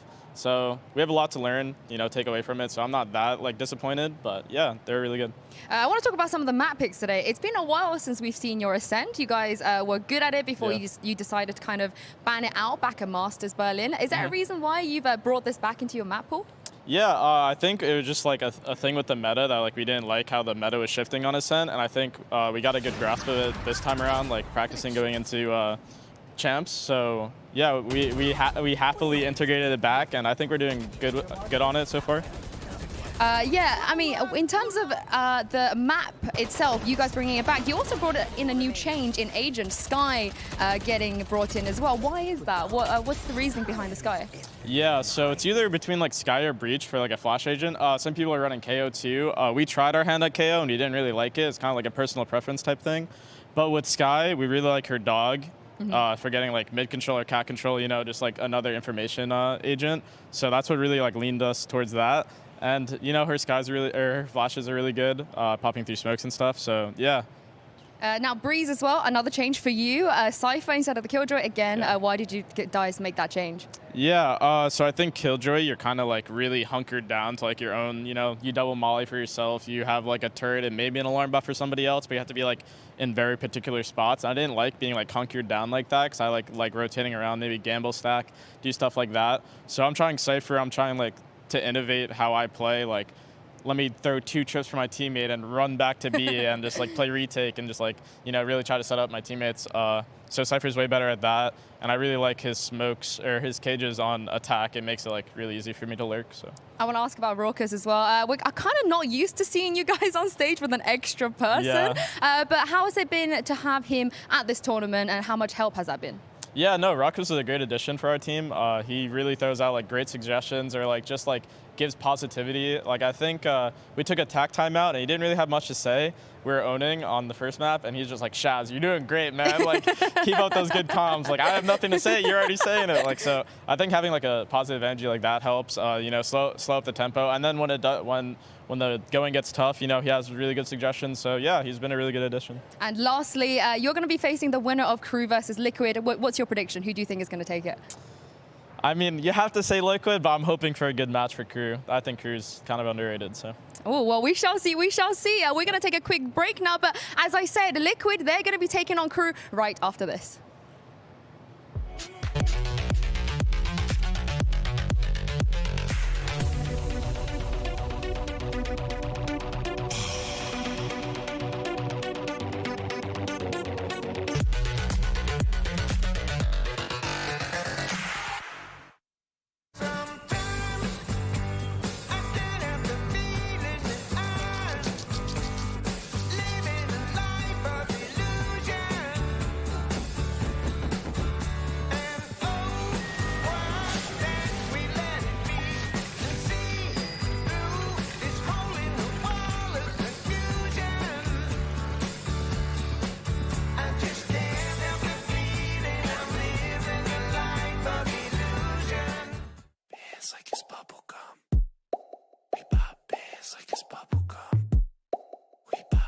bands like it's bubble. We pop bands like it's bubble gum. Bands like it's. We pop bands like it's bubble gum. Bands like it's. We pop bands like it's bubble gum. Bands like it's. We pop bands like it's bubble. Bands like it's bubble gum. Bands like it's bubble gum. Bands like it's bubble gum. Bands like it's bubble gum. Bands like it's bubble gum. Bands like it's bubble gum. Bands like it's bubble gum. Bubble bass.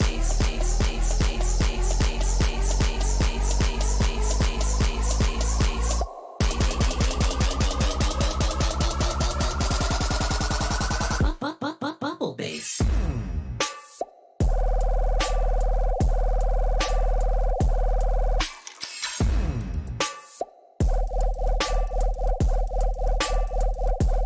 Bubble gum.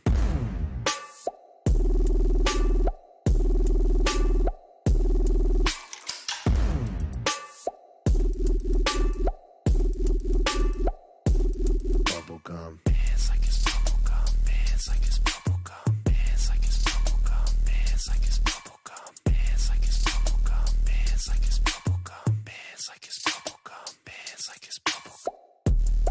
We pop bands like it's bubble gum. Bands like it's. We pop bands like it's bubble gum. Bands like it's. We pop bands like it's bubble gum. Bands like it's. We pop bands like it's bubble. Bands like it's bubble gum. Bands like it's bubble gum. Bands like it's bubble gum. Bands like it's bubble gum. Bands like it's bubble gum. Bands like it's bubble gum. Bands like it's bubble gum. Bubble bass.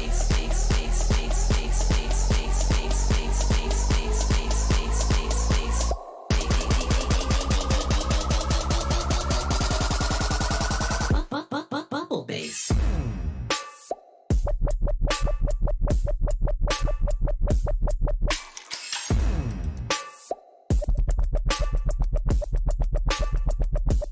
Bubble gum.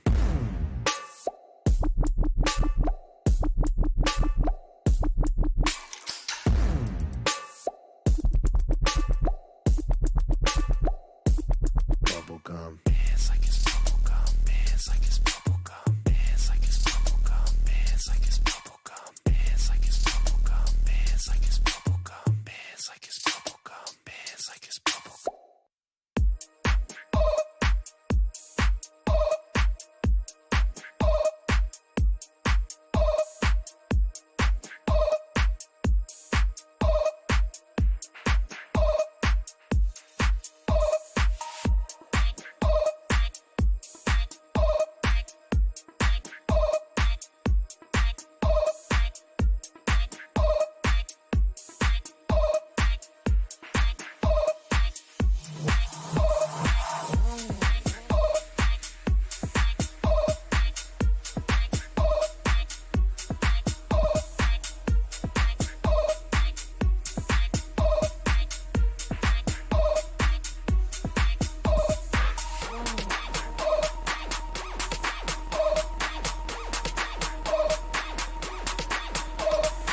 Hello guys, how are you?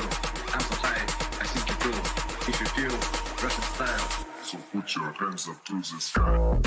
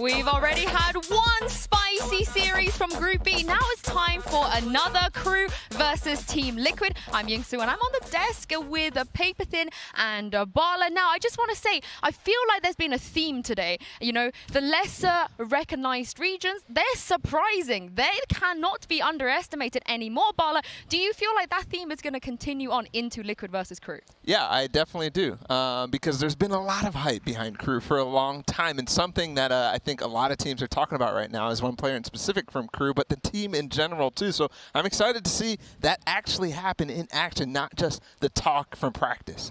Yeah, I think if you were going to look at any of the 3 matches going in today, if there was a more likely upset than any, it probably would be Crew, right? They've been on every international land so far. They proved themselves. They got to the quarterfinals at least a little bit. You know, it may have been, to some people's, you know, purview an easier bracket than some, but still, they're a battle-tested team. Well, let's talk about Crew a little bit more. You mentioned that consistency here. They're no doubt the #1 team from LATAM, and even, you know, maybe the #1 team from South America as well, especially with the results on paper. I think so. I don't think there's any doubt in my mind right now, although with what I just saw from Furia, I feel like maybe that story might be changing relatively soon. But yeah, these guys are really, really good. I mean, Nagzet is a great entry fragger. Klaus has been so consistent on the Sova and things like that. So this is a really, really strong team. I love their rotations. I love how quick they are to react to things. They have really good comms. So I'm pretty excited for them today. I think one thing about Crew is that they've shown both unconventional and conventional. They've copied styles and they've made up their own, which I don't know what version of Crew we're going to get here today, but against Team Liquid, you definitely need some creativity added to the mix. Creativity. Well, I got to quickly throw one of these up. You know, we got to when Crew are playing. We have to. It is what they do. But one of the players I think you alluded to, Kesnet, let's talk about him, because back at Masters Berlin, there's a lot of rumors about how good he is, and he did show up, Bala. Do you think he can show up again today? Yeah, I think so. I mean, I think this is the guy for Crew, and if he doesn't show up, we're going to have some problems. And he's been able to do it against multiple very, very good teams at Masters Berlin. So you think about the qualification match against Vivo Keed, it was him that has a big factor on why they won that series by just 2 rounds overall. So we'll see him, his Raze, his Sky, probably a bunch of different things thrown in the mix, but I think we have to expect him to show up for sure. Yeah, his Reyna as well. Also a very solid pick for him. He's a really, really good player. He did throw a cheeky Jet in the mix at the Valorant Clutch event. I don't really, there was some weird stuff going on there. I don't think we're going to see Nagzet on Brimstone in this tournament. He did play that as well. So I think like you could look at some of those recent results and be like, no. That was all just them just having a little fun. You know, they're very confident. You can tell that this team is well polished, well practiced. They've had LAN experience. I really think they have a good shot to at least take a map off Team Liquid. Oh, I mean, every other team has so far against, I guess, quote-unquote, the big dogs. It's a cool thing to do. Yeah, no reason why they couldn't. And also, you know, the games we've seen them recently, they're not, we can't really count them. Much like, you know, maybe Red Bull Homeground back at EMEA, you know. And speaking of Red Bull Homeground Liquid, they did actually win that tournament. Let's talk about them. They're going to be Crew's opponents today. And Bala, ever since adding Navira, the brother buff, they haven't lost a series. Yeah, that is definitely something to keep track of because it has been so good since then, too. We're talking back at LCQ. And if you want to talk about themes as well over the course of the day, you have Navera added in the squad. They're so strong. They're the favorites, but everything we've seen so far, yeah, sure, the favorites might have got knocked down a peg, but they always come back and actually take the series. I know a lot of people are expecting something finally to happen, but so far, so good. The depth on this team is just insane. I mean, this is so talented top to bottom. You got Yampy calling plays now even, it seems like, and like, there's so many good snipers on this team, the double ops. I have a lot of confidence in this Team Liquid team. They're at one of my top 3 teams in this tournament for sure. I mean, that double op setup you just mentioned, I want to talk about real quick because we don't see that very often. But especially with a player like Navira, where he hasn't been with the team for that long, but somehow he's managed to come in, make sure that double op setup works, and also he's playing like not exactly easy agents on that as well. Yeah, I think my key factor for this team, the thing I had underlined, was patience. They're so patient, and they have the double op, even on attacker side. They wait, they take space little by little, and it makes them really powerful, really difficult to deal with because they hold angles, they're patient, they're going to wait you out and make you make a mistake.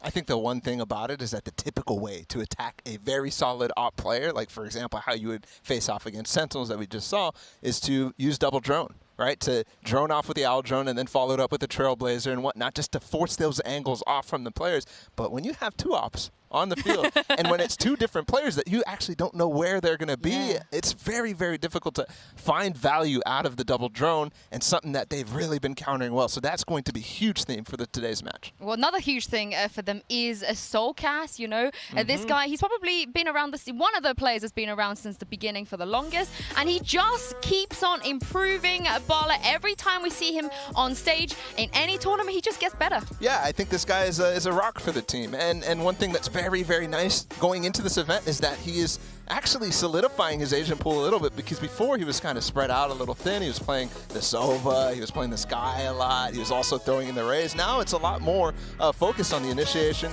and also playing those Rays for those maps that they need. So I think that Soulcast is going to be a major key, and Link as well. I think the two brothers from Fish 123, I think these guys, they're so solid. I think both very, very, very underrated. Yeah, I mean, they've all gotten kind of more comfortable in their roles with Navera coming in. Everybody can just kind of shift into what they need to do. You know, you can allow Scream to kind of do whatever he needs to do now with the Jet and the other things like that. So everybody's kind of more comfortable, it feels like, on this team. Everybody seems to really have a lot of, you know, confidence in their roles. Yeah, I think that you hit the nail on the head, and I can't believe we haven't talked about Scream. I know, right? Like, is that illegal? Is that allowed?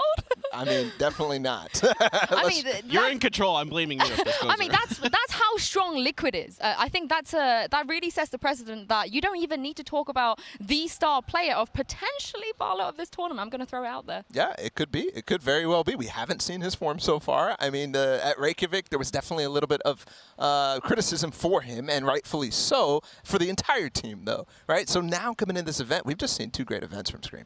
I mean, 2 fantastic events from Scream, and also he's not forced into some specific role for the tournament. Because of Jampy, because of his brother Navera coming in, he is not forced into those. He doesn't have to always play the Jet. He doesn't always have to play the Reyna, or even any duelist at the same time, because he has people to back him up on that. He's going to be unleashed, Paperthin. This is going to be scary. No, he's nuts. I mean, like, we all knew it coming into this year, right? That Scream was one of the players that was going to be on everybody's lips through most of this year, and it seemed like him and Team Liquid were having a struggle to find their identity, and now they've done it, and they've also kind of taken a step where they are asserting a new meta, a new form of this game, and that's what really it takes, especially in the early stages of an esport, to be successful, is to kind of set the precedent, set the meta. If you're the trendsetters, you're going to be the ones taking over, and Scream's the perfect guy to have leading the way for you.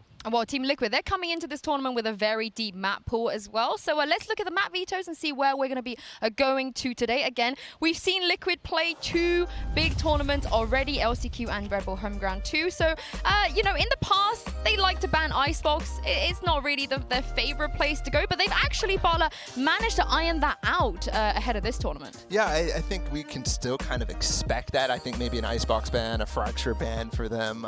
Just those maps that they haven't really played that much in the past, just because that's not always the focus, right? Of course, they're going to try to scrim it just in case they have to play it in any best of 5s, but that's now done for. On the other side, Crew, I think we can expect a Fracture ban. The one thing with Crew that's very hard to predict is they have targeted bans in the past, and we do have our first one. It is Breeze. Yep. That seems to be the one that's when they're not targeting anything, when they're not focused on something else. They're just like, let's get our worst map off of the table right away. It's the MO of the tournament. It seems like it's either Fracture or Breeze. One of the two is just going to... Oh, okay, both. Fine, whatever. No Fracture, no Breeze. I mean, it has kind of been really interesting for me with the maps because a lot of teams are trying new things. I mean, we just saw the Sentinels, right? They were okay with going to Ascent. So we've seen a lot of teams, the Vision Strikers going to Breeze. A lot of things kind of out of the ordinary. People have had a lot of time to prepare for this, so they're going to bring out a lot of new stuff. Yeah, map 1, it is going to be Haven. What do you make of this, Bala? Yeah, I think this is interesting because to me, this is a map that we haven't really seen too much of Liquid in the last tournament, at least in Red Bull Homeground specifically. At LCQ, yeah, it's very, very interesting because for me, I want to see Crew pick a map that they've seen a lot, right? That means that they're prepped. They know what they're going to expect because they've just seen Team Liquid play it. But I guess this is okay for them. This is a map that they're fine on. This is the map that they played Vivo Keat in Masters Berlin, so it's fine. Yeah, and also with Liquid, I mean, they haven't lost a series with Navira yet, but this is where they have dropped a map. Whereas Ascent, they haven't dropped a single map paper thin since Navira has joined. Yeah, I mean, I think this is a great setup for what they do. Operators are so powerful on here. You can control a lot of space. So many flexibility, so many options, and it's the most tactical shooter-like map that we have, right? It plays very comfortably, just the 2 sites, just the 3 lanes. So absolutely, I think this fits right into their wheelhouse, and it's not surprising at all to see them pick it. Well, one thing, though, about the Ascent for Liquid is that it's not one of those maps that they've innovated too much on when they actually played with Navera so far. They did play against Ascend with the KO comp, so they've kind of played against a team that's playing very creative against them, but I do expect Sliggy to come out with Team Liquid with some very creative things. Well, Bind and Icebox have been taken off the table. Crew were the ones to take away Icebox, not a Liquid, which means a Split will be the leftover map for map 3. What do you think about that? Yeah, this is for the 3rd time today, right? A series where there might be slight differences in the veto, maybe a little advantage towards the team that everybody expects to lose the series. But when it comes to that 3rd map, it's always a pocket pick for every single one of the strong teams. Gambit with Bind, Sentinels with Aven, and now here with Split for Team Liquid. And they're so good on this map. This is the map that I really love their patience on, especially on the attacker side. They again, it's kind of like a kid at Christmas when he's trying to sneakily open the present. He's just tearing at it a little bit on the side while he's trying to reveal what's inside while his parents are mad. Well, they're just gaining space, right? That's them tearing the present. They're just trying to slowly but surely gain space, check their corners. They're very methodical. Yeah, occasionally they will turn it up. They will go aggressive. But for the most part, it's about them just making sure that they've got all their bases checked. They know all the angles are covered. I mean, we talk about the impact of Navira. Sure. They've managed to get 2 maps where they haven't lost at all since Navira joining. So do you feel like maybe on paper that leans towards Liquid a little bit more, but are we going to see Split? Do you think we're going to actually get a 3rd map here? I think that, no, we shouldn't. To be fair here, Gambit and Sentinels to me definitely have, yeah, sure, Gambit just won the tournament, but I always think about these teams who win end up coming out a little sluggish on those first opening games. Liquid is out for blood, right? This is a team that everybody's really hyped on. Me specifically, I think they're going to win the tournament. So if they don't come out and win very hard in this opening match, that casts a shadow of a doubt over everything that people are saying. I'm right there with you. I have them in 2nd place in this tournament behind Vision Strikers. Sorry. Really? Yeah, it's no way. Shocker of the century. I think Vision Strikers are winning this. But Team Liquid to me has been so scary. Everything I watch on them is dominant. I'm just so beyond belief with how good this team is right now. And I don't know what else to say. I feel for Crew. No matter where you go, I feel like you're going to have a tough time. And if they're going into some of these comfort picks for Team Liquid, Crew must have been practicing the heck out of these maps. Well, one thing to note about this, though, for Crew, right, is that Sentinels just looked weak. Right? So if they can come through, not necessarily against Liquid, but there is definitely a play here for them to beat out both the Sentinels or Furia, whichever one loses to Liquid in the opening match or the qualifying match. That is a big thing for Crew. They've just watched that match and said, okay, hold on, this is very, very doable for us out of Group B. I can't believe you just called Sentinels weak. Sean's over there crying now. Thanks, Bob. I think Sean agrees. After watching what we just saw, sure, Haven, but that's Haven, So I think Sean agrees. Yeah, well, I'm excited for more surprises, but we're going to take a quick break here. But Agent Select is on the way.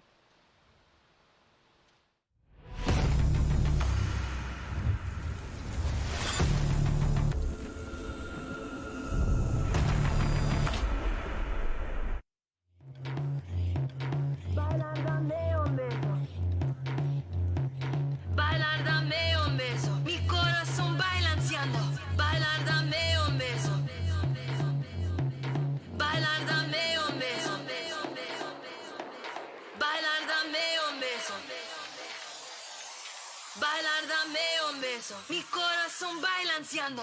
Bailar, dame un beso. Bailar, dame un beso. Bailar, dame un beso. Bailar, dame un beso. Mi corazón balanceando.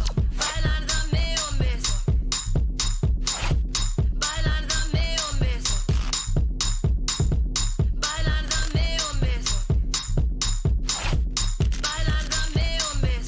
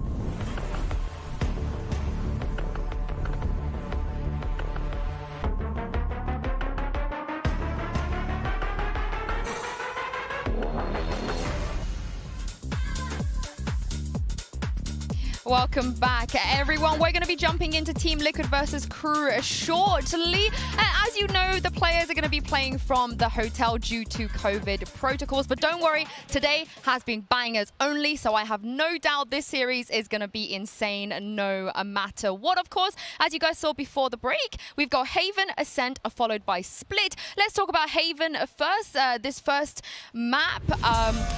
In terms of agents, you know, Bala, I want to see if you are a fan of maybe whipping out the KO here, especially knowing that Soulcast does pick it up every now and then. Yeah, they have played it on this map before. But this is a map that I just haven't been convinced by any KO play so far, right? Even a team as good at KO as Cloud9, they kind of moved away from it in LCQ as well. So I'm not expecting it just because I'm not convinced yet, but who knows, maybe Team Liquid will be the team to convince me. Yeah, I think this is a difficult map for KO because a lot of what you're doing with him is getting information and relying on kind of that AoE stuff. Wow, okay. God. This is amazing. I just looked behind me to see if there was TVs that I didn't notice that they put out. Oh, wow. But Okay. Okay. This is incredible. This is incredible. We're heading into Prime Gaming Agent Select now. And yeah, Baberton, sorry. We're going to let you finish your point on It's KO. fine. I just think it's This tough. is incredible. It's tough for KO because Haven is so wide. Okay, they're going to go for it. We're going to get that KO, but we're also going to get a Reyna on the side of Crew too. Yeah, that's very, very... He usually plays Sky on this map, so definitely off meta, but double duelist on Haven has worked in the past. I am not a fan of the Reyna, but I am a fan of Kesnick, so maybe he'll make me a fan of Reyna on Haven too. I think just trying to build off the success he had with it against G2 and Masters 3. He played very well. I mean, sometimes you just need that confidence, that comfort pick in a matchup like this when you're a heavy underdog. You got to come out swinging and you got to come out big like we've seen so far today. So I like the confidence. I like the pick. I got to say, you know, having Scream behind me feels great. I've always wanted to host a LAN with Scream being here. Dream come true, really, really. Thank you so much for that production. This looks great. Yeah. Yeah, I'm very happy we didn't rob We're so you. happy for you, Yinsu. We didn't rob this you is of that literally, this is a experience. Scream just winked moment. at you back there. Guys, this is a moment for me. Let me live this. Let me live this. He's literally right underneath the logo as well. He is Team Liquid. There it is. Sorry, Bala, go on. I did want to note that this is the map that Nevera plays Sova on, the only map that he plays Sova on, and that's very, very important to note because that's a difficult agent to play and a very, very important agent on Haven specifically. Yeah, I can't wait to see what they can do here. Let's toss it over to your casters for this match, Riv and Doug. Thank you so much, Sue. Yeah, we can talk about the teams and we can talk about the match and Haven and Agent Select and yada, yada, yada. But can we talk about the AR setup first? Oh, my word. I thought they weren't here. I'm convinced that they are. That thing looks sick. It was so awesome. That was amazing. You don't see the TVs behind us, but I promise you, they're there. They set it up, and it looks absolutely incredible. Now, Riv, that aside, let's talk about the series. Let's do it. I think there's actually a lot to think about through both of these teams, but I want to start with Liquid. All right. Like, they come in very high on that list of teams as far as the pecking order goes, if you will. What are your thoughts on that? You think about how much they fought for that position, too, finding themselves ebbing and flowing between wins, losses, never making the big tournaments where they're just on the cusp of, where Fnatic takes them out for one, and here they are once again. We do get to see them again internationally and see what they can put up against Crew. a team who has had their region's number since the beginning. The competition has been hard to find for them. So are they ready? Are they up to par? Were scrims and everything enough to make this the matchup that everyone is hoping? Crew on the attacking half, they just invested 2 players to get your way into B, clear out the KJ turret that was sitting up in that corner. Now they can reset things a bit. I do like this from Solkas, though, and Scream on how they've taken this space down long, trying to pressure A main. I like this, Riv. Up towards front, Kesnet just playing the audio game. And you're right, a good push up by TL. They do this quite a bit. Well, they'll send 1 or 2 at least up long. Hold off that lobby position. If you know nobody's pushing that way, C's safe. The rotation can come, the lean can come from the rest of them as the shots get traded out. Soulcast is found, and now Scream knows the majority of the players of Crew are still hanging out towards A lobby. Well, and the thing is, their Scream was in Soulcast was in a pretty rough spot, right? Yeah, like he was in that cubby. He only had 45 HP after the initial touch, so for him to walk away with at least getting 1 kill and weakening up Delzik a decent amount, that's a win. That feels 30 good. seconds left. Kesnet hearing the turret just on the other side. He's going to try to get the rotators here. Kesnet has possibly the round in his hands if he has the kills to come across on TL's rotation. Navera from heaven now on that Sova. Can he put up the damage here just on the planter? That's going to be a bit on Klaus, but not enough as the rest of the utility is set up for post-plant. It certainly didn't feel good. Navera playing up in heaven. And you mentioned the flanks. There's one of them as Kesnet drops at the hands of Link. Now they can turn their attention to the site as Yampi creeps his way forward. He's going to check that first 50, swings around, drops him. Link does the same. That was pretty clean, Riv. Yeah, that looked good. Coming in strong. I'm pretty sure there was a lot of util call out for TL of what Navera was hearing up top. There wasn't a Rain Lear that came into the site. Little things like that are being called all the time. And I'm kind of going out on a limb to say those were the calls, but for Kesnet to get turned on like that, it's such a late time. He held that flank forever, and as soon as he turns, he gets hit in the face. Well, and so Riv, Link was one of the players that you kind of wanted to keep an eye on coming into this series. That was an excellent start for him. Yeah, Link is somebody who can show up in moments where you're like, whoa, what screams that? Oh no, Navera is down. Link is this guy who will pick up 2, 3 stoically and still reposition to make the situation happen if there's more. He is really good at thinking out an entire situation before it comes to fruition.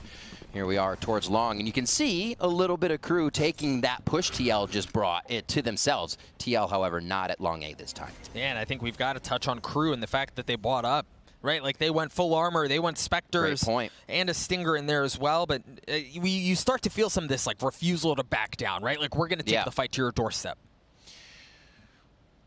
TL gets to patiently wait on this one with the amount of utility they have set up between Garage and B. It's just going to be the waiting game. Good drone, good drone coming out here. They do see Mazzino, but that's only 1 down on the bottom side of A. Spike's still in window, so no full committal here from Crew. They're really trying to read the plays. Like you said, it's a buy. There's no reason to rush in here and make this a round where you're just trying to destroy TL's economy. You're trying to destroy TL altogether. Right. And it's a high-risk, high-reward game, right? If you invest here and you fumble the round, things don't go your way, you're sitting in a pretty tough spot financially, so you really need to make this convert, and Navera getting the opener there looking good. Solkas, the gravity well pulls him right back, but Navera's able to get a second. Now Klaus is going to get the spike down. Spike planted. Coming back. But I like the setup. Yeah, 3 in sight. Slow walk over as TL realizing, late flank last time. Let's give it a second chance. As now TL groups here for the retake. Utility is not too great on the side of Crew. They're going to have to hit their shots. A few ways to get in the dash for disruption coming from Yampi, or Scream possibly. Oh, okay. You awake? Headshot machine is online to start things off. Yampi there. And Doug, that's going to be another quick one from him as they retake the site. 1, 2, 3. We figured it could be a tough one as Crew purchase, but TL solidify a second one for themselves as we go to round 3. And that just looked so blah, right? Like he's up in heaven, he's looking with the Marshal, doesn't see anyone, says, I'm going to check this little corner here, swings out. Oh, hello. Boop. All right, off I go. And sometimes that's what you expect. I'm pretty sure Crew is sitting there waiting for the utility initiation. That's the first thing to act on. But a dry peek from a no-scope Marshal is going to be the first thing that you encounter. And just playing like that, off the cuff, not as your opponents would expect, helps TL get 2 rounds there. It doesn't look like TL will go for the long push again. Spike is dropped once again for Crew. They're on the eco. They'll once again feel this round out. See if we can get any of these Sheriff shots to connect. Perhaps. They do have Klaus, who's got The lockdown online, Yampi on the other side is 1 point away from having his. So you're right, it is early, right? A bit ahead of forecast, if you will. We'll see if those come into play. Timing just not on Kesnit's side there.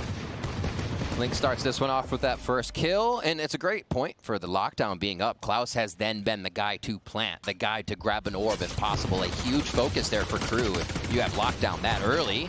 Another trade from Nagsich. Some of these sheriffs are connecting, Doug. It's not a bad start. It hasn't been easy. Nope. For them to get this far, but it hasn't been a bad start at all. With that, you mentioned some of the damage that went down. Solkas down to 19 HP, so he's kind of going to have to play this a bit more slowly. But as we saw in round 1, Riv, he was in a bad spot, and he managed to get a kill with it anyway. Oh, I feel like there's... Obviously, we're going into round 3, but I feel like this could be an explosive game. Yinsu started it off. You know, the games have not gone as expected today. The region's expected to lose, put up fights that a lot of people have had their eyes widened by here, and you wonder if Crew can now start this off as they get into their next round. It should just be TL getting back to retake the site with guns. It should be TL's round. The Crew could easily pull this off. Well, and they feel really confident in it. You see they've dropped that lockdown, and yeah, if they continue to play things out, they'll farm up another. You've got Nagset who's playing this cheeky little flank, wrapping his way around defender spawn. If he gets the timing right, it's going to be problematic, but Solkas and the rest of the team start to work their way forward. Again, it's a game of delay. If you can delay long enough for Nagset to get into a good spot, he's going to be able to rip this thing right up, and he does that. He's able to take care of Navera. Klaus pushing in on the same side as well. Yampi left in that 1v2. Both players on Crew are weak, but there's just not going to be enough time. Crew are on the board. Beautifully played. The Sheriff round comes up big. The lockdown focus from Klaus comes up big as well. Crew had that in mind, and A has kind of been their focus here. I'm sure TL will start to tag on that and figure out that Crew has enjoyed going to A, the post plants where they feel comfortable, and we'll see how these next rounds play out. But TL, the rug swept right out from under them here as Navera goes for a little flight test, gets himself a kill on Mazzino, and it just comes into Crew's favor after the round is over. Round 4 now. Still a little bit of focus towards A just to get that positioning from Crew. Scream bringing an op in. You see the knife drop down long. Gives Scream a little bit of room to swing out and challenge on that A main area. Again, Liquid and Crew, because it hasn't just been Liquid, but both teams fighting for this area of the map early on. Yeah, always. Always. TL love to know. I feel like it's one of this. You can go down long C, but it's just a long corridor. The bends to A allow you to get up the lobby a little safer and take so much agency over the map. There, the operator we see for Scream, a big investment here as TL look to carry the few first rounds now into another victory after Crew stopped them dead in their tracks. Round 3, garage take for Crew. The Lear's there, but you're going to have to get through the alarm bot. They managed to do so. There's still the defenses of Liquid that are still on the site, but they're beginning to crumble. They fall apart. Crew is already taking care of 2. That's going to allow them to get onto the site. Should allow them to get the spike down, but we'll see if Solkas and Scream are able to do anything to rip this bad boy back. The bear is there as well. There we go. Shock dart. Only a bit of damage. Doing quite yet. Solkas with 4, but Klaus rips it back. Klaus gets 3. We're tied up at 2 apiece. What was that? The amount of flank that Crew have been able to put on this map. Once in the first round it didn't work, but still coming in with a different one, because we saw that was Kesnit the first time. Klaus is able to get a ridiculous flank coming in here and cleans up 3 from the backside. Beautifully done there. And that was a 4K for Solkas, so what a round to be able to turn around for Crew there. He did almost kind of fumble the bag a bit, didn't he? He's swinging around, full like spray and pray. Oh, someone's right near me, and then there's 2 more. Yeah, he asserted quickly in what he had to do. Ultimate for Mazzino's up. Nagsat looking at that Blade Storm here, as Yampi does have the retake all on lockdown.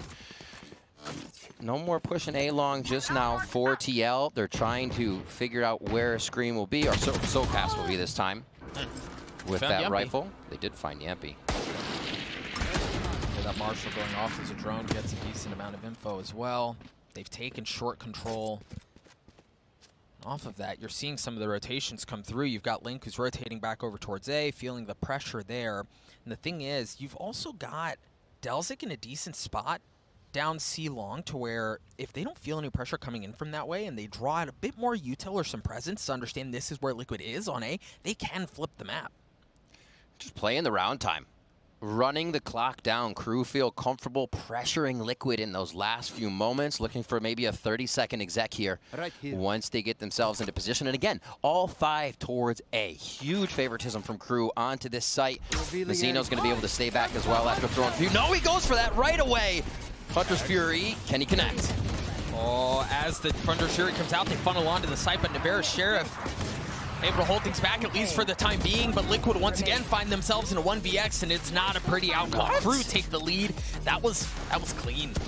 Just instantaneous rounds. Yeah, we see TL putting themselves in the kind of Sheriff eco defense, but Crew confident, never double-checking an angle and hitting their shots on the way in. That's what the fans love to see. Delzik now with that Cosmic Divide up. Both sides have quite a few ultimates here, so this could be a spicy round as we get back to guns. Nagzet on the operator, and there will not be one on the side of TL this time. I also think it's interesting to note for Crew, we're only 6 rounds in, but they have dropped ultimates when they feel like they have a chance. It may not be a big chance, but they're willing to. They don't hesitate on pulling that trigger to secure a round. First it was the lockdown, there it was the Hunter's Fury. They're not hesitating at all. Yeah. Love this KO setup, really being able to spread yourself out across multiple areas, knowing garage is open. B will still be locked down by your turret so the team can continue to rotate with distance. Link chilling in that spot. He kind of plays the, you probably wouldn't think I'd be here again. But that's when he comes up with another 2 kills. And again, Crew, slow play across the map. We did see that it was Delzik on the left side towards C. Now it's Nagzet as they work the operator and they change up how they're looking at the map. Quick tag. This is not real. This is a fake. I mean, and it makes sense, right? What is real? Crew, well, I mean, yeah, I suppose it is real. Maybe not the right word there. But they've hit A so many times that they're just kind of biting on that now, right? You see the lockdown comes out as well. That's actually so much room for Crew to work with. And yeah, you've got the Gravity Well, you buy him some time. The Hunter's Fury is going to come out as well. And holy smokes, that could be everything as they're getting everything that they want. Link is an anchor who refuses to give up an inch as he gets 3 on the round so far. Looking for more 4. Can he get the ace? Last player's in garage. Go out there, challenge it, man! Yeah, baby, give it to him. Link with the ace. Liquid at 3. I think that's, you say crispy shots? Crispy. Holy moly, the turns. Not even a secondary aim on those ones. Instant lock onto the heads. And again, he does play that spot. They probably won't expect me to be here. Got a frag in an early eco, but no. 1, 2, 3, 4. Rack them all the way up to 5 for Link on this round. And they're not biting too much off of this slow play from Crew. They're leaving anchors in sights. There, I thought it could be dangerous because Nevera didn't know whether he wanted to be on the front or the back of the Cosmic Divide. But Link said, don't worry, I got this. It was so, you know, with that, we were talking about how Crew has kind of been conditioning Liquid to lean towards A with how they've hit those. That's true. Enough to draw out the lockdown. Riv, it's kind of scary to think that if Link doesn't go Super Saiyan there, yeah, Liquid may be in some trouble in that round. Absolutely. That Cosmic Divide gives them all the site agency they would need as Yampy trades one as Mazzino comes back there. Good little 1-for-1 there. Scream dashing back, staying alive, has that op in tow. Also 1 point from having the Blade Storm to work with. For Crew, you know, we've talked a bit about how they like to lean towards A. One of the other things that we have to draw attention to, when it comes to their play style is it's been slow. Right, like it's been poke and prod at the beginning, and for Liquid, as you start to kind of figure some of that out, you're able to get these early picks that you may have not gotten at the beginning, and you can shut this down very effectively. Yeah, here they thwart Crew too. They're like, how can we not find Scream? Oh wait, there he is in B. We just saw him at A, but he gets himself to a good position. We saw him leave that site immediately, and as the sniper, you always have to keep moving. Is the Blade Storm going to come through here for Nags? And he's got a few more. There's going to be 2, but it's the eyes of Scream. Is he going to be able to lock down the site in time for Soul Cost to be able to get here? It doesn't even matter. Scream cleans it up. A 3 for him after an ace from Link. Everybody is firing on all cylinders from TL right now. Whole squad eats, baby. Whole squad eats. And the thing is for Nagzet there, like him getting onto C and playing that kind of like a nuisance position, right? Like everyone understood you have to deal with him there. You can't leave him unchecked, and he's just kind of bobbing, weaving his way in and out of things, taking the fight selectively that he wanted. But once he found himself a bit later on in that round, it was just just too much to handle, right? There was way too much going on. He ends up getting an op shot to the back of the head, which is the last thing you expect to see when you know there's a Jet there with a Blade Storm. Oh, Navera brings it out. And he just lays into the trigger as soon as the round starts through the B wall into mid push, but it's not going to be about mid, it's going to be about Link and C again. Link finds 3, and there were no guns on the side of Crew, right? So you kind of put things in perspective, but those are clean rounds from Liquid, and I want to draw attention to this, Riv. I would love to get your thoughts on this, because oftentimes when you see a Jet dashing onto the site, they're not just dashing into a site, right? Like, they're dashing into a Cloudburst, an Astra Smoke, creating chaos. Something. Absolutely. Right? And it's not just creating chaos, but dashing into some sort of cover. Right, we've seen Nagset for 2 rounds now. In the previous round, it was out of garage. There, it was just out of long into nothing. You're dashing into open space, and that's so much easier to track. The situation would have played perfectly had that been the Cosmic Divide, because nobody was behind default. He would have gone past where Link plays, behind the default box, then gets the toy around. But Navera pushes up that time, and like you said, it kind of looks weird that you're not dashing into anything, but I don't think they expected Navera there either. Cleaning up kills left and right. A little separation in rounds now as TL strengthen themselves. And I think that's a big frag as well.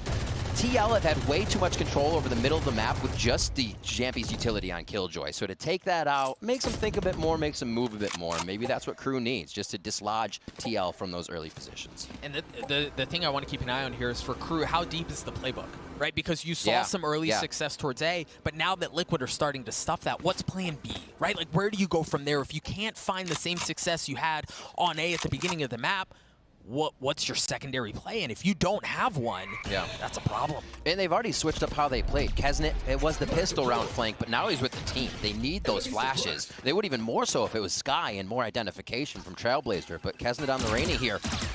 Trying to find some frags for the team. The Empress is online, so it could be big for this round as Yampy in Sewers is able to pick up a few with Link on the other side. Dude, he was in such a good spot there, and they had no idea that that's where he was through all of that. But Crew finding some space to work with. They've gotten back on A, but you've got to get through the final bosses of Navera and Link. Well, actually, just Navera for now, as Link is still kind of playing a bit further back. Utility invested from the Astra to buy some more time. as Zeno looking to get the spike down anyway and manages to do so, but still has so much in front of him. He still has to find his way through this 1v2. Isolates a gunfight to 1v1. Navera drops down, manages to rip his face off along the way, and gets the defuse for Liquid. A second flying heaven kill coming out of the window. Angel's wings, This guy, Angel's wings here for Navera. Feeling good, does pick up the operator for the team. We'll get that transferred back over. In such a close round there, even with the damage Crew suffered in Sewers. Mazzino played that great. He's like, I'm against the Sova. I know exactly what you're going to do. Except for the jump out a window with the Odin. Except for that part. It's going to be a Crew timeout here as we hit round 10. And this is kind of what I was getting at, just before the site hit, right? Like, A worked initially, C on the timeline. What's next? It ain't working no more. So, Riv, if you're Crew here, have you seen any areas that Liquid can, or that Crew can expose on the side of Liquid? Any room to work with? I love the B play. I think they still need to abuse taking that turret down because there isn't an early focus and work off that because there is a peak from Solkas or Yampy that they'll put themselves in the open for a moment. Whether or not Crew finds that is a different story. They've been playing back turret and window to identify, but they're not finding any pushes from TL, which is weird because usually you see a team at some point pushing from the defending side, and TL's just they're just saying, hey, we'll take it as it comes, and it seems like it's going to be late rounds each time, and we're okay with that. Now, if you're Liquid, I kind of want to turn the tables on you here a bit. If you're Liquid, you haven't had to do anything crazy aggressively from the defensive side. I think the most aggression that we've seen is that they've worked their way down towards A main, right through long, but that's it as far as real estate being taken away. If you're Liquid, do you stick to that? If you don't have to do anything risky, do you keep it that way, or do you kind of double down and keep Crew guessing? I think right now you just continue to play the scream, take a shot at long A, go to B, go to C, go to short. Just continue to move and let the rest of the team stay. I think that really strengthens their composition as well, because as Jet moves around, that's fine. Like, let the wind pass you. It's good to go. You can defend your site. I do want to see the more alt orb focus or plant focus going back to Crew. If it's even a small hanging fruit, get that alt back online for Klaus. Take it. Start farming some orbs and give yourself, like you said, another direction to play through. Lighter buy coming out for the Latin American team here. Yeah. The Spectres and a couple of pistols to work with. And this is slightly different, right? This is much faster than what we've seen out from Crew. But as much as things change, they stay the same. We're going back to A. They've gotten themselves in. This could be a good attack here. Yeah, Yampy goes down. His utility is gone, but Navarra is trying to rip it with the Odin. He can't get enough. No, he does get 2 there, but Soulcast drops. Numbers advantage in favor of Crew. The spike has made its way into the site. Not landing initially. He does have the Blade Storm as well, so if he wants to get real spicy with it, I suppose he can go. But Liquid here, trying to find their way through. They have the Cosmic Divide to work with as well. They have a pretty comfortable lead. No real reason to save your way into this thing, right? You kind of want to roll the die and see if you can make something happen. First steps first, take care of that. The Hunter Fury is going to come out from his Xeno, try to clear out the player up in heaven. You just heard the Blade Storm come online as well, and that should be the cue that they want to take the fight, that they want to figure something out. He's playing this tight corner. The swing out from Kesnit so good, and he's going hunting, baby. He's going aggressive. He lands the shots. Kesnit gets 4 to get Crew to 4 on a thrifty round win. I was going to say, Kesnit, when are we going to see this ult come into play? Finally does there. Gets himself a few frags, and it's going to feel a lot better for him if he can start being useful on that Reyna. You want the confident shots. You want to know you can go up against your opponent, and we see here he does not second-guess any of those situations coming in hot. What a nice round with the Spectre as well. Oh, it was a gorgeous round, and as a Reyna, right, like, he had a, let's call it what it was. He's had a slower start, right? Like, Absolutely. I believe he was 0-5 maybe at some point. It was not what you want to see out of Reyna. Yeah, it's not what you want to see out of Reyna, so those are big confidence kills for him to get. And he was ready. The Vandal out instantly peaked A. He was trying to get Scream dead immediately. So yeah, Kesnit definitely feeling a little hotter now that he's getting these frags. We'll see if they can keep that going. Is a bit of A focus with utility. It will draw TL members. But remember, that spike is down for Crew. This is what they do in the beginning of the round. Navarra getting that tag there, a bit of info, but otherwise Crew going back to what has really been their recipe, so to speak, for the last couple of rounds. One difference is you do have that op in the hands of Nagzed, and that's a great start onto Scream. That's an incredibly big start, because whether Scream has an op or not, he's also a big player in general for TL and can often be found getting the first frag. So to have him off the board will separate the map a little bit more. And it's going to be that hit again here for Crew. Soulcast is in a good spot. Soulcast is in a good spot. He's able to get 2 with the Vandal. The flash to make sure there's nobody else, but you're good, brother. Ain't nobody coming, at least quite yet. Now the spike makes its way in through short, and they still have the defenses. They're doubling down. Soulcast gets a 3rd, a 4th. Okay. Liquid just kind of runs over. So Liquid with a great round, can't deny that. Talking about Crew, they're just leaving too many things to chance. They did drone, but much earlier. Yeah. Walking into the site is a valid thing to do, but why take that chance? Yeah. You know, it's not the time to take chances. It's time to solidify rounds with the utility you have, and TL's not going to be thrown off guard by that. We've seen them anchor every site. Crew has seen them anchor every site. They're not hard rotating. Walking into the site's not going to be working right now. Right, and you're buying the utility, right? Like, you're buying whatever it is that you have to get yourself onto the site, but you're trying to walk in there and trying to take corners drier than a piece of overcooked chicken, man. Like, that's not how it works. Make something happen. Yeah. 7-4, possibly the 8-4 here if TL can grab it.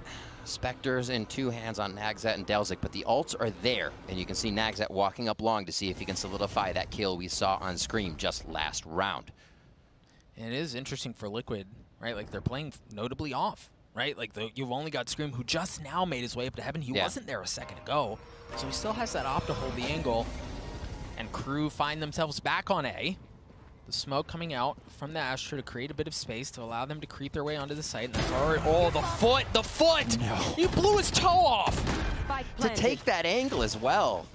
Oh my word, Scream gets one. Kesnit's going to answer back. That's a big frag that they have the site.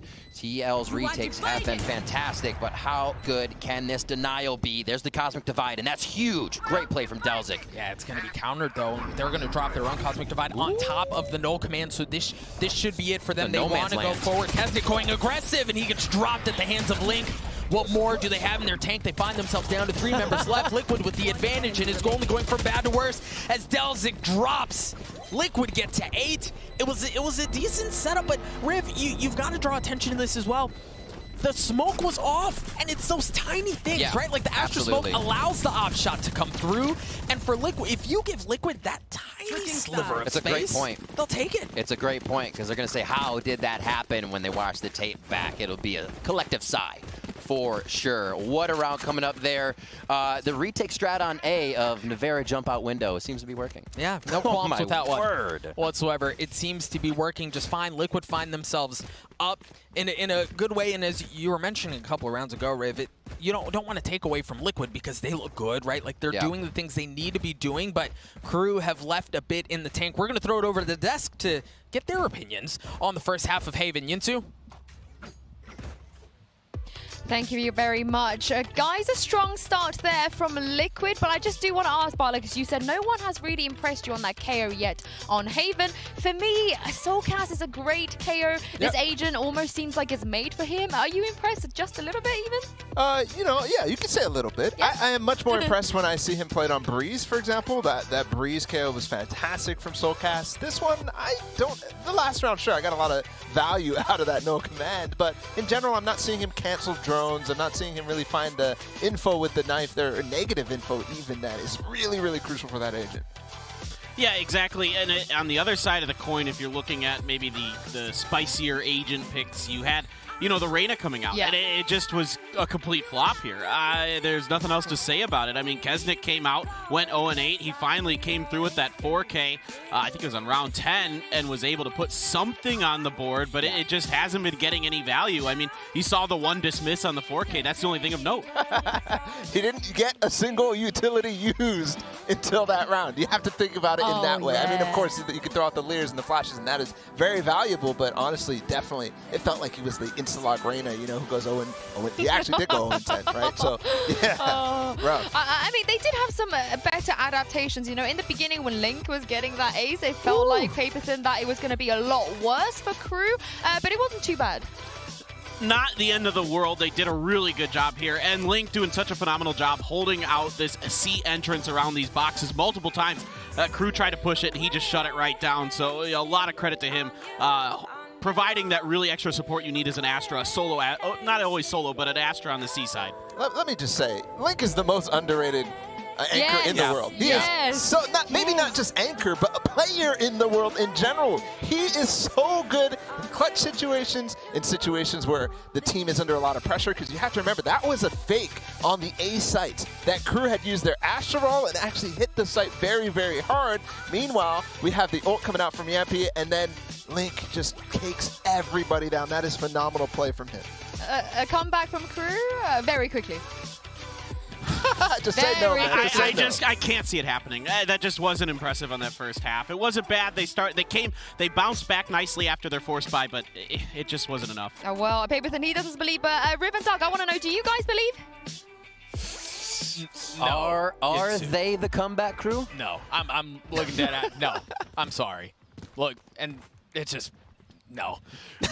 No. And I hope they prove me wrong, right? Like, I hope we make this interesting. It'll be a lot more fun for viewers. It's going to be a lot more fun for us, but I don't know, man. I think, I want to say it was Paperthin who said it, there just wasn't enough that was impressive, right? Like, there weren't even, like, moments of something that you could look at and go, dang, yeah, double down on this. I think we might get a different defending side, however, from Crew. Already through to the window right now. True. Nagzat, as well as Kesnet, taking up shop here, and they've pushed themselves through. No audio heard just yet, but they do have a turret to their left. Nagzat getting a little antsy. Come on, guy, take the space. Oh, no. Right. Good crossfire. Oh, but Nevera's in a good spot. He's not just blindly walking through. The timing is great. Nevera, get out of here, bro. The guy, he just joined the team. What the heck? Oh, can he be on the ground for a kill? Is that cool? No, it's more fun this way. Nevera Delzik, however, comes up and shuts us up as well. Liquid lose 2 immediately, and that could be a C site now. If they can push down and figure out where the rest of these members are, this is going to be big. Nice push by Delzik. What else can he find out? Very nice push to take all of this away, and you've got a couple of members that are very weak on the side of Liquid, but Scream with his 1 HP, proving that that's all you need. 30 seconds That's left. the call. Where they buy guns, That's where we're going. That's the call when you get killed like that, and you just kind of sigh to yourself. That means TL read it, right? They pushed themselves back. They said, well, how aggressive will crew be? And we saw all the way to spawn was the answer there. C-site, as I said, will be the take. 10 seconds left. And it looks like they'll get a plant down here with plenty of time. What can Mazzino do? He has drone, he has sonar bolt. And you saw Navarra drop the dart back there, back sight, make sure there was nobody pushing forward. Understanding Mazzino's likely coming from this way. It's just a bit early, but gets the info. There goes Mazzino trying to push forward, takes care of Navarra. Remember, he's got a couple of weak players. Ooh. But that's all he's got. Yampi cleans things up, even drops a turret just to make sure no one else is coming. One of the things I've actually, a great round from TL, by the way, one of the things I've actually loved from Mazzino is these little loper darts that he fires. They've done it from short, and he did it there. Yeah. He just puts an extra jump on it, so it's actually going to dribble along the ground and makes you look at it for an extra second, really able to give yourself a moment of time. Oh. Yeah, but if you're doing the aim lab tracking training, it shouldn't be a problem. That's true. That's true. How often do you shoot around? Yampy cleaning that one up as Mazzino came very, very close to solidifying that round with a nice retake. He did. Unable to do it, though. Liquid up big. Crew not fully up to the same nonsense that they were up to in the first half where they double down and buy everything. This time it's just 2 marshals. But Liquid, Rev, man, like Liquid, they're just not showing anything. And they haven't had to get up to this point. Nope. They're keeping long range, though. The marshals actually come into play here. None of the marshals they actually put are towards the C side. So it makes it a little difficult to get those to work for crew here, and it's going to allow TL to start pushing, but a little fakey. Nice. Applying pressure just the right time. Yampi with everything that's going on the site kind of peeks his head in through garage, able to clean things up. Navarra doing what he can. Firing some shots out, be like, oh, don't worry, I'll leave me alone, guys. So they are going to regroup. They do leave Scream. He's trying to get a Marshall shot down long C. Gets it onto Delzik, finds another one on Nagzat. Again, it was going to be the range they used to their advantage. And now Kesnet, all of the work cut out for him on this one.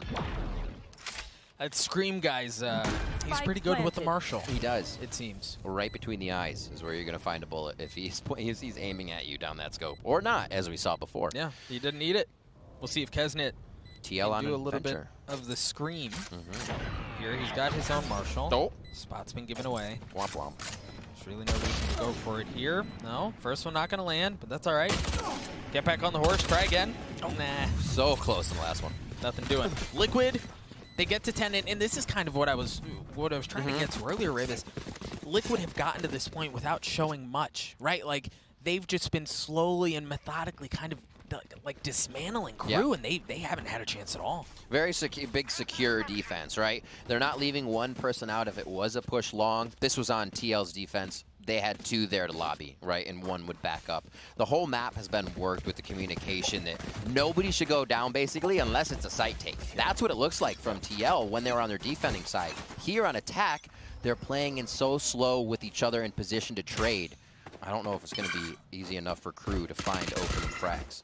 Well, it's just been cautious, and I think we're seeing some of the differences on Liquid's attacking half than what we saw in Crew's was in some areas, even you think about that push in the previous round towards C, they're just using their utility better, right? Like, they're just using that better. They're using their utility to allow them to get onto the site, to create some space, and yeah, it hasn't been hard hits, but they've been able to take it and get the kills that they need. Now we're seeing Navarra dropping the Hunter's Fury. They push in at just the right time. Navarra's able to get 2, but Mazzino's able to get 2 of his own.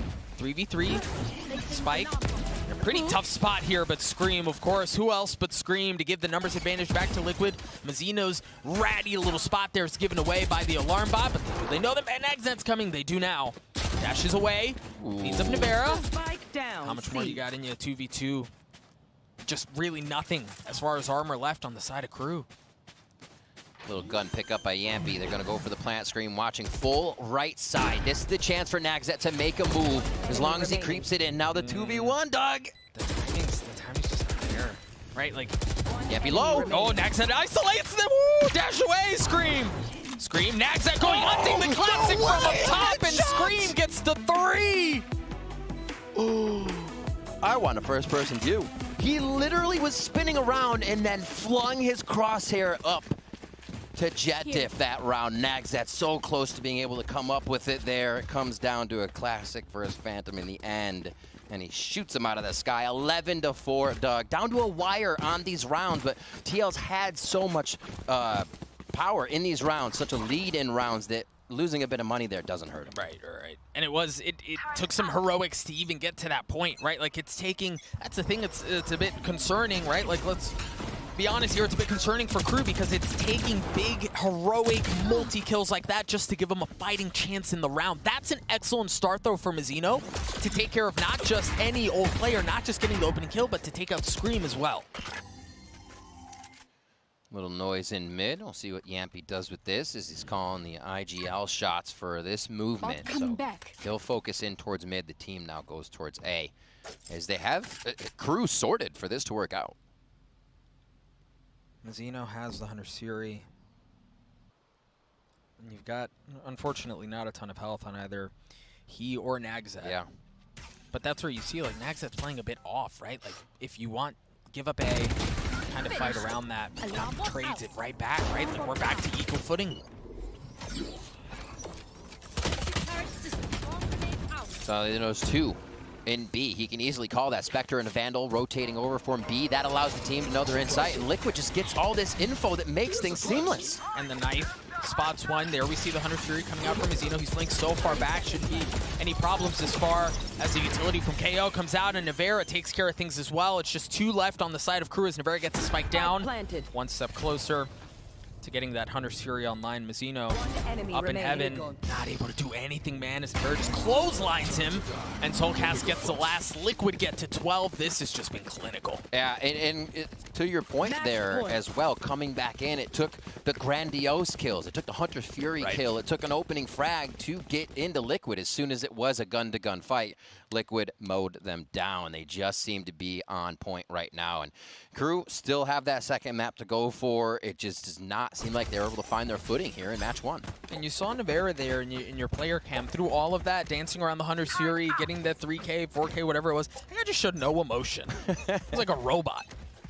He's got to do like a 360 backflip spin out of the window, and then we might get a smirk. Yeah, just the tiniest. A little bit more. My ult's ready. Nagzat, great shot. First time up top on the C boxes, just diversifying a bit of how you start the round. You have to throw off TL in any way, and that's a beautiful way to start. Nagzat dropped the Blade Storm right after he gets that kill, and Scream answers with one of his own. See the op gets put down as they want to go. Scream. Oh, a couple dueling jets, but for Crew, that was great. That was very good. That was really nicely done. A full read on what TL was trying to do there. They have been focusing C on the rounds where they have a few ultimates. They just throw Navera's Sonar Bolt right back by default, and they take the site looking forward. But nice job on the side of Crew to be able to clean that one up big. And Delzik getting all of his utility off before that KO 0-point hit him really allowed Crew to create the angles they wanted for that post plant, or not just for the retake, I should say. It wasn't planted. Well, and not even that, but him also dodging all the utility that came around him, right? Like there were guards, there were gravity wells, there was all sorts of everything littering the floor, and he managed to fancy footwork his way around it to stay alive long enough to do some damage. So excellent adaptations from Crew. Yeah, playing a little bit of floor is lava type thing to get themselves to that point. At this point, peaking is lava. It's very dangerous. TL just seems to be hitting the headshots when it matters. That's why we have 12-5 so quickly within our first map of this best-of-3 series. Mizzino's going to push down, and they do want a little bit more information on the side of Crew. They see how it's been favoring them. And with this, they do have the Cosmic Divide out from Delzik, and they have the Empress from Kesnit, so you have some tools here. Oh, Nags, that spot's been given away, so there's no cheeky little 50 that can cause problems. Okay, well, he went right back into it, and I don't think they saw that, so this could be something. So they have drone. Can actually bolt out. Beautiful.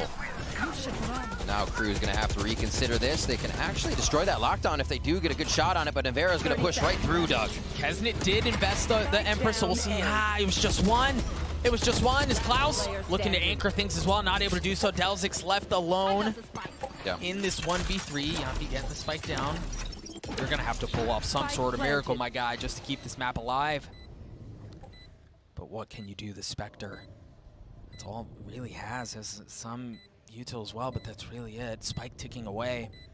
Slowly playing time, but the turret's going to give his position away as soon as he swings out, right? Like, an understanding that. Drop set, yeah. Oh, but the null command is so good. The null command is so good. Soulcast gets 3 at the round.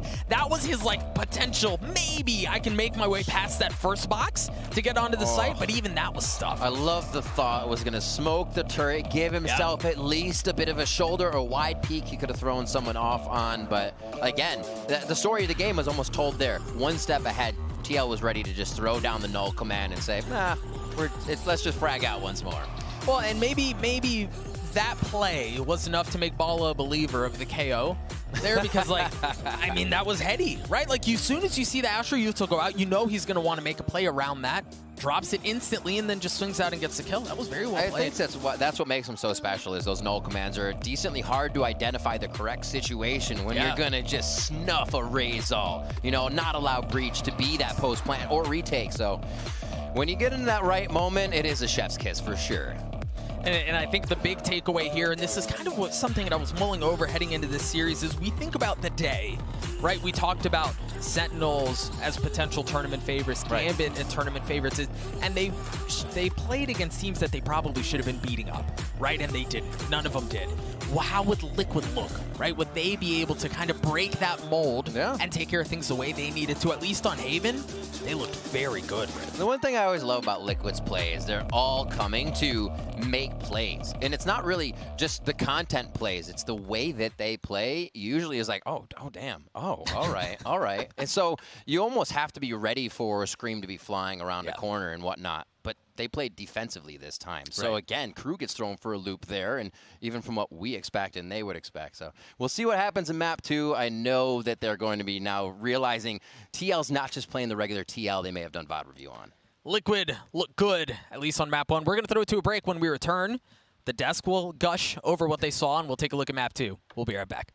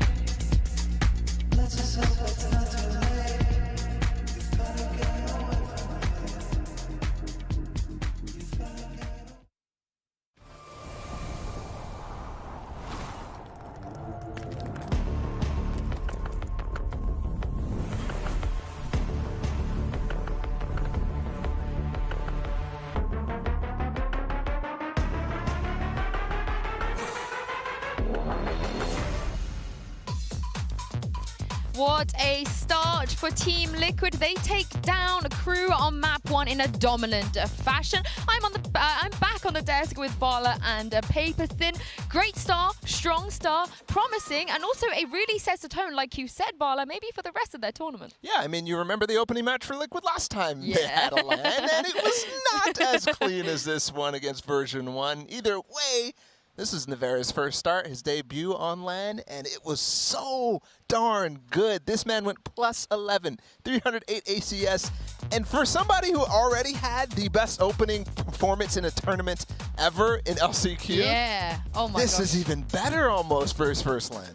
This is absolutely filthy, and I loved him picking up the Odin here. That gives them a lot of presence on the defensive side. It allows them to control the garage doors very well, makes it really difficult to push from any of those tight angles, from C, from A. I mean, then even dropped down out of heaven with the Odin and got somebody. I mean, it's just absolutely ridiculous what he was doing. How dare he not get an ace, you know, like he did at LCQ. But this is what we spoke about, you know, Liquid, they still haven't dropped a series yet with Nevera on the roster, and you can really tell Paper Thin the kind of impact he brings to this team. Again, on agents that aren't traditionally that easy to play. Oh, he's nuts. Yeah, Sova in particular is really, really difficult. It takes a lot of time and practice to really get those lineups, get the timings down with those darts, because you have to charge them up. So it's not always like you can just full charge it and let it fly, because that's not going to work. So it's really impressive to see what he can do, to be able to just come in here and adapt so quickly. I'm not going to say I'm like super surprised considering who his brother is, but man, it's really fun to watch him play. You mean Scream is his brother? Oh, yeah. There Exactly. You go. There you go. We saw a lot of cool stuff there from that first map, and I can't wait to see what Ryan Central has to break down for us over at the Telestrator War.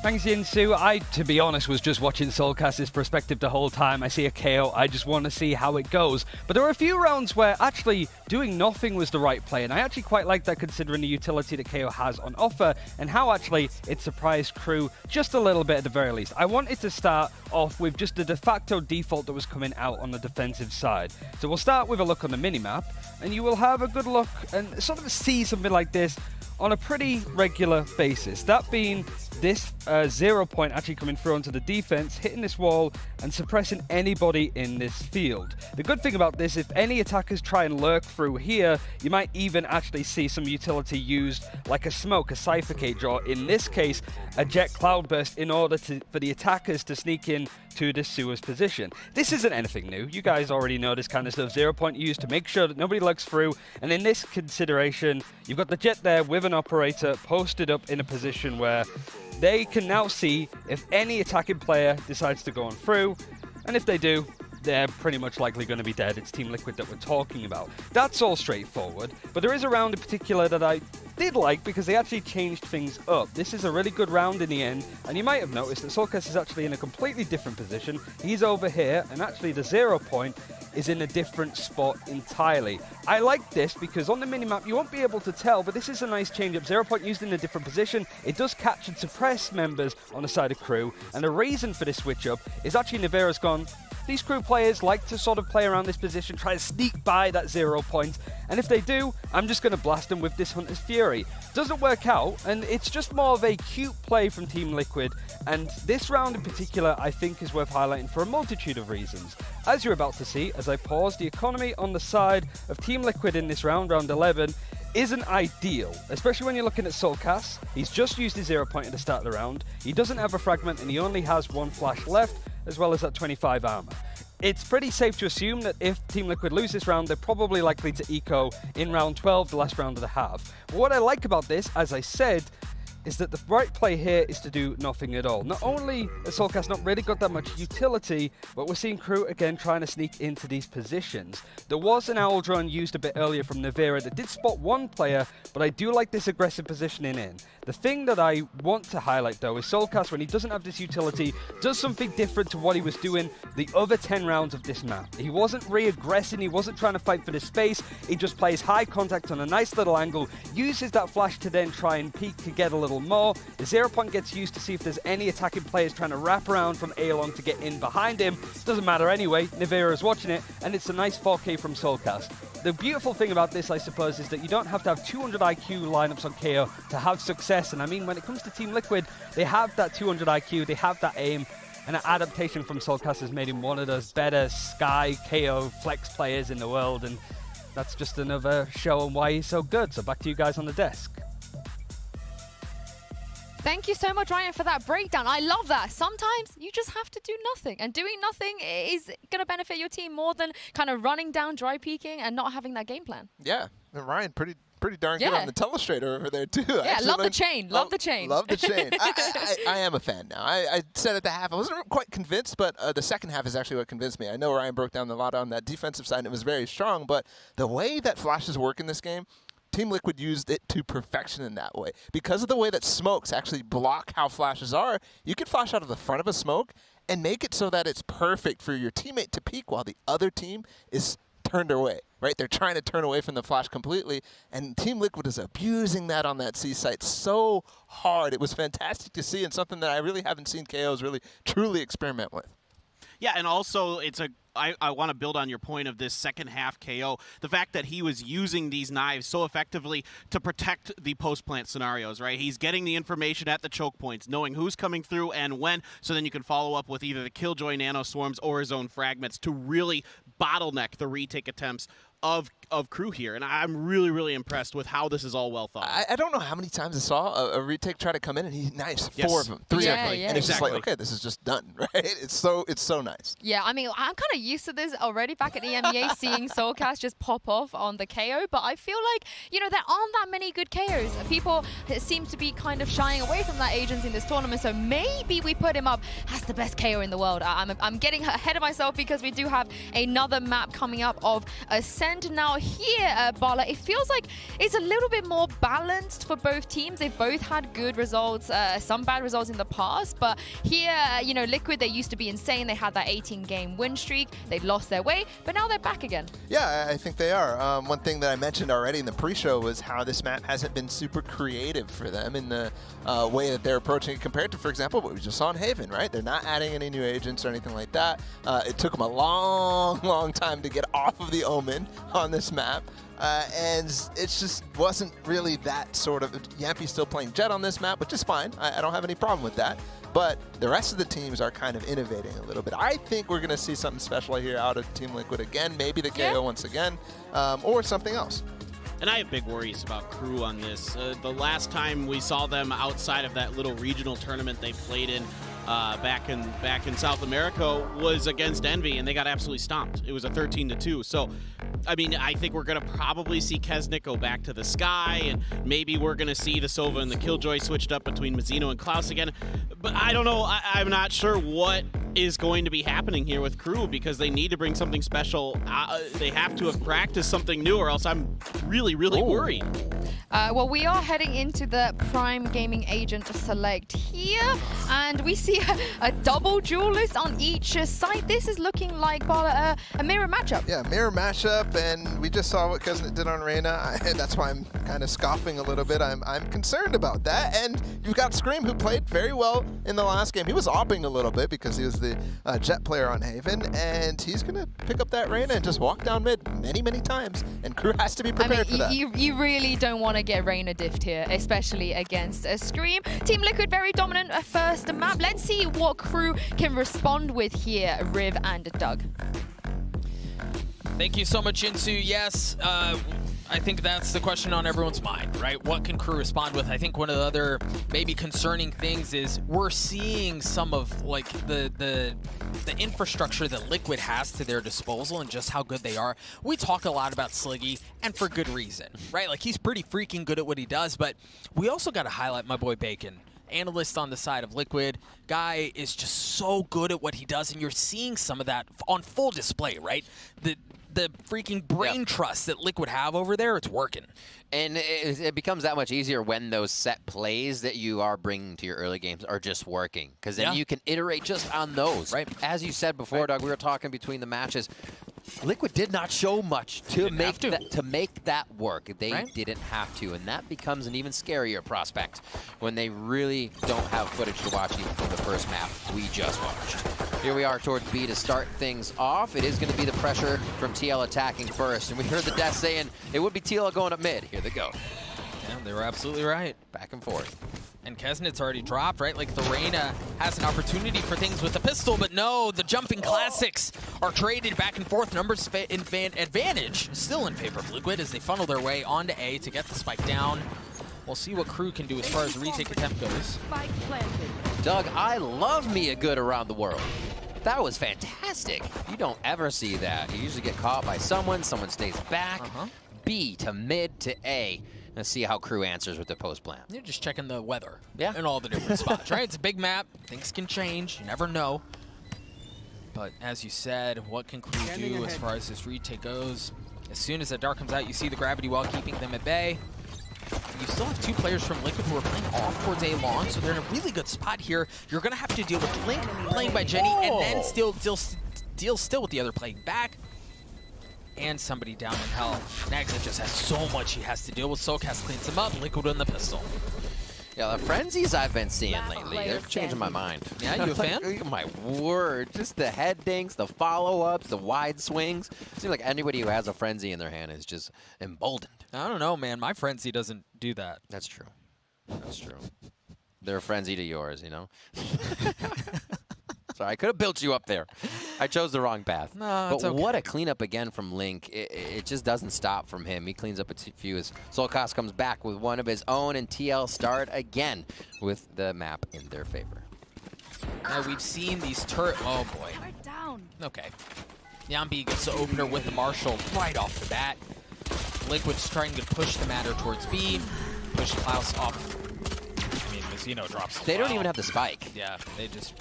Well, and that's the thing, right? Like, go get the kills you can, Exactly. and that opens up the map so much more. You don't have to commit the spike there. You have options for days. The world is your oyster, or at least the scent is here. It's like, what honestly, you think about on an eco, what would have been able to take 3 Spectres rushing around a corner out, and not much. They're playing, TL is on the high percentage plays. We saw it on the second round of Haven. They had the Marshals. They stayed all the way back. They let Crew push. Here, it's a lot of tight corners. On Ascent, you start B or A, and you're right at the front door. Right. So knock it down, especially if your team, or the opposing team, is on an eco. This one finalizing with Kesnit. He's got the Ion Sheriff, so maybe a few headshots in order. Maybe not. Maybe no. Absolutely not. But now Crew should be able to buy up a bit more. The only thing they had there, well, I mean, they did have the Sheriff, but with the one difference to the pistols that they purchased was the Marshall, right? So they were able to get through that round without having invested very much at all. So now they're going to be able to have full rifles. You do have light armor on the 2 duelists on the defending side of the map, so keep a close eye on that. And for Liquid, we're going to see this fight continue towards this B main area, right? It's all about, they often have been playing contact off of one another with both turrets dropping and then kind of spamming through that and seeing what you can do. That's exactly what Navera does right off the bat, and it's cleared right out from Crew. Drone up mid, double duelist will be following. Oh, Nagzat has his work cut out for him as they round the corner. He makes quick work of kill number 1. All right, swinging out though, gets a second. Gets himself back to a healthy spot, but now before Mizuno cleans him up. There's still room for Liquid to work here, but Crew has arrived and they've been able to bolster their defenses. Well, they were able to bolster their defenses. This is Liquid's bonus, friends. Right, like, yeah. This shouldn't be a fair fight. Quick and steady. That's how they've been pushing through here. I mean, quick trades into that mid area, especially taking down Market so early. You know you can basically cordon off who is in B. It makes it very tough for Crew, even if it is going to be that eco. And making his way through. Still has a few stars on that A. Not going to decide to use them. Well, at least for now. Oh, I wonder, yeah. He upgrades the weapon. He gets something. Still could say, or excuse me, he doesn't upgrade the weapon. He brought that into it, but is able to at least get away with that. And the thing is, well, no, because Liquid are still bringing 2 with full armor, so they aren't even really having to buy that either. Crew had a second round buy in our first map on Haven, right? So we can definitely see how they're planning a little bit more for the future, knowing TL is no pushover whatsoever, and everything's going to be helping here, especially saving out this Phantom going into round 4. That makes it tough. Yeah.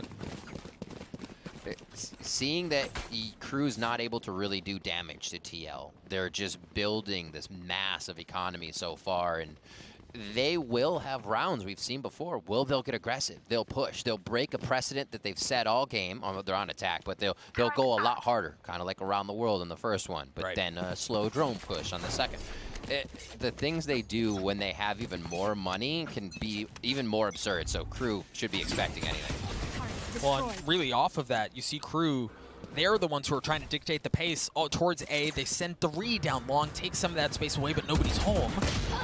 With that, Crew should understand you've got your hands full towards B. Excellent start from Klaus. Double drone push. Yampy destroys the door. Scream flashes through. Like, the set utility right now is incredible.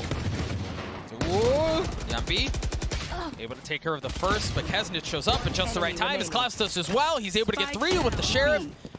But Soulcast takes care of one, a 1v3. I have the spike. This would be something if he's able to pull this off. One, that's all he's gonna get. Crew get on the board, a big one. That time, Crew played more patient, seeing how methodical Yampy and Scream are making their way through that middle area with the drone of Soulcast. Crew was like, all right, if you're going to be that aggressive, we'll absorb, we'll back up. Yeah. Klaus with a huge start here to really mitigate what was going to be happening into the site, and as they back up instead of fighting out top of B, it becomes much more of a better round for Crew. And Klaus's start there was off of what the utility that we highlighted at the very beginning. And yeah, the shot was crispy, but it was off of the contact from the turret, right? That's true. Like, we've seen that duel happen so many times. This time, Liquid, they ain't having anything to do with it. They're heavy stacking towards A. Get out of my way! Bladestorm coming online, and op in the hands of Nevera. And he's not holding down mid either. He's with the rest of the group.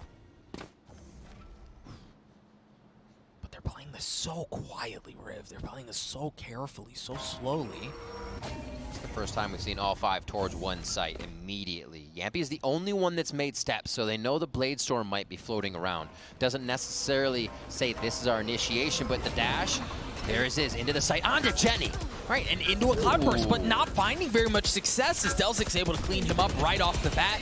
But they continue to funnel onto the site. The Empress comes online as they try to create some space, as they try to take the site away, but Delzic manages to get 3. There's the op-out from Nevera, but he's left alone with 11 health, and that's all that he has to him as well. Crew respond an excellent hold to get them onto the board to get a second round, but it was the anchor on the site that opened things up for Crew. Huge. Delzic hits it, confirms more footsteps, and it's already a round for Crew. There were 3 members to start. They called this perfectly. Great tag there on the Bolt, and the rest of Crew is there to just receive TL with open arms.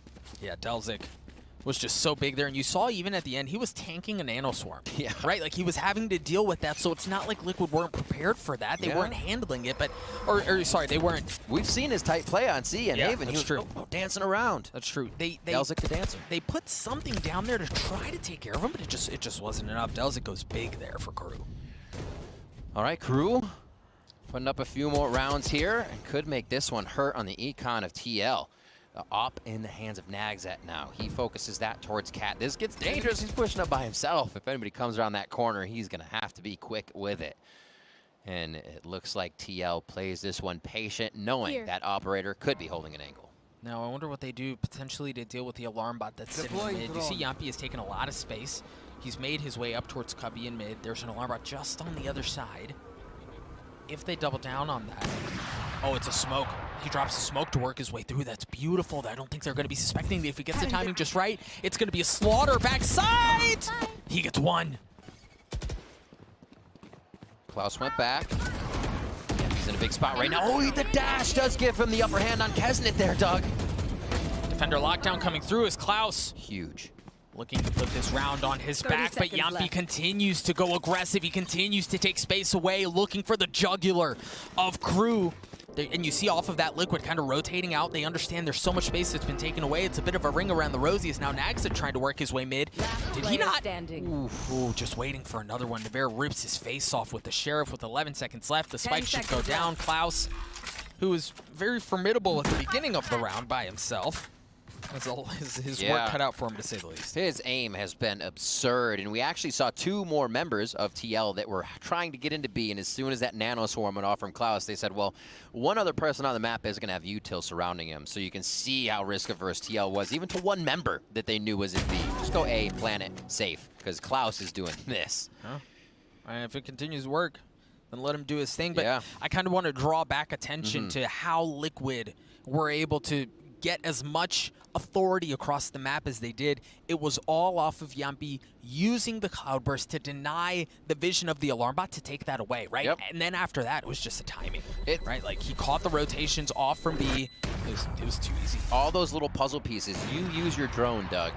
Found the op. Oh, that's a big return on investment. It could have gone anywhere. It could have found anything, but they did find the op. So again, they can solidify something they want to do. Yeah, you're right. Just the little things here, the Yampi play you were talking about as he dodges his way past the alarm bot. All of it happening simultaneously, too. And a lot of the times, if a round's in a hold and a frag happens, you use that little draw of your opponent's eye or kind of distraction to go, to smoke, to just creep up, catch them off guard. Into the unknown. Crew's still sitting in a decent spot where they can buy up. They still have the operator in the hands of Nagzed, and this time there's not going to be a turret, Killjoy turret duel towards B main. It's actually going to be the operator out from Nagzed who's taking that space away, but the action's happening elsewhere. The Lear and 2 gravity wells keeping both teams at bay. As through all that, no player drops. For a moment, I couldn't make out. I thought the turret was somebody still taking it, and I was like, madman, who is this? Who is this man? Just a turret, don't worry. Lockdown comes out. Lockdown goes right back where it came from, courtesy of the Hunter Siri out from the Xeno. And with this, Liquid look to double down their efforts towards A, and there's a ton of utility. Nags knows they're not coming B. He's already pushed with the off, so the rest of crew is here to defend. Will it be enough to take down TL? So far, 1 for 1, not too bad, but Link able to take one back. Klaus is playing around the door, trying to find some space, trying to make something happen as the Hunter Fury comes out as a counter out from the Soulcast. He's able to take care of Kesnet. What more can he find? It's going to be it, but through all of that, you talked about it, Riv, they had 4 there, and it was not enough. Liquid still managed to find the numbers advantage, but Klaus tries to get it back. Nothing doing. Klaus has been like this close on multiple occasions, just hasn't been able to pull off the heroic play. It is, and that's kind of the life of the KJ. If they're not coming to your util, you're rotating alone because everybody's gone down in the firefight, and you're like, well, maybe I'm just gonna get one more, make this a little easier. But TL's not gonna let that happen. Another good read by Crew. And TL was able to weather the storm, which allows them to come out with the round. And I think you're right. The read was there because of the space that the op was able to take, right? Like, he's able to take that away, understand, hey, there's nobody coming, go ahead and drop towards A. And that's what they did. The defenses were there, they were bolstered, but it just wasn't enough. Star taken back. They're just pinged towards A. I think they were trying to say, hey, maybe we grab well on Jenny. That's where we've seen Delzik playing defense. So with the pings, you somewhat see the mind of how Liquid is working. Navera sticks with the operator. It's one of the wildest things about Team Liquid is you get Navera, Yampi. I mean, Scream will pick that thing up. You don't know who's going to be around the corner with an op on TL, and it makes it tough. So they just found where the Blade Storm was. They just found where the Jet was. At the very beginning of the round, the Blade Storm came online, and you could tell they were looking for his cheeky little pop-up angle from back A to see if that's where an exit was going to pop up. There was nothing doing, but there they've spotted it out. Liquid now, off of that, turning some of their attention over towards A. Kesnet's been pushed back. The Lear to create a little bit more space. But Liquid, all intention to go towards A for now. Uh-oh. That might change their mind. So clean. Delzik using his own smoke there with just a little bit of peek. Spike down and the advantage is his as Kesnet drops another. 2 left. Navera and Scream, the brother buff, can it come into play? Empress in his back pocket. That's 1. True, you don't win this 2v5, right? Make it a 3v1. Saw one.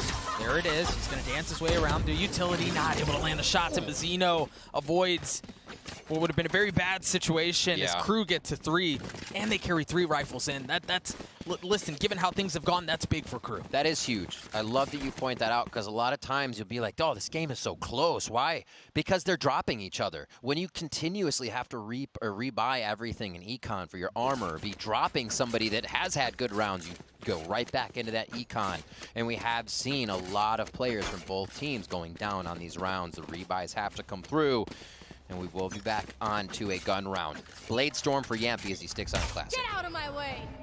You mentioned that Blade Storm, sure enough, predicting things. It comes right online as Yampy looking for any sort of info. As Nagzet crept his way forward, he's now hiding behind the crates.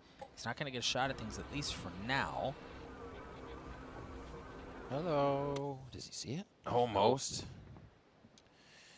Just short.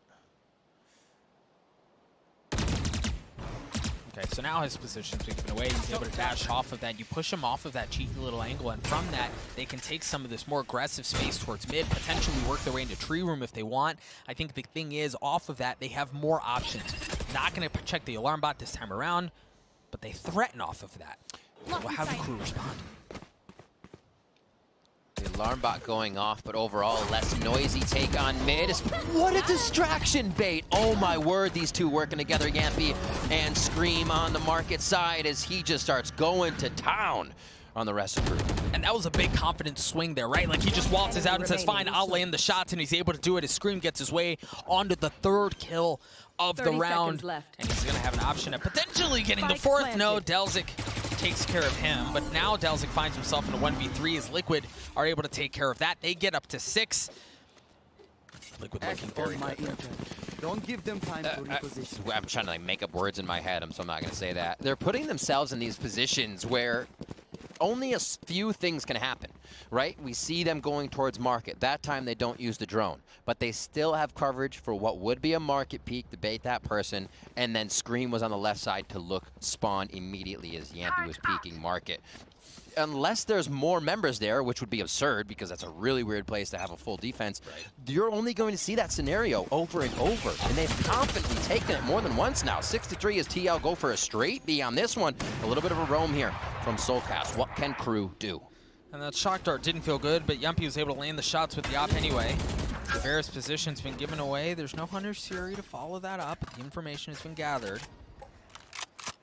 Now Liquid through that kind of tests the waters. They still have that op in the hands of Yampy. They can consider how they want to reset the round and potentially approach something different. Defensively, Crew's setup still seems pretty similar, right? You still have that alarm bot, but this time there's Astra utility sitting on top of it. So they're able to clear their way right through it. Slow walk, another orb just behind. More stars drop. And again, they create that scenario for themselves. Crew is allowing this to happen because they're actually getting a lot of audio. And if they don't see anybody push all the way through, they have Nagzet watching that. They feel safe that TL has not broken the defense. So I actually like as well how Crew isn't overreacting. I also just said that there was utility on top of the alarm bot, and that was a lie. There was not. Oh, because Klausy went down. Yeah. But had he been alive, maybe. 30 seconds left. Either way. I lied to you all. I apologize. Zeno gets dropped after he gets one. Good. Cosmic Pride out. We'll see what they can do as far as holding things back. Nagzet. He drops and really off of that. There's so much room for Liquid to work as they're going to be able to take the site and get the spike down. The 2 remaining members of Crew are just now starting to approach the site. It's going to take heroics out of Kesnet. That Empress is right. You got to make something happen here. As it goes in, 3v2 situation. Yampy low, but the operator is still able to score some shots on the way in. Kesnet with a big frag. Yep, that's one. Missed. Oh my word. Just too much, man. The Nano Swarms keep him back. The Astro Util as well. And then they have a decent spot where Link is, even if with Link getting isolated in that gunfight, he's just able to land the shots by himself and clean things up to get Liquid to 7. So much different from Liquid than what we saw on Haven. They are asserting themselves to mid, to A, to B. Again, love pulling back to the first round strat of around the world to really just sort out your opponent and say, where's everybody starting off? Hey, where are they playing? You kind of look at the first few pitches, if you will, and see where everyone is. A little voice comms. Nice, like up backside, up backside, up backside, up backside. Grab that operator. put the money in the hands of the man that needs it. It's probably going to Scream as we go into this next round. No, now it's in Yampy's hands. Why not? I mean, the guy was pretty good with it the previous round. Certainly make that bad boy sing yet again. Yeah. I wonder how they play. They have the Cosmic Divide for Link. I wonder if they play around that for Crew. You don't have very much as far as a buy goes. But what we did see from Crew in the previous map is that even if they get just enough of an inch and what looks like may even be a 50-50, they're willing to invest that ultimate to try to tip things in their favor.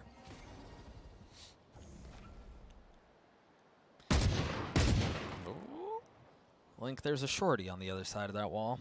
Yeah, he's getting baited into a shot at Archway too, so quick little mind games here from Crew could give them at least one Phantom and an upgrade here on a Alt Orb.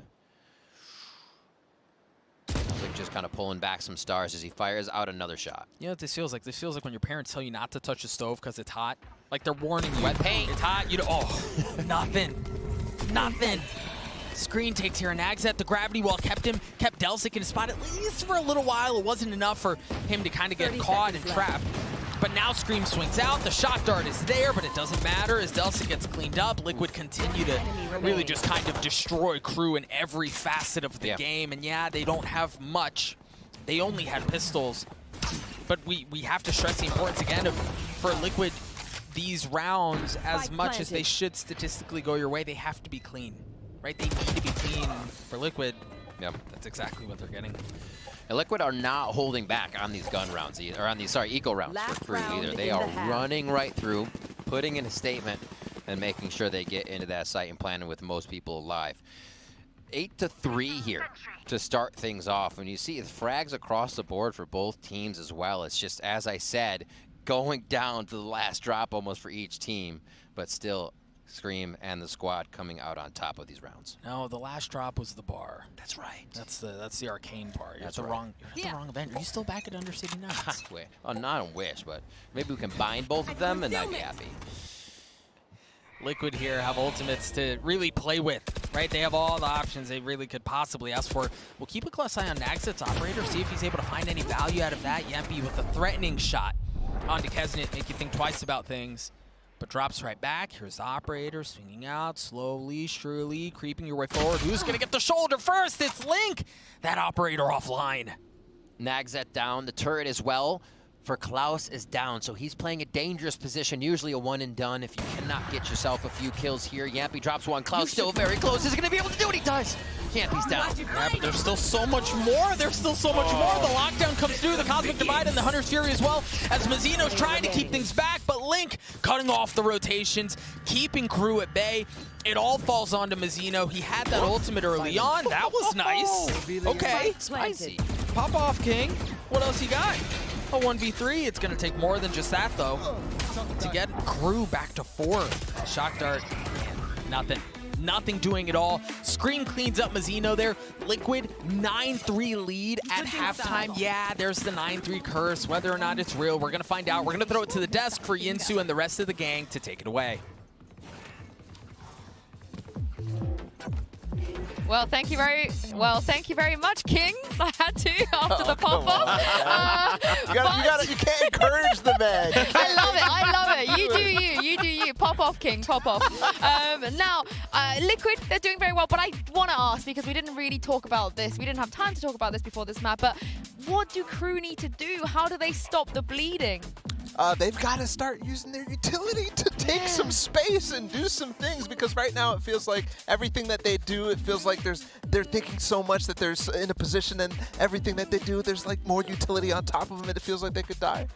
I mean, for me, the only like really decent utility usage I saw was out of Delsic holding down the front of A main with his smokes and kind of playing off that a little bit. That was about it. I mean, there were a few good shock darts in there and some other things, but nothing that they were able to convert into real round wins. Just a few here and there. I'll use the last 2 rounds as an example. For example, there's a shorty waiting for them in A main. Yep. And Team Liquid, they're like, okay, let's just clear A main. We'll get a gravity well, and then we'll double swing on the close angles. The gravity well stops anybody from peeking with the shorty, and Crew's like, oh, I'm trying to do that. Nothing happened. In that 2 versus 1, where he's trying to walk down into the B site when Spike is planted, there's a Killjoy molly. There's a Gravity Well. There's a Nova Pulse. Like, literally, so many things are on top of Crew that they really can't take any space. And anytime they try to do something, it feels like they're getting diffed. Yeah, you can just tell. Yeah, I mean, you can just tell that Team Liquid is just more polished and more clean with their utility usage. Saw it on Haven. You're seeing it here. And I don't know. It's going to take a miracle to come back on this. Do you feel like they're respecting Liquid a little bit too much? Perhaps we've seen teams in the past, you know, Crazy Raccoon and Masters Berlin saying that they respected Gambit a little bit too much. They let them run over them. Is that the case here? The Reyna pick leads me to believe that that's not the case, but maybe it still is regardless. Like, feels their like mentality. disrespect. Yeah, that's kind of what I'm feeling. That's what. But the mentality clearly isn't there, one way or another. I think absolutely that sometimes you just need to wild out. You got to play your game. You got to play your style. If it means that you're just going all out, so be it. Yeah, I feel like they're respecting them. They're not respecting them enough, right? This is Team Liquid. They need to come out with some creativity to take and catch them off guard. Other than that, like, it's not happening. It's double duels. Oh, well, Paperthin, you said it might need a miracle. We might get one. Who knows after the day we have had. I'm going to toss this back to the casters to get a second half underway. Thank you, Yinsu. Yeah, I think the name of the game, Bala hit it. Smack on the head, man. Utility, utility, utility. It's key. We saw it on Haven. Liquid just seemed like eons ahead of what Crew are doing in that facet of the game. Ascent seems to be no different, Riv. All right, Crew.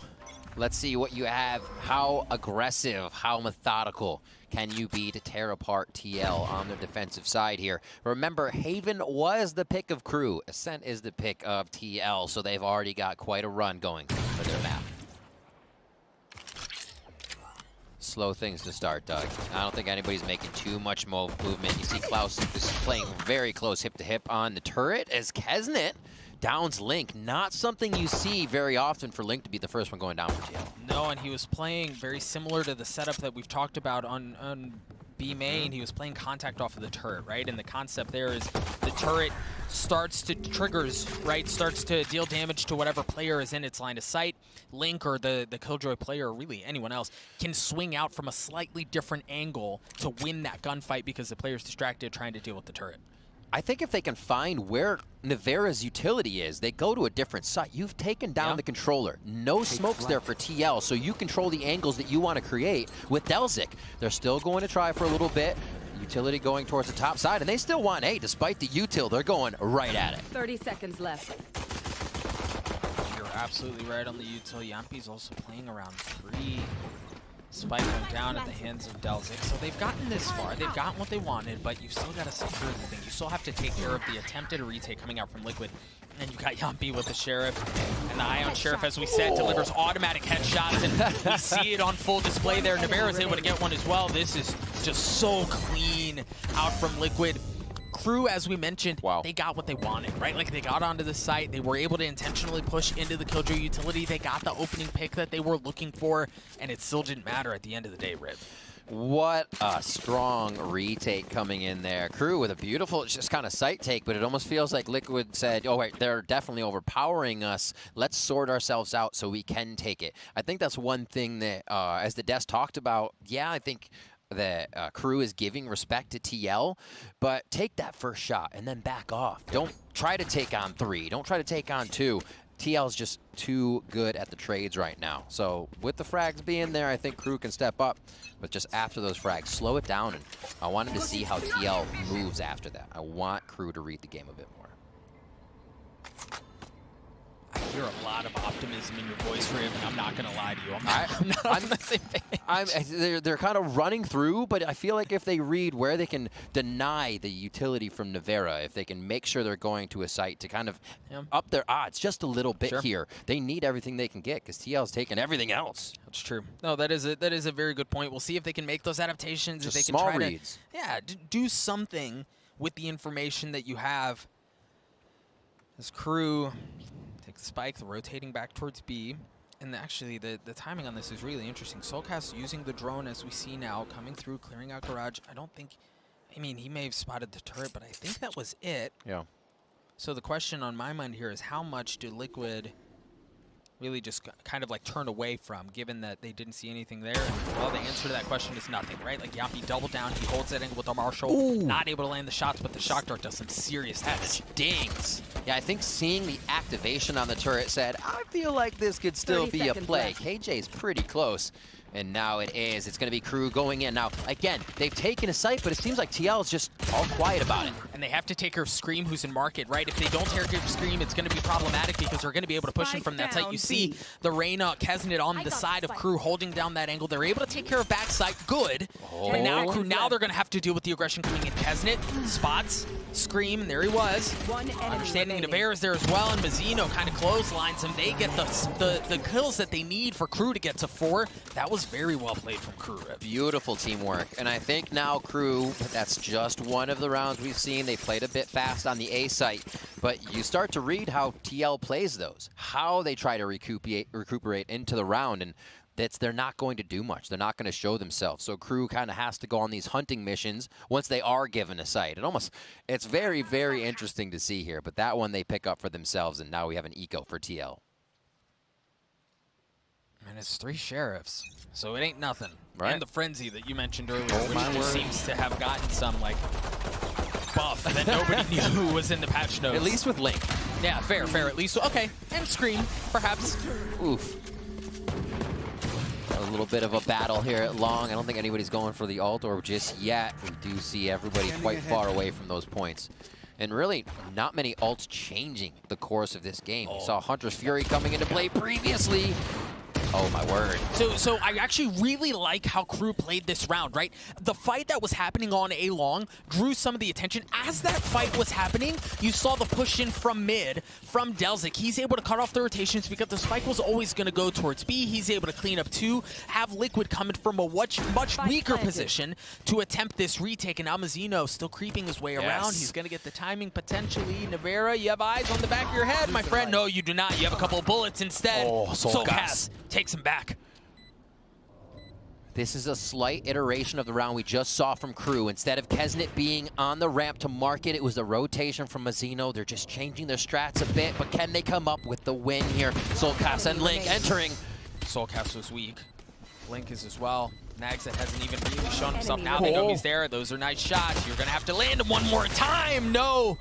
Nagzet gets Crew to 5, and there was actually, I know I mentioned it at the beginning, but there was a lot that was good from Crew. I really liked how they played the map. Utility still, some things that need to be shored up there, but as far as how they approached the macro rotations around the map, playing off of the information that they had and applying pressure to choke points, that was well done. And it was one of the rounds where, again, you can't give too much respect there. They're on an eco, yeah, it's TL, okay, but we still need to fly forward with our Spectres and make sure we don't just get sheriff shotted one after the other on single peak. So definitely turning up the heat a little bit here. Crew seems to be gelling a bit more with each other. The crossfires we've seen on the sites, the holds now coming into their favor. We're back on a gun round for both teams.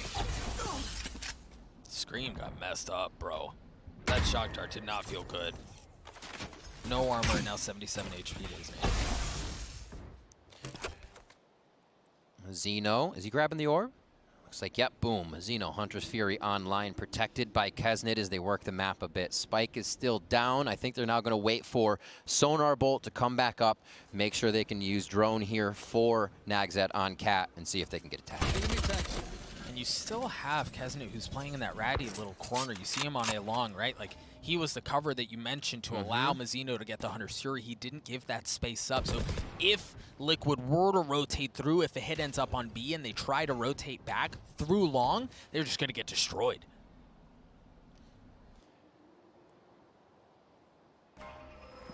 Looks like they are going to head in towards A. The Hunter's Fury coming out. Nagzet. Ooh. Nice out from Mazzino. Yep. We talked about it. That was that Hunter's Fury that you set up. That's going to allow them to get onto the site.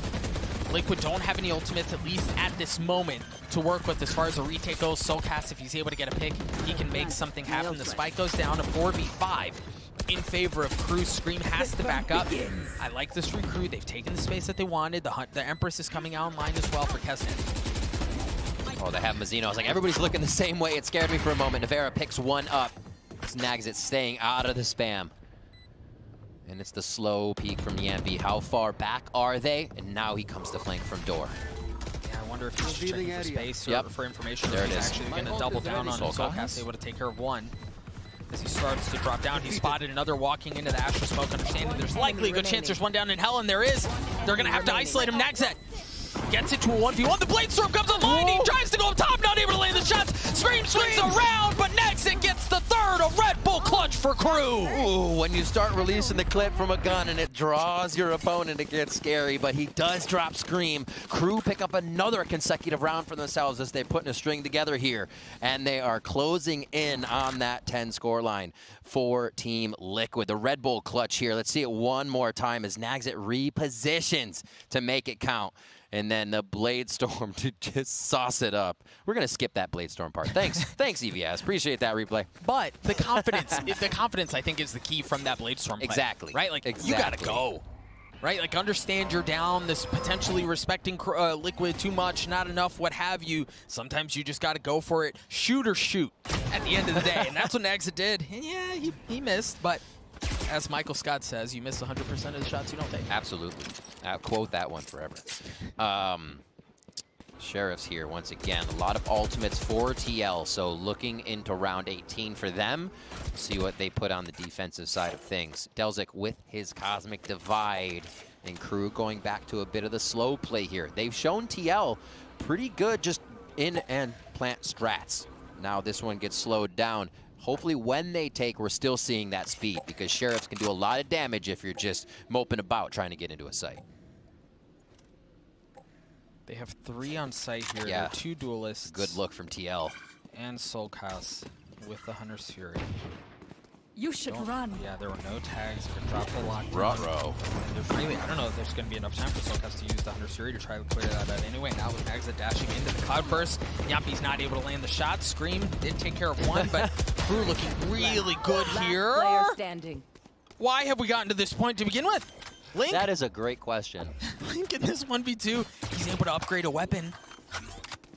Delzik still hasn't got this one down. Now he does. Link 55 HP. Enough eye candy there, but he manages to work his way forward. Just gets spammed through the box at the hands of Mazzino. Crew gets a 7. That should have never been that close. Big, big round from TL to position there. Bigger for Crew to finally still come up with the end result of a win. 7-10 now, and that gets scary. You know, when TL makes that big of a round here, we'll listen on the comms. Let's go, says Kesnet. They are very ready to keep this string of wins going. 4 in a row here after that pistol round of first half. They said, you know what? It's time for us to send a message. Is it the comeback Crew? Analyst task? The 9-3 curse, bro. We talked about it. Okay, the Hunter's Fury, or excuse me, the Cosmic Divide, but Liquid put their foots down. They do not give up an inch. But maybe Kesnet can find more success. The operator's there. Delzik's able to take care of him. The reinforcements from Liquid have arrived. Cosmic Divide cuts off Market, cuts off Spawn. 3 are already waiting. Soulcast, Link, and Navera. All ultimates are up. How did they decide to use these? Kesnet's in such a brutal spot, too, playing down towards B main. Like, you have to deal with him if you want to work your way in through lane. Soulcast is 103. Uh-oh. Delzik may be in trouble. Yeah, Delzik's a sitting duck, bro. He never had a shot there. Link gets 2, and yeah, those kills were his at the end of the day, but we talked about how they had to take care of Kesnet back in main. They do, and then the Hunter's Fury just kind of tees him up. And we kind of talked about how TL plays kind of a future brain game. The amount of ults they have stacking up just looks like they can string these last few rounds together. And as Crew comes back, you see these ult ores mounting in the side of TL, and you're like, wait, is this just the machine waiting to fight in the next round? And they did. They came out big. The amount of chaos they caused with the utility there did not give Crew a chance to look either way with the trades. Let's go! Nice. Up, lad, up. Still grab the op. Yeah. Listen to Yampy. Yep. Listen to Yampy. 4 ultimates, as you were mentioning, still available for Liquid, and a double op setup. Again, yeah. I mean, when it rains, it pours. It does. Straight through, so they see the bot once again. Get a little idea of that. Beep boop. Looks like they'll be all right for that situation to pressure it. And Kesnet just wants to says, what can I make you do off you thinking I'm mid? And TL won't do too much. You see Klaus having to jump peek there. Good chance there's somebody playing on that 50, and he'd be absolutely right, because Scream is there. but the patience kind of keeps him under. Guys. See if they can get the slower they play this to get a gun, upgrade Mazzino, get him on something that can frag from afar. Sheriff can still do that, but you want to heighten your chances here as you still see Spectres across a few of the members of crew. You can see just how tight it is for them. Looking as TL wants game point off of this round. Double ops on hard angles. So you're basically waiting for Sonar Bolt to come back up. Drone's already been used. How are they going to get past this defense? Scream, you're a patient man. Right? You're 30 seconds left. It's like what they did, Haven defense. You talked about that double op setup. Vera gives that initial angle away. He retreats back a bit, still has that operator there. The lockdown comes online, and there it is. If it's not the lockdown, it's the operator, but Nagzet's able to trade that right back. Nags, Soul Catch drops as well. 13 seconds left. They still have to get the spike down, though. The two remaining members of Liquid now showing up. You hear the Bladestorm comes online, courtesy of Yumpy. Now they approach a retake of their own. Double duelist. What can they do here? Nothing spotted yet. The remaining members are all on the site as Yumpy has to clear out every single corner just to make sure there's nothing going on behind him. Now they can approach things. I believe he may have spotted Nagzet's shoulder. Oh no! Ooh, baby, that was close. Oh, one. He goes in aggressive, looking for the second and the third. And why the heck not? Dueling Bladestorms. It's a dogfight up in the sky. Scream pushing his way forward. We talked about it, the 1v2. He's going to have to get the kills and still get the defuse. And no, Nagzet gets to 4. Crew get to 8. They're not going away, Riv. What an incredibly big round coming in for Crew to take down the double ops. Teams buy that when they are sure to solidify rounds, when they know they can hold it. They won't have too much pressure of trying to retake with those ops because it's not the easiest task. We see both of them trying to do that and put it to work. But absolutely incredible stuff. They saved the op for the round, and Crew is feeling it. They say, let's go, let's go. It is not stopping here. They stave off what was a round. After they got 4 in a row, TL came back, but Crew says, no, this is ours. We're going to close these round gaps. No double op on the side of Liquid. Really just one rifle. On the side of Liquid, the Guardian in the hands of Solkas. While Crew still has an op of their own. Clear out that turret. Klaus playing with fire there. I'm just replaying that Nagzet kind of grapevine op shot. He's just sidestepping. It's so clean as he entered the site. When your opper is on, it is on. Also, Mazzino to be the first peak on the B site take there with the Sheriff. You lose the least if he goes down, but you gain a bunch of information. So really smart play of how they were able to get through that situation on the side of Crew for round 19. As we are in round 20 now, only 50 seconds are left on the clock. And a Cosmic Divide versus an Empress are the things we could see. I wonder how they find value with Nagzet's operator. Like oftentimes you're doing a little cloudburst dash, cause some chaos. But with an operator, you can surely not. Oh, Link, you crazy son of a gun. Link manages to get 2 and stays alive. Now he drops, but Navera Sheriff gets 3. What? That's the one that they win? That's how they get to 12? Match point. That was the mind game. So we saw that happen once before where he played in the outside of his smoke. Remember? He played out, got 2 kills, came back in. Now he plays it on the inside of A site and dips in immediately. You dream of plays like that, especially on your eco rounds, Doug. Nice!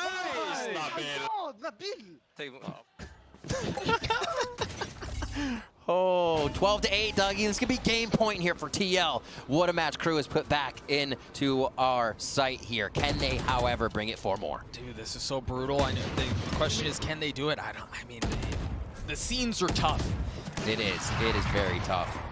Nothing's going to be easy on this one for Crew. It has to be the first bloods. It has to be perfect trades.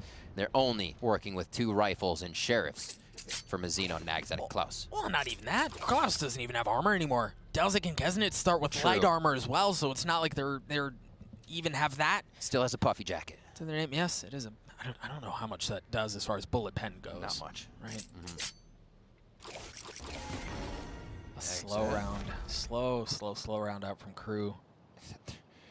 Reasonably so. Yes, Nagzet's so far forward, and it looks like he's actually on defender side of most. He was kind of just sitting there like, yeah, we actually have this much control over mid, but you see TL is okay with giving that up. It's when they start to break these sight walls down, and it could happen here. They get stuck by a digital molly, and Scream picks one up. Hunter's Fury came out. The kill was traded out. 30 courtesy seconds left. of Kesnet. Blink playing that anchor backside again, playing contact off of the turret. Kesnet just walks right into his crosshair, and Link's able to clean him up. But Nagzet! Ooh, Mazzino does it. All right, a 2v2. Nagzet still playing up in heaven, able to upgrade his weapon. Link gets things cleaned up as Nagzet gets into a 1v1. The op in his face. How has Nagzet avoided things up until this point? I don't know that he's going to be able to pick up the spike and plant it. Yeah, they've run out of time. It's not going to be enough. Team Liquid, map 1 was clean. Map 2 was a bit more spicy, courtesy of Crew, but Liquid looks so strong in their opening series here at Champions. They did indeed. I think at the end there, they were kind of waiting and relying on the shots they'd been hitting, and Crew turned up the heat a little bit, so Liquid definitely have something to look at there. But also, Crew finding their footing. I think it took them a little bit there. Nerves in the first game, maybe, again, with the death set, is a little bit of that not wanting to take on TL too much and see what they have to offer. Can put you in a bad spot where TL's just reading you over and over again. I think that's what we did start to see on Haven. Crew became much more the comeback crew, played much more of what we saw that brought them to the top in their region here for the second game. And I do think even off of that, while they made the second map competitive, the thing is, I still think the big takeaway here is, you know, we walk into a series like this and go, what are we going to learn? What are we going to learn from Liquid? What are we going to learn from Crew? What can we expect for the rest of the tournament as we're still in the group stages of this bad boy? And I think what we learned, there are two things. Number one, Liquid is the real deal. Yeah. Right? Like, absolutely. We understand why they were expected to make a deep run into the tournament, and it wasn't because they were flashy and innovative or anything like that. They did show a couple cool things, but what impressed me the most is they got to this point without showing very much, as we mentioned on Haven. And I think on the other side, as we take a look at Crew, utility-wise, man, they just seem behind. A few times, yeah. You'd get the util, it would find someone, and then that kind of fizzles out. That person could be anywhere. It wasn't always fast acting. It wasn't quick trades. It did come, though. That for Crew definitely did start to happen, which was good to see. One, you can see it, man. Like, the players felt good. You see here the GGs coming in at the very end there. I think for Crew, there is a lot that you can learn from this series, though, right? Like, the tournament's not done for them. They're still going to have a chance to work their way through the lower bracket in their groups. There's a lot to take away from here. Riv, I even think about the smoke in Heaven, right? Like that Astra smoke on Haven, where it was just a sliver enough for the op to take off a toe. Right, like those are minor adjustments that can be made after a review of the film that can make a drastic difference in a round. And looking how long it's been since they played together with Masters 3 Berlin group stage. Since then, they didn't have Klaus or Delzik for a tournament in October. Right. So they really, on the side of Crew, sorry, they haven't really been able to get everything they want into position as much time as other teams had. And that just means they have to do more work. That it's not like, okay, well, you get something easier. No, that just makes it tougher for them. And I think that's why we saw them come on a little late there as they found their footing again. They did. Liquid look very good. So good that we're gonna allow you to take a look at it one more time. We're gonna pop over to the Prime Gaming post-match highlights, then a break, then the desk. Stay tuned. Yeah, we can talk about the teams and we can talk about the match and Haven and Agent Select and yada yada yada. But can we talk about the AR setup first? Oh my word! I thought they weren't here.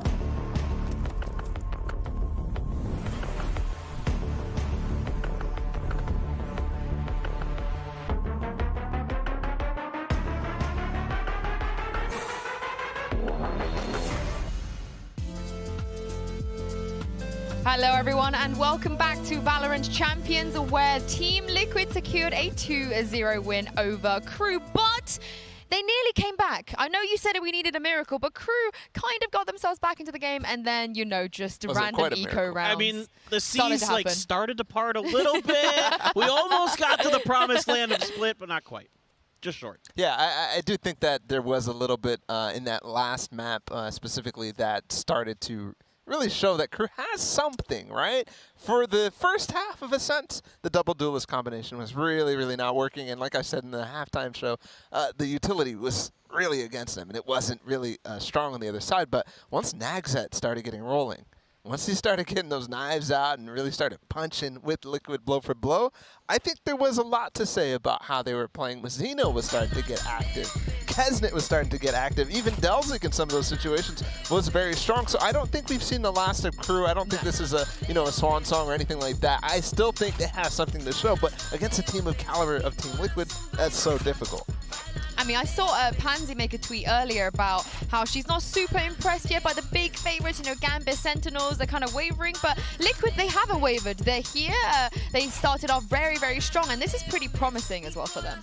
Yeah, definitely a very, very strong performance. I think there were a few missteps here and there, a few kind of teamwork things that they can clean up. I think there was that retake with Yampi and Scream, we felt like was a little bit late to the party there, but other than that, yeah, very clean, very efficient stuff, and Link was a big part of this. I mean, his ability to get up close and personal on these 50-50 angles and really just ruin rounds, frankly, for Crew. Yeah, I think he was actually a teamwork linchpin too in a lot of these situations. We just saw the round where on B he got the B main kill, and then he was spamming through with the ultimate from Soulcast as well. I think those types of things were really working for Team Liquid. And sure, maybe has some mistakes here and there, like the Scream round that you talked about. But I think in general, when you see a lot of team play going right, that is a fantastic sign. And I think if anybody watches that game, yeah, sure, it wasn't necessarily the hardest of fight from Crew that Liquid will get in, deeper in this tournament. However, I still think we saw the makings of a championship team. Ooh, already? I'm just saying. No, okay, I'm with you. I've been saying that for a while already, Yeah, but I still think that this game showed a little bit something. I'm with you there. Actually, speaking of, now we've seen all of the teams in this group. They've all taken the stage. What do you make of the chances of Liquid getting out? Pretty darn good. I don't see a world where they don't. This was one of the best teams, one of the best performances we've seen so far. I think them and Vision Strikers have really had the best any showings. opportunity. Vision Strikers didn't even play today. I can't help it. They're really good. Ask him the harder question, right? What do you think about Team Liquid versus Sentinels? Oh. I think Team Liquid wins. There you go. I think Team Liquid like is a the cleaner. dominantly, or do you think a No. three-mapper? It'll go to 3 maps. I think. But I mean, I have concerns now about Sentinels because of that breeze. I think other than that, they were pretty good, but that breeze left me with a lot of question marks about a map that's typically been very strong for them. Has their weight kind of shifted in how they're able to use the map pool to their advantage? Yeah, Breeze, that was, for Sentinels, that was the first time they lost it outside of seeding matches. We were talking about it in the green room. Yeah, so concerns abound. I'm going a step further. I think that Team Liquid should be able to easily clean up Sentinels. Easily? In the form that they showed today against Furia. But then that leaves, you think, second place Sentinels, even if they drop to Team Liquid, they're still going to get out? Don't make me say anything like that. I'm an NA. I'm a person from NA, man. Yeah, I'm going to make you. It's easy. Just be biased. It's not hard. No, I'm not Valley Silly. I miss those guys, but, the NA desk does get biased sometimes with them on there. You know what I'm saying? I do have fears. Like serious fears based on the way that Sentinels played today. The last map was great, but that's their bread and butter. That's Haven, right? Yeah. The rest of them, I was seeing a lot of, when you talk about missed team play opportunities from Liquid, I'm seeing more of that on the side of Sentinels. How many times Dapper gets left on an island, isolated, Zombs as well, not showing up in the form that his nation demands. It's a scary thought for Sentinels.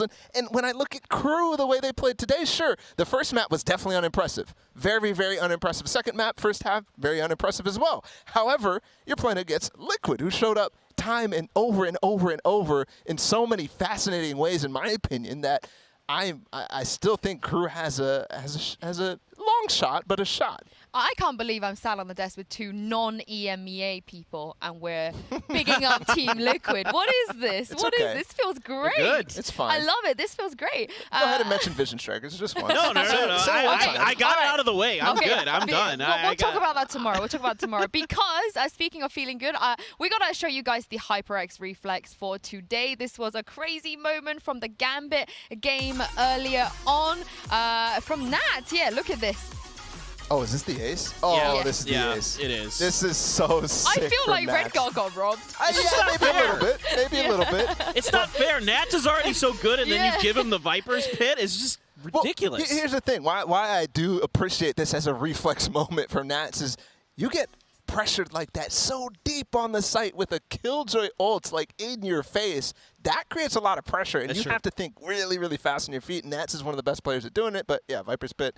Everybody repeated the stat that I said like a million times, 70% in the playoffs. He is so strong from those positions, and that's kind of where he made his name on that Viper agent as well, on top of the Sentinel role too. I do feel like, it's expected from Nats. We've seen Nats do this over and over again, which is why I kind of wanted to see Redgar get highlighted. That was kind of nutty, though, earlier. It was. When The 1v2 out of the teleporter? Yeah, that was and disgusting. He did swing by our green room a little bit and spoke to us about how, there's more where that came from. And he's looking to put a few more of those performances out there, which is a little bit scary. I do get scared when it. IGLs. Yeah, we already talked to Boaster, or we've just heard him in interviews say how much he was focusing on his individual form. I think Redgar was the same, and that is a scary thing when you actually start to get really, really good with your IGLing, and on top of that, fragging too.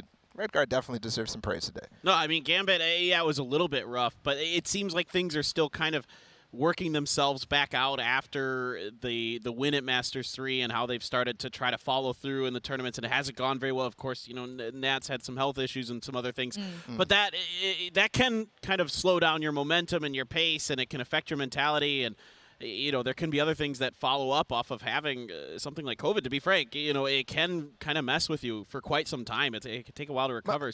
But I'm seeing a completely different Gambit as time is going on. My problem with Gambit is that this is not the first time that they come out against an underdog. And mind you, Secret played fantastic today, but they come out against an underdog, and they aren't like trying to just destroy them. Something that I'm really impressed with from a team in the Game Changers NA scene, Cloud9 White, is like they want to come out and destroy every single team. I don't feel like that from Gambit. Is Redgar too nice? They 13-0'd them. Yeah, okay. It went that way on Breeze.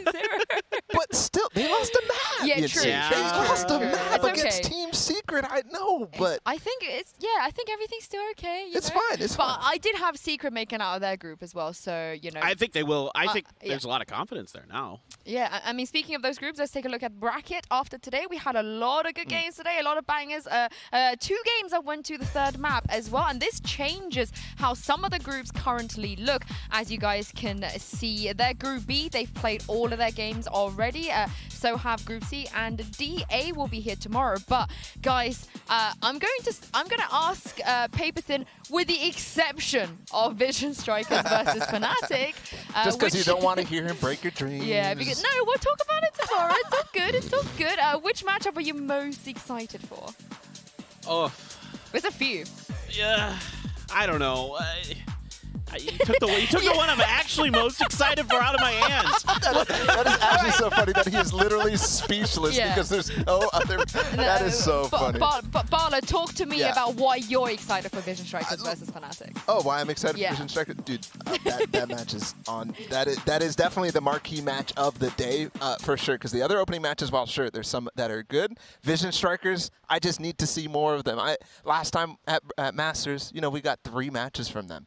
And that for not a team enough. That everybody's been hyping since day one of this game starting out in the competitive scene is definitely not enough. And now they get to go up against Creative Fnatic.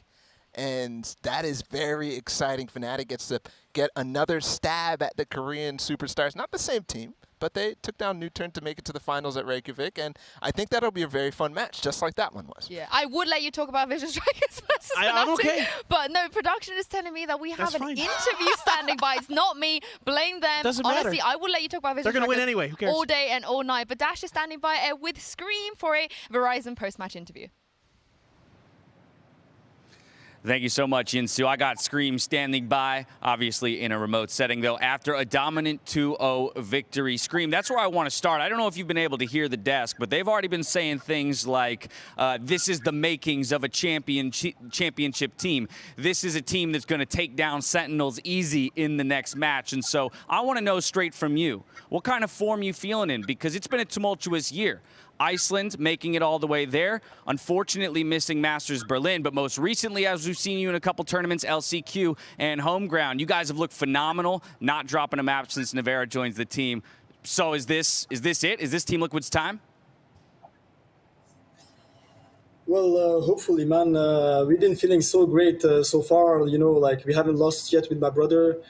This game was really tough, you know, the first game on LAN, also without my brother in the room with us, you know, it affects us a little bit, but we managed to really stay composed. We play not our best game, but, you know, the first game is really difficult. Personally, I didn't have my best game, but I'm really happy, you know, the boys showed up today, like, really hard. I'm super proud of them, and yeah, on Saturday when we play Sentinel, it's going to be a totally different game. I mean, you say if this isn't even your best form, then I'm already terrified because, well, yes, unfortunately, your brother's sitting in a different room. He top-fragged the first map. You top-fragged the second map, highest ACS on the team as well. What's that been like? I got to ask the question because you guys are here competing for the first ever World Championship together as brothers. What's it been like to have him jump over from CS, join you, and to be fighting together for that trophy?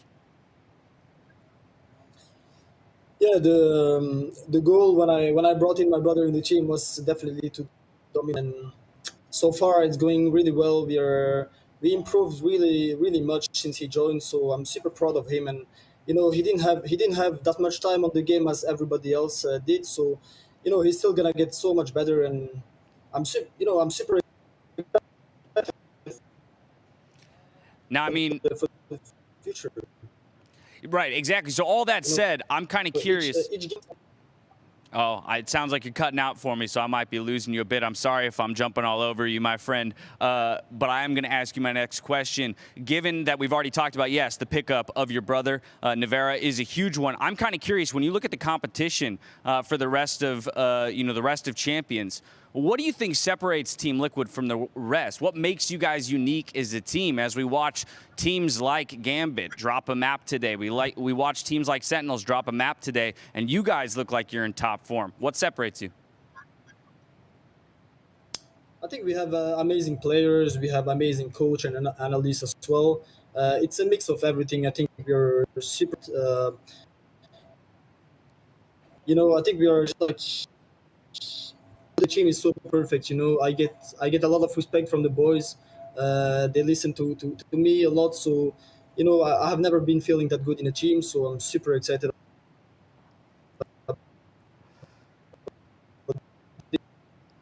All right, well, it looks like unfortunately we're lagging out a little bit. What I like to hear is that you feel good and you feel the best you felt with this team in a long time. We've heard the desk talk about it. Feels like the makings of a championship team. We wait on bated breath for that Saturday matchup against Sentinels, two Titans going head-to-head. For now, though, we're going back to the desk to close out the day. Thank you very much, a Dash and a Scream. I'm a little bit sad we didn't get to hear all of the answers, but we did hear some good stuff in there. The importance of them bringing in Nevera as well, and I'm going to reiterate it. They still haven't lost a series since Nevera's joined. Yeah, it felt like he had a lot to say there, to be honest. And I think there's a lot to talk about when we think about Liquid. So sad we missed it, but that was a fantastic game. He brought his brother in the dominate, and that's what they've been doing. I mean, that's what I got out of it. That's all you need to know. All alone. You see him on the camera, the celebration. He looks so sad. He's like jumping out and celebrating. He's just sitting there. Yeah, okay. Like that, GG, go next. Like, let's go. Yeah. Honestly, it's like when someone makes a joke in your friendship group and you don't get it, and you're just kind of sat there like, nice. Everyone else is laughing, and I'm just. That's me every day when Hyde Park makes jokes. Well, yeah. I had something to say there, but I don't think I can right now. But it's been a very long day, so I think we're going to wrap it up here. Thank you so much, Vala, and thank you so much, Paperthin, for joining me. Thank you to all of the other casters and analysts and hosts as well we've had for today. It's been an amazing day. We're going to be back tomorrow with 3 more games, starting with Ascend versus Vivo Key. We'll see you then.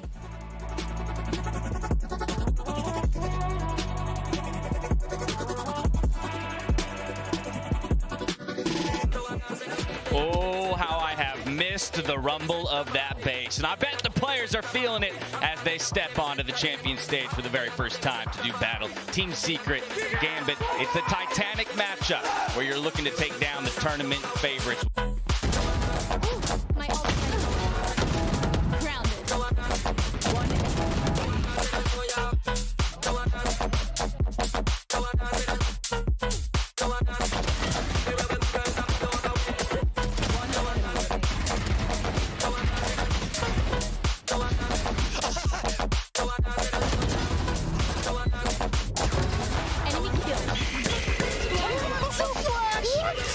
Notice now posted. Nat's going to try and find his way out. Denies the ult. Swings it. Oh, Nat's out of nowhere. 3 huge kills. Working his way around. He's got another. Nats has done it all.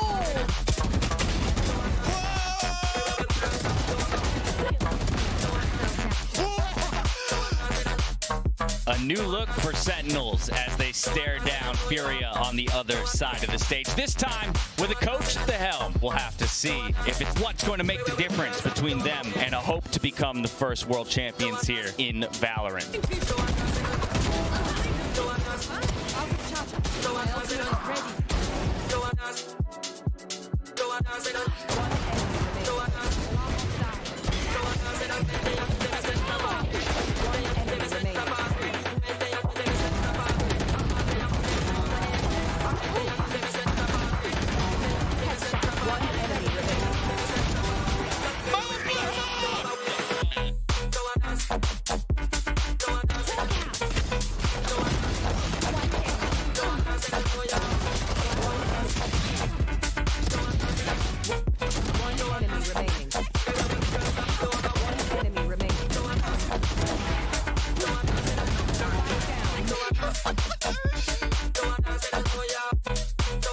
Yeah, we can talk about the teams and we can talk about the match and Haven and Agent Select and yada, yada, yada. But can we talk about the AR setup first? Oh my word. I thought they weren't here.